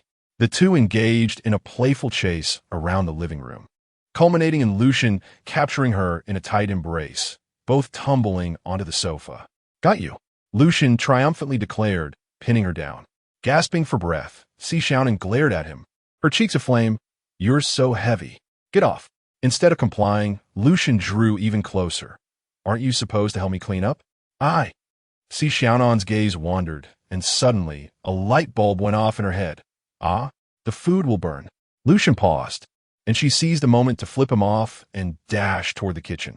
I need to turn off the stove. However, after just a couple of steps, Lucian caught her from behind, lifting her effortlessly. Who are you trying to fool? I turned it off ages ago. Frustrated and unable to break free, Xiaonan turned to face him. What do you want from me? Observing her rosy cheeks, Lucian's demeanor softened. I just want to tease you. How childish. Xiaonan pouted, though a flicker of disappointment crossed her eyes. Lucian released her, affectionately tousling her hair. All right, go change your clothes. You smell of fish soup. Xiaonan lowered her head to sniff, wrinkling her nose in distaste. This is all your fault. Yes, it's all my fault, Lucian laughed, playfully nudging her toward the bedroom. Hurry up. Once you're done, we'll order takeout. As she walked away, Xiaonan turned to issue a warning. No peeking. Lucian raised his hands in mock surrender. Understood, Commander. When Xiaonan emerged from the bedroom, she found Lucian had tidied the living room. Seated on the sofa, engrossed in his phone. What do you want to eat? He asked without looking up. Xiaonan skipped over and snatched his phone, exclaiming, Let me see, huh? What is this? On the screen was a striking photo taken by Lin Xiulan, her in the kitchen, looking utterly disheveled. Lin Xiulan, Xiaonan fumed. Delete it at once. No, Lin Xiulan retorted, reclaiming the phone and shaking it triumphantly. This is a precious historical record. I will fight you for it. Xiaonan lunged to grab the phone, and the two became entangled on the sofa in a playful scuffle. Ultimately, Lin Xiulan held the phone high above his head, just out of Xiaonan's reach. Frustrated, she stamped her foot and exclaimed, You childish fool. Startled by the pain, Lin Xiulan loosened his grip, causing the phone to tumble onto the sofa. Quick as a flash, Xiaonan seized the phone, ready to delete the photo, but suddenly paused. The album was filled with her pictures, eating, sleeping, daydreaming, each one captured with great care. Xiaonan looked up. Lin Xiulan, for once, appeared a bit embarrassed. Scratching his nose, I just snapped them casually. Xiaonan shoved the phone back into his hands, muttering softly, "Perverted stalker." Yet, her lips involuntarily curled upwards, her heart feeling sweet as if filled with honey. The sound of water from the bathroom ceased, and Xiaonan emerged, drying her damp hair. Water droplets cascaded from her hair ends, forming a delicate stream along her collarbone. She changed into loose loungewear, her fair legs glistening under the light. Lin Xiulan had already finished his shower, comfortably nestled on the sofa watching television. Clad in a simple white t-shirt and gray sweatpants, his hair half dry and tousled, he appeared softer than usual, exuding a homely charm. Xiaonan slowly inched towards the edge of the sofa, deliberately maintaining a safe distance from Lin Xiulan as she sat down, hugging her knees and feigning concentration on the television. Though she had no idea what was playing, her attention was entirely consumed by his presence. Lin Xiulan glanced up and saw Xiaonan emerge with her hair still damp, droplets splattering onto the floor. "Fool! Come here and let me dry your hair," he said with a hint of exasperation. Reluctantly, Xiaonan leaned toward him, flinging water onto his face. He looked at her, resembling a drenched puppy, with her pajamas now damp. "Are you being lazy again and not drying off?" Lin Xiulan took the towel from her hands, patted the armrest of the sofa, and moved closer. Xiaonan obediently turned her back to him, water droplets still glistening on the nape of her neck. Lin Xiulan picked up the hairdryer, checking the temperature.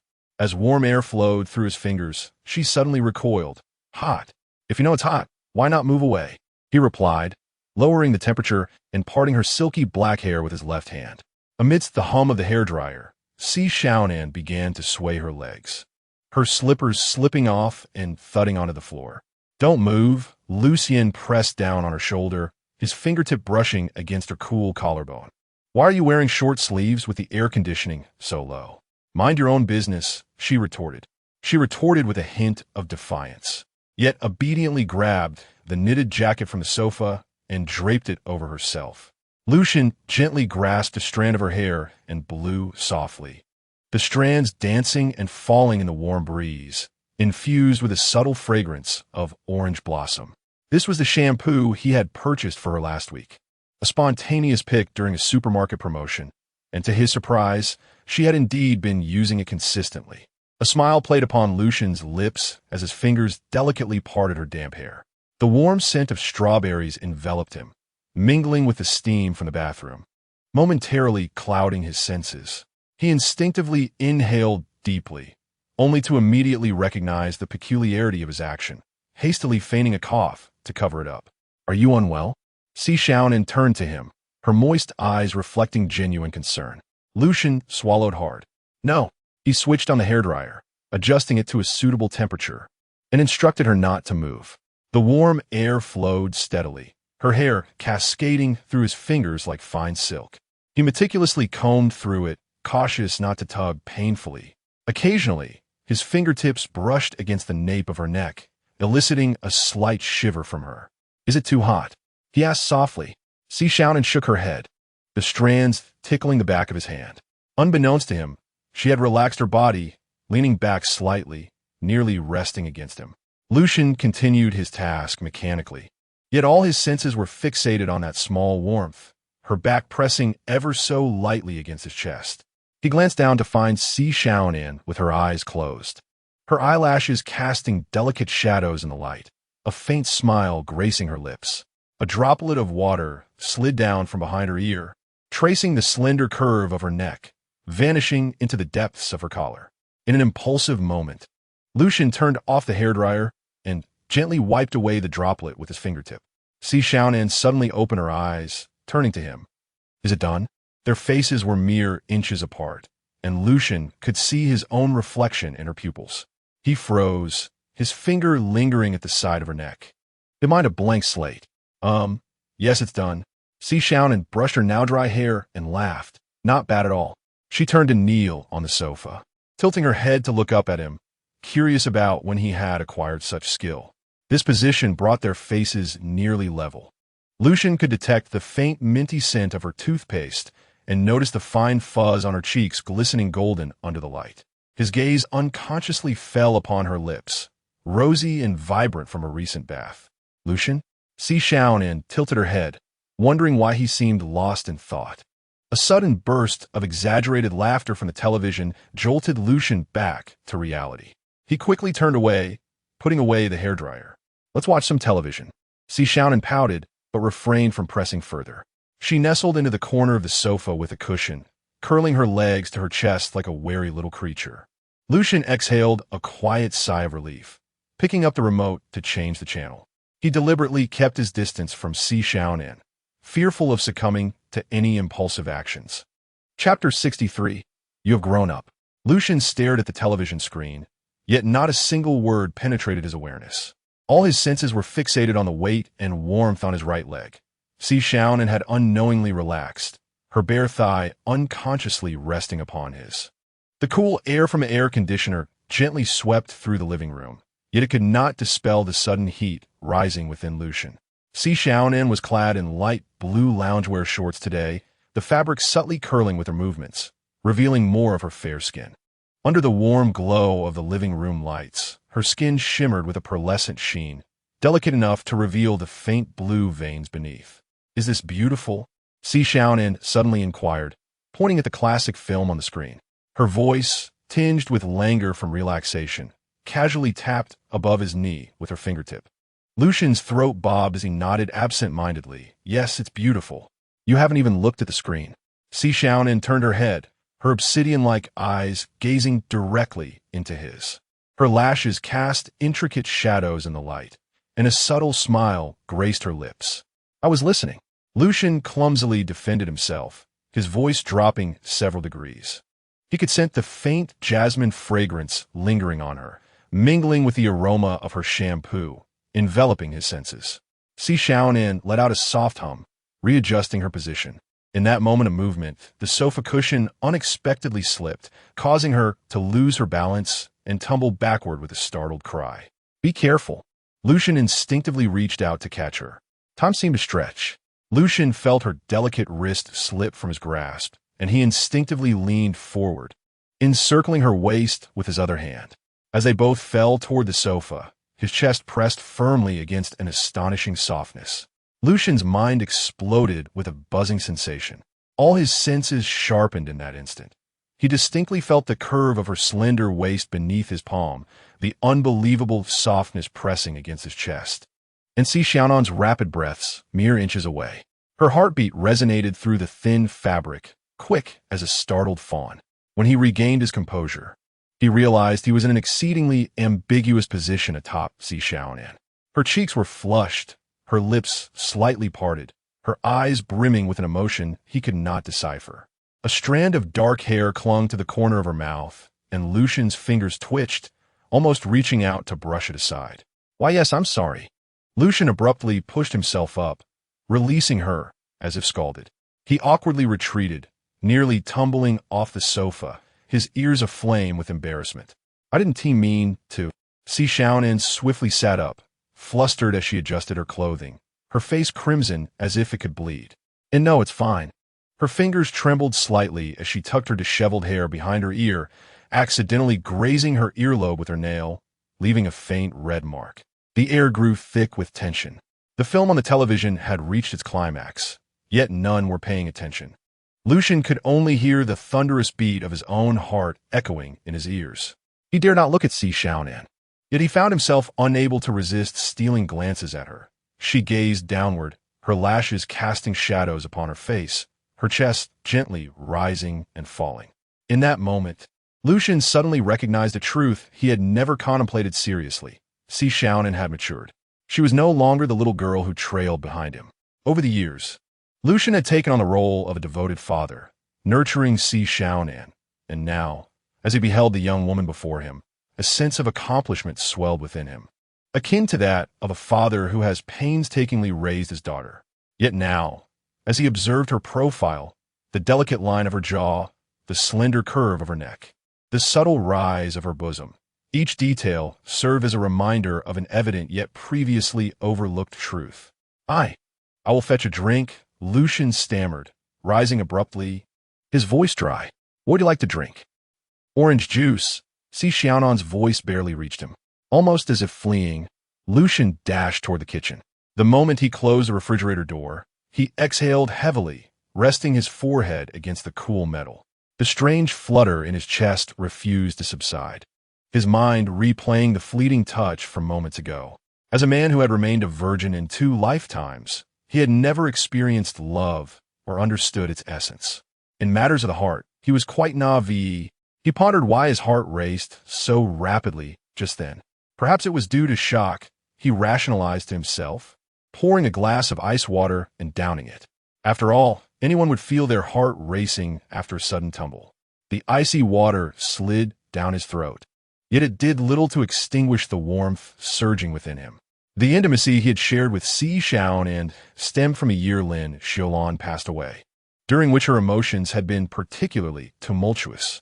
At that time, he had borne the dual responsibilities of brother and father, caring for her, and gradually, she had come to rely on him more and more, deepening their bond. However, now she seemed to evoke a different sensation within him. Lucian poured another glass of water, this time sipping slowly, attempting to untangle his thoughts. The kitchen window reflected his image, a silver-haired youth, brow furrowed, eyes brimming with confusion. He touched his cheek, still warm to the touch. This isn't right, he murmured. Upon returning to the living room with the drink, he discovered Xiaonan had retreated to the farthest corner of the sofa, her legs tightly pressed together, clutching a cushion as if it were a shield. Lucian placed the orange juice on the coffee table before her and settled into the opposite end of the sofa. Thank you, Xiaonan said softly, reaching for the glass. Just as her fingertips were about to brush the cup, Lucian spoke up. Xiaonan, She looked up, her expression tinged with curiosity, though her eyes still sparkled with lingering emotion. Lucian gazed at her, a torrent of words swirling within him, yet he could only utter, You have grown up. Xiaonan froze. Her fingers hovered in the air, her eyes reflecting a complex emotion that Lucian could not decipher. Internally, she screamed, Yes, I have grown up. I no longer wish to be seen as a child by you. Silence enveloped the space between the two, with only the dialogue from the television filling the void.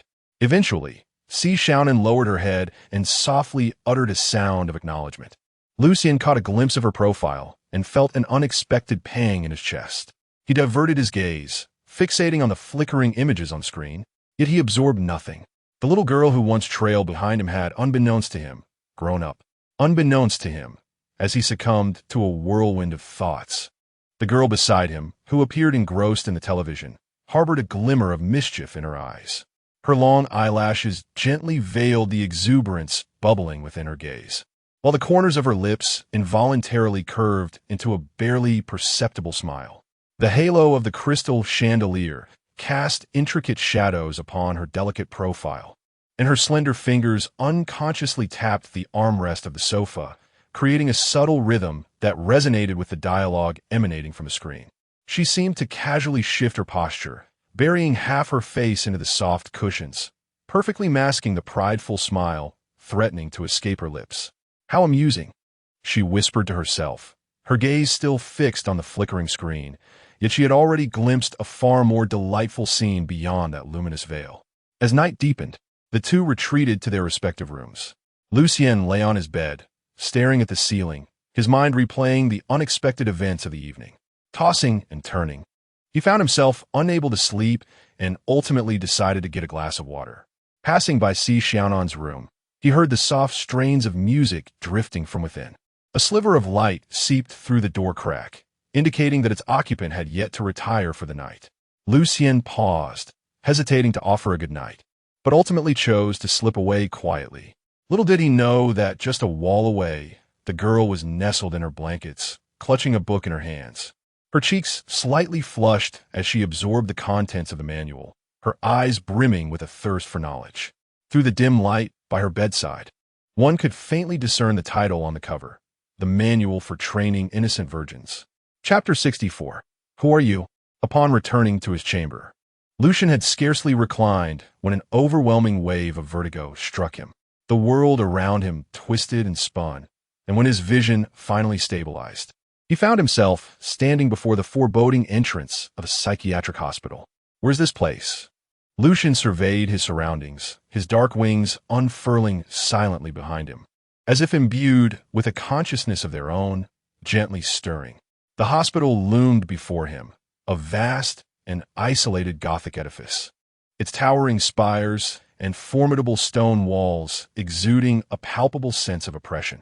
Yet, the most striking feature was the surface of the structure, adorned with flowing dark golden runes that appeared to slither across the stone like living entities, emanating an ancient and powerful energy. The Hospital of the Gods? Lucian lifted his gaze to the corroded sign, a subtle smile gracing his lips. How intriguing. He reached for the door, which creaked ominously as if it had not been opened in years.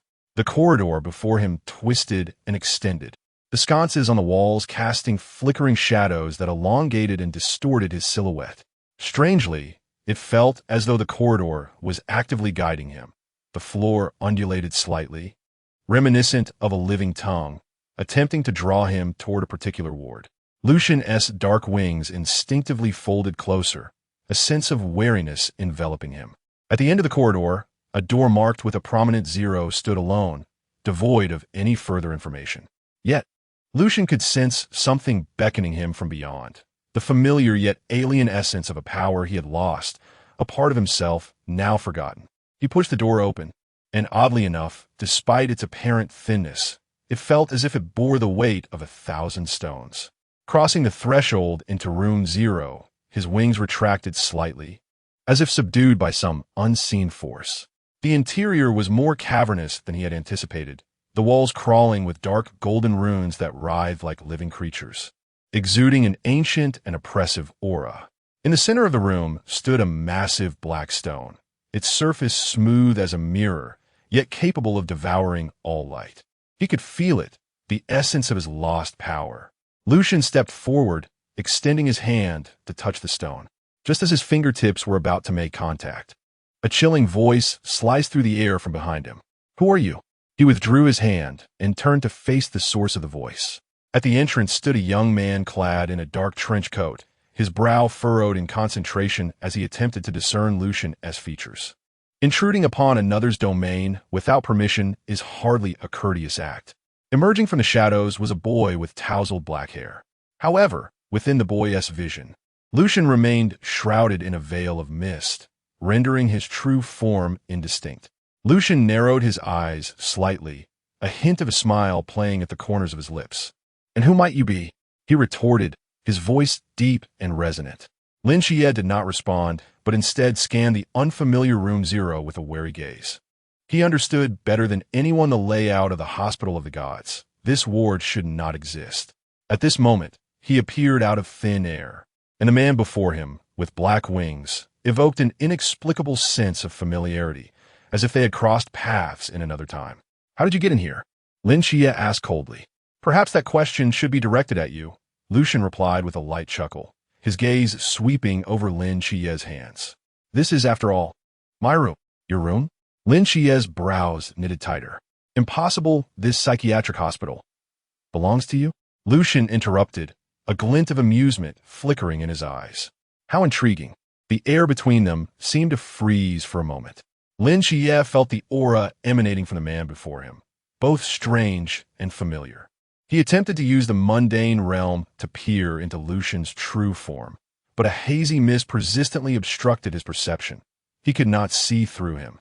"Who exactly are you?" Lin Xiulan inquired again, his tone colder than before. "You are not on my patient list. This place should only house 6 rooms." Lucian did not respond immediately. Instead, he turned to gaze once more at the black stone. "Of course I am not. Then how did you enter? Perhaps it was your hospital that invited me?" Lucian raised his hand, and a dark feather floated down, disintegrating into stardust upon touching the ground. Lucian was baffled as to why this fragment of power seemed anchored here, as if sealed by the hospital itself, making it impossible for him to reclaim. Lin Xiulan's expression subtly shifted. A wave of unfamiliar memories surged into his consciousness, an insight from the very essence of the psychiatric hospital. Dark golden runes danced upon his retina, forming ancient texts. Patient 0, Lucifer, status, self-sealed, special permissions, memory forbidden zone, fallen angel Lucifer. Lin Xiulan blurted out upon seeing the name. It seems you're familiar with me. Let me guess, this hospital must have informed you? Lucian chuckled softly at the sight of the young man in the white coat before him. He finally understood where his missing memories resided. He recalled that within this narrative, 6 different deities were confined in this hospital. Yet, he had become the most unique of them all, 0. This proved he was indeed one of the hospital's patients. But why? Moreover, if he were to regain his memories, would that fragment of power also return? Lucifer, he murmured, the name echoing in his mind as countless legends of the fallen angel flashed before him. King of hell, morning star, the seraphim who betrayed God. Yet, the man before him was utterly different from his imaginings. There were no raging flames of magic, no grotesque wings, only those deep, abyss-like eyes, as if capable of consuming all light. And so, they stood in silence, the atmosphere thick with stillness. It was Lin Xiulan who broke the quiet, glancing awkwardly at Lucian. Lucifer, what is your ailment? This left Lin Xiulan in a rather awkward position. Mere moments ago, he had been questioning the other party, and now he found himself in the role of their physician. Moreover, did the other truly exhibit signs of madness? He glanced towards the adjacent figure of the goddess of night, Nyx, whose visage remained obscured from his view. How could the disparity be so pronounced? The individual before him clearly did not resemble a deity afflicted by insanity. Lucian, upon hearing Lin Xiulan's inquiry, raised an eyebrow slightly, a glimmer of amusement flickering in his eyes. Madness? He chuckled softly, his voice low and resonant. Do I strike you as one in need of treatment? Lin Xiulan found himself momentarily speechless. Indeed, the Lucian before him exuded calmness, grace, and even an air of haughty composure, standing in stark contrast to the deities next door who were prone to fits of madness. Yet, the asylum for the gods would not err. If he had been designated a patient, there must be some underlying affliction. By protocol, every deity confined within these walls had a corresponding mental ailment. Lin Xiulan cleared his throat, striving to maintain an air of professionalism, akin to Nyx's cognitive dissonance. And you, as the patient 0, ought to have a diagnosis. Lucian regarded him silently before suddenly taking a step forward. Lin Xiulan instinctively tensed. Yet Lucian merely walked past him to the window of the ward. Outside, the view was not the typical serene landscape seen from other rooms, but rather a chaotic void, occasionally illuminated by dark golden runes that flowed like the veins of some arcane seal. If one were to speak of illness. Lucian reached out to touch the window, his fingertips gliding lightly across the glass, leaving a dark trace behind, perhaps indicative of forgetfulness. Forgetfulness? Lin Xiulan furrowed his brow. I have forgotten many things. Lucian's voice was soft yet imbued with a suppressed intensity, such as, why I am here, why this asylum has chosen me, and even, why my powers have been fragmented. He turned to face Lin Xiulan, his dark red pupils locking onto him. And you, as the attending physician of this establishment, ought to be responsible for curing me. Lin Xiulan stood speechless, suddenly feeling as though he had lifted a stone only to have it fall back upon his own foot. How on earth could he treat such a condition? Lucian observed Lin Xiulan's subtle expression, then broke into a smile. What is the matter? Are you troubled? He approached leisurely, each step seeming to tread upon some invisible weight of pressure. Lin Xiulan swallowed hard. He had never encountered a patient quite like this, one not only possessed of terrifying clarity, but who also seemed to commandeer the rhythm of their conversation. Troubled? Lin Xiulan steadied his composure, meeting Lucian's gaze. Indeed, you appear more lucid than I. Lucian chuckled lightly, his black wings unfurling slightly before retracting once more. He strolled over to a piece of black stone, his long fingers gently brushing its surface. Do you know what this is? He suddenly inquired. Lin Xiulan shook his head. The aura emanating from the stone instinctively instilled a sense of danger within him, as if merely gazing upon it could lead to his own undoing. Chapter 65. Have you changed your style? This is my power. Lucian's voice suddenly took on a distant quality, as if a part of me had been stripped away by this hospital. He turned to face Lin Xiulan, his dark red pupils flickering with an inner flame. So, Doctor, he leaned slightly forward, a note of mockery in his tone. How do you intend to treat me? Lin Xiulan felt a suffocating pressure, an oppressive force that, though he could not discern Lucian's expression, was palpable enough to cause cold sweat to bead on his back. He took a deep breath, striving to maintain a steady voice. Treatment requires a process. First, I need to understand the cause of your condition. Lucian straightened, the flame in his eyes gradually extinguishing, replaced by a profound tranquility. The cause? He seemed intrigued, as if he had stumbled upon something amusing. What do you think? The cause is. That will require observation over time. Treatment is indeed a process. Is it not? Lin Xiulan suggested. Lord Lucifer, perhaps we should first meet your fellow patients next door. The oppressive force from Lucian was overwhelming, and he felt compelled to redirect his attention, hoping that the presence of Nyx, another primordial deity, might instill some caution in him. Lucian raised an eyebrow at the suggestion, a glimmer of interest flashing in his eyes. My fellow patients? He chuckled softly. How intriguing. Let us see my companions. Lin Xiulan felt a wave of relief wash over him as he guided Lucian toward Nyx's ward. Since Room Zero's corridor lay on the opposite side of the other wards, they had a considerable distance to traverse. As Lucian surveyed the other wards, he found the place rather peculiar. Within this asylum, he sensed the presence of 6 entities surpassing even the highest gods. Just as he attempted to probe through the last door to glimpse inside, a force halted him. This power felt familiar, reminiscent of the energy emanating from certain Qingyu back at Xiaonan High. He realized that aside from this particular ward, he could penetrate the other rooms with his perception. Lucian's gaze drifted between the wards, his expression becoming increasingly nuanced. SpongeBob? A melancholic monkey? What is all this? Quite the hodgepodge. As Lin Xiulan walked ahead, contemplating how to approach the situation, he turned back to find Lucian still standing in place, an expression of puzzlement on his face. Lord Lucifer? Lin Xiulan tentatively ventured. Lucian withdrew his gaze, his fingers gently stroking his chin as he mused. The standards for confining patients in this hospital seem rather unique. Can you see inside? Lin Xiulan, slightly bewildered, asked. You can perceive them?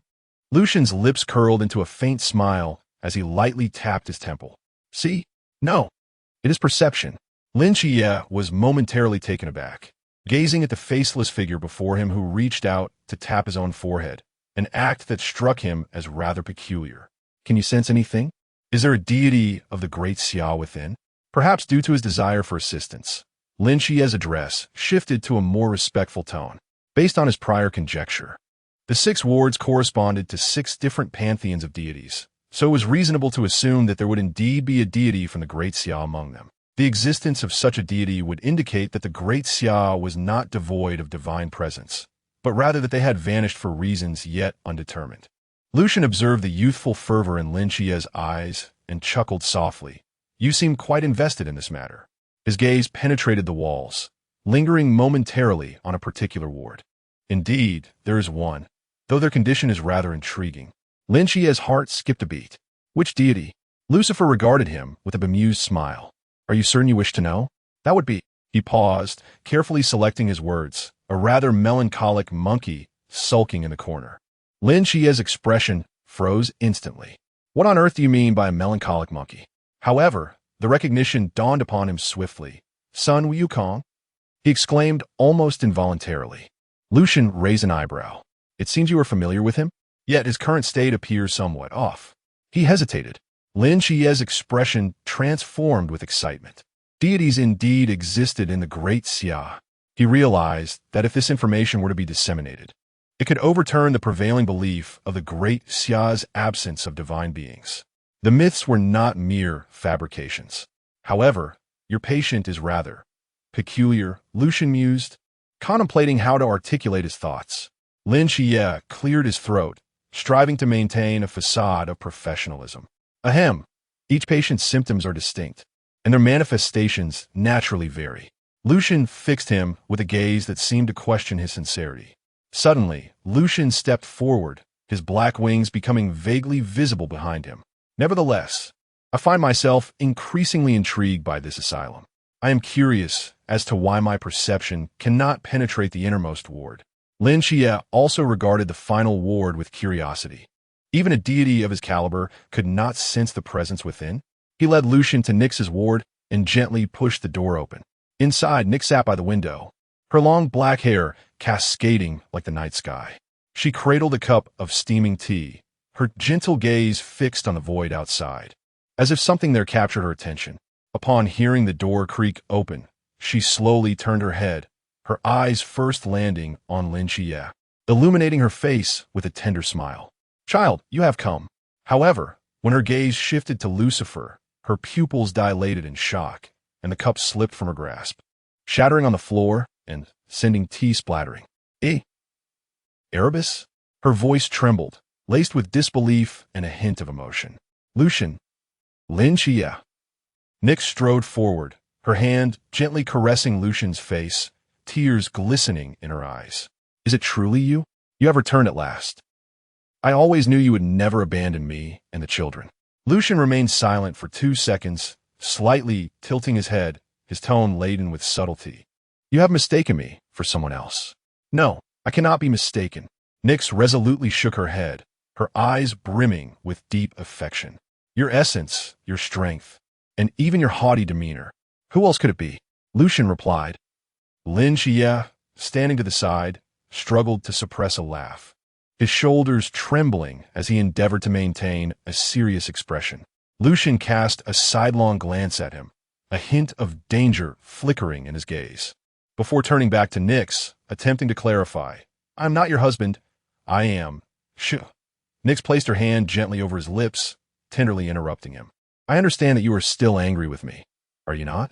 Because of that war, because of our differences. But all that is in the past now. Let's return home, shall we?"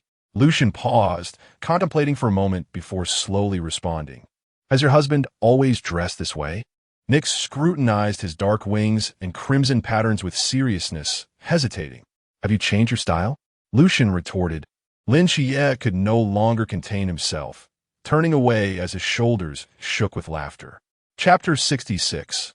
A call for father's attention. Lucian inhaled deeply, despite the fact that his current form rendered breathing unnecessary.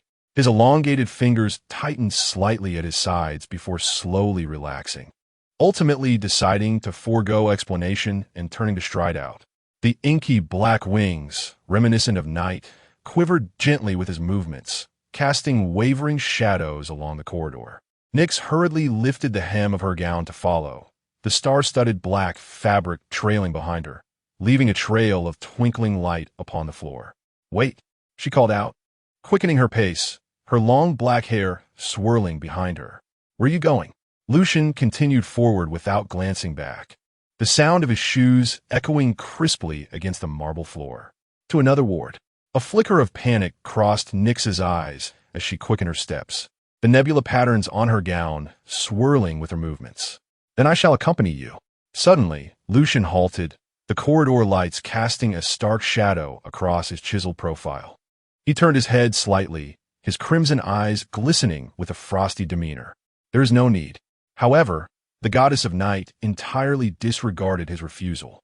She gracefully maneuvered in front of him, tilting her delicate face upward, her eyes brimming with the joy of reunion, reminiscent of a starburst in the night sky. She reached out, grasping Lucian's wing. Lin Xiulan, standing not far off, observed this scene, nearly dropping the medical records in his hands. He hurriedly looked down, feigning to organize the papers, yet he could not suppress the wild smile tugging at his lips. "Well, this hospital is about to become lively." Lucian abruptly withdrew his wing from her grasp, striding forward with purposeful steps. His obsidian wings unfurled dangerously behind him, each stride imbued with suppressed fury, causing the lights along the corridor to flicker ominously as he passed. Nix, clutching the starry hem of her gown, trod softly behind him. Her alabaster ankles peeked out from beneath the dark fabric, making no sound as they touched the ground. "Erebus," she spoke softly, her voice as gentle as a nocturne under the moonlight. "Slow down. I can hardly keep up." Lucian suddenly came to a halt, a breeze stirred by his wings as he turned. He looked down at Nyx from his elevated stance, his expression impassive. I'm not Erebus. Nyx blinked her starry eyes, her long lashes casting tiny shadows on her cheeks. She offered a warm smile, extending her hand as if to touch Lucian's face. All right, you are not. But what do you call yourself now? Lucian stepped back, avoiding her touch, an awkward silence stretching between them. One must not engage with madness. One must not engage with madness. Amidst his self-reassurances, a complex emotion flickered in his crimson gaze, ultimately dissolving into a barely audible sigh. Lin Xiulan, stifling laughter that reddened his face, pretended to cough violently, burying his face in the medical records, his shoulders shaking with suppressed mirth. Nyx suddenly turned in frustration, her gown swirling in a perfect arc. When she looked at Lin Xiulan, the starlight in her eyes transformed into a piercing glare. Danidas, you ought to come over and counsel your father. Lin Xiulan's smile instantly froze on his face as the medical record book fell to the ground with a thud. My father? His expression resembled that of a person struck by lightning, his finger unconsciously pointing at himself. Logically, there was indeed no flaw. Nyx was his mother, and Nyx's husband was Lucifer. Thus, Lucian was naturally his father. Wait, mother. Lin Xiulan attempted to clarify, but the goddess of night had already turned to continue her pursuit of Lucian. Her silhouette flickered in the corridor, each appearance accompanied by a cascade of starlit fragments. Lucian kept shifting positions, his dark wings leaving traces in the air, but no matter how he evaded, he was always precisely locked onto by Nyx the next moment. As Lin Xiulan observed this scene, an inexplicable phrase surfaced in his mind. He flees, she chases, he cannot fly away. Shaking his head to dismiss this absurd thought, he suddenly realized that Lucian had inexplicably appeared before him, his crimson eyes coldly fixed on him. Feeling the intensity of that gaze, Lin Xiulan awkwardly chuckled twice, his throat involuntarily tightening. How about, you agree? It would be wonderful to gain a daughter-in-law for free. The moment the words left his mouth, he regretted them. The air abruptly solidified, and the temperature in the corridor plummeted. The space beside Lin Xiulan began to warp, a distinctly knuckled hand gently resting on his shoulder. What did you say? Lucian's voice was eerily gentle. Lin Xiulan felt a sudden rigidity coursing through him as he slowly turned to meet Lucian's half-smiling, crimson gaze. Cold sweat instantly drenched his back, the shirt beneath his lab coat clinging to his skin. I meant to say, Lin Xiulan chuckled awkwardly. How about you pretend to cooperate for now? Ms. Nyx's condition requires emotional stability. Lucian narrowed his eyes slightly, his fingertips lightly tapping on Lin Xiulan's shoulder. Each tap felt as though it struck Lin Xiulan's heart, producing a suffocating echo. Oh, you mean, for me to accompany her in playing the loving couple? Lin Xiulan swallowed hard, his throat bobbing. He forced himself to nod, his voice dwindling in volume. Temporarily, just to soothe her for a bit. Lucian fell silent for a moment before suddenly letting out a soft laugh. That laughter sliced through the air like an ice blade across glass, causing Lin Xiulan's hairs to stand on end. Very well. Lucian leisurely withdrew his hand, his long fingers gliding over his crimson lips, forming a dangerously seductive curve. However, since we're to play family, shouldn't you change how you address me? Lin Xiulan was taken aback. Lucian regarded him with a teasing smile, his wings elegantly folding behind him. Come on, call me father and let me hear it. Lin Xiulan inwardly lamented. Are deities truly this cunning? Taking a deep breath, he resolved to adopt a more circuitous approach. Clearing his throat, he displayed a gentle, professional smile as he turned toward Nyx, who was counting stars in the garden. Mother, he stammered, the term causing his tongue to fumble. Father, my memories have been somewhat muddled lately and require some rest. Would you allow him to rest for a moment? Upon hearing this, Nyx immediately turned, her eyes dimming with a hint of starlight. She gently caressed her chest, her fingers trembling slightly beneath the delicate black veil of her gloves. So, it is. No wonder he no longer recognizes me. She then turned to Lucian, her voice soft as the mist under the moonlight. Erebus, please rest well. I shall not disturb you. Lucian shot a cold glare at Lin Xiulan, his eyes unmistakably conveying the message. You are doomed. Lin Xiulan feigned ignorance and continued to coax. Mother, see, father requires a tranquil environment. Let us take a stroll in the garden. When he remembers, he will surely seek you out. Nyx hesitated momentarily, the starlight swirling around her gown. Ultimately, she nodded, her dark hair shimmering softly in the moonlight.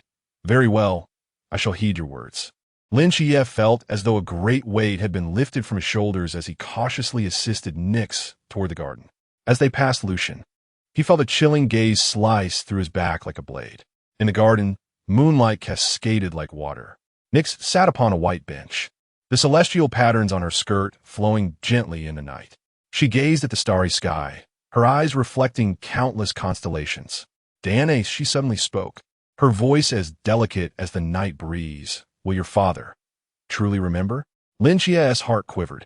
Under the moonlight, the figure of the goddess of night appeared profoundly solitary. He gently took her hand, discovering it was as cold as the night sky. He will, without a doubt. Meanwhile, Lucian wandered alone in the corridors of the asylum. His dark wings slightly folded, his fingertips casually traced the walls, leaving faint black marks on the stone surface. His crimson eyes glowed like two blood-red lanterns in the dim hallway, scrutinizing every corner of the institution. Chapter 67. Grandmother. After a brief moment, his steps faltered. Ahead, the sound of hurried footsteps drew near as Lin Xiulan rushed back, his lab coat billowing. An expression of complexity etched upon his face. What is the matter? Lucian raised an eyebrow, his wings unfurling ominously. Have you already distanced yourself from Mother so swiftly? Lin Xiulan chuckled awkwardly, wiping the sweat from his brow. Cough. Nyx is currently outside basking in the moonlight. He paused, as if suddenly recalling something, and tapped his forehead. Right, I have another matter to attend to. Lucian let out a dismissive hum, observing his hasty retreat with a noncommittal gaze. Lin Xiulan hastened toward the depths of the hospital, entering the basement where the damp air was thick with the scent of mildew. Under the dim light, he remembered the long-forgotten Li Fei, or rather, the Naga. The iron door of the basement creaked open. In the corner, Li Fei sat with his knees drawn up, looking up with an expression of grievance. Chia, have you also perished? Why are you here? Lin Xiulan awkwardly rubbed his nose and recounted the general situation to him. After a series of negotiations under the oppressive rules of the asylum, he finally managed to communicate with the essence of the Naga, who then relented. With a flash of light, Li Fei's personality regained control of his body. He moved his limbs, curiously surveying his surroundings. So, am I now a caretaker? By the time the trio returned to the garden, the night had deepened. Moonlight cloaked everything in a silvery veil, and in the center of the garden, Li Fei stood awkwardly, acutely aware of three gazes fixed upon him. To his left stood Lin Xiulan, a smirk playing on his lips, his lab coat shimmering under the moonlight. To his right was the impassive Lucian, his dark wings nearly merging with the night.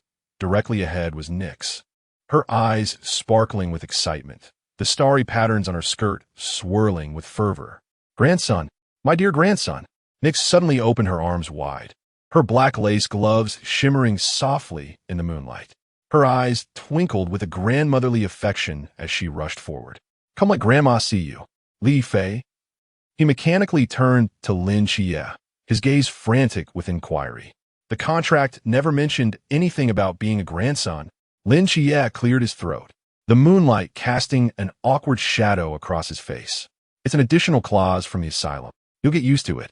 But, my dear grandson, why are you ignoring Grandma? Nyx's voice suddenly took on a note of grievance. As her emotions shifted, the light in the garden dimmed slightly, and several night-blooming jasmine rapidly closed. Li Fei felt a shiver run down his spine, his instinct for survival kicking in. He forced a radiant smile, raising his voice an octave higher. Grandma, hello. Instantly, the sunlight brightened. Though it was indeed deep night, the garden inexplicably glowed a little more brightly. The night-blooming jasmine reopened, releasing a sweet, cloying fragrance. Lucian scoffed, his dark wings fluttering in impatience, several black feathers drifting to the ground. Absurd. Nyx swiftly turned, her skirt tracing a radiant arc of starlight. With her hands placed firmly on her hips, the starlight in her eyes transformed into a sharp glimmer. Erebus, how can you speak of your own grandson in such a manner? Li Yifei glanced from one to the other, ultimately casting a pleading look toward Lin Xiulan. Beneath the moonlight, the shadows of the four entangled upon the ground, reminiscent of the intricate and tumultuous family ties they shared. Lucian's eyes twitched slightly. He is not my. Lin Xiulan quickly interjected, a smile plastered upon his face that was far too artificial. The doctor mentioned your memory is disordered. Please do not become agitated. Lucian's crimson gaze narrowed dangerously, prompting Lin Xiulan to add, if you feel unwell, you may return to your room to rest. The implication was clear: cooperate with the charade, or be ensnared by Nyx for the entire day. Lucian inhaled deeply, though a fallen angel did not require breath, before squeezing out a terse reply through clenched teeth. Do as you wish. Witnessing this exchange, Li Yifei suddenly found the prospect of being a grandson not so insufferable after all. At least, it appeared safer to play the role of a dutiful grandson than to contend with a grandfather who seemed on the verge of an outburst. He subtly inched back behind Lin Xiulan, attempting to evade Lucian's chilling gaze, which felt almost tangible. Good grandson, what is your name? Nyx kindly grasped Li Yifei's hand, her black lace glove feeling icy against his skin. Her eyes sparkled with a grandmotherly affection, while the stardust interspersed within her silver hair cascaded down with emotion. Li Yifei, he stammered, feeling his hand firmly held by her cold, soft grip. Li Yifei. Nyx's finely arched brows furrowed as starlight danced between them. This name lacked a mythical quality. Suddenly, her eyes brightened, and the nebula pattern on her skirt began to whirl faster. Shall I bestow upon you a new name? Li Yifei glanced at Lin Xiulan in alarm, who responded with a look of self-preservation, retreating a half-step, perfectly embodying the essence of a superficial brotherly bond. How about Hypnos? The god of sleep, it suits you perfectly. Nyx nodded in satisfaction, her fingertips tracing a luminous arc through the air.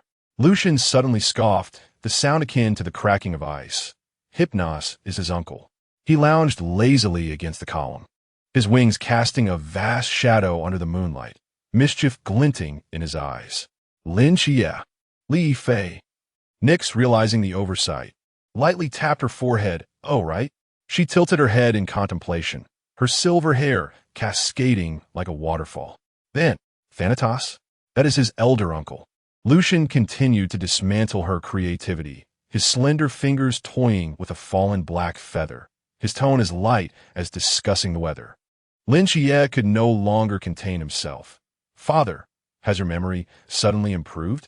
He deliberately emphasized the word father, his eyes filled with a clear message to cease. Lucian elegantly brushed away non-existent dust from his sleeves, the dark patterns on his black robe flowing like water, occasionally reflecting light. His crimson eyes narrowed slightly, revealing a smile capable of instilling terror in mortals. Nyx anxiously bit her soft pink lips, the starlight in her eyes flickering in and out. What shall we call it? The garden fell into an eerie silence. Cold sweat trickled down Li Yifei's forehead as he felt as though he were participating in a divine-level naming trial. Suddenly, Nyx clapped her hands, the stars on her skirt jingling melodiously, their sound particularly crisp in the tranquil garden. How about we call you Shadow Walker? She exclaimed excitedly, spinning around as her silver hair traced graceful arcs in the air. Lucian languidly fiddled with his wings. That name sounds rather pedestrian. He deliberately elongated his tone, as if critiquing a poorly made film. Chapter 68. Frozen miles. Lin Xiulan concealed his face, his shoulders trembling slightly, caught between suppressed laughter and speechlessness. So, the benefactor of night? Nikes, undeterred, suggested, her hands clasped before her, anticipation gleaming in her eyes. It sounded akin to a cheap perfume. Lucian yawned, her nails glinting coldly under the moonlight. Nikes puffed her cheeks, starlight flickering violently around her. Erebus, why must you always undermine me? She stamped her foot, and the shadows in the garden twisted momentarily. I merely state the facts, Lucian replied, elegantly crossing her legs, her black robe cascading like water. Unless you wish for your grandson to roam about bearing a name reminiscent of an adult novelty store? Lin Xiulan next to her chuckled, But as he laughed, an unsettling thought crept in. Wasn't Lucian confined to an asylum? How could she possibly know about the affairs of the living world? Reality, indeed, seemed to bear that name. And wasn't it located near the old district? His brow furrowed, his gaze contemplative as it settled on Lucian. Li Yifei's face instantly flushed crimson. I think the original name is quite nice. His voice trembled, resembling a cornered creature. No, Nike's declared firmly, the nebula on her dress swirling with newfound speed. Our mythological family must possess a resounding title. A sudden spark of inspiration struck her, and she excitedly grasped Li Yifei's hand. Let us call you Shadow Cookie. How adorable. Lucian finally burst into laughter. That name is delightful. Li Yifei.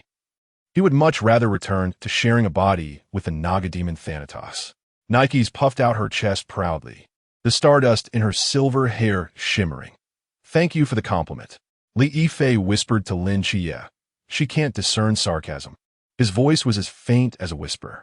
Perhaps it's because she is a patient, Lin Xiulan mused, observing the once mythical goddess of night, now appearing somewhat foolish as she crafted artistic letters of Shadow Cookie with starlight in the air, his lips twitching uncontrollably. Perhaps, Li Yifei responded, his tone lacking conviction, his gaze wandering.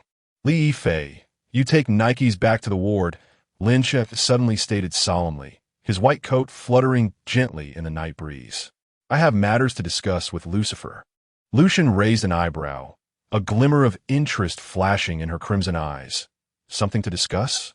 She languidly propped her chin on her hand, her wings slowly unfurling behind her.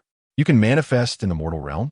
Lin Xiulan hesitated before finally asking, his voice involuntarily lowering, though he felt it unlikely, given Nikes' condition. She should have spent countless years in this asylum, trapped in a state of chaos before his arrival. Why was Lucifer an exception? Or were all deities subject to different circumstances? Moreover, hadn't the hospital initially indicated there were only 6 deities? Why was there an additional one?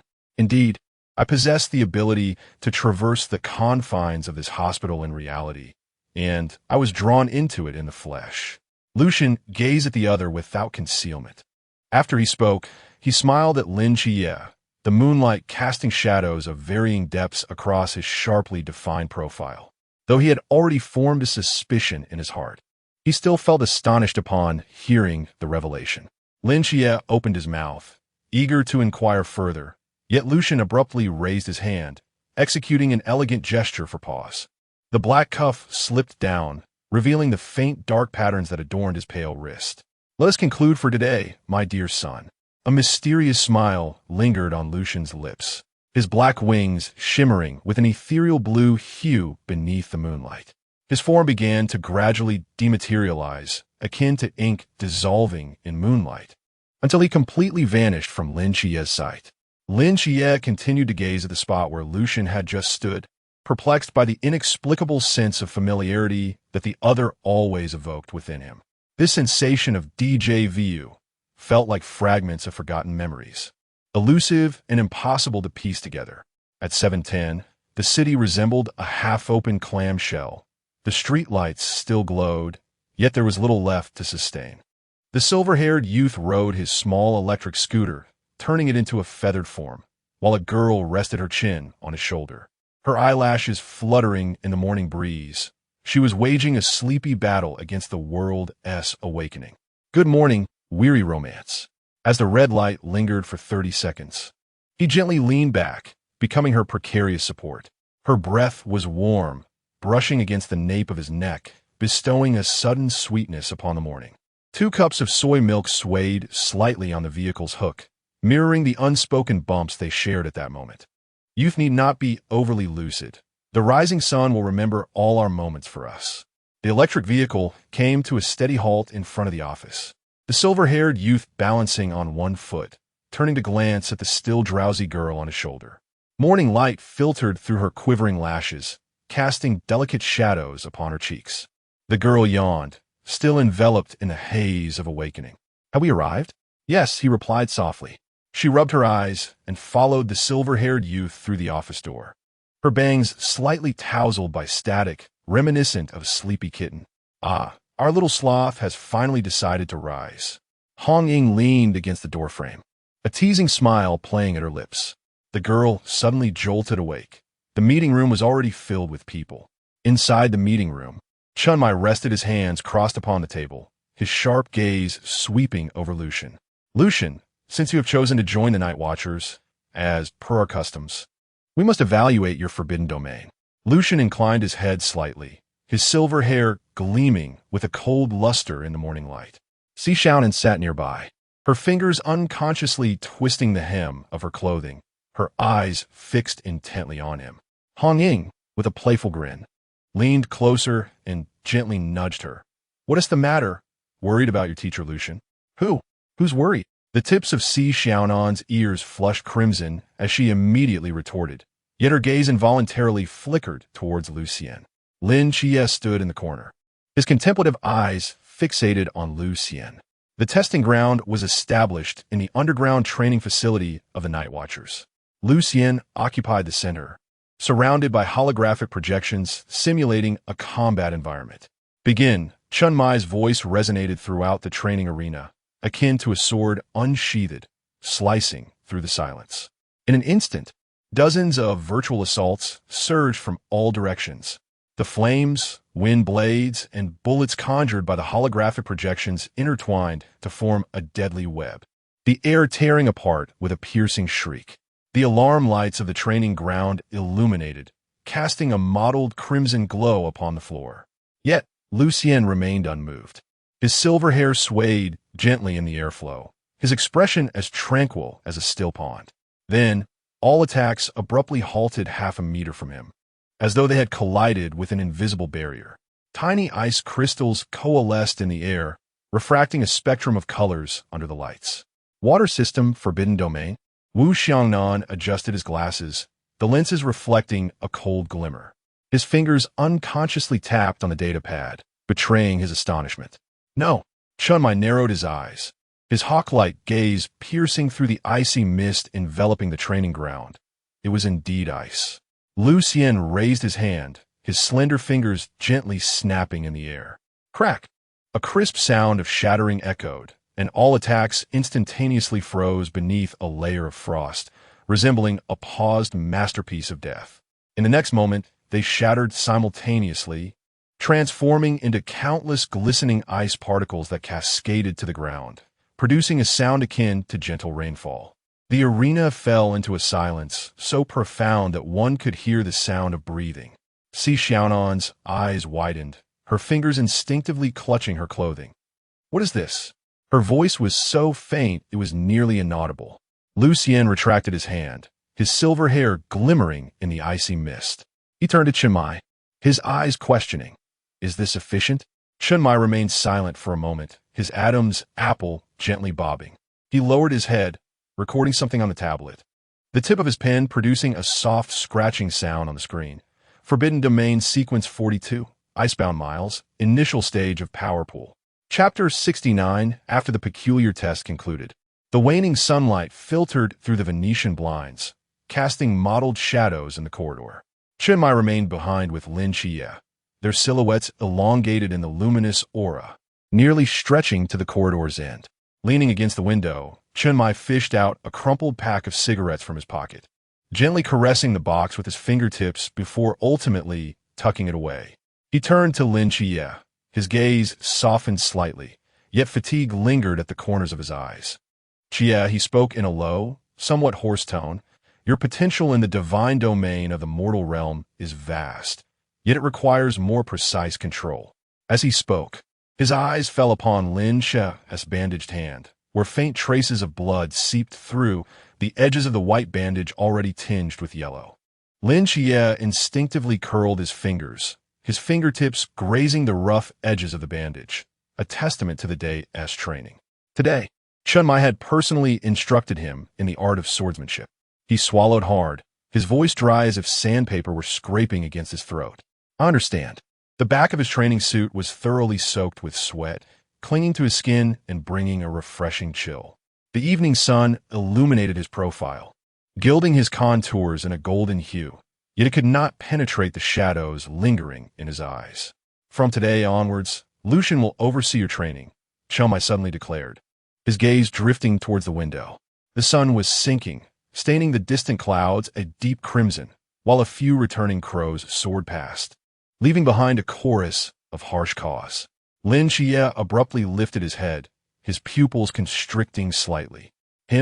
Instantly, images of the targets, frozen into ice sculptures on the training grounds, flashed through his mind, the crystalline frost glimmering with a blinding radiance under the sun. Chunmai regarded him with a knowing glance, a faint smile gracing his lips as the wrinkles at the corners of his eyes smoothed out. His abilities are well suited to help you transcend your limits. With that, he placed a hand on Lin Xiulan's shoulder, the pressure causing the young man to instinctively straighten his back.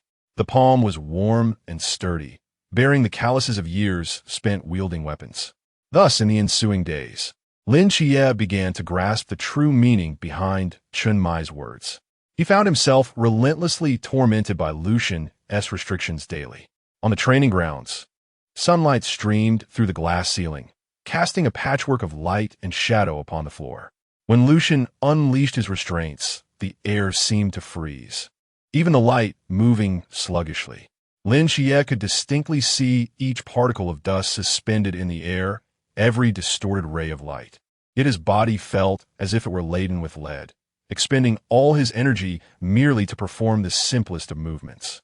These abilities were perfectly suited for Lin Xiulan's training. Faster, Lucian commanded from the edge of the training grounds, his silver hair billowing in the artificial wind, glinting coldly in the sunlight. His voice was calm to the point of being ruthless. In genuine combat, the enemy would not afford you the luxury of contemplation. Lin Xiulan gritted his teeth, sweat trickling down his brow, stinging his eyes. In the realm of temporal deceleration, each of his movements was slowed tenfold. Even breathing became a torturous endeavor. His lungs felt as though they were stuffed with cotton, every inhalation accompanied by a sharp pang of pain. He could not help but curse under his breath, his voice hoarse from oxygen deprivation, akin to the rasp of sandpaper. Sweat had thoroughly soaked his training attire, pooling into a small puddle on the ground. He laboriously raised his arm, attempting to shield himself from the incoming icicles, yet could only watch helplessly as they drew nearer. "Freak!"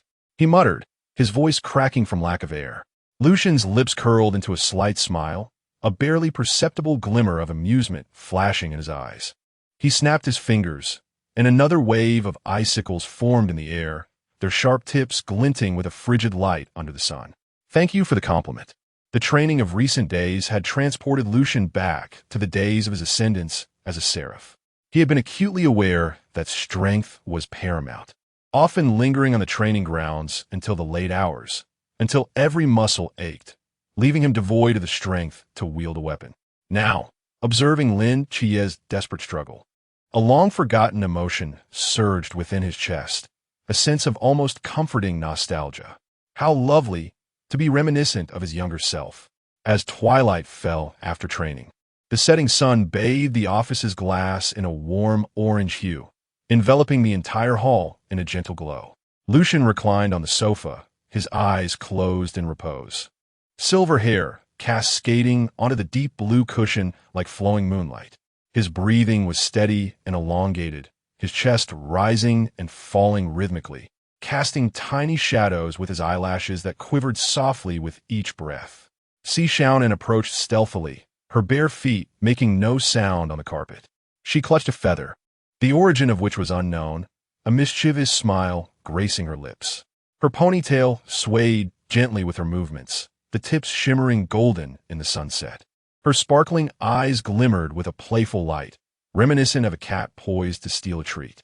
Just as the feather was about to brush against Lucian's nose, her wrist was seized. Lucian's fingers, cold yet firm, gripped her wrist with the strength of a vice, the contrast in temperature causing her to involuntarily shiver. "Attempting to ambush me?" Lucian opened his eyes, his dark red gaze holding an enigmatic smile.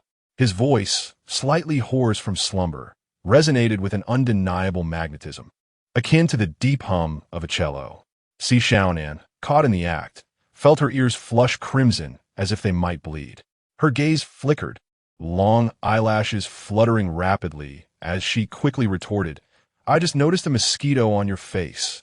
Her voice unconsciously rose an octave, echoing distinctly in the empty office. The final note breaking slightly. "Oh." Lucian raised an eyebrow, his silver hair cascading over his shoulders, glinting with fragmented light in the sunset. "Thank you, Xiaonan." Abruptly, he exerted pressure on her wrist, catching her off guard, and she tumbled into his embrace. "Lucian," she exclaimed, her face flushed as she struggled. Her hands pressed against his chest, feeling the solid muscle beneath the fabric. Her heartbeat raced as if it were about to burst from her chest, each thump resonating in her eardrums like a small drum pounding within her ribcage. Lucian chuckled softly, the vibrations from his chest transmitting through their closely pressed bodies to Xiaonan. He gently ran his fingers through her hair, his touch astonishingly tender, as if he cherished each strand with utmost care. "Let's take a break," he suggested, his voice reminiscent of a warm cup of cocoa on a winter's day, imbued with a comforting warmth that beckoned one to indulge in its embrace. Xiaonan initially contemplated resisting, yet the faint scent of cedar mingled with a hint of post-training perspiration emanating from him inexplicably soothed her. The fatigue from consecutive missions surged over her like a tide, and she found herself drifting into a drowsy slumber, her lashes casting delicate shadows upon her cheeks, her breathing gradually becoming rhythmic and prolonged. At the doorway, Hong Ying peeked in, and upon witnessing this scene, she immediately drew out her phone, snapping pictures fervently. The shutter sounds echoed conspicuously in the serene office. "Ah, youth," she exclaimed, her brown hair catching the rays of the setting sun, resembling flickering flames, a mischievous smile playing on her lips, her eyes squinting into slits. Nearby, several other heads were also peeking in. Lin Xiulan adjusted his glasses, the lenses reflecting an eerie light, his lips twitching slightly. Wu Xiangnan stifled laughter, her shoulders shaking uncontrollably, her face reddening. Even the usually stern Chun might displayed a look of helplessness. Shaking his head, yet his eyes radiated a kind of affectionate concern akin to that of a guardian. However, the ensuing tranquil days did not last long. For a while, the team members were coming and going at odd hours, each bearing the weight of fatigue upon their faces. The dark circles under Chun Mai's eyes deepened, and Hong Ying's vivacious smile became a rare sight. Several times during the late hours, the shrill sound of emergency assembly bells shattered the silence, jolting everyone from their dreams. The atmosphere in the conference room was so tense one could almost wring water from it. The air conditioning's cold breeze howled, yet could not dispel the oppressive air hanging around. The projector's hum resembled a foreboding omen, casting a blue glow on each person's face, rendering their expressions particularly somber. Chun Mai stood before the projection screen, where a blurred satellite image displayed an irregular dark shadow in the northeastern corner of Xiaonan City, resembling an unsightly scar. The latest intel indicates that the expansion of the gate is progressing 30 faster than anticipated, he stated in a low voice, his fingers drumming a dull rhythm on the table surface. His uniform's collar was somewhat disheveled, clearly a sign of prolonged sleeplessness. 3 teams from the Night Owl organization had already infiltrated the city, and the second seat of the ancient god sect had also been sighted operating in the dock area. Lin Xiulan pulled up a set of data, the blue fluorescence illuminating his pallid face. Monitoring showed that energy fluctuations within the gate had reached the peak of the sea realm, with the potential presence of Klein-level entities not ruled out. His voice was dry, as if he hadn't had a sip of water in ages. Lin Xiulan inhaled sharply, instinctively gripping the armrests of his chair tighter. Klein-level? Chapter 70. The Supreme Deity. He had only recently begun to familiarize himself with the hierarchical structure of the Night Watch. Yet he understood all too well what the sea realm signified, a terrifying force capable of effortlessly obliterating an entire block. The memory of the grievously injured Ghost Mass King, under whose overwhelming pressure he felt as insignificant as an ant, still lingered vividly in his mind.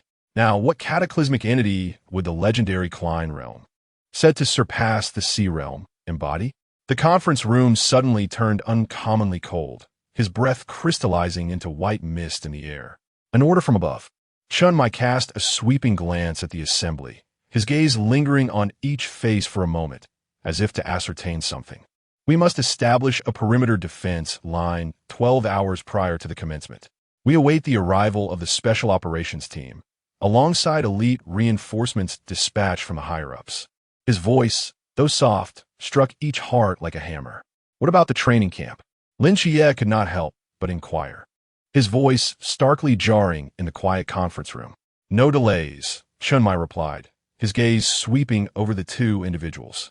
You two will remain at the office. When the time comes, someone will naturally take you to the training camp. Upon finishing this statement, he observed the group and suddenly raised his voice, adopting a grave tone. Now, let us summarize the recent developments. The Night Owl organization has been unusually active lately, with most of their members beginning to shift towards Xiaonan City. Chunmai switched the slide, revealing several blurry surveillance snapshots on the screen. In the images, shadowy figures traverse the night, their uniforms seemingly merging with the darkness. Lin Xiulan's gaze darkened. What do they intend to do? Chunmai shook his head. It remains unclear, but he paused, his voice dropping to a near whisper. What can be confirmed is that their emergence is linked to that recently manifested location. Lin Xiulan furrowed his brow in confusion, sweat-soaked strands of hair clinging to his forehead. What is it? Chunmai surveyed the assembly and slowly articulated, a realm not belonging to our world has appeared on the outskirts of Xiaonan City. What lies within remains unknown. His gaze fixated on the projection, where the shadowy area writhed slowly, unsettlingly alive. The air thickened abruptly. The air conditioning emitted a strained hum, and countless particles of dust floated within the beam of the projector. What is known now is that mythological beings will emerge continuously from within. Chunmai's voice echoed, as if from a distant place. The higher-ups have dispatched top-tier combat forces heading towards Xiaonan City. He switched the image again, revealing several indistinct photographs. Members of the Night Owl organization congregating in an alley, their masks glimmering coldly under the moonlight. Members of the Ancient God Church had also managed to capture a few images. Both the Night Owl and Ancient God Church were amassing their strength towards Xiaonan City. Chunmai's fingers tapped out a final rhythm upon the table, and within this space, the essence of divinity began to manifest. According to the current information, this deity was even of high rank. A tremor rippled through the hearts of all present. A deity? Seated beside Lin Xiulan, Xiaonan's gaze subtly shifted, hinting at thoughts unknown. In merely 2 days, that location would be fully activated. Chunmai's voice suddenly softened, foreseeing inevitable chaos. His eyes scanned the room, finally resting on Lin Xiulan and Lin Xiulan. Your strength is insufficient. He continued, the Night Watcher's training camp will commence soon. You two should remain at the office for now. His tone brooked no dissent, urging the others to adjust their states and prepare in the interim. Chunmai inhaled deeply, the conference room's lights casting deep shadows across his face. This may well be a true battle. As his last words echoed, silence enveloped the room. Subsequently, Chunmai dismissed Lin Xiulan and Lin Xiulan from the day's training. The others began to gather data on the newly emerged space, which needed to be sent to the higher-ups of the Night Watchers promptly. The sunset cast elongated shadows of Xiaonan, creating a slender silhouette on the cobblestone path. Clutching a stack of hefty folders, the parchment bags produced a faint rustling sound against her chest. Strands of hair clung to her fair cheeks, dampened by sweat, quivering gently with her hurried breaths. Due to her adeptness in this area, the task was honorably assigned to her. It was perplexing that, despite the availability of digital files, they insisted on using paper. She muttered softly, her rosy lips slightly pouting. A gust of wind lifted the hem of her uniform, revealing the empty holster at her waist. To safeguard the documents in her arms, she was compelled to slow her pace, her black shoes splashing in puddles, sending up tiny droplets. As most crucial information was retained in paper form, the Night Watchers typically avoided digital formats due to the risk of breaches. This particular dossier concerned the mysterious space that had abruptly appeared at the outskirts of Xiaonan City. The alley's streetlights flickered ominously as Xiaonan halted abruptly. It was too quiet. The sounds of honking cars and distant dance music had vanished just moments before. A faint, sickly sweet odor permeated the air, reminiscent of decaying roses. Xiaonan's pupils dilated, This was a barrier. She spun around sharply, noticing a shadow silently emerging from the wall. The figure, cloaked in a dark purple robe, wore a bronze mask etched with twisted patterns. The cult of the ancient gods. Almost instinctively, she leaped backward, her black hair slicing through the air. Her right hand reflexively reached for her waist, only to find the empty holster. Damn!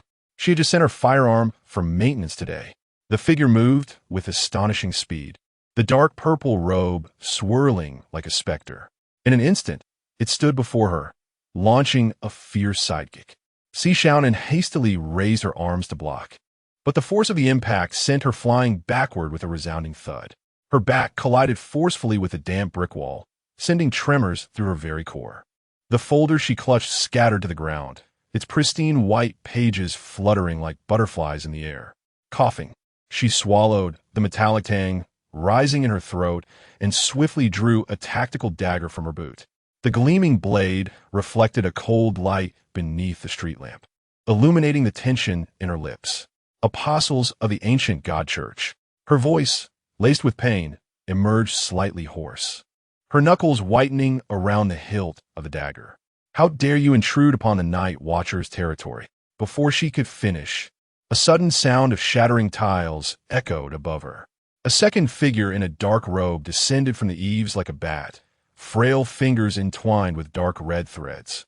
Those threads writhed as if alive, leaving faint traces of blood in the air, mingling with a nauseatingly sweet odor. Xiaonan pressed her back against the damp brick wall, the chill seeping through her uniform.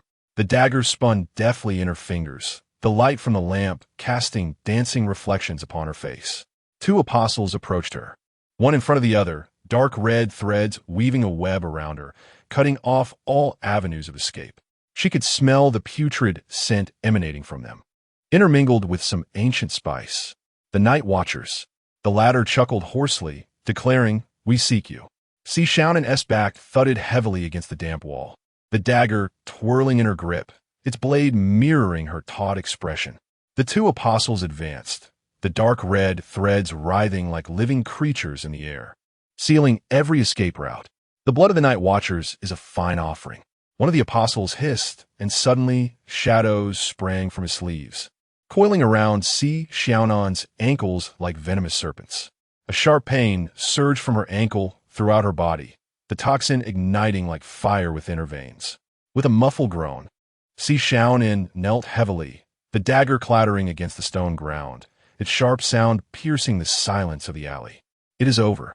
The apostle from the eaves descended gracefully, the blood threads tightening around her slender neck. "Do not worry. We shall make good use of your blood." His fingers brushed against Xiaonan's cheek like withered branches, leaving a chilling sensation in their wake. Xiaonan lowered her head, her long black hair cascading to obscure her expression.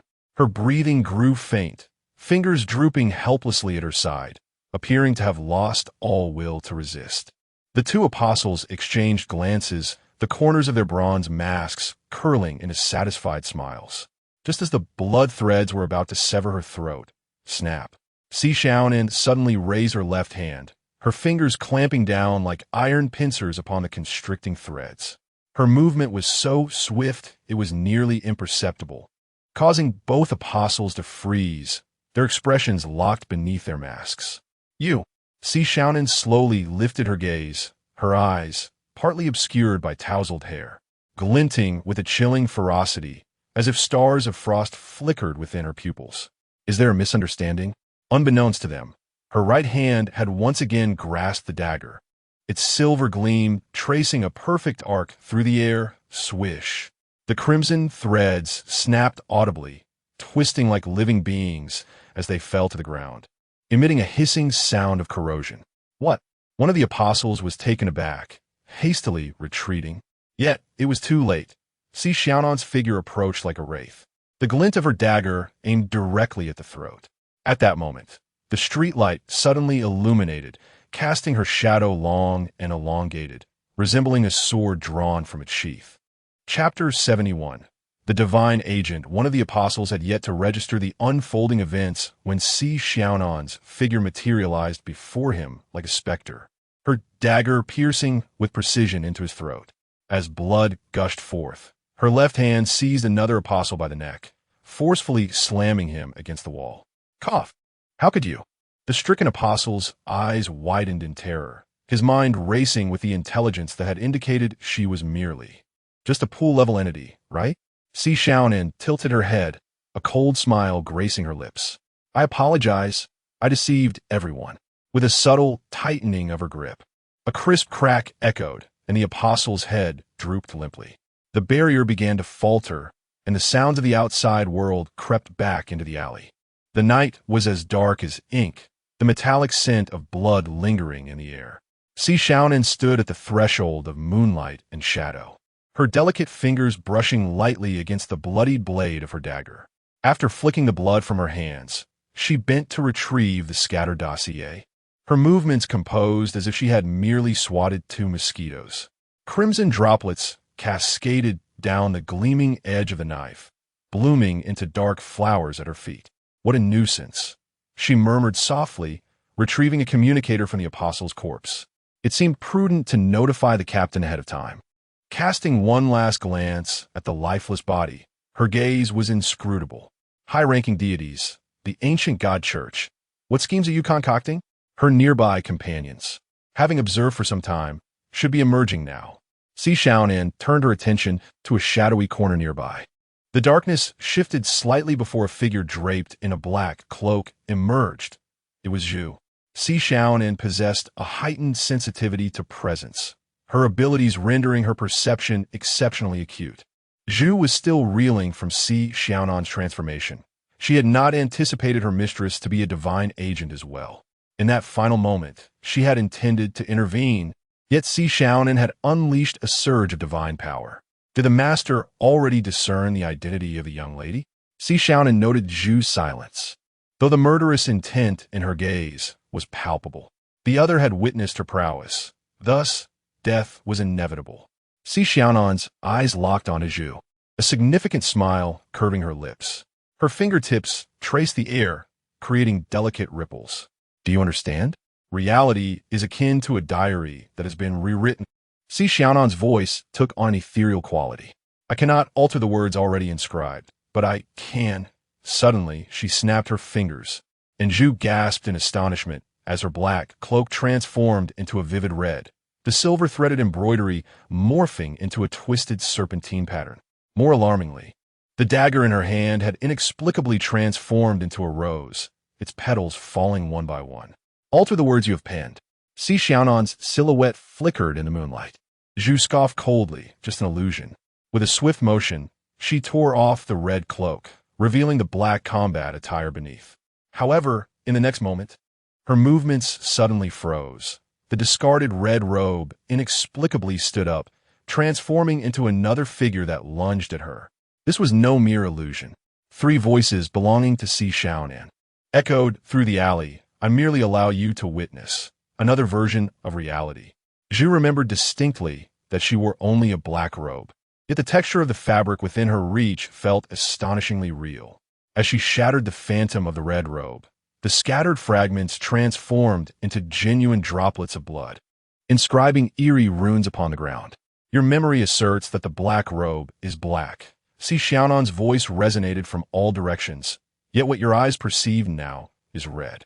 So, which is the true reality? Zhu suddenly felt a wave of dizziness. She realized her memories were being tampered with. She began to doubt the original color of her attire. This is my partial reality. Xiaonan's true form finally emerged, her dagger shimmering with an unstable light. I cannot alter the essence of things, but I can make you question everything. When Zhu's blade pierced Xiaonan's chest, she despaired as the figure morphed into her own reflection. The genuine Xiaonan stood behind her, softly sighing, Look, even the reality of death is indistinguishable to you now. Zhu smiled faintly. I concede, your ability is indeed rather grotesque. She remained motionless, merely snapping her fingers. Ding! Everything around them returned to normal, as if it had all been an illusion.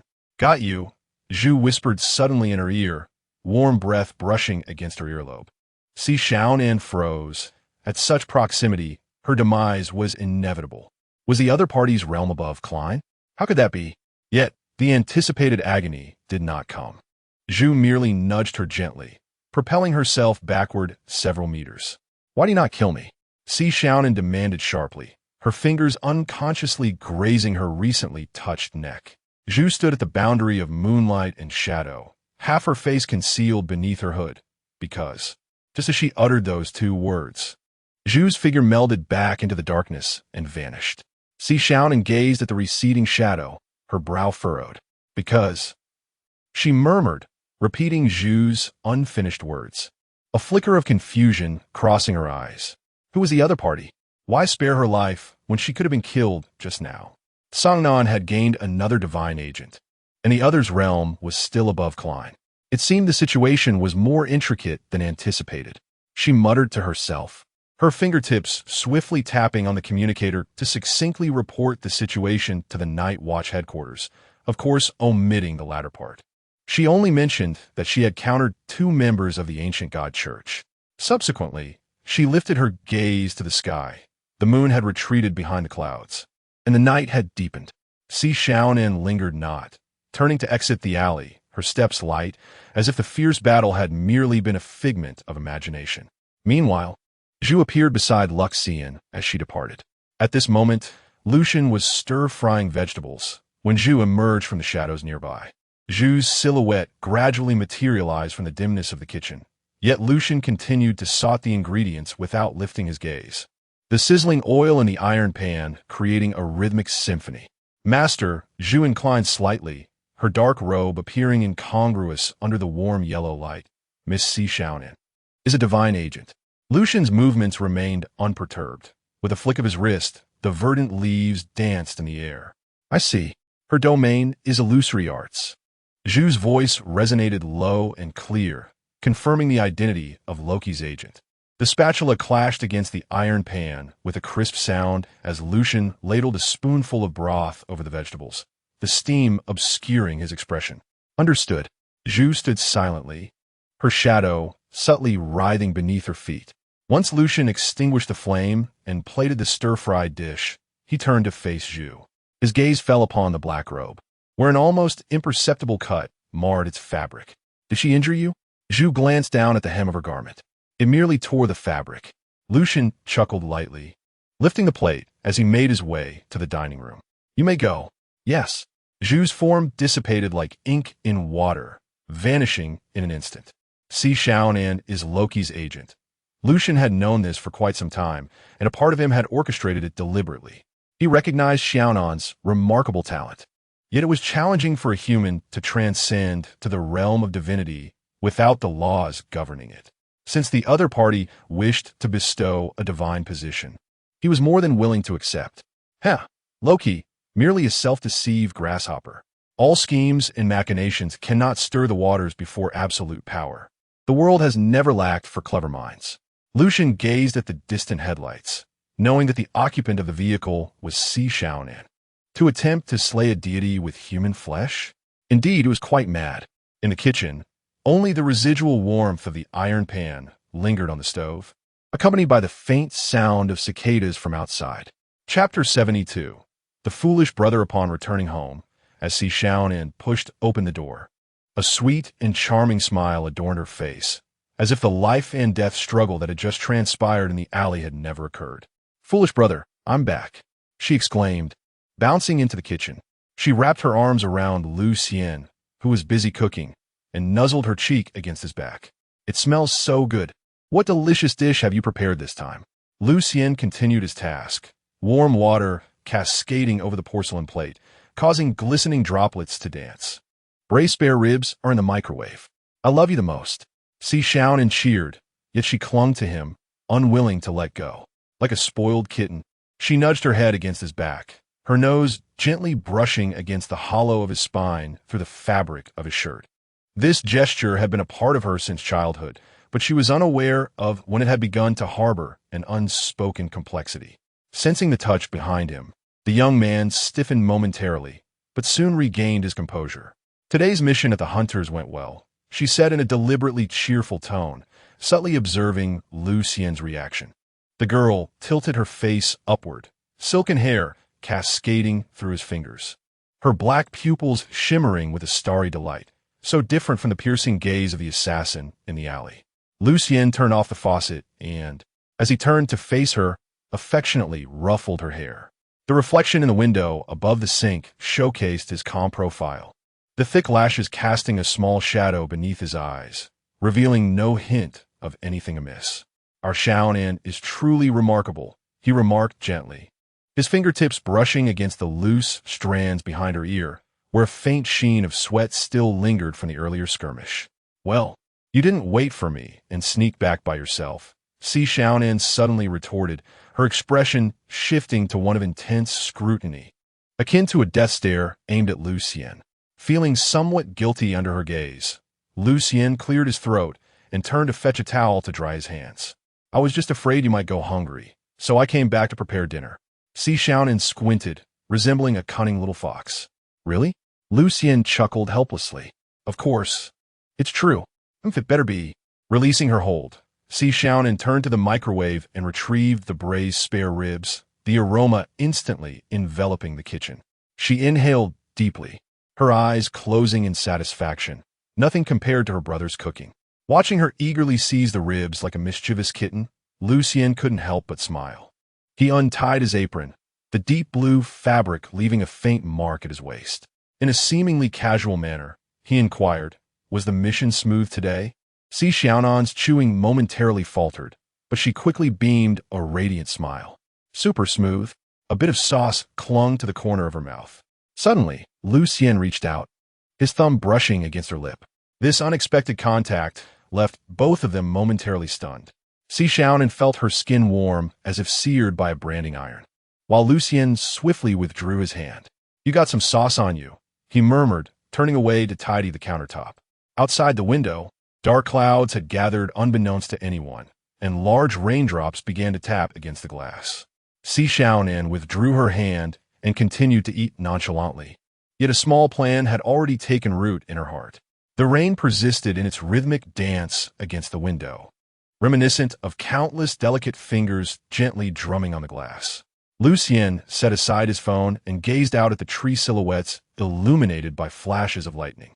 This sudden downpour had been relentless for half an hour, the cacophony of rain and thunder intertwining into a tumultuous sea of sound. Just as he was about to extinguish the lights and succumb to slumber, a frantic knock echoed on the door. "Fool, are you asleep?"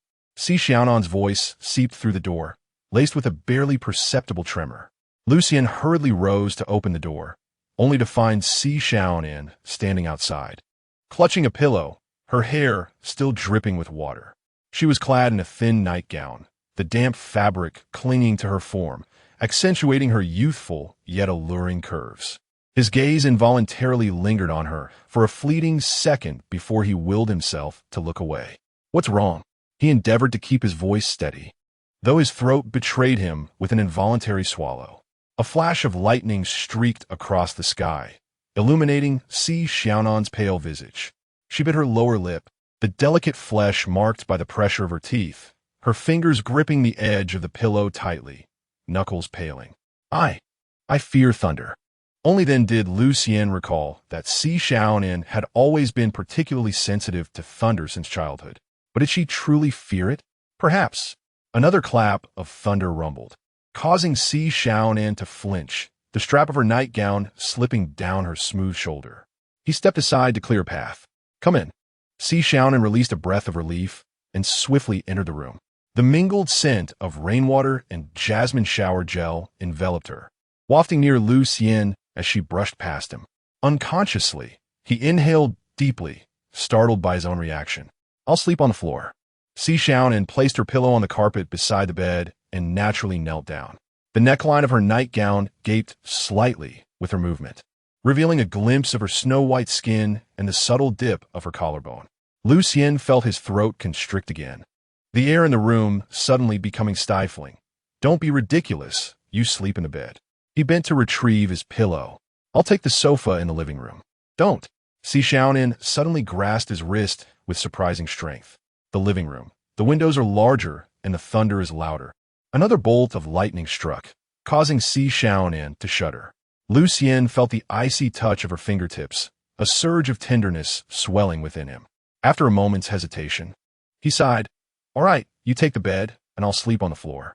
In the dimly lit room, the glint of mischief danced in Xiaonan's eyes, yet her voice remained feeble.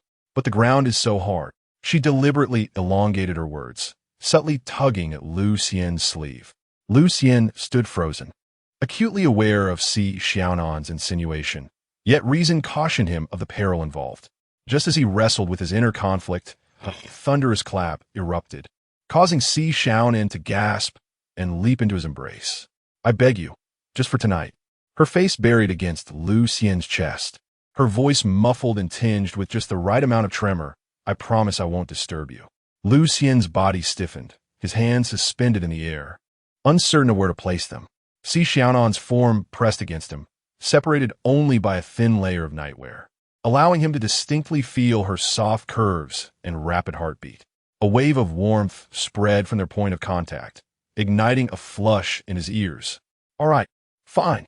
Ultimately, Lu Xian heard his own hoarse voice.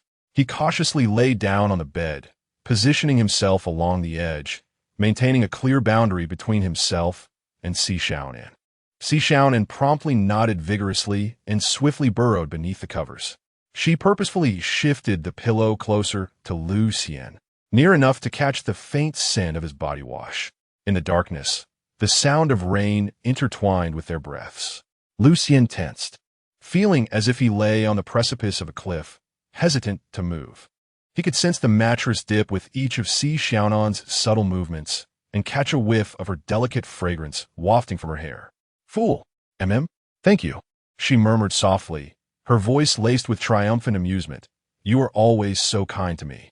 Lu Xian's heart skipped a beat. There was no need for such formality between them. Silence enveloped them once more as Lu Xian stared at the ceiling, counting his heartbeats.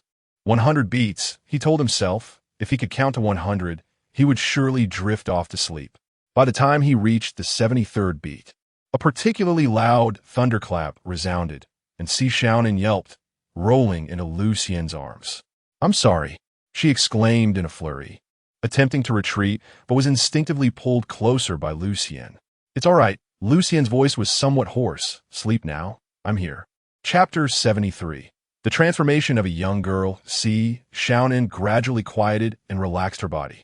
Her head rested upon Lucian's shoulder, one hand unconsciously resting against his chest. Lucian could sense her breathing becoming increasingly steady, her warm breath brushing against his neck. He should have pushed her away. Reason dictated this. Yet his body betrayed his will, and his arms instinctively tightened around her. In her slumber, Xiaonan emitted a contented sigh, her legs draping over his waist. The world envies the tenderness of love, yet remains oblivious to the deafening rhythm of my heart. What you behold are the tips of a young girl's hair cascading in the moonlight. What remains unseen is the chaos of a world I have painstakingly concealed. Lucian, in despair, closed his eyes, knowing this was destined to be a sleepless night.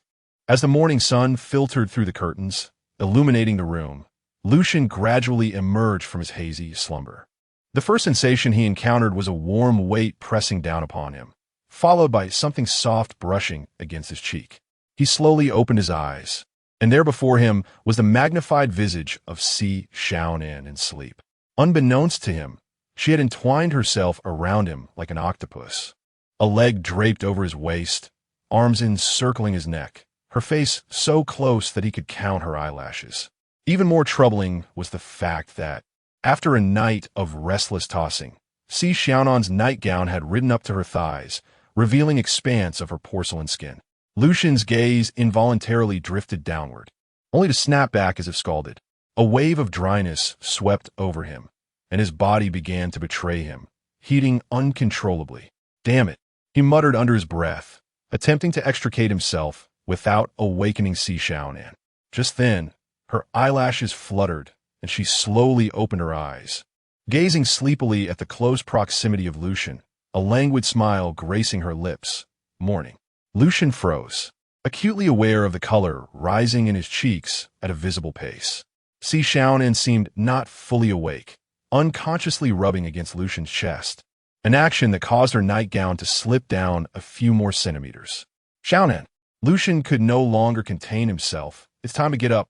Only then did Xiaonan blink, as if awakening from a dream, glancing down at their entangled positions, her cheeks instantly flushed with a deep crimson.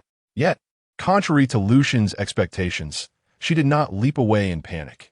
Instead, she gracefully loosened her limbs, akin to a contented cat.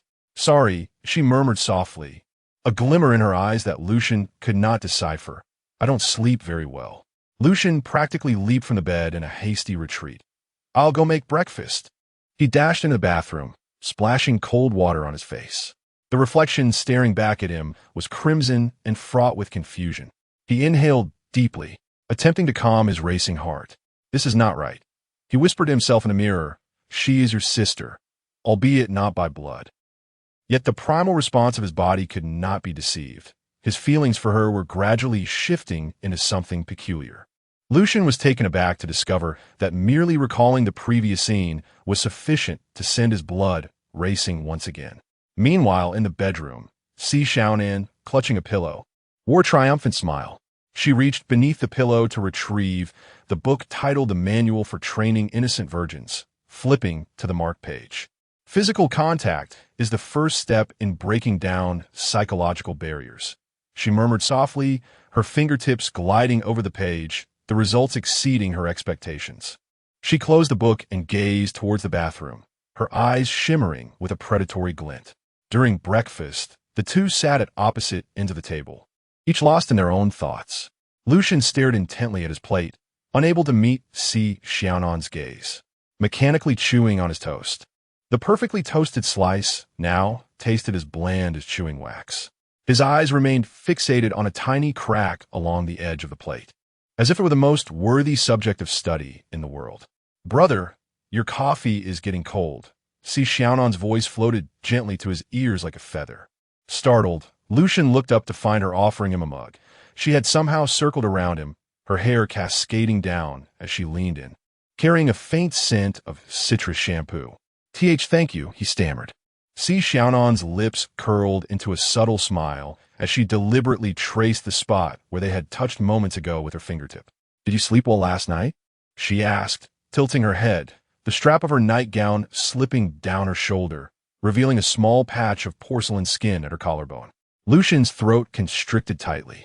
He gulped down a large sip of coffee, the bitter liquid searing his throat. It was fine, he replied hoarsely, yet his gaze helplessly followed the mischievous strap. Xiaonan chuckled softly, taking a seat beside him. She feigned nonchalance, occasionally brushing her foot against his calf beneath the table. Any plans for today? She inquired casually, taking a bite of her toast. Lucian nearly choked on his coffee.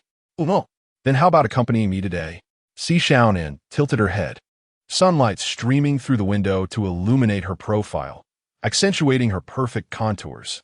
Lucian's throat tightened again. Shot. Xiaonan's lips lifted slightly. It's settled then. I'm going to take a shower. She pronounced the word shower with emphasis, stretching as she stood, her nightgown accentuating her alluring curves even more. Lucian's gaze followed her retreating figure until the bathroom door closed. After breakfast, Lucian washed the dishes. Xiaonan mysteriously produced 2 movie tickets. The new release. I managed to get the best seats. Lucian hesitated as he looked at the romantic poster on the tickets. This type of film. Don't say you don't like it. Xiaonan tugged at his arm. Just consider it a favor for me. As the lights in the theater dimmed, the previews began rolling on the big screen. Lucian sat in the aisle seat, while Xiaonan nestled close beside him, separated only by a narrow armrest. The film is a romantic love story, and Xiaonan has chosen it with great intention. Its narrative is rife with ambiguous physical interactions and heart-fluttering confessions. She discreetly glances at Luxian, observing his reactions. His posture is rigid, hands resting on his knees, fingers slightly curled. The interplay of light and shadow from the screen dances across his sharply defined profile, his atoms apple-bobbing with each swallow. Xiaonan suppresses a smile, intentionally knocking over the soda perched on the armrest during a kissing scene. The icy liquid splashes onto Lucian's trousers, causing him to flinch. I'm so sorry, Xiaonan exclaims, flustered as she fumbles for tissues, leaning down to wipe his thigh. Her fingertips brush against his skin through the thin fabric, eliciting a sharp intake of breath from Xiulan, who tightly grips her wrist. I can manage. Xiaonan blinks innocently, yet does not withdraw her hand. Instead, she allows her fingers to gently trace his palm in the dim light. Brother, your palm is quite warm. Lucian's breath becomes erratic. On the screen, the lead couple is sharing a passionate kiss in the rain, the poignant score reverberating through the theater. His heartbeat is so loud it nearly drowns out everything else. Yet Xiaonan seems oblivious, leaning in closer, her hair brushing against his neck, carrying a faint, sweet fragrance. Xiaonan. His voice is low and husky, laced with a hint of warning. Xiaonan feigns ignorance, tilting her head and whispering in a breathy tone by his ear.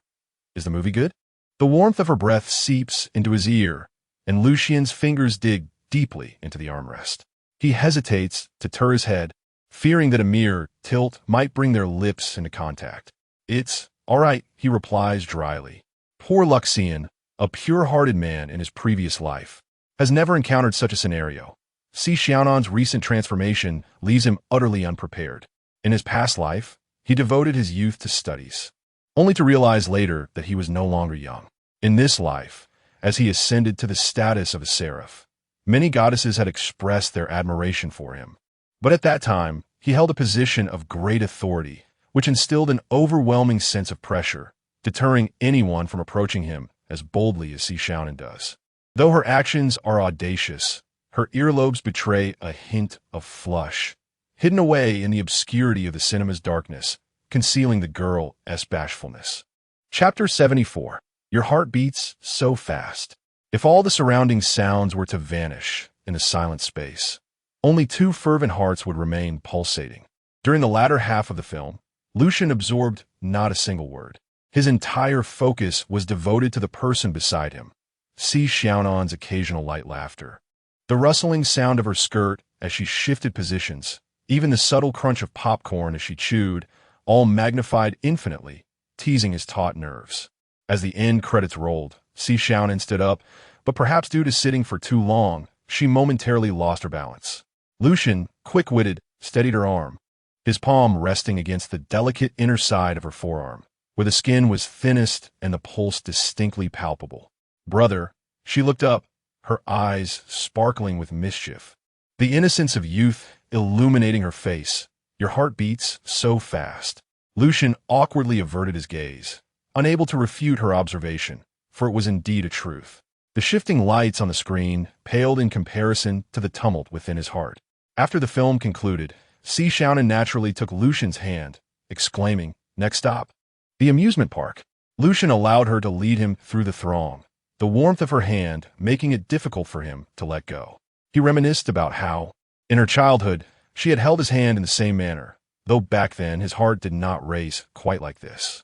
The amusement park buzzed with lively chatter, and Xiaonan, like a child, excitedly tried various attractions. Lucian followed quietly behind, his gaze ever fixed upon her figure. "Let's ride the Ferris wheel." Xiaonan pointed at the enormous structure in the distance, her eyes sparkling with delight. While waiting in line, she bought 2 cotton candies, insisting that Lucian take a bite. The sugary strands clung to the corner of his mouth. Instinctively, he licked it, only to find Xiaonan staring intently at his lips. "What's wrong?" he inquired. Xiaonan snapped back to reality, hurriedly shaking her head. Nothing at all. The Ferris wheel began its slow ascent, revealing the nightscape of Xiaonan City below. Xiaonan leaned against the window, marveling at the city's lights. Lucian, however, beheld her profile illuminated by the glow, a surge of emotion swelling within him. "Xiaonan," he softly called. She turned back, their eyes locking in an intimate gaze. In that confined space, the atmosphere suddenly thickened with ambiguity. Lucian unconsciously leaned forward, while Xiaonan held her breath, her eyelashes fluttering slightly. Just as their proximity intensified, the Ferris wheel jolted unexpectedly, interrupting their impending moment. Xiaonan, vexed, bit her lip, her frustration toward this unforeseen interruption nearly explosive. She glanced at the boy before her, muttering in irritation, "Coward." Lucian, feeling the awkwardness, straightened up, feigning to adjust his sleeves. Yet upon hearing her murmur, he lifted his head. What? In that instant, he was no longer the exalted figure, but rather an ordinary boy, tinged with a hint of fluster and uncertainty. His eyelashes quivered slightly. Though he appeared calm, the turmoil in his eyes betrayed him. Xiaonan scrutinized him for 2 seconds before suddenly breaking into laughter. I mentioned that there will be a night market soon. The Ferris wheel descended slowly. The city lights flowed outside the window, casting reflections in the silent air between the two. Xiaonan withdrew her gaze, resting her chin on her hand while looking out, the corners of her lips subtly lifting. He has escaped, but it matters not.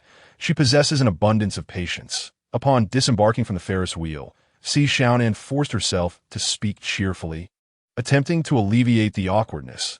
I heard there will be a fireworks display tonight. The cacophony of the night market diluted the delicate atmosphere between them. Xiaonan led Lu Xian in sampling an array of snacks, even winning a plush toy to gift him. This is for you. She playfully stuffed the teddy bear into Lu Xian's arms. Her smile mischievous. Make sure to cherish it. Lu Xian accepted the toy reluctantly, yet his heart softened upon seeing Xiaonan's radiant smile. He gently ruffled her hair, murmuring, "Thank you." As the fireworks exploded in the night sky, Xiaonan quietly grasped Lu Xian's hand. The kaleidoscopic brilliance illuminated their faces, and summoning her courage, she whispered, "Fool, I." "What is it?" Lu Xian turned, looking at her in confusion. At that moment, Xiaonan's face flushed crimson, feeling akin to a steam engine, desperately wishing to articulate those 4 words. She had rehearsed this scene countless times in her mind, yet when the moment arrived, she found herself at a loss for words. She resembled a scholar with theoretical knowledge, but lacking practical experience. Xiaonan opened her mouth, then closed it, ultimately stamping her foot in frustration before burying her face in Lu Xian's shoulder. "It's nothing. I just thought about having to part ways with you in a few days." Her voice muffled within his fabric, her fingers unconsciously gripping his sleeve. "It's merely a few days apart. It's nothing, and I could simply go, right?" He smiled gently, trying to comfort her. "No, you mustn't go. Stay home, do you hear? With your abilities, you'd only end up as a target." She glared at Lu Xian, her cheeks flushed. Lu Xian couldn't help but chuckle at her sudden fierceness, pinching her puffed cheek. All right, I'll do as you say. I'll wait for your return home." Content. Xiaonan huffed in satisfaction, yet soon felt her reaction was too overt, quickly turning away to feign interest in the distant fireworks. However, her reddened ears betrayed her emotions. After the fireworks display concluded, they meandered homeward along with the crowd. The night breeze was slightly chilly, and Xiaonan unconsciously leaned closer to Lu Xian. "Are you cold?" Lu Xian noticed her movement and asked softly. Xiaonan shook her head, then nodded, ultimately clinging to Lu Xian's arm, declaring with conviction, "I am cold." Lu Xian laughed helplessly, removing his jacket and draping it over her shoulders, dressed so lightly. "How could you not be cold?" Xiaonan wrapped herself tightly in the warmth of his coat, secretly inhaling the familiar scent, her heart swelling with sweetness. She stole a glance at Lu Xian's profile, particularly handsome in the moonlight. "Fool." She abruptly halted her steps. He also came to a stop, turning to look at her. Xiaonan took a deep breath, as if resolutely committing to something. "Close your eyes, I have something to give you." Lu Xian raised an eyebrow in confusion, yet complied by shutting his eyes. In the next moment, he felt a soft sensation gently brush against his cheek, fleeting as a whisper. When he opened his eyes in astonishment, Xiaonan had already dashed several meters away, glancing back to make a playful face at him. "This is your thank you gift for today." Lu Xian stood frozen in place, his fingers instinctively tracing the spot where he had just been kissed, his heart pounding like a drum. As he regained his composure, Xiaonan's figure had already vanished around the corner. "This girl," he shook his head in resignation, yet could not suppress the smile that crept onto his lips as he quickly pursued her. Chapter 75. I kissed her. Upon returning home, Xiaonan immediately retreated to the bathroom, claiming she needed to wash away the scent of sweat. The moment the bathroom door shut, she leaned against the cool porcelain tiles, her fingers unconsciously brushing against the lips that had just kissed Lu Xian's cheek, her heart racing violently in her chest. as if it were trying to break free from her ribs. Lin Xiulan sat on the old sofa in the living room, its leather surface marred by fine cracks from years of use. He mechanically pressed the remote control, the television screen flickering silently. Yet he found himself unable to absorb any of its content. The sound of running water intertwined with the hum of the bathroom's exhaust fan filled the air. However, his mind incessantly replayed that butterfly-like kiss, the delicate sensation of her soft lips grazing his cheek, and the unique, sun-drenched freshness of her presence. He irritably ran his fingers through his silver hair, a few strands falling onto his dark gray loungewear. As he stood up, his knee accidentally bumped against the coffee table, causing the water in the glass to ripple, mirroring the turbulence within his heart. The kitchen light was glaringly bright, and as he opened the refrigerator, the rush of cold air accompanied by the crisp sound of ice met him. He tilted his head back to gulp down a glass of ice water, his throat working rapidly, but the chilling liquid failed to extinguish the inexplicable heat within him. When Xiaonan emerged from the bathroom, drying her hair, tiny droplets cascaded down her slender neck into her collar. The living room was illuminated only by a warm yellow wall lamp, casting a fragmented golden glow on her damp hair. She noticed Lin Xiulan's tall silhouette by the floor-to-ceiling window, the moonlight enveloping him in a silver aura, the contours of his shoulders subtly visible beneath his thin white shirt. The cool touch of the wooden floor met her bare feet as she stealthily approached and suddenly wrapped her arms around his lean waist from behind. "What are you thinking about?" she asked, pressing her face against his firm back, her voice muffled and filled with the faint scent of pine that lingered on him. Through the fabric of his shirt, she could feel the tautness of his muscles and the steady, powerful rhythm of his heartbeat. Lin Xiulan's body stiffened momentarily, his fingers tightening on the window frame until they turned pale, then gradually relaxed. "It's nothing, just thinking about the night watchman," he replied, his voice deeper than usual. Xiaonan pouted in dissatisfaction and moved to stand in front of him, tilting her head to gaze up at him. "No thinking aloud. This is my exclusive time." Her delicate cherry blossom-colored lips slightly pursed as she playfully turned to face him, her face still glistening with moisture from her shower. Her freshly washed skin bore a subtle blush, tiny droplets clinging to her eyelashes, sparkling like scattered diamonds under the light. Water dripped from her hair onto the collar of her cotton nightgown, creating a darkened patch that faintly revealed the elegant contours of her collarbone. Lin Xiulan's gaze involuntarily followed the droplet, watching as it slid along her delicate skin, disappearing into the depths of her neckline. "You should eat," he said, his eyes darting away, avoiding her gaze. Realizing that cooking would take time and that he had no inclination to prepare a meal at that moment, he opted instead to order takeout. At the dining table, two individuals concluded their meal, utilizing disposable containers that obviated the need for washing dishes. After finishing, Xiaonan wished to entice Lin Xiulan to watch television. She clung to the boy's arm, playfully shaking it, employing her charms that previously captivated Lin Xiulan. He felt his body stiffen as the girl pulled at his arm, her warmth enveloping him. His voice emerged somewhat hoarse as he suggested it was time for bed, reminding her of the early rise awaiting them the next day. Yet, Xiaonan refused to release her grip, instead rising onto her toes. A slipper fell to the floor with a soft thud, revealing her delicate pink toes. She leaned closer to his face, her warm breath, imbued with the freshness of mint toothpaste, wafting over his taut jaw. "Silly, are you avoiding me?" Their proximity was such that they could count each other's eyelashes. Lin Xiulan could distinctly see his reflection in her pupils, alongside a mischievous glint in her eyes.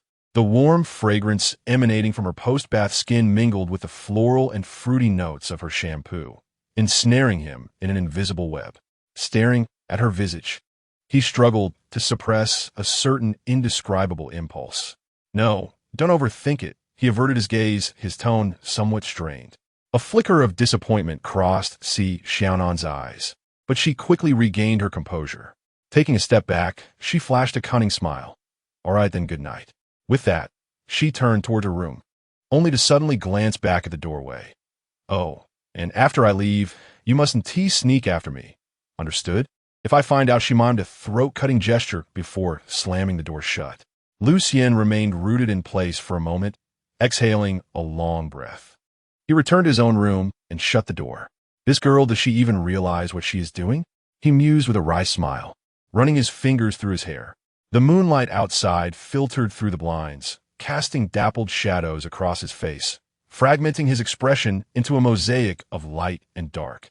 Meanwhile, in the adjacent room, Xiaonan rolled about on her bed, clutching a cartoon-patterned pillow, the pristine sheets wrinkled and tousled.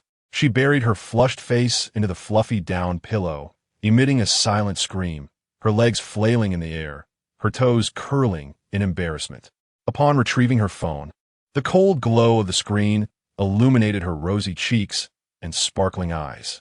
She sent a message to Hong Ying. "I kissed him today, though it was just on the cheek, but..." Hong Ying replied instantly. "Way to go. Next time, go for a real kiss." Following her message to Hong Ying, she added 3 exaggerated exclamation marks, then tossed her phone aside as if it were burning.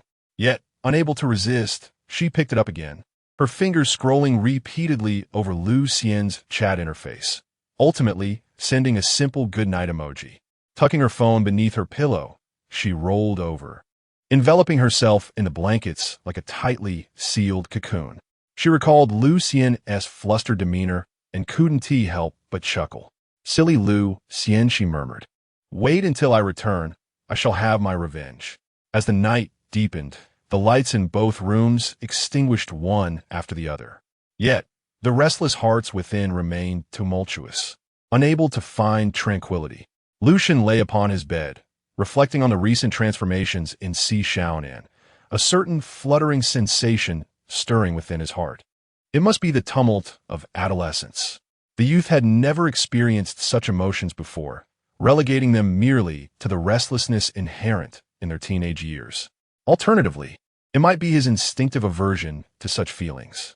He turned over, closed his eyes, and endeavored to disregard the inexplicable warmth radiating from his chest. On the following morning, Lucian awoke earlier than usual, for today marked the day Xiaonan was to embark on a mission. He quietly prepared breakfast, skillfully frying Xiaonan's favorite sunny-side-up eggs and slicing fresh fruits with care. After their meal, the two made their way to the office, where the others had already arrived. The morning sunlight streamed through the office's glass windows, casting dappled shadows upon the floor as Lucian and Xiaonan entered through the door. Chapter 76. Deity?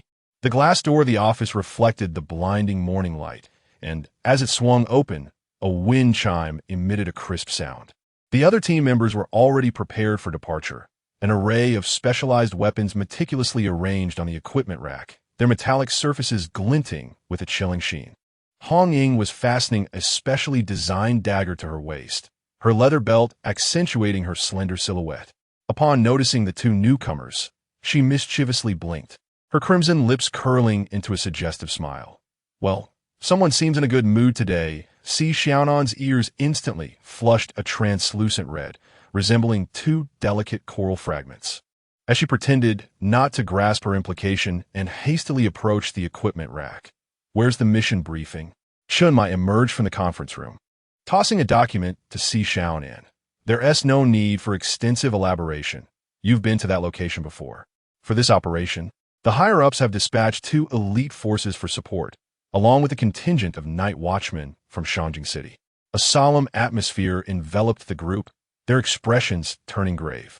Without further farewells, the remaining members gathered their necessary items. Except for Lin Xiulan and Lin Xiulan, everyone else was busily preparing their gear. After a brief interval, the team boarded the waiting black armored vehicle, its tires creating a squelching sound as they rolled over the damp pavement. Lin Xiulan stood at the office entrance, the morning breeze tousling his hair. He maintained his gaze until the vehicle's taillights vanished around the corner, his shoulders appearing strikingly sharp in the morning light. Soon, only Lin Xiulan and Lin Xiulan remained within the office space. Observing Lin Xiulan still staring at the departing vehicle, Lin Xiulan playfully remarked, "Teacher Liu, are you going to miss Sister Xiaonan?" Lin Xiulan did not deny it, his voice barely audible, almost lost in the wind. He turned and strode towards the restroom, the hem of his black trench coat slicing through the air with a sharp arc. When Lin Xiulan emerged moments later, Lin Xiulan regarded him with curiosity. sensing something slightly different about him now. In the northeastern corner of Xiaonan City, at the periphery of the Gray Realm, this enigmatic region existed within the city, yet lay in a desolate zone.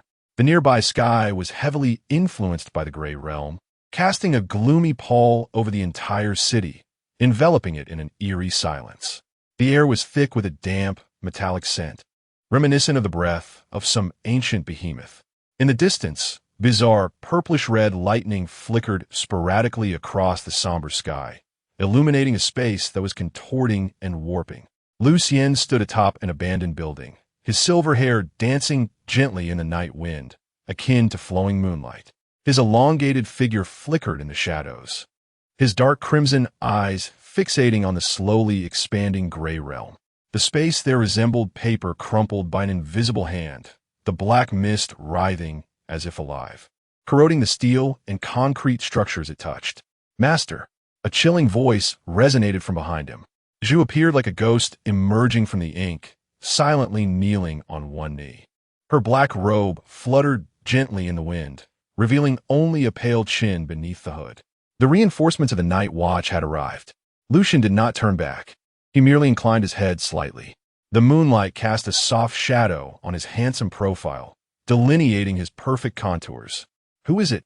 His voice was deep and calm, yet carried a hint of distance. "Master Chun and Zhou Ping."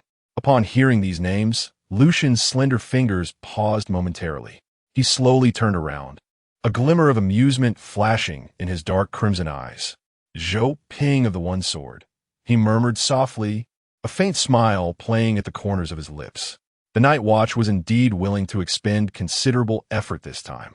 He was aware that the Night Watch's elite forces were comprised of Zhou Ping of the One Sword, Lu Wuwei of the One Rider, Yi Fan of the One Idol, Su Wu of the One Void, and Master Chun, all of whom were regarded as the strongest forces beneath the divine. For years, countless deities had coveted Huaxia, and it was the presence of these individuals that had deterred them. Now, with two dispatched at Xiaonan simultaneously, it was evident how much they valued this operation. Zhu lowered his head, continuing to report. "The members of the Ancient God Society have also arrived. The Murmurers are setting up a ritual in the southern part of the city, seemingly aiming to open the passage to the Gray Realm in advance." Lucian narrowed his eyes, a glint of light flickering deep within his crimson pupils. He gazed towards the distant Gray Realm, where the black mist was visibly expanding at an alarming rate. If he sought death, then let him try. His voice was as cold as the winds of the polar regions. Zhu hesitated for a moment, his lips trembling beneath the hood. "Master, the young lady is also in the Night Watch's action team." "She." Lucian's fingers tightened slightly, the knuckles turning pale. Yet soon, he returned to his composed demeanor. "She'll be fine." His voice was soft, yet imbued with an undeniable certainty. Zhu bowed deeply, his black robe swaying in the wind, blending seamlessly into the night. In the temporary command center of the Night Watch, beneath the glaring white lights, Chun Mai stood before a holographic projection, his brow furrowed. The projection displayed a three-dimensional model of the expanding Gray Realm, with red warning lines continuously pushing outward. Dark circles hung beneath his eyes, clearly indicating a prolonged lack of rest. Beside him stood Yuan Gang, a member of the Night Watch from Shanjing, who was one of the personnel leading the support team. "The expansion of this realm is occurring at a rate 50 faster than anticipated," he said, his voice hoarse and weary. "If this continues, within 48 hours it will engulf the entire northeastern district. At that point, Xiaonan will likely become a paradise for those mythical creatures. We must swiftly locate the core of this world, ahead of the Ancient God Society and the Night Owls." In such situations, the Night Watch had encountered similar scenarios before. Typically, if the core of such a world was found, it would force the realm to close on its own. Hong Ying, agitated, ran her fingers through her hair, strands dancing like flickering flames. "What about the reinforcements sent by headquarters? Wasn't it said that top-tier forces would be dispatched?" She bit her lip, her eyes shimmering with unease. She was acutely aware that merely emerging the mythical beings from the Gray Realm was sufficient to attain the prowess of the Sea Realm. The notion that they, a handful of individuals, could successfully defend against this was nothing short of folly. They had already withstood 5 or 6 waves of attacks. If this continued, it it was highly likely that they would falter. Within just a few hours of arrival, their encampment had suffered significant casualties. At that moment, the door to the command center creaked open. An elderly man clad in a simple long robe entered with measured steps. His gait was steady and composed, cradling a ruler in his hands. His visage was gentle, etched with the marks of time, yet his eyes were profound, as if harboring the wisdom of countless centuries. Master Chun, summoned by headquarters for assistance, he said with a slight smile, his voice soft yet imbued with undeniable authority. Almost simultaneously, a fierce sword aura swept in from outside the door. Everyone instinctively tensed, as if an invisible blade were poised against their throats. Just then, a whisper of wind slithered through the crack of the door. It was a gentle breeze, yet it compelled everyone to instinctively draw back their necks, as if a cold snowflake had landed upon their nape. A tall, slender figure crept in, pressing against the doorframe. He kept his head bowed, his black bangs nearly obscuring his eyes, and his right hand firmly rested on the sword, tightly wrapped in cloth at his waist. Though he stood in the corner, the entire room fell into an uncanny silence, as if a mute button had been pressed. "Zhou Ping," he murmured softly, his voice barely above a whisper, as if afraid to disturb the air. After speaking, he retreated further into the shadows, yet inexplicably, everyone felt a chill in the air. The others in the conference hall were momentarily stunned. The presence of a sword master and a sage had graced them, two of the most formidable warriors of the Great Xia. The upper echelons had dispatched such high-caliber experts, sending two at once. Chun Mai furrowed his brow, intending to speak, but was halted by Yuan Gang's raised hand. Time was of the essence. They needed to get straight to the point. Yuan Gang's voice carried an air of undeniable authority. Master Chun approached the projection screen, his emaciated fingers gently tapping the void. The energy distribution map of the Gray Realm unfurled, the core area pulsating with a blinding red light. Within this realm's core lies a forbidden artifact, he stated, his voice calm yet potent. I surmise it is a weapon wielded by a deity. Xiaonan, standing in the corner, felt her pupils constrict sharply. A deity? Our mission is to establish a perimeter defense, preventing the night owls and the ancient god's disciples from infiltrating. Master Chun continued, his gaze sweeping across everyone present, ultimately resting on Zhou Ping. However, the dilemma lies in this. He pointed, and a glaring red light illuminated a specific area of the Gray Realm. Someone is forcefully attempting to open a passage. If we fail to thwart them, the direst outcome will be that we must select a portion of individuals to venture into this realm and seize that forbidden artifact. Chapter 77 whispers to unlock this realm. One must ascend to the highest point of energy fluctuation, which, upon analysis, is located in the abandoned industrial district. Master Chun traced a crimson line across the holographic projection, indicating that the followers of the ancient god church were likely to conduct their rites there. The lights in the conference room flickered intermittently, casting shadows upon the serious faces of those present. The blue light emitted by the projector danced across Master Chen's weathered visage, deepening the gravity of his already stern expression. However, it appeared that the opposing party had employed some form of aura-masking artifact or forbidden ground. Furrowing his brow, Master Chun unconsciously rubbed the stubble on his chin, stating, I cannot perceive their exact location, as if shrouded by a thick veil of darkness. For now, we must temporarily divide our personnel into two groups. One to remain here in defense against the incursion of mythic beings, and the other, the search team, tasked with preventing any attempt to forcibly breach the barrier. His gaze swept across each individual present before settling on Zhou Ping, who stood by the window. Moonlight streamed through the glass, casting a silvery sheen upon Zhou Ping's upright figure. The ancient sword cradled in his arms gleamed coldly, and the intricate patterns on its scabbard seemed to breathe with a faint luminescence. I will lead the search team, while Master Chun will oversee the defense. Zhou Ping's voice resonated, low and contemplative, evoking a sense of social anxiety. He continued, unconsciously caressing the hilt of his sword. Remember, our primary objective is to prevent the Gray Realm from spiraling out of control. Defeating the enemy is secondary. In the southern district, amidst the abandoned factories, Xiaonan's fingertips grazed the edge of her communicator, the cool metallic texture momentarily bringing her back to focus. The winds at the periphery of the gray realm carried a scent of decay, brushing against her cheeks as stray strands of hair fluttered. Xiaonan, you are to lead Team A in the Eastern District. Zhou Ping's voice crackled through her earpiece, gravelly yet imbued with static. Exercise caution and report any anomalies immediately. Received, she responded in a hushed tone, her gaze drawn to the distant, contorted space. Given that this operation primarily involved the reconnaissance of the enemy, her heightened sensitivity to forbidden grounds naturally placed her among the leaders of the search team. The edge of the gray realm resembled a wound torn by an invisible hand, with purplish-black mist roiling ominously, revealing glimpses of bizarre architectural outlines. Hong Ying patted her shoulder, concern evident in her eyes. You've been distracted since earlier. Behind them trailed several watchers, most of whom were ordinary individuals lacking forbidden ground abilities but equipped with specialized weaponry. It's nothing, just... She massaged her temples, feeling the pulsing of veins beneath her skin. Ever since entering this area, her perception of the forbidden ground had grown unnaturally acute, as if something were gently tugging at her nerve endings.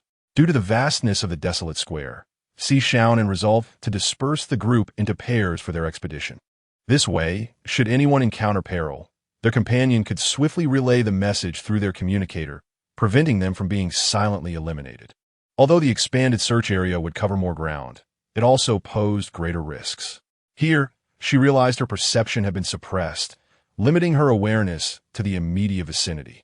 It was evident that the individuals seeking to access this location were indeed present, but whether they belonged to the cult of the ancient gods or the night owls remained uncertain. Reading, we shall proceed this way. Xiaonan indicated towards a narrow passage leading deeper into the abandoned factory. She sensed faint energy fluctuations emanating from that direction, akin to fireflies flickering in the darkness. Elusive, yet palpable. The duo advanced cautiously, the corroded metal pipes beneath their feet groaning under the strain. Xiaonan's perception, akin to delicate antennae, reached forward until she abruptly halted, gripping Red Ing's arm. Wait! At the bend ahead, a wisp of black mist rose from the ground like a living entity, swirling momentarily before drifting deeper into the passage. What is that? Red Ying's eyes widened in astonishment. Uncertain, let us follow and investigate, Xiaonan suggested, shaking her head to indicate her lack of knowledge. Yet, she felt a strange familiarity with the dark mist. After a brief moment of internal comparison, she finally recalled where she had encountered a similar presence. That night in the alley, the essence of that individual bore a striking resemblance to this force. Are you out of your mind? Redding was taken aback by Xiaonan's words. Engaging with such peculiar phenomena in this place hardly seemed rational. Xiaonan's remark was not merely whimsical. She had sensed a powerful energy wave emanating from the direction the mist had vanished. There is a substantial energy fluctuation in the direction of the black mist, she asserted. Red Ing regarded the girl beside her with a sense of unfamiliarity. Was this truly the fragile Xiaonan she once knew? It seemed as though she had transformed since their arrival here. However, unbeknownst to Red Ing, Xiaonan's true nature was not one of frailty. As the agent of the enigmatic deity Loki, concealing her true self was merely a fundamental aspect of her existence. In the presence of Lucian, her authentic self shone through a uniqueness reserved solely for him. Red Ing hesitated. Should we inform the others first? The communicator has been compromised. Xiaonan pointed to the persistent static in her earpiece. Red Ing fell silent, lost in thought. Xiaonan paused momentarily, then a familiar smile graced her lips. Transforming her back into the girl Red Ing recognized, her eyes slightly downturned, with dimples appearing at the corners of her mouth. Red Ing Jia? She called softly, her tone laced with a hint of affection. Instantly, Red Ing responded, All right, let us proceed. She believed in Xiaonan, and although there were some changes in her demeanor at this moment, she could still sense that this was the familiar Xiaonan she knew.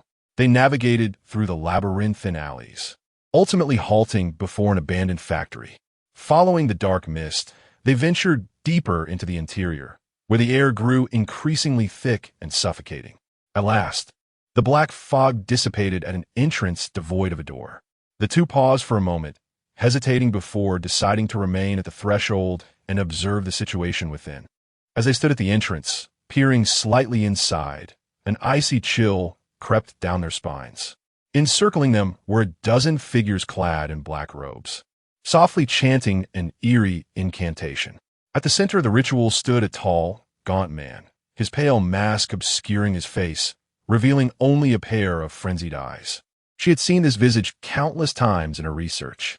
He was the whisperer of the cult of the old gods, a terrifying entity capable of distorting reality through his words. He was the one with the most contracted followers within the cult. Soon. It will be soon. The whisperer's voice rasped like nails on glass. Oh, great deity, please heed the call of your servant. Moonlight filtered through the shattered windows, casting mottled shadows upon the ground. The whisperer stood at the heart of a blood-red ritual circle, his black robe moving as if stirred by an unseen wind. He intoned obscure incantations, his voice hoarse and uncanny, reminiscent of countless voices whispering in unison. The air around them warped and twisted, as if something were struggling to emerge from the void. Soon. It will be soon. His voice was laced with a morbid fervor, and his withered fingers traced bizarre symbols in the air. Chapter 78. Thus it ends. The blood within the array began to bubble, exuding a nauseating stench. Xiaonan instinctively tightened her grip around Hong Ying's wrist, feeling the rapid pulse beneath her fingers. Let us go, she whispered, her voice hoarse and unrecognizable. As the two retreated a mere step, the blood in the center of the array suddenly erupted, transforming into countless droplets suspended in the air, each reflecting myriad terrified faces. A miscalculation. Xiaonan felt her throat constrict, cold sweat trickling down her spine. She recognized the figure standing at the center of the array, the whisper of the ancient god church, an entity at the pinnacle of the Klein realm. Even if she risked her life, her chances of success were less than 30%. Suddenly, everyone standing on the grand altar turned their gaze towards Xiaonan. The night owl's little mouse indeed enjoys engaging in clandestine tricks. The bodies of the two, just beginning to turn away, froze in place. With no other choice, Xiaonan stepped out from the shadows, clutching another dagger. Under the moonlight, her ponytail swayed gently, her eyes glinting with a chilling light. Her movements were as graceful as a cat, each step imbued with the alertness of a predator. The whisper chuckled softly, his voice rasping like sandpaper. Not quite right. Little girl of the night watch, do you truly believe you can thwart me? He slowly raised his hand, his withered fingers resembling the talons of a hawk. The ground suddenly cracked open, and several pitch-black tendrils shot forth, lunging at Xiaonan like venomous serpents. Each tendril was adorned with repulsive suckers, secreting a viscous fluid. Xiaonan's figure flickered, her dagger slicing through the air with lethal precision. Yet, as the tendrils were severed, they dissipated into dark mist, reconstituting themselves. Futile. Here. My power is limitless. The whisper sneered as more tendrils erupted from the ground, walls, and ceiling, encircling Xiaonan like a rising tide. Simultaneously, the cloaked figures around them began to collapse one after another, their bodies visibly shriveled, skin adhering to bone like desiccated grapes. The masks slipped from their faces, revealing grotesquely contorted features, yet their mouths maintained an eerie grin. Xiaonan gritted her teeth, fine beads of sweat forming on her forehead. Just as the situation grew dire, a spark of flame rent the darkness. Stay back, monster! Hong Ying's voice rang out from above, followed by 3 flames that soared through the air like arrows. They struck precisely at the densest cluster of tendrils, erupting in blinding light. The tendrils writhed and withered in the flames, emitting a piercing shriek. Seizing this fleeting opportunity, Xiaonan swiftly retreated. However, during her escape, a tendril struck her back with brutal force, sending her crashing against a rusted metal pipe, blood spilling from the corner of her mouth. Hong Ying, too, found her legs ensnared by the dark mist and fell heavily to the ground, her spear flying from her grasp. Xiaonan! Hong Ying struggled to rise, but more tendrils wrapped around her neck, her face quickly turning crimson. A sense of despair washed over her. The disparity in their realms was insurmountable, leaving no possibility for resistance. Whispers approached slowly, the black robe trailing on the ground, producing a rustling sound. Moonlight streamed through the shattered skylight, casting an elongated shadow that resembled a colossal spider. The night watchman was always so overconfident. His voice carried a cruel delight. As the sound of his approach grew nearer, Xiaonan's gaze became increasingly serene. She calculated the distance, aware that her adversary was closing in. By utilizing her forbidden abyss, she concealed her own strength, quietly amassing power. As dark blue energy coalesced within the palm of her left hand, the glow was faint, akin to fireflies, yet carried a bone-chilling coldness. She understood that this strike could not severely injure her opponent, but if it could create a fleeting moment of opportunity. The figure of Whispers drew ever closer, a long sword of dark matter forming in his hand, its tip aimed at Xiaonan's throat, the frigid breath of death closing in. Just as the sword's point was about to pierce through, a silver figure appeared like a specter between them.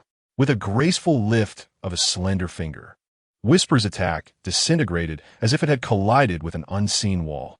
"Begone!" The deep, chilling voice echoed through the abandoned factory. Lucian, clad in a dark silver mask, revealed only his crimson eyes, glinting coldly in the moonlight. At that moment, all present regarded this voice with bewilderment. Who was he? The face beneath Whisper's mask contorted in rage. "Who are you? Do you intend to stop me? When my master descends, you shall not be spared." In that instant, all present seemed to be suppressed by a formidable force, rendered immobile. Whispers, unable to finish his words, was forced to the ground, supporting himself with one hand. His expression one of profound agony. Yet among them, one person remained unaffected. Xiaonan struggled to rise, lifting her gaze towards Lucian, feeling an unsettling familiarity. With that, Lucian cast a fleeting glance over the crowd before vanishing. As she regained her ability to move, she felt a sense of bewilderment. Even Hong Ying and Xiaonan were perplexed. Was he not there to rescue them? They would soon discover the reason. A sword aura soared like a rainbow piercing the sun, cleaving through the night sky. The fierce sword light obliterated everything in its path, as tendrils disintegrated like snow under a blazing sun, vanishing in an instant. The air was thick with the scent of charred remnants. "Is it a bit beneath your dignity to bully a young girl?" Zhou Ping strode forth upon the sword aura, each step resembling a tread upon an invisible staircase. His gaze was as frosty as the winter's chill, and although the long sword at his waist remained sheathed, it emanated an overwhelming sense of oppression. The expression of Whispers finally shifted. He took a step back. "Zhou Ping, you have indeed come." A hint of manic laughter crept into his voice, and even the body beneath the black robe trembled slightly. Zhou Ping wasted no words. With a flick of his sword, a fierce sword aura lunged towards Whisper's throat. The air was rent asunder, emitting a piercing shriek. Whispers recoiled sharply, the sword aura tearing a gash in his robe, revealing his pale skin beneath.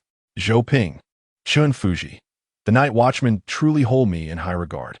The voice of Master Chun resonated from behind, warm yet unequivocal. "Your ritual ends here." He sensed the presence of his adversary drawing near, and at that moment, the night watchman had temporarily arrived at their encampment, coinciding with a lull in the assault of mythical creatures. He was afforded a brief respite, and the situation regarding Yuan Gang seemed manageable. It was imperative to prevent the adversary from opening the rift in this region, for the consequences could be dire. War has never adhered to the principles of chivalry. When two confront one, swift resolution is of the essence, particularly as countless ordinary families depend on their success. Master Chen raised his hand, and the whispers of his will began to blur, the scenery around him shifting incessantly. Once he resisted the encroaching mental disturbance, he found himself in a purgatory. Surrounding him were the souls of those he had slain, dragging at his feet. Beneath him lay an endless expanse of corpses. Suddenly, numerous hands emerged from the ground, pulling him into the abyss of darkness. The pupils of his eyes constricted sharply as the ghastly pale arms from the depths of hell clutched at his limbs, while countless decayed faces surfaced from the shadows, emitting anguished wails. These were the vengeful spirits of those he had personally dispatched, now returned to reclaim their due. Merely an illusion, he bellowed, his eyes igniting with an eerie green luminescence. An otherworldly mist erupted around him, and as the souls came into contact with the ethereal fog, they let out piercing screams, dissipating into azure smoke. Chapter 79.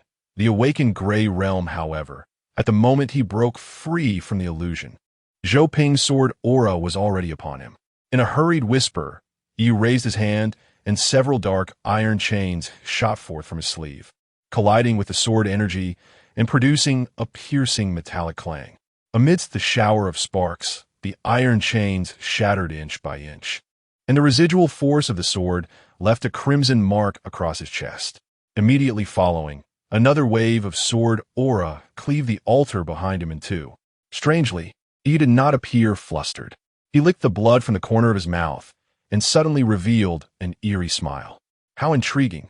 He clasped his hands together vigorously, causing the entire abandoned factory to tremble violently. Viscous black blood seeped from the walls, and countless blood-red eyes crawled out from the cracks in the ceiling. Dream departure, nightmare manifestation. Xiaonan suddenly felt the ground give way beneath her, glancing down to find the floor transformed into writhing flesh. Countless pallid arms emerged from the grotesque mass, gripping her ankles with an iron grip. More terrifyingly, each of these arms bore a face identical to hers. Additional arms burst forth from the flesh, each palm sporting the same visage, their lips synchronously parting. Why resist? Join us. Be careful, Zhou Ping shouted sharply, his sword pointing skyward as he traced a cross in the air. Two streams of sword energy intersected, severing those eerie arms completely. Yet, more flesh surged from all directions, distorting the very fabric of space. Chen Fuzi let out a cold snort. In an instant, the entire space seemed to be paused, with the writhing flesh frozen mid-motion. Heartscape projection, yellow, springs indifference. A blood-red river, ethereal and vast, materialized above them, filled with countless tormented souls wailing and reaching out. These arms penetrated the boundaries between reality and nightmare, tearing EU's manifested horrors asunder. EU let out a muffled groan, a trickle of blood escaping his lips, his eyes flashing with defiance. His sinister gaze swept across the trio before he suddenly erupted into a maniacal laugh. Good, very good. I shall play with you up to this point. Then, the altar that had been poised to split in two behind him erupted with a surge of crimson light, vanishing mere seconds later.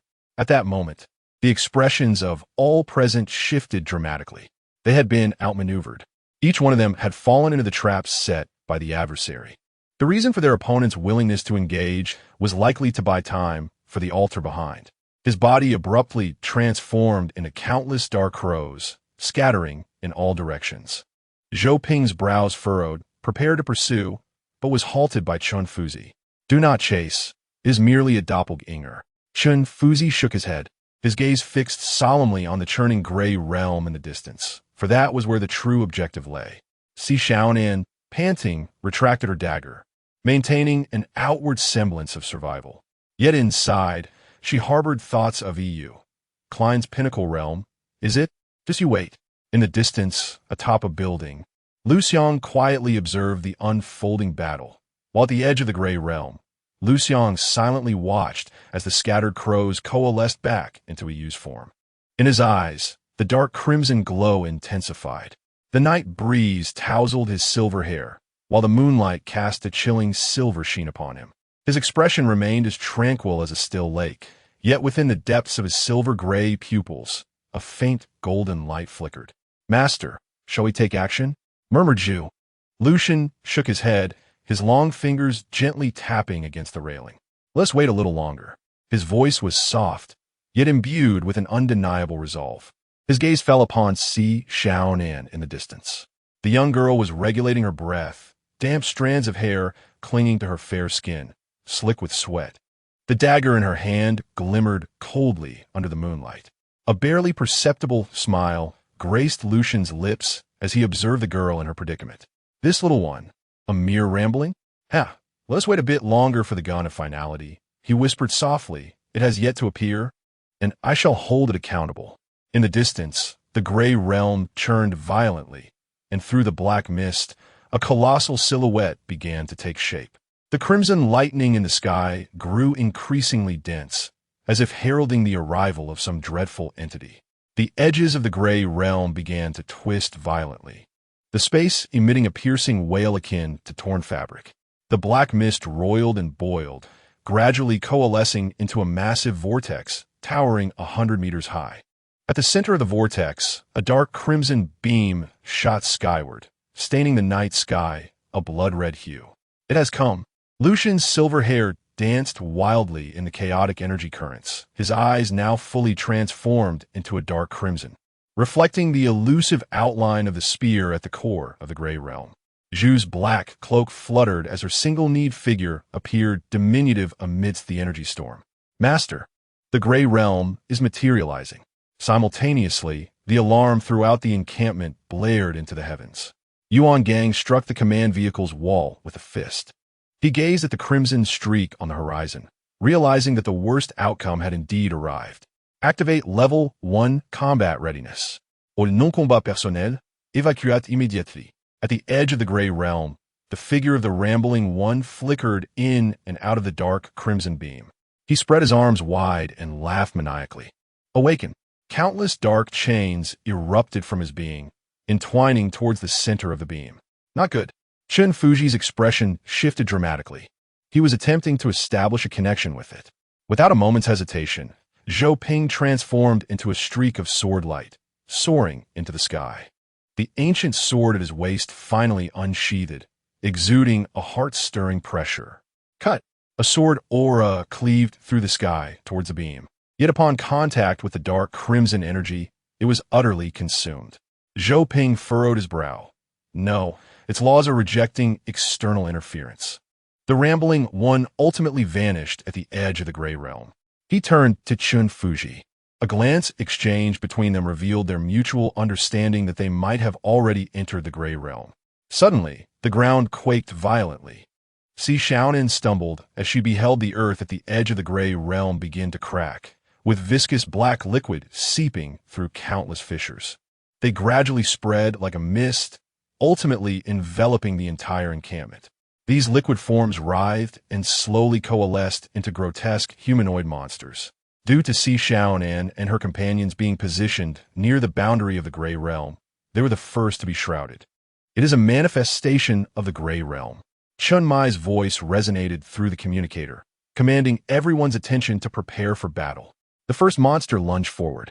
It possessed a humanoid torso, but bore 6 spider-like appendages, its head a swirling mass of black mist. Xiaonan slashed with her dagger, only to discover that the blade passed straight through its body. Physical attacks are ineffective, she exclaimed. Master Chen formed seals with his hands, and a massive tome materialized behind him, external projection of the mind, the literary Great Wall. Countless golden characters erupted from the ancient text, intertwining in the air to create a brilliant barrier. The monster collided with the shield, emitting a chilling scream as its body ignited. Use psychic attacks, Master Chen shouted. These are the manifestations of the Gray Realm's psyche. Xiaonan immediately understood, closing her eyes to concentrate all her mental energy into her dagger. When she opened her eyes again, the blade was enveloped in a faint blue glow. This time, as she swung the dagger toward the monster, the blade firmly sank into its flesh. The battle intensified, with more monsters crawling forth from the rifts, forcing the Night Watch team to fight while retreating. Despite the presence of top-tier humans like Zhou Ping and Master Chen on the battlefield, these creatures seemed to emerge endlessly from the Gray Realm. Although their combat prowess was formidable, it was impossible for them to halt every one of these entities. The remaining creatures would have to be dealt with by the rest of the Night Watch. Chapter 80. Who is he? The initial wave of assault has been temporarily repelled. Hong Ying's long spear is embedded in the ground, her chest heaving violently. Amidst her fierce gasps, cold sweat mingled with blood drips from her chin. The others fare no better, each bearing the marks of battle. Chunmai wipes the blood from his forehead and surveys his battered comrades. The casualty report reveals 65 lightly injured and 20 fatalities. A heavy silence envelopes the group. The acrid smoke lingers, leaving the air still. Death and life have long since become familiar to them. Lin Xiulan leaps down from his vantage point, his rifle emitting wisps of smoke from continuous firing. Our ammunition and supplies have been depleted by more than half. Through the communicator, Yuan Gang's hoarse voice resounds. Monitoring indicates that the core of the Gray Realm is accelerating its manifestation. You must decide immediately, split your forces. Zhou Ping suddenly speaks up, the ancient sword in his grasp emitting a low hum, as I sense the intensifying fluctuations of this place. Chun Fuzai unfurls the spectral image of an ancient tome. Golden characters coalescing in the air to form a three-dimensional map. Based on energy readings, the internal structure of the Gray Realm is in constant flux. Yet the core should be located here. A red dot blinks deep within the map. Chun Fuzai swiftly allocates tasks. Wu Xiaonan will lead a team to hold the position and establish a secondary defense line. Instructor Yuan is to oversee the overall command, while I am to remain behind for defense. Zhou Ping will lead the remaining members into. Before he can finish, he is interrupted. Wait, Hong Ying suddenly exclaims. What is that? As if in response to her query, the vortex of the Gray Realm contracts violently, and several silver streaks blaze through like meteors. The two are momentarily taken aback by the appearance of the newcomers, yet they swiftly react, transforming into streaks of light and vanishing from sight. Upon seeing the attire of the arrivals, it is evident that they are all too familiar. Zhu. However, the most suffocating presence is that of the silver-haired figure standing behind Zhu. Lucian, his dark red eyes piercing through the haze, locking onto Zhou Ping from afar. Lucian stands before the vortex of the Gray Realm, his silver hair thrashing in the chaotic energy, his crimson gaze fixed upon Zhou Ping and Chun Fuzai. Below, Xiaonan and Hong Ying stare at Lucian in bewilderment. Is this not the person who just appeared to save them? Who would have thought he would show up again? Chun Fuzai slightly raises his gaze towards Zhu, his tone laced with surprise. Zhu lifts his head slightly, revealing a pale mask beneath his black robe, his raspy voice echoing. Stand aside. I only wish to retrieve something. Chun Fuzai's piercing gaze falls upon Lucian and his companions. The Gray Realm is not a place for you. Zhu offers no reply, merely raising a hand. In an instant, the air around them seems to freeze, countless fine black threads spiraling from the ground, writhing like living entities as they ensnare Zhou Ping and the others. Zhou Ping snorts coldly, drawing his ancient sword. The blade carves through the air with a fierce arc, severing the black threads with each stroke of sword energy. However, the severed threads did not dissipate. Instead, they reformed in midair, transforming into sharp black spears that hurtled toward him with great speed. Be cautious, Master Chen warned in a low voice, his figure darting aside as a golden shield materialized before him. The black threads, akin to venomous serpents, coiled upwards, yet froze abruptly upon contact with the golden shield. Mental interference? The voice of Zhu paused slightly, revealing an unexpected surprise beneath the black robe. Master Chun pressed his palms together, and the golden shield expanded dramatically, transforming into a translucent barrier that enveloped Zhou Ping as well. He urged, Zhou Ping, take this opportunity. A spark ignited in Zhou Ping's eyes as the runes on his ancient sword blazed to life, the blade slicing through the air, aimed directly at Zhu's throat. Zhu swiftly retreated, her black robe billowing as countless black threads shot forth from her sleeves, attempting to thwart Zhou Ping's onslaught. However, Master Chen's mental interference momentarily delayed her movements, noticeably slowing the accumulation of the black threads. Swoosh! The blade grazed Zhu's shoulder, tearing through her robe and revealing her pallid skin beneath. A drop of dark crimson blood slowly seeped out, falling to the ground. With a muffled groan, Zhu staggered back several steps, a glint of coldness flashing in her eyes behind the mask. Mental interference is indeed troublesome, she murmured, before suddenly bringing her hands together, causing the fabric of space to rend open, unleashing a torrent of black spears that surged towards Master Chun and Zhou Ping. The multitude of spears evoked an overwhelming sense of annihilation. Cold sweat beaded on Master Chen's forehead as the golden shield expanded once more. Yet the force of the thorns was formidable, severely draining his mental energy, with fine cracks appearing on the surface of the shield. Her power is increasing. Master Chen gritted his teeth. Zhou Ping snorted softly, the sword's edge pivoting, slicing through the incoming thorns with ease. Yet those severed thorns did not vanish. Instead, they morphed in a black mist, regrouping and launching another assault. We cannot afford to delay, Zhou Ping admonished, abruptly accelerating into a blur as he charged directly at Zhu. Seeing this, Zhu's black robe fluttered violently, unleashing a chilling mental shockwave. Buzz! Master Chen let out a muffled grunt as the golden shield trembled violently, on the verge of shattering. Struggling against the mental interference, he endeavored to stabilize the shield, but blood began to seep from the corner of his mouth. Zhou Ping's sword was a mere inch from Zhu's throat, but the force of the mental shock caused a momentary hesitation. Seizing the opportunity, Zhu's form abruptly dissipated, transforming into a swirling black mist that reconstituted beside Lucian. Please grant me another chance. Zhu's voice resonated, low and tinged with reluctance. Everyone's hearts jolted with surprise. The leader of the Night Owls was willing to acknowledge another as superior. Were there indeed other powerful beings among the Night Owls? Was this yet another divine agent? Among them, the most astonished was Xiaonan. Although she had not witnessed Zhu's true form that day, she remembered the same adornments. Why had the leader of the Night Owls followed her that day? And why had she held back? Lucian stood still, his silver hair fluttering gently in the wind, as his dark red eyes scanned Zhou Ping and Master Chen with an indifferent gaze. Enough, he spoke softly, yet his voice carried an undeniable authority that demanded compliance. Zhou Ping sheathed his sword, coldly fixing his stare upon Lucian. What is your true objective?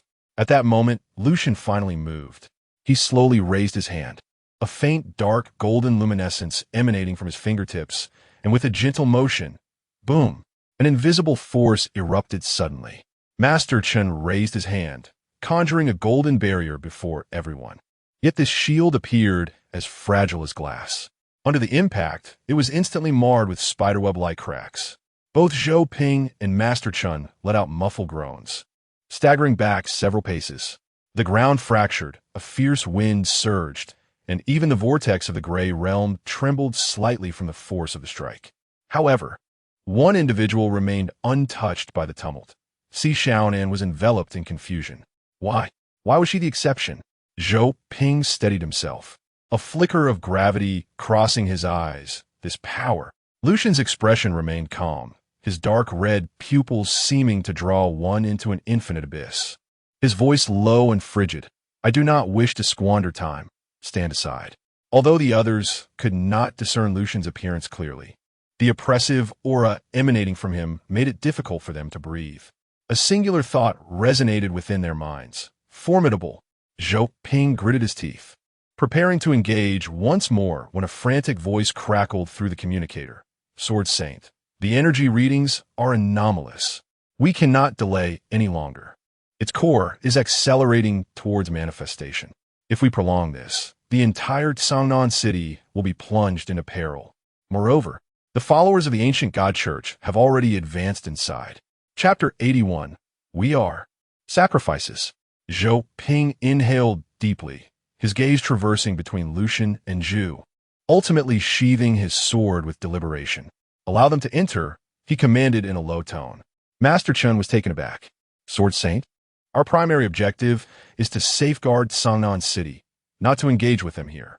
His eyes swept over the vigilant sentinels surrounding them, each bearing varying degrees of wounds, some trembling slightly beneath their blood-soaked bandages. Zhou Ping murmured, moreover, even if a confrontation were to arise, we may not be able to stop him. Lucian's lips curled into a faint, indifferent smile, one that did not reach his eyes, as if he wore a meticulously crafted mask. A wise choice. No sooner had the words left his mouth than an invisible weight descended upon the air. The sentinels instinctively recoiled, a few newcomers even faltering to one knee. Lucian stepped forward, his black robe rippling with eerie waves in the distorted light at the entrance of the Grey Realm. Members of Zhu and the Night Owls followed closely, their silhouettes gradually vanishing into the swirling vortex, as if consumed by some great beast. Xiaonan stood at the eye of the storm, untouched by its chaos. She observed Lucian's retreating figure, gripping her dagger tightly, her thoughts a murky enigma. She gazed in the direction he departed, whispering a single word that lingered unspoken. He. The tempest of the Grey Realm raged on, and an even deeper darkness began to stir. Xiaonan's fingertips trembled slightly. So similar. The distant figure gradually faded into the rift of space. The swirling vortex of the Grey Realm devoured the presence of Lucian and his companions. Zhou Ping fixated on the distorted passage, the ancient sword in his palm emitting a low hum. "We shall enter as well," he declared, his gaze sweeping across the crowd before settling on Master Chun. "The fabric of space is unraveling. We cannot afford any further delay. The outside shall be entrusted to you." Master Chun nodded, assuring him, "Rest easy." Zhou Ping surveyed the assembly once more. "Everyone, let us proceed." As Lucian and his companions stepped into the Grey Realm, an unseen force abruptly separated them. A sensation of vertigo engulfed them, and upon reopening his eyes, Lucian found himself amidst a blood-soaked wasteland.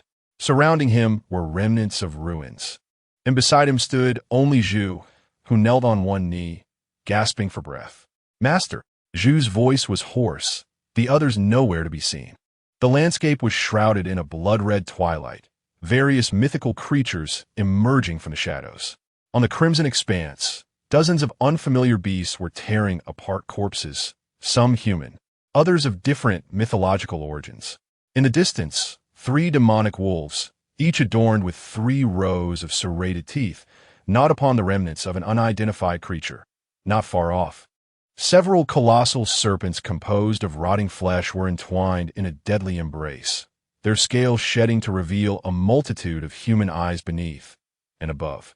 Countless floating flayed human skins spiraled through the sky, their hollow eye sockets flickering with ethereal blue flames. "This place feels so familiar," Lucian murmured to himself. He could not fathom why, but an inexplicable sense of intimacy enveloped him, as if he belonged here. "Why?" Candle interrupted Lucian's contemplation. "The others are nowhere to be found. There are laws governing this space." Lucian finally spoke, his voice eerily calm, explaining that upon arrival, one would encounter spatial turbulence, resulting in a random teleportation to some location within this realm. He raised his hand, a wisp of dark red energy swirling around his fingertips, declaring, "I will forcibly use my power to ensure our locations are locked together." Candle hesitated, his brow furrowing slightly. "What about the lady?" "I have my own arrangements for her," Lucian interjected, shaking his head. "What matters now is locating the gun of oblivion." A peculiar smile crept upon his lips as he sensed an intriguing presence entering. Lucian responded nonchalantly, yet his gaze drifted towards one direction. This world was suffused with a crimson glow, faintly veiled in mist, obscuring the distant scenery. Suddenly, the red mist over the blood-soaked wasteland began to roil violently, as if summoned by some unseen force. Within Lucian's line of sight, a massive shadow emerged from the fog, a sphere composed of countless tendrils. At its center, a gigantic eyeball marred by blood vessels. As the eye rotated, it emitted a viscous sound, its pupil reflecting Lucian's silhouette. Lucian smiled. "Let us proceed." With that, he began to walk in a chosen direction. Candle chose not to inquire further, for in his worldview, every decision Lucian made was undoubtedly the right one. The two figures moved slowly towards a shared destination, curiously unnoticed by the surrounding creatures, who seemed to disregard their presence entirely. Meanwhile, on the blood-red wasteland, Xiaonan's military boots sank into the soft, crimson soil, each step akin to treading upon a sponge soaked in blood. The air was thick with a rusty, metallic scent, punctuated by the distant roars of mythological beasts. She gripped her dagger tightly. "Instructor Chun? Sister Hongying?" She whispered into her communicator, met only with the harsh crackle of static. The spatial turbulence of the Grey Realm had indeed severed all communication. Since her arrival in this place, her communicator had become useless. However, she could still vaguely sense the directions of others. I must first locate the others, she murmured, her gaze warily sweeping the surroundings. A faint red mist enveloped the blood-red wasteland. In the distance, a distorted shadow flickered ominously, the air thick with the foul stench of decaying flesh mingled with sulfur. Suddenly, her ears perked up. A faint rustling sound emanated from behind her right. With a swift motion, Xiaonan spun around, her dagger poised defensively against her chest. Through the crimson mist, a hunched figure slowly materialized. "Who goes there?" she inquired coldly, her knuckles whitening from attention. The figure gradually sharpened into focus. It was a young man clad in a night watchman uniform, his left arm grotesquely contorted, his face marred by numerous gory lacerations. He staggered forward a couple of steps before collapsing to the ground with a thud. "Help! Help me!" he implored, extending a trembling hand, the crevices of his nails laden with dark filth. His voice rasped like sandpaper. "The Ancient One's church." That Xiaonan refrained from recklessly approaching. In the gray realm, any anomaly could be a deadly snare. Narrowing her eyes, she observed a peculiar mark on the man's neck. 3 interwoven black lines, as if branded by a hot iron, the surrounding skin a festering mass. "Which squad are you from?"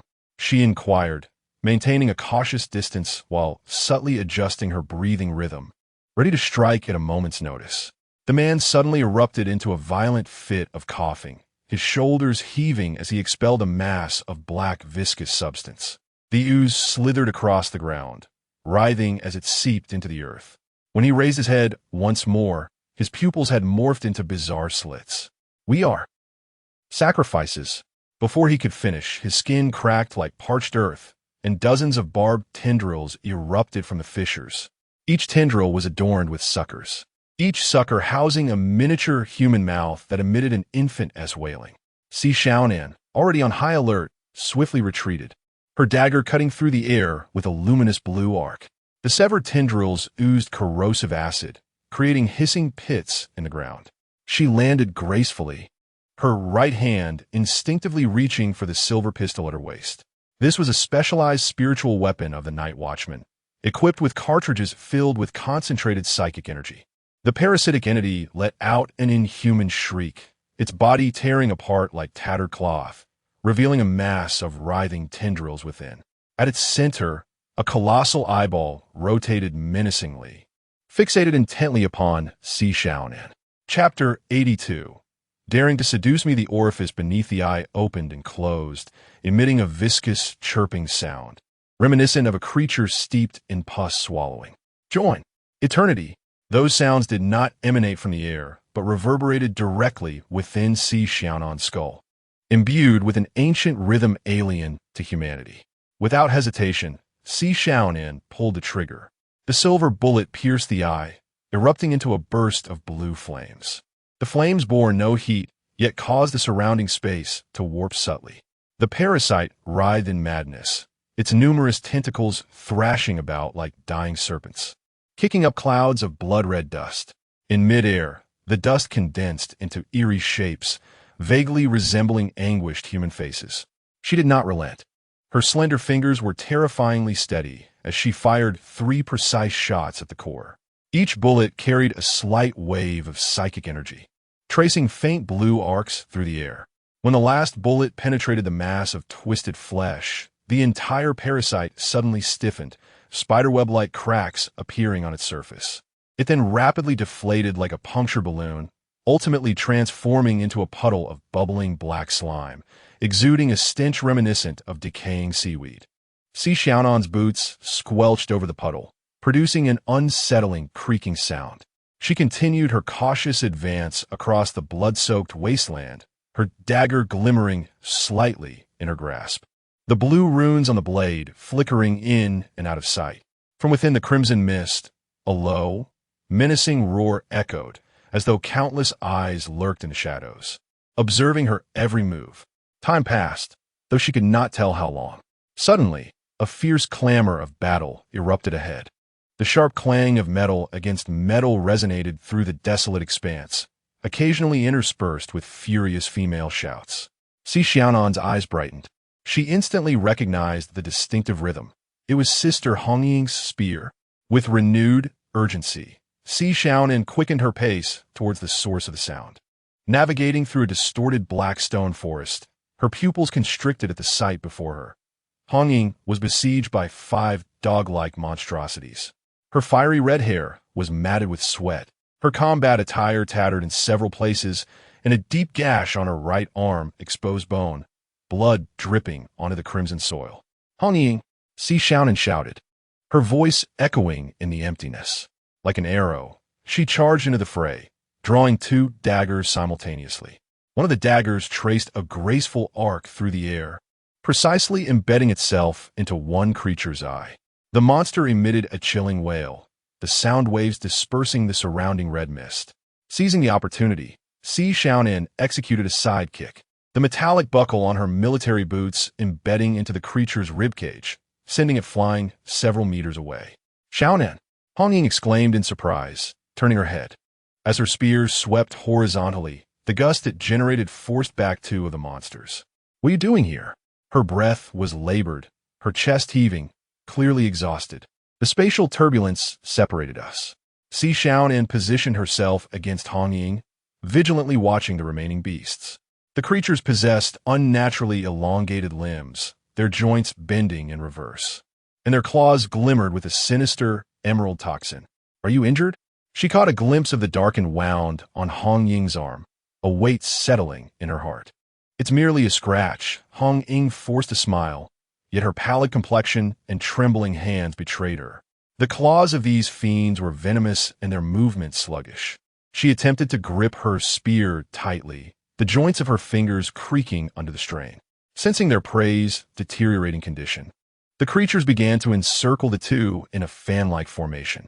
Their foreclaws were grotesque, with nails extending 10 centimeters, shimmering with a toxic green hue. Most terrifying of all were their eyes, devoid of pupils, the entire eye socket filled with murky yellow, reflecting 2 distorted human figures. 3 for me. Xiaonan lowered her voice. You handle the remaining 2, and then we break through. Hong Ying nodded, tightening her grip on the spear. Beware of their poison. Being caught will numb your nerves. No sooner had she spoken than the monsters lunged simultaneously. Xiaonan deftly sidestepped, her dagger deftly intercepting the first beast's claws. Utilizing the momentum, she pivoted, drawing another dagger from her sleeve, aiming directly for the second beast's throat. The third creature attempted a sneak attack, but was evaded by her backward lean, her leg rising to strike its chin. Meanwhile, Hong Ying wielded her spear like a dancing dragon. Though her movements were slightly slowed, each strike was imbued with tremendous force. One beast was impaled through the chest, while another was struck violently at the waist, the sound of shattering bones echoing in the air. Let us go. Having vanquished the adversaries before them, Xiaonan swiftly supported the faltering Hong Ying, seeking a secure location to tend to her wound. The 2 hastily retreated into a half-collapsed cluster of stone pillars. Xiaonan retrieved an antidote from her tactical pouch, deftly removing the needle cap. Bear with it, she instructed. She located the vein in Hong Ying's arm and, without hesitation, plunged the needle in. As the solution entered, Hong Ying's veins bulged, as if countless tiny insects were writhing beneath her skin. "Ah, be gentle," Hong Ying grimaced, beads of sweat forming on her forehead. "Your technique is far inferior to that of medic." Despite the pain draining her color, she couldn't resist teasing. Xiaonan rolled her eyes. At least it's effective. She tore open Hong Ying's sleeve, revealing the surrounding skin around the wound, which had taken on an abnormal purplish hue as the toxin spread rapidly, demanding immediate attention. She extracted a folding knife from her bag, swiftly sterilizing it over a lighter. The flames illuminated her taut jawline, casting flickering shadows. "Endure this," she warned again, her voice low. Before Hong Ying could react, Xiaonan's knife struck, precisely excising the necrotic flesh. Hong Ying stifled a groan, cold sweat instantly beading on her forehead. Yet she held back from crying out. "All done." Xiaonan swiftly bandaged the wound, handing Hong Ying a pill, an antidote and painkiller to sustain her for a while. Hong Ying trembled, her body slick with cold sweat. Time passed unmeasured before she gradually rose to her feet, still shaking. Fortunately, they were unlike ordinary individuals, possessing a remarkable ability to recover. The two fell into a momentary silence, and then Hong Ying suddenly lowered her voice. Xiaonan, don't you think it is eerily quiet here? It was only then that Xiaonan realized that since they had entered this desolate area, the distant roars of mythical creatures had vanished. The entire space had descended into an uncanny stillness, devoid of even the sound of wind. Something was amiss. Xiaonan tightened her grip on the dagger and scanned her surroundings warily. We must. Before she could finish her sentence, the ground trembled violently.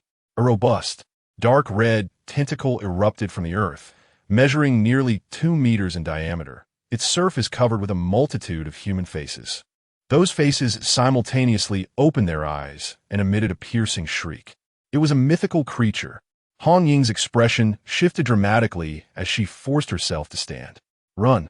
More tentacles emerged from the ground and stone pillars, forming a colossal encirclement. Each tentacle bore faces that twisted and contorted, some morphing into images of Hong Ying and Xiaonan, their voices incessantly echoing. Stay with us. Become a part of us. Together forever. Xiaonan felt a wave of dizziness as those voices seemed to burrow directly into her mind, disrupting her thoughts.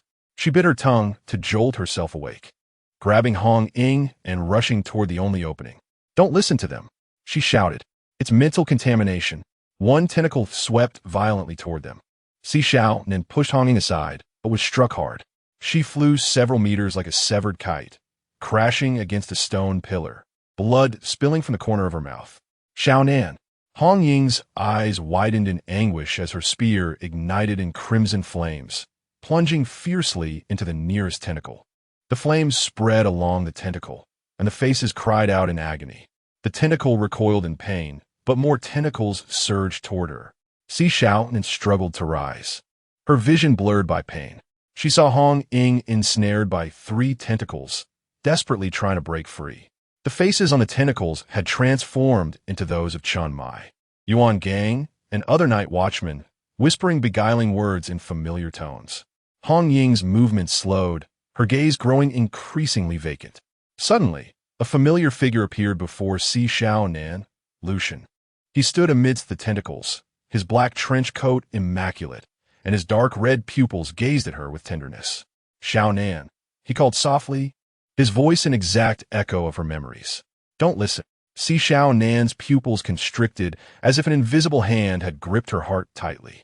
Brother, she murmured, unconsciously taking a step forward. Lucian stood before her, smiling gently. He reached out, caressing her cheek with fingers that were cold, yet carried a warmth she recognized. Xiaonan, stay with me, he murmured, his voice deep and alluring. We will be together forever, won't we? For a fleeting moment, Xiaonan felt herself nearly succumbing to this false tenderness. But in the next instant, her expression shifted dramatically. How dare you seduce me? Xiaonan abruptly turned her head, her gaze suddenly sharp.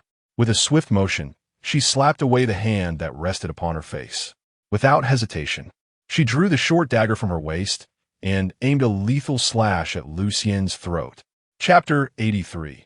Tactical pursuit. A glint of cold light flashed from the blade, distorting the illusion before them. Lucien's skin melted like wax, revealing the writhing flesh and a multitude of eyes beneath. It emitted a piercing shriek, its form suddenly expanding, tentacles lashing out like whips towards Xiaonan. With such a pathetic performance, how dare you imitate that fool? Xiaonan rolled to the side, narrowly evading the attack, her military boots leaving a scorched mark on the ground. The fierce wind tousled her short hair, exposing a bleeding wound on her forehead. Hong Ying, from a distance, heard her roar and nearly burst into laughter. Yet her actions remained unfaltering as she swept her spear, igniting flames that charred the tentacles, ensnaring her. Xiaonan, stop wasting time and slay it. Hong Ying shouted. I don't need your advice. I intend to slay it. Xiaonan spat a mouthful of blood, her gaze fierce as that of a wolf. She propelled herself forward, her short dagger spinning in her palm, cutting through the oncoming tentacles with a series of cold flashes.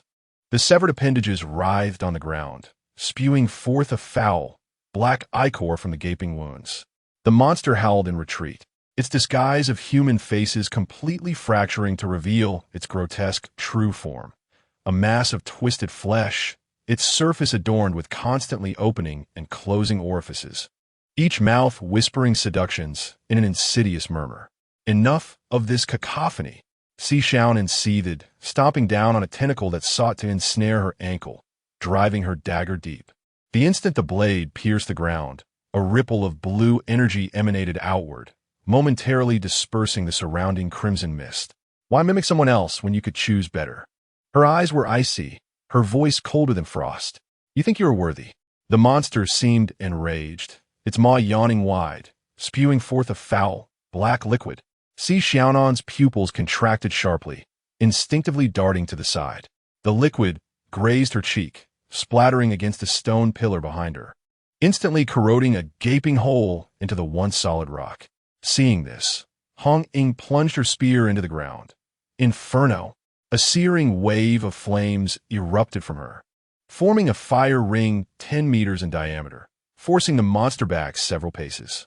She bore the weight of her prior injuries, the current battle deepening the wounds. Her body trembling. Seizing the opportunity, Xiaonan leaped high, her dagger aimed directly at the creature's core. Gradually, their vision returned to normal. Yet what they beheld left them both astonished. Perhaps it was the cacophony of combat combined with the scent of blood that drew nearby monsters closer. In the dark crimson wasteland, dozens of glowing eyes flickered in the red mist.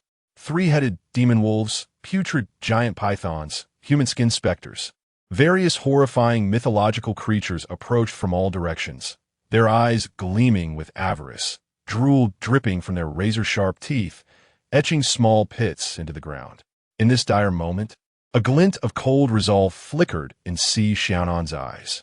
Yet, as if sensing something, a sly smile crept upon her lips, like a kitten that had just pilfered a fish. With great effort, Xiaonan stood, wiping the blood from her lips, a glimmer of determination flashing in her gaze. Hong Ying, close your eyes. She swiftly extracted a flashbang from her tactical pouch and hurled it forcefully behind her. Each of them was equipped with such weapons before entering the Gray Realm. This was no ordinary armament. It was a specialized weapon of the Night Watchmen, akin to the firearms they were issued. It wielded a unique efficacy against these mythical creatures. Run! Xiaonan grasped Hong Ying's wrist, racing across the blood-red wasteland. Military boots crushed the soft crimson soil, each step scattering tiny droplets of blood.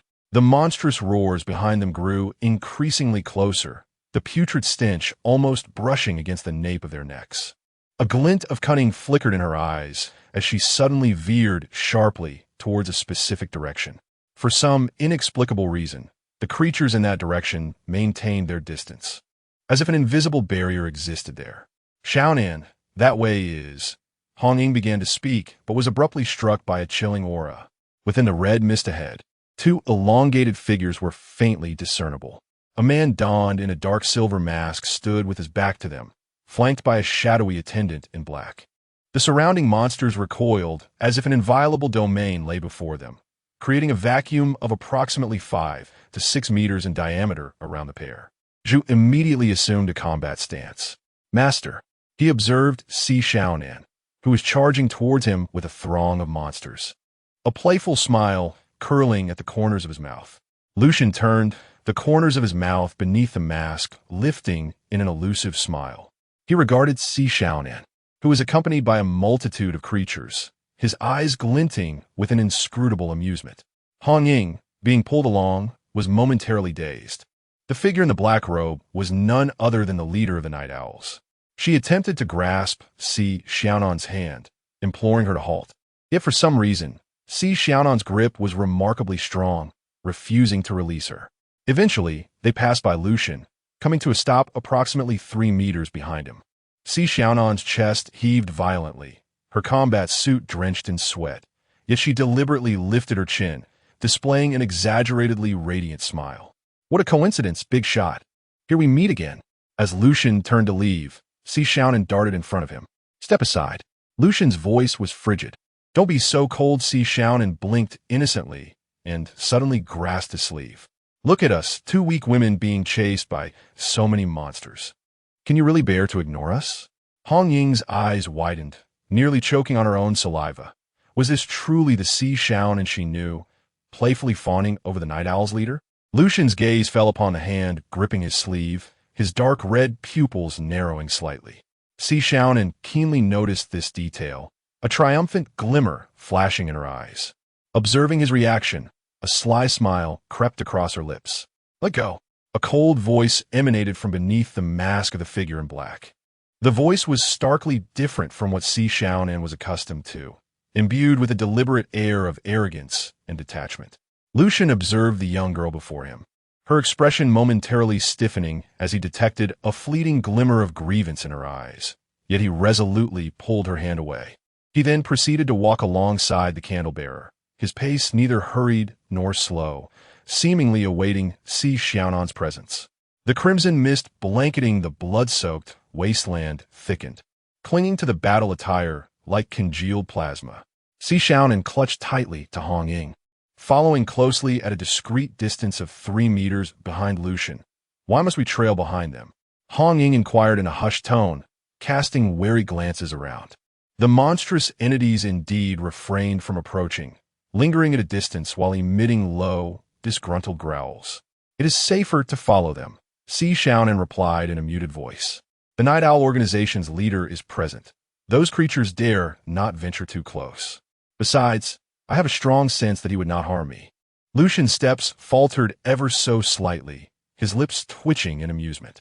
Were these two truly oblivious to his presence, conversing so audibly? Was the feng shui of the night watch indeed problematic? Could foolishness be contagious? Hong Ying, standing nearby, nodded in tentative agreement, yet with no better options at hand. They could only follow. It appeared that the surrounding monsters harbored a genuine fear of Lucian and his companion, as if the beings of this realm could not perceive their existence. Thus, Hong Ying and Xiaonan stealthily trailed 3 meters behind Lucian. Hong Ying could not help but facepalm. Xiaonan, we resemble those obsessive stalkers from television. Xiaonan retorted with righteous indignation. This is called tactical tailing. Her voice was intentionally amplified, clearly directed towards the individuals ahead. Chapter 84. You have lost your gait seems remarkably familiar. Suddenly, Xiaonan quickened her pace, drawing closer to the man adorned with a silver-gray mask. She tilted her head, her eyes glimmering mischievously beneath the crimson twilight, reminiscent of an old acquaintance. Lucian's steps remained unwavering, the hem of his black trench coat slicing through the red mist with an austere elegance. Not familiar, his voice emerged through the mask, imbued with a chilling metallic resonance. Don't be so cold, Xiaonan exclaimed, producing a piece of chocolate from her waist pouch, the crinkling wrapper crackling delightfully between her fingers. Like a pet attempting to please its master, she extended the chocolate towards Lucian. Care for a sweet? It might lift your spirits.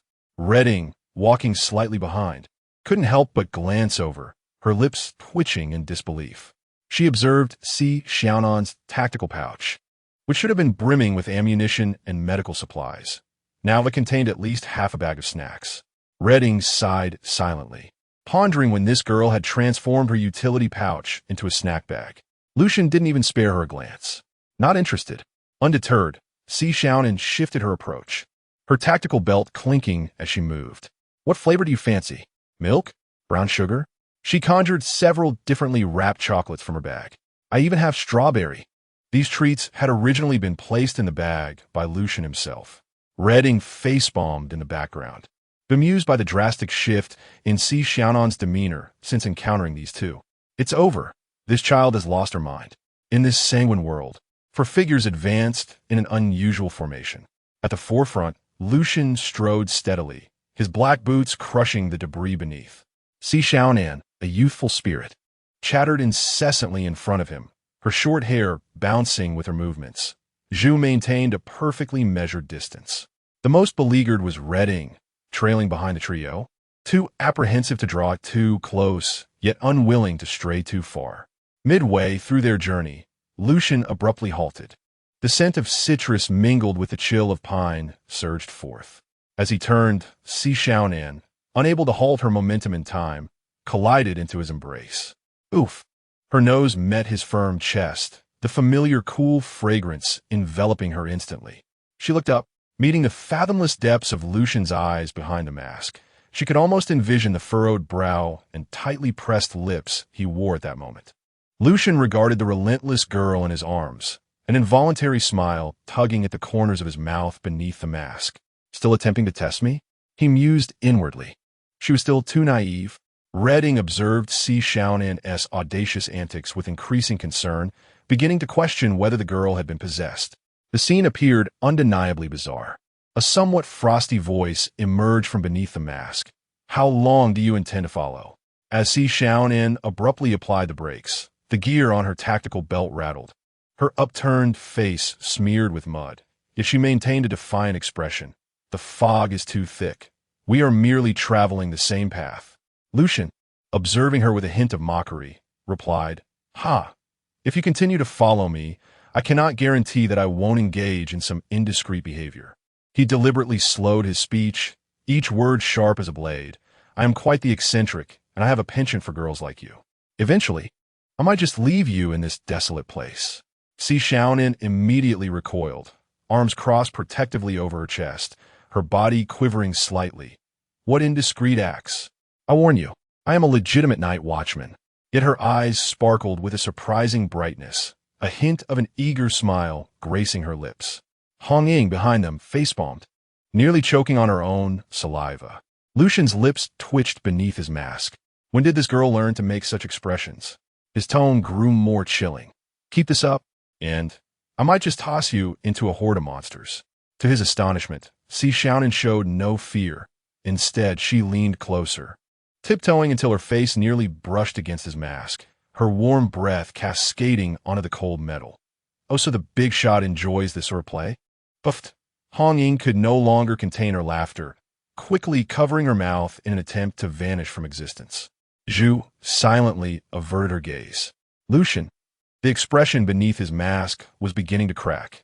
There was no recourse. She was his own charge. He had to endure. Lucian gazed into the distance. Although they seemed to meander aimlessly, they were not advancing in a straight line toward the central crimson pillar of blood. Nevertheless, they found themselves drawing closer to it. Suddenly, from the depths of the red pillar, a low, resonant hum emerged, akin to some colossal being inhaling deeply. The blood-colored clouds above began to swirl, forming a strange vortex, as if a gigantic eye were watching over them. With just a glance, everyone except Lucian felt a pang of trepidation. Candle, standing nearby, whispered, "Is that a deity?" Xiaonan looked up, her smile slightly fading, yet she quickly resumed her relentless pursuit of Lucian, resembling an inseparable shadow. Hong Ying sighed, resignedly trailing behind. This scene was undeniably bizarre, yet curiously harmonious. The crimson fog over the blood-soaked wasteland suddenly thinned, and an uncanny silence enveloped them. The journey had grown increasingly strange. The previously predatory monsters now scattered in panic, as if they had encountered a natural enemy, with some even colliding in their frantic escape. Something was amiss. Hong Ying tightened her grip on the long spear, scanning the surroundings with vigilance. What were they afraid of? Xiaonan similarly steadied her hand on the pistol at her waist. In comparison, Lucian and Candle remained remarkably composed. Then, the ground erupted with a thunderous roar. A colossal creature, entirely shrouded in ebony, burst forth from the earth, resembling a gigantic wolf adorned with 3 blood-red eyes and a back lined with sharp bone spines. It tilted its head back and emitted a prolonged howl, the sound waves reverberating violently, causing the surrounding rocks to shatter. "It is the Moon Eater." The voice of Zhu was unusually grave, noting that this mythical beast, upon reaching maturity, possessed strength akin to that of a Klein-level entity. The creature's 3 bloodshot eyes locked simultaneously onto Xiaonan, its speed rendering it a mere shadow. Xiaonan's fingers abruptly released the grip of her firearm. Her body leaned slightly backward, yet her gaze remained fixed intently in the direction of Lucian, a sly smile playing at the corners of her lips. "I have counted the shadows cast by your eyelashes, measured every silent ravine upon your visage. Yet amidst the surging seas of humanity, I can still discern the rhythm of your breath at a glance. You're the only silhouette I need not identify. The monster's lethal claws had already torn through the air, mere inches from her throat. Xiaonan noticed that in one particular spot, only a remnant shadow lingered. And her smile deepened. Ultimately, it was you who faltered first. Are you out of your mind? Beside her, Hong Ying's pupils constricted in shock as she gasped at Xiaonan's demeanor. In that moment of peril, a shadow darted forth like a specter. Lucian's black trench coat sliced through the air with a fierce arc as he clasped Xiaonan firmly around the waist with one arm, while his other hand met the monster's claws head-on. A sickening crack echoed through the air. Yet it was not Lucian's bones that fractured. His long fingers, like iron pincers, crushed the creature's throat bone, dark crimson blood splattering across his silver-gray mask, trickling down its cold contours, appearing exceedingly sinister beneath the blood-tinged twilight. With the brittle sound of shattering bones, the so-called Moon-Eater of Klein was rendered powerless, its throat crushed by his bare hands. The creature's 3 blood-red eyes bulged with fury, its massive form flung like a rag doll several dozen meters away, carving a deep trench across the wasteland. Zhu averted his gaze, feigning ignorance of his master's compromised position. Xiaonan was securely held in his embrace, her nose colliding with his hard chest. The familiar scent of cold pine mingling with the metallic tang of blood wafting toward her. She heard a deep voice, laced with suppressed rage, emanate from above. Seeking death? The monster emitted a piercing wail, its remaining 2 blood-red eyes spinning wildly. Chapter 85. Is Zhu a girl? Lucian did not even glance back. With a swift motion, he delivered a decisive strike that cleaved the monstrous creature in 2 with an invisible blade of energy. Xiaonan, her tactical boots lightly grinding against the ground, tilted her head, her eyes sparkling with a myriad of glimmers. I knew you would take action. It seems my intuition was correct. Her youthful face radiated an innocent expression. Lucian's body momentarily stiffened.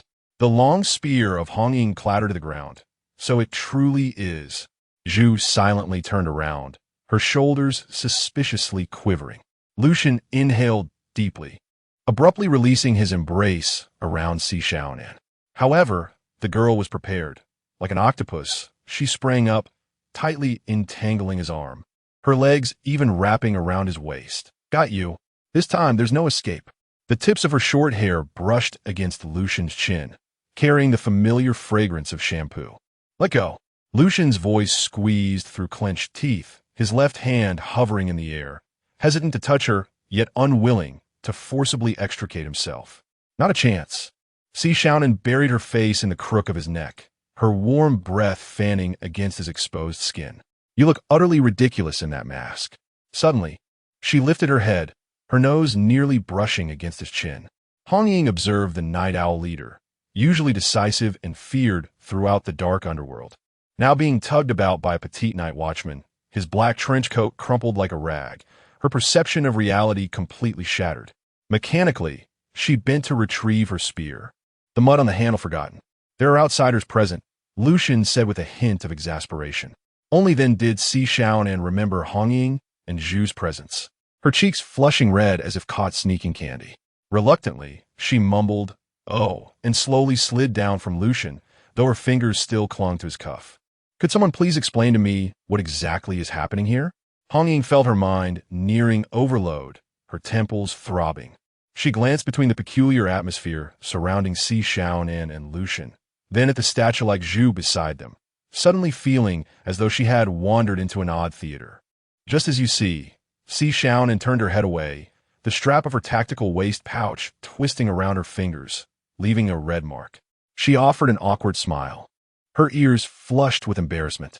Instantly, Hong Ying's mind was flooded with the melodramatic plots of those primetime family dramas. Her eyes widened, and she pointed a trembling finger at Xiaonan. Have you been unfaithful? Her voice suddenly escalated. Xiaonan, how could you juggle 2 relationships like this? Xiaonan, taken aback by Hong Ying's words, burst into laughter, her shoulders shaking uncontrollably. Sister Hong Ying, what are you talking about? Hong Ying's expression remained serious. Is that not the case? You are clearly involved with Lucian. Xiaonan's face turned a deep shade of crimson, and she hurriedly covered Hong Ying's mouth. What are you saying? Don't. Hong Ying's mouth was covered, and her words were muffled. Sister Hong Ying, let me tell you, if I let go, you mustn't speak recklessly. Xiaonan chuckled lightly, observing Hong Ying's warm smile. Hong Ying struggled to pry Xiaonan's hand away, gasping for breath. Her eyes wide open. Then you must explain clearly. The rise and fall of her chest made her tactical suit taut. Lucian regarded Hong Ying's dazed expression, then glanced at her ample assets, and the corner of his mouth twitched beneath his mask, perfectly encapsulating the notion of beauty without brains. He turned to Xiaonan, who was discreetly wiping her saliva on his trench coat. Indeed, the strength of the Doloa was fearsome. Lucian sighed inwardly. Hong Ying's mind was a whirlwind, unable to grasp the situation for a moment. It felt as if she needed to think harder. In the distance, the blood-red stone pillar emitted a crimson glow that expanded outward. From the direction of the red light, an increasing number of monsters fled, as if something terrifying was awakening. A thunderous rumble shook the ground violently, countless cracks spiderwebbing across the surface. From the direction of the red pillar, a tide of monsters surged forth, trampling their companions' bodies and emitting wails of despair, as if a fearsome presence was stirring. The oppressive atmosphere in the air felt almost tangible, making it difficult to breathe, reminiscent of the awe-inspiring and terrifying beast tides described in cultivation novels. Among them, a particularly large creature stood out. Its body was covered in pitch-black scales, each adorned with bizarre engravings, jagged bone spines protruding from its back, dripping with corrosive slime. A blood-red eye occupied much of its head, exuding an overwhelming sense of pressure. Klein at his peak. Hong Ying's complexion changed abruptly, her grip on the spear trembling slightly. This is bad. A creature of this caliber is beyond our capability to confront, perhaps due to the intimidation of that crimson glow. The pressure emanating from Lucian proved ineffective against these mythical beings. The monsters no longer cowered. Instead, they were driven forward by an unseen force.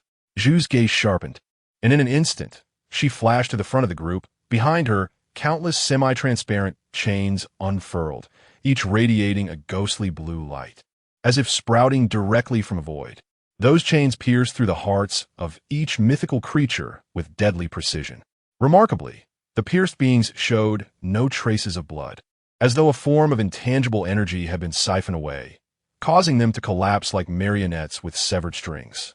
Zhu's face flushed increasingly red, her azure hair billowing without wind.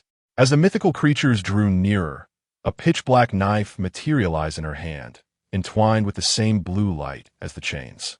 Each of her strikes was chillingly precise. Slashes, horizontal cuts, thrusts, each movement stripped down to the essence of simplicity, yet lethal in its execution.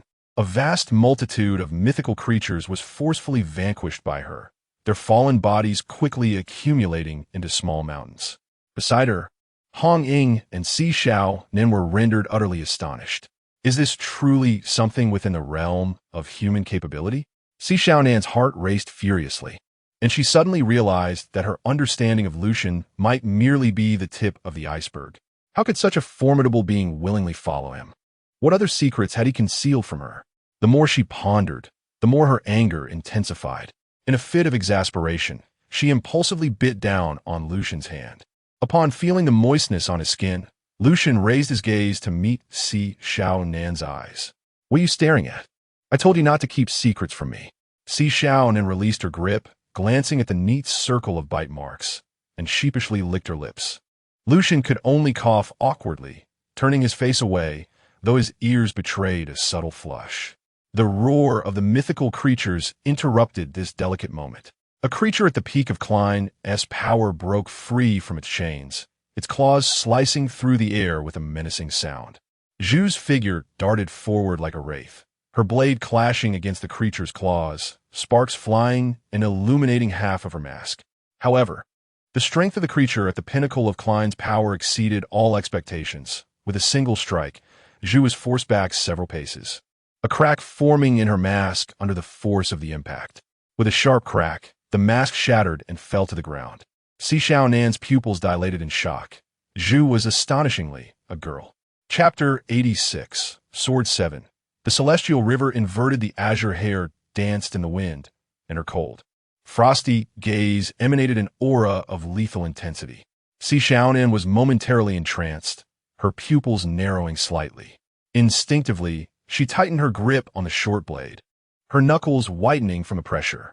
In an instant, her expression shifted to one of danger, akin to an irate cat, as she swiftly turned to Lin Xiulan, her ponytail slicing through the air in a fierce arc. Who is she? Lin Xiulan. Hong Ying. Zhu, with an expressionless face, raised her hand to wipe the blood from the corner of her mouth and remarked coolly, "Third seat of the night owls, Zhu." A sardonic smile curled at her lips, her tone dripping with mockery. "Oh, so, you have such a beautiful girl by your side?" She emphasized the word beautiful, prolonging the final syllable. Lin Xiulan remained silent for a couple of seconds before slowly responding. "She is merely a subordinate." "Subordinate?" Xiaonan's voice turned icy. "Does a subordinate need to be so close? Wearing a mask?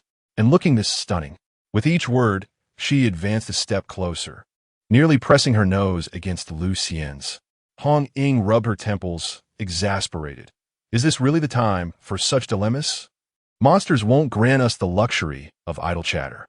It roared and charged once more, and Zhu gripped her long knife, preparing to confront it. Bang! A figure moved faster than her.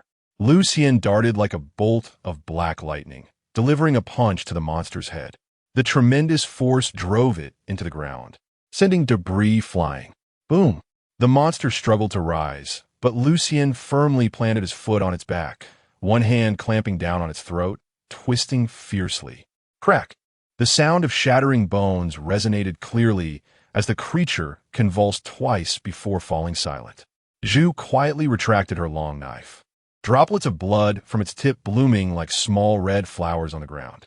Her demeanor was eerily calm, as if she had long since acclimated to such scenes. Lin Xiulan shook off the blood from his hands, the viscous liquid tracing dark arcs in the air. He strode towards Xiaonan, droplets of blood from the hem of his black trench coat falling with each step. Before Xiaonan could fully comprehend the situation, he had already pulled her into his embrace. The forcefulness of the hug nearly took her breath away, and she could distinctly feel the frantic beating of his heart. "You." Xiaonan's face flushed crimson, her struggles gradually subsiding as the familiar scent of pine enveloped her. Lin Xiulan gazed at her, his tone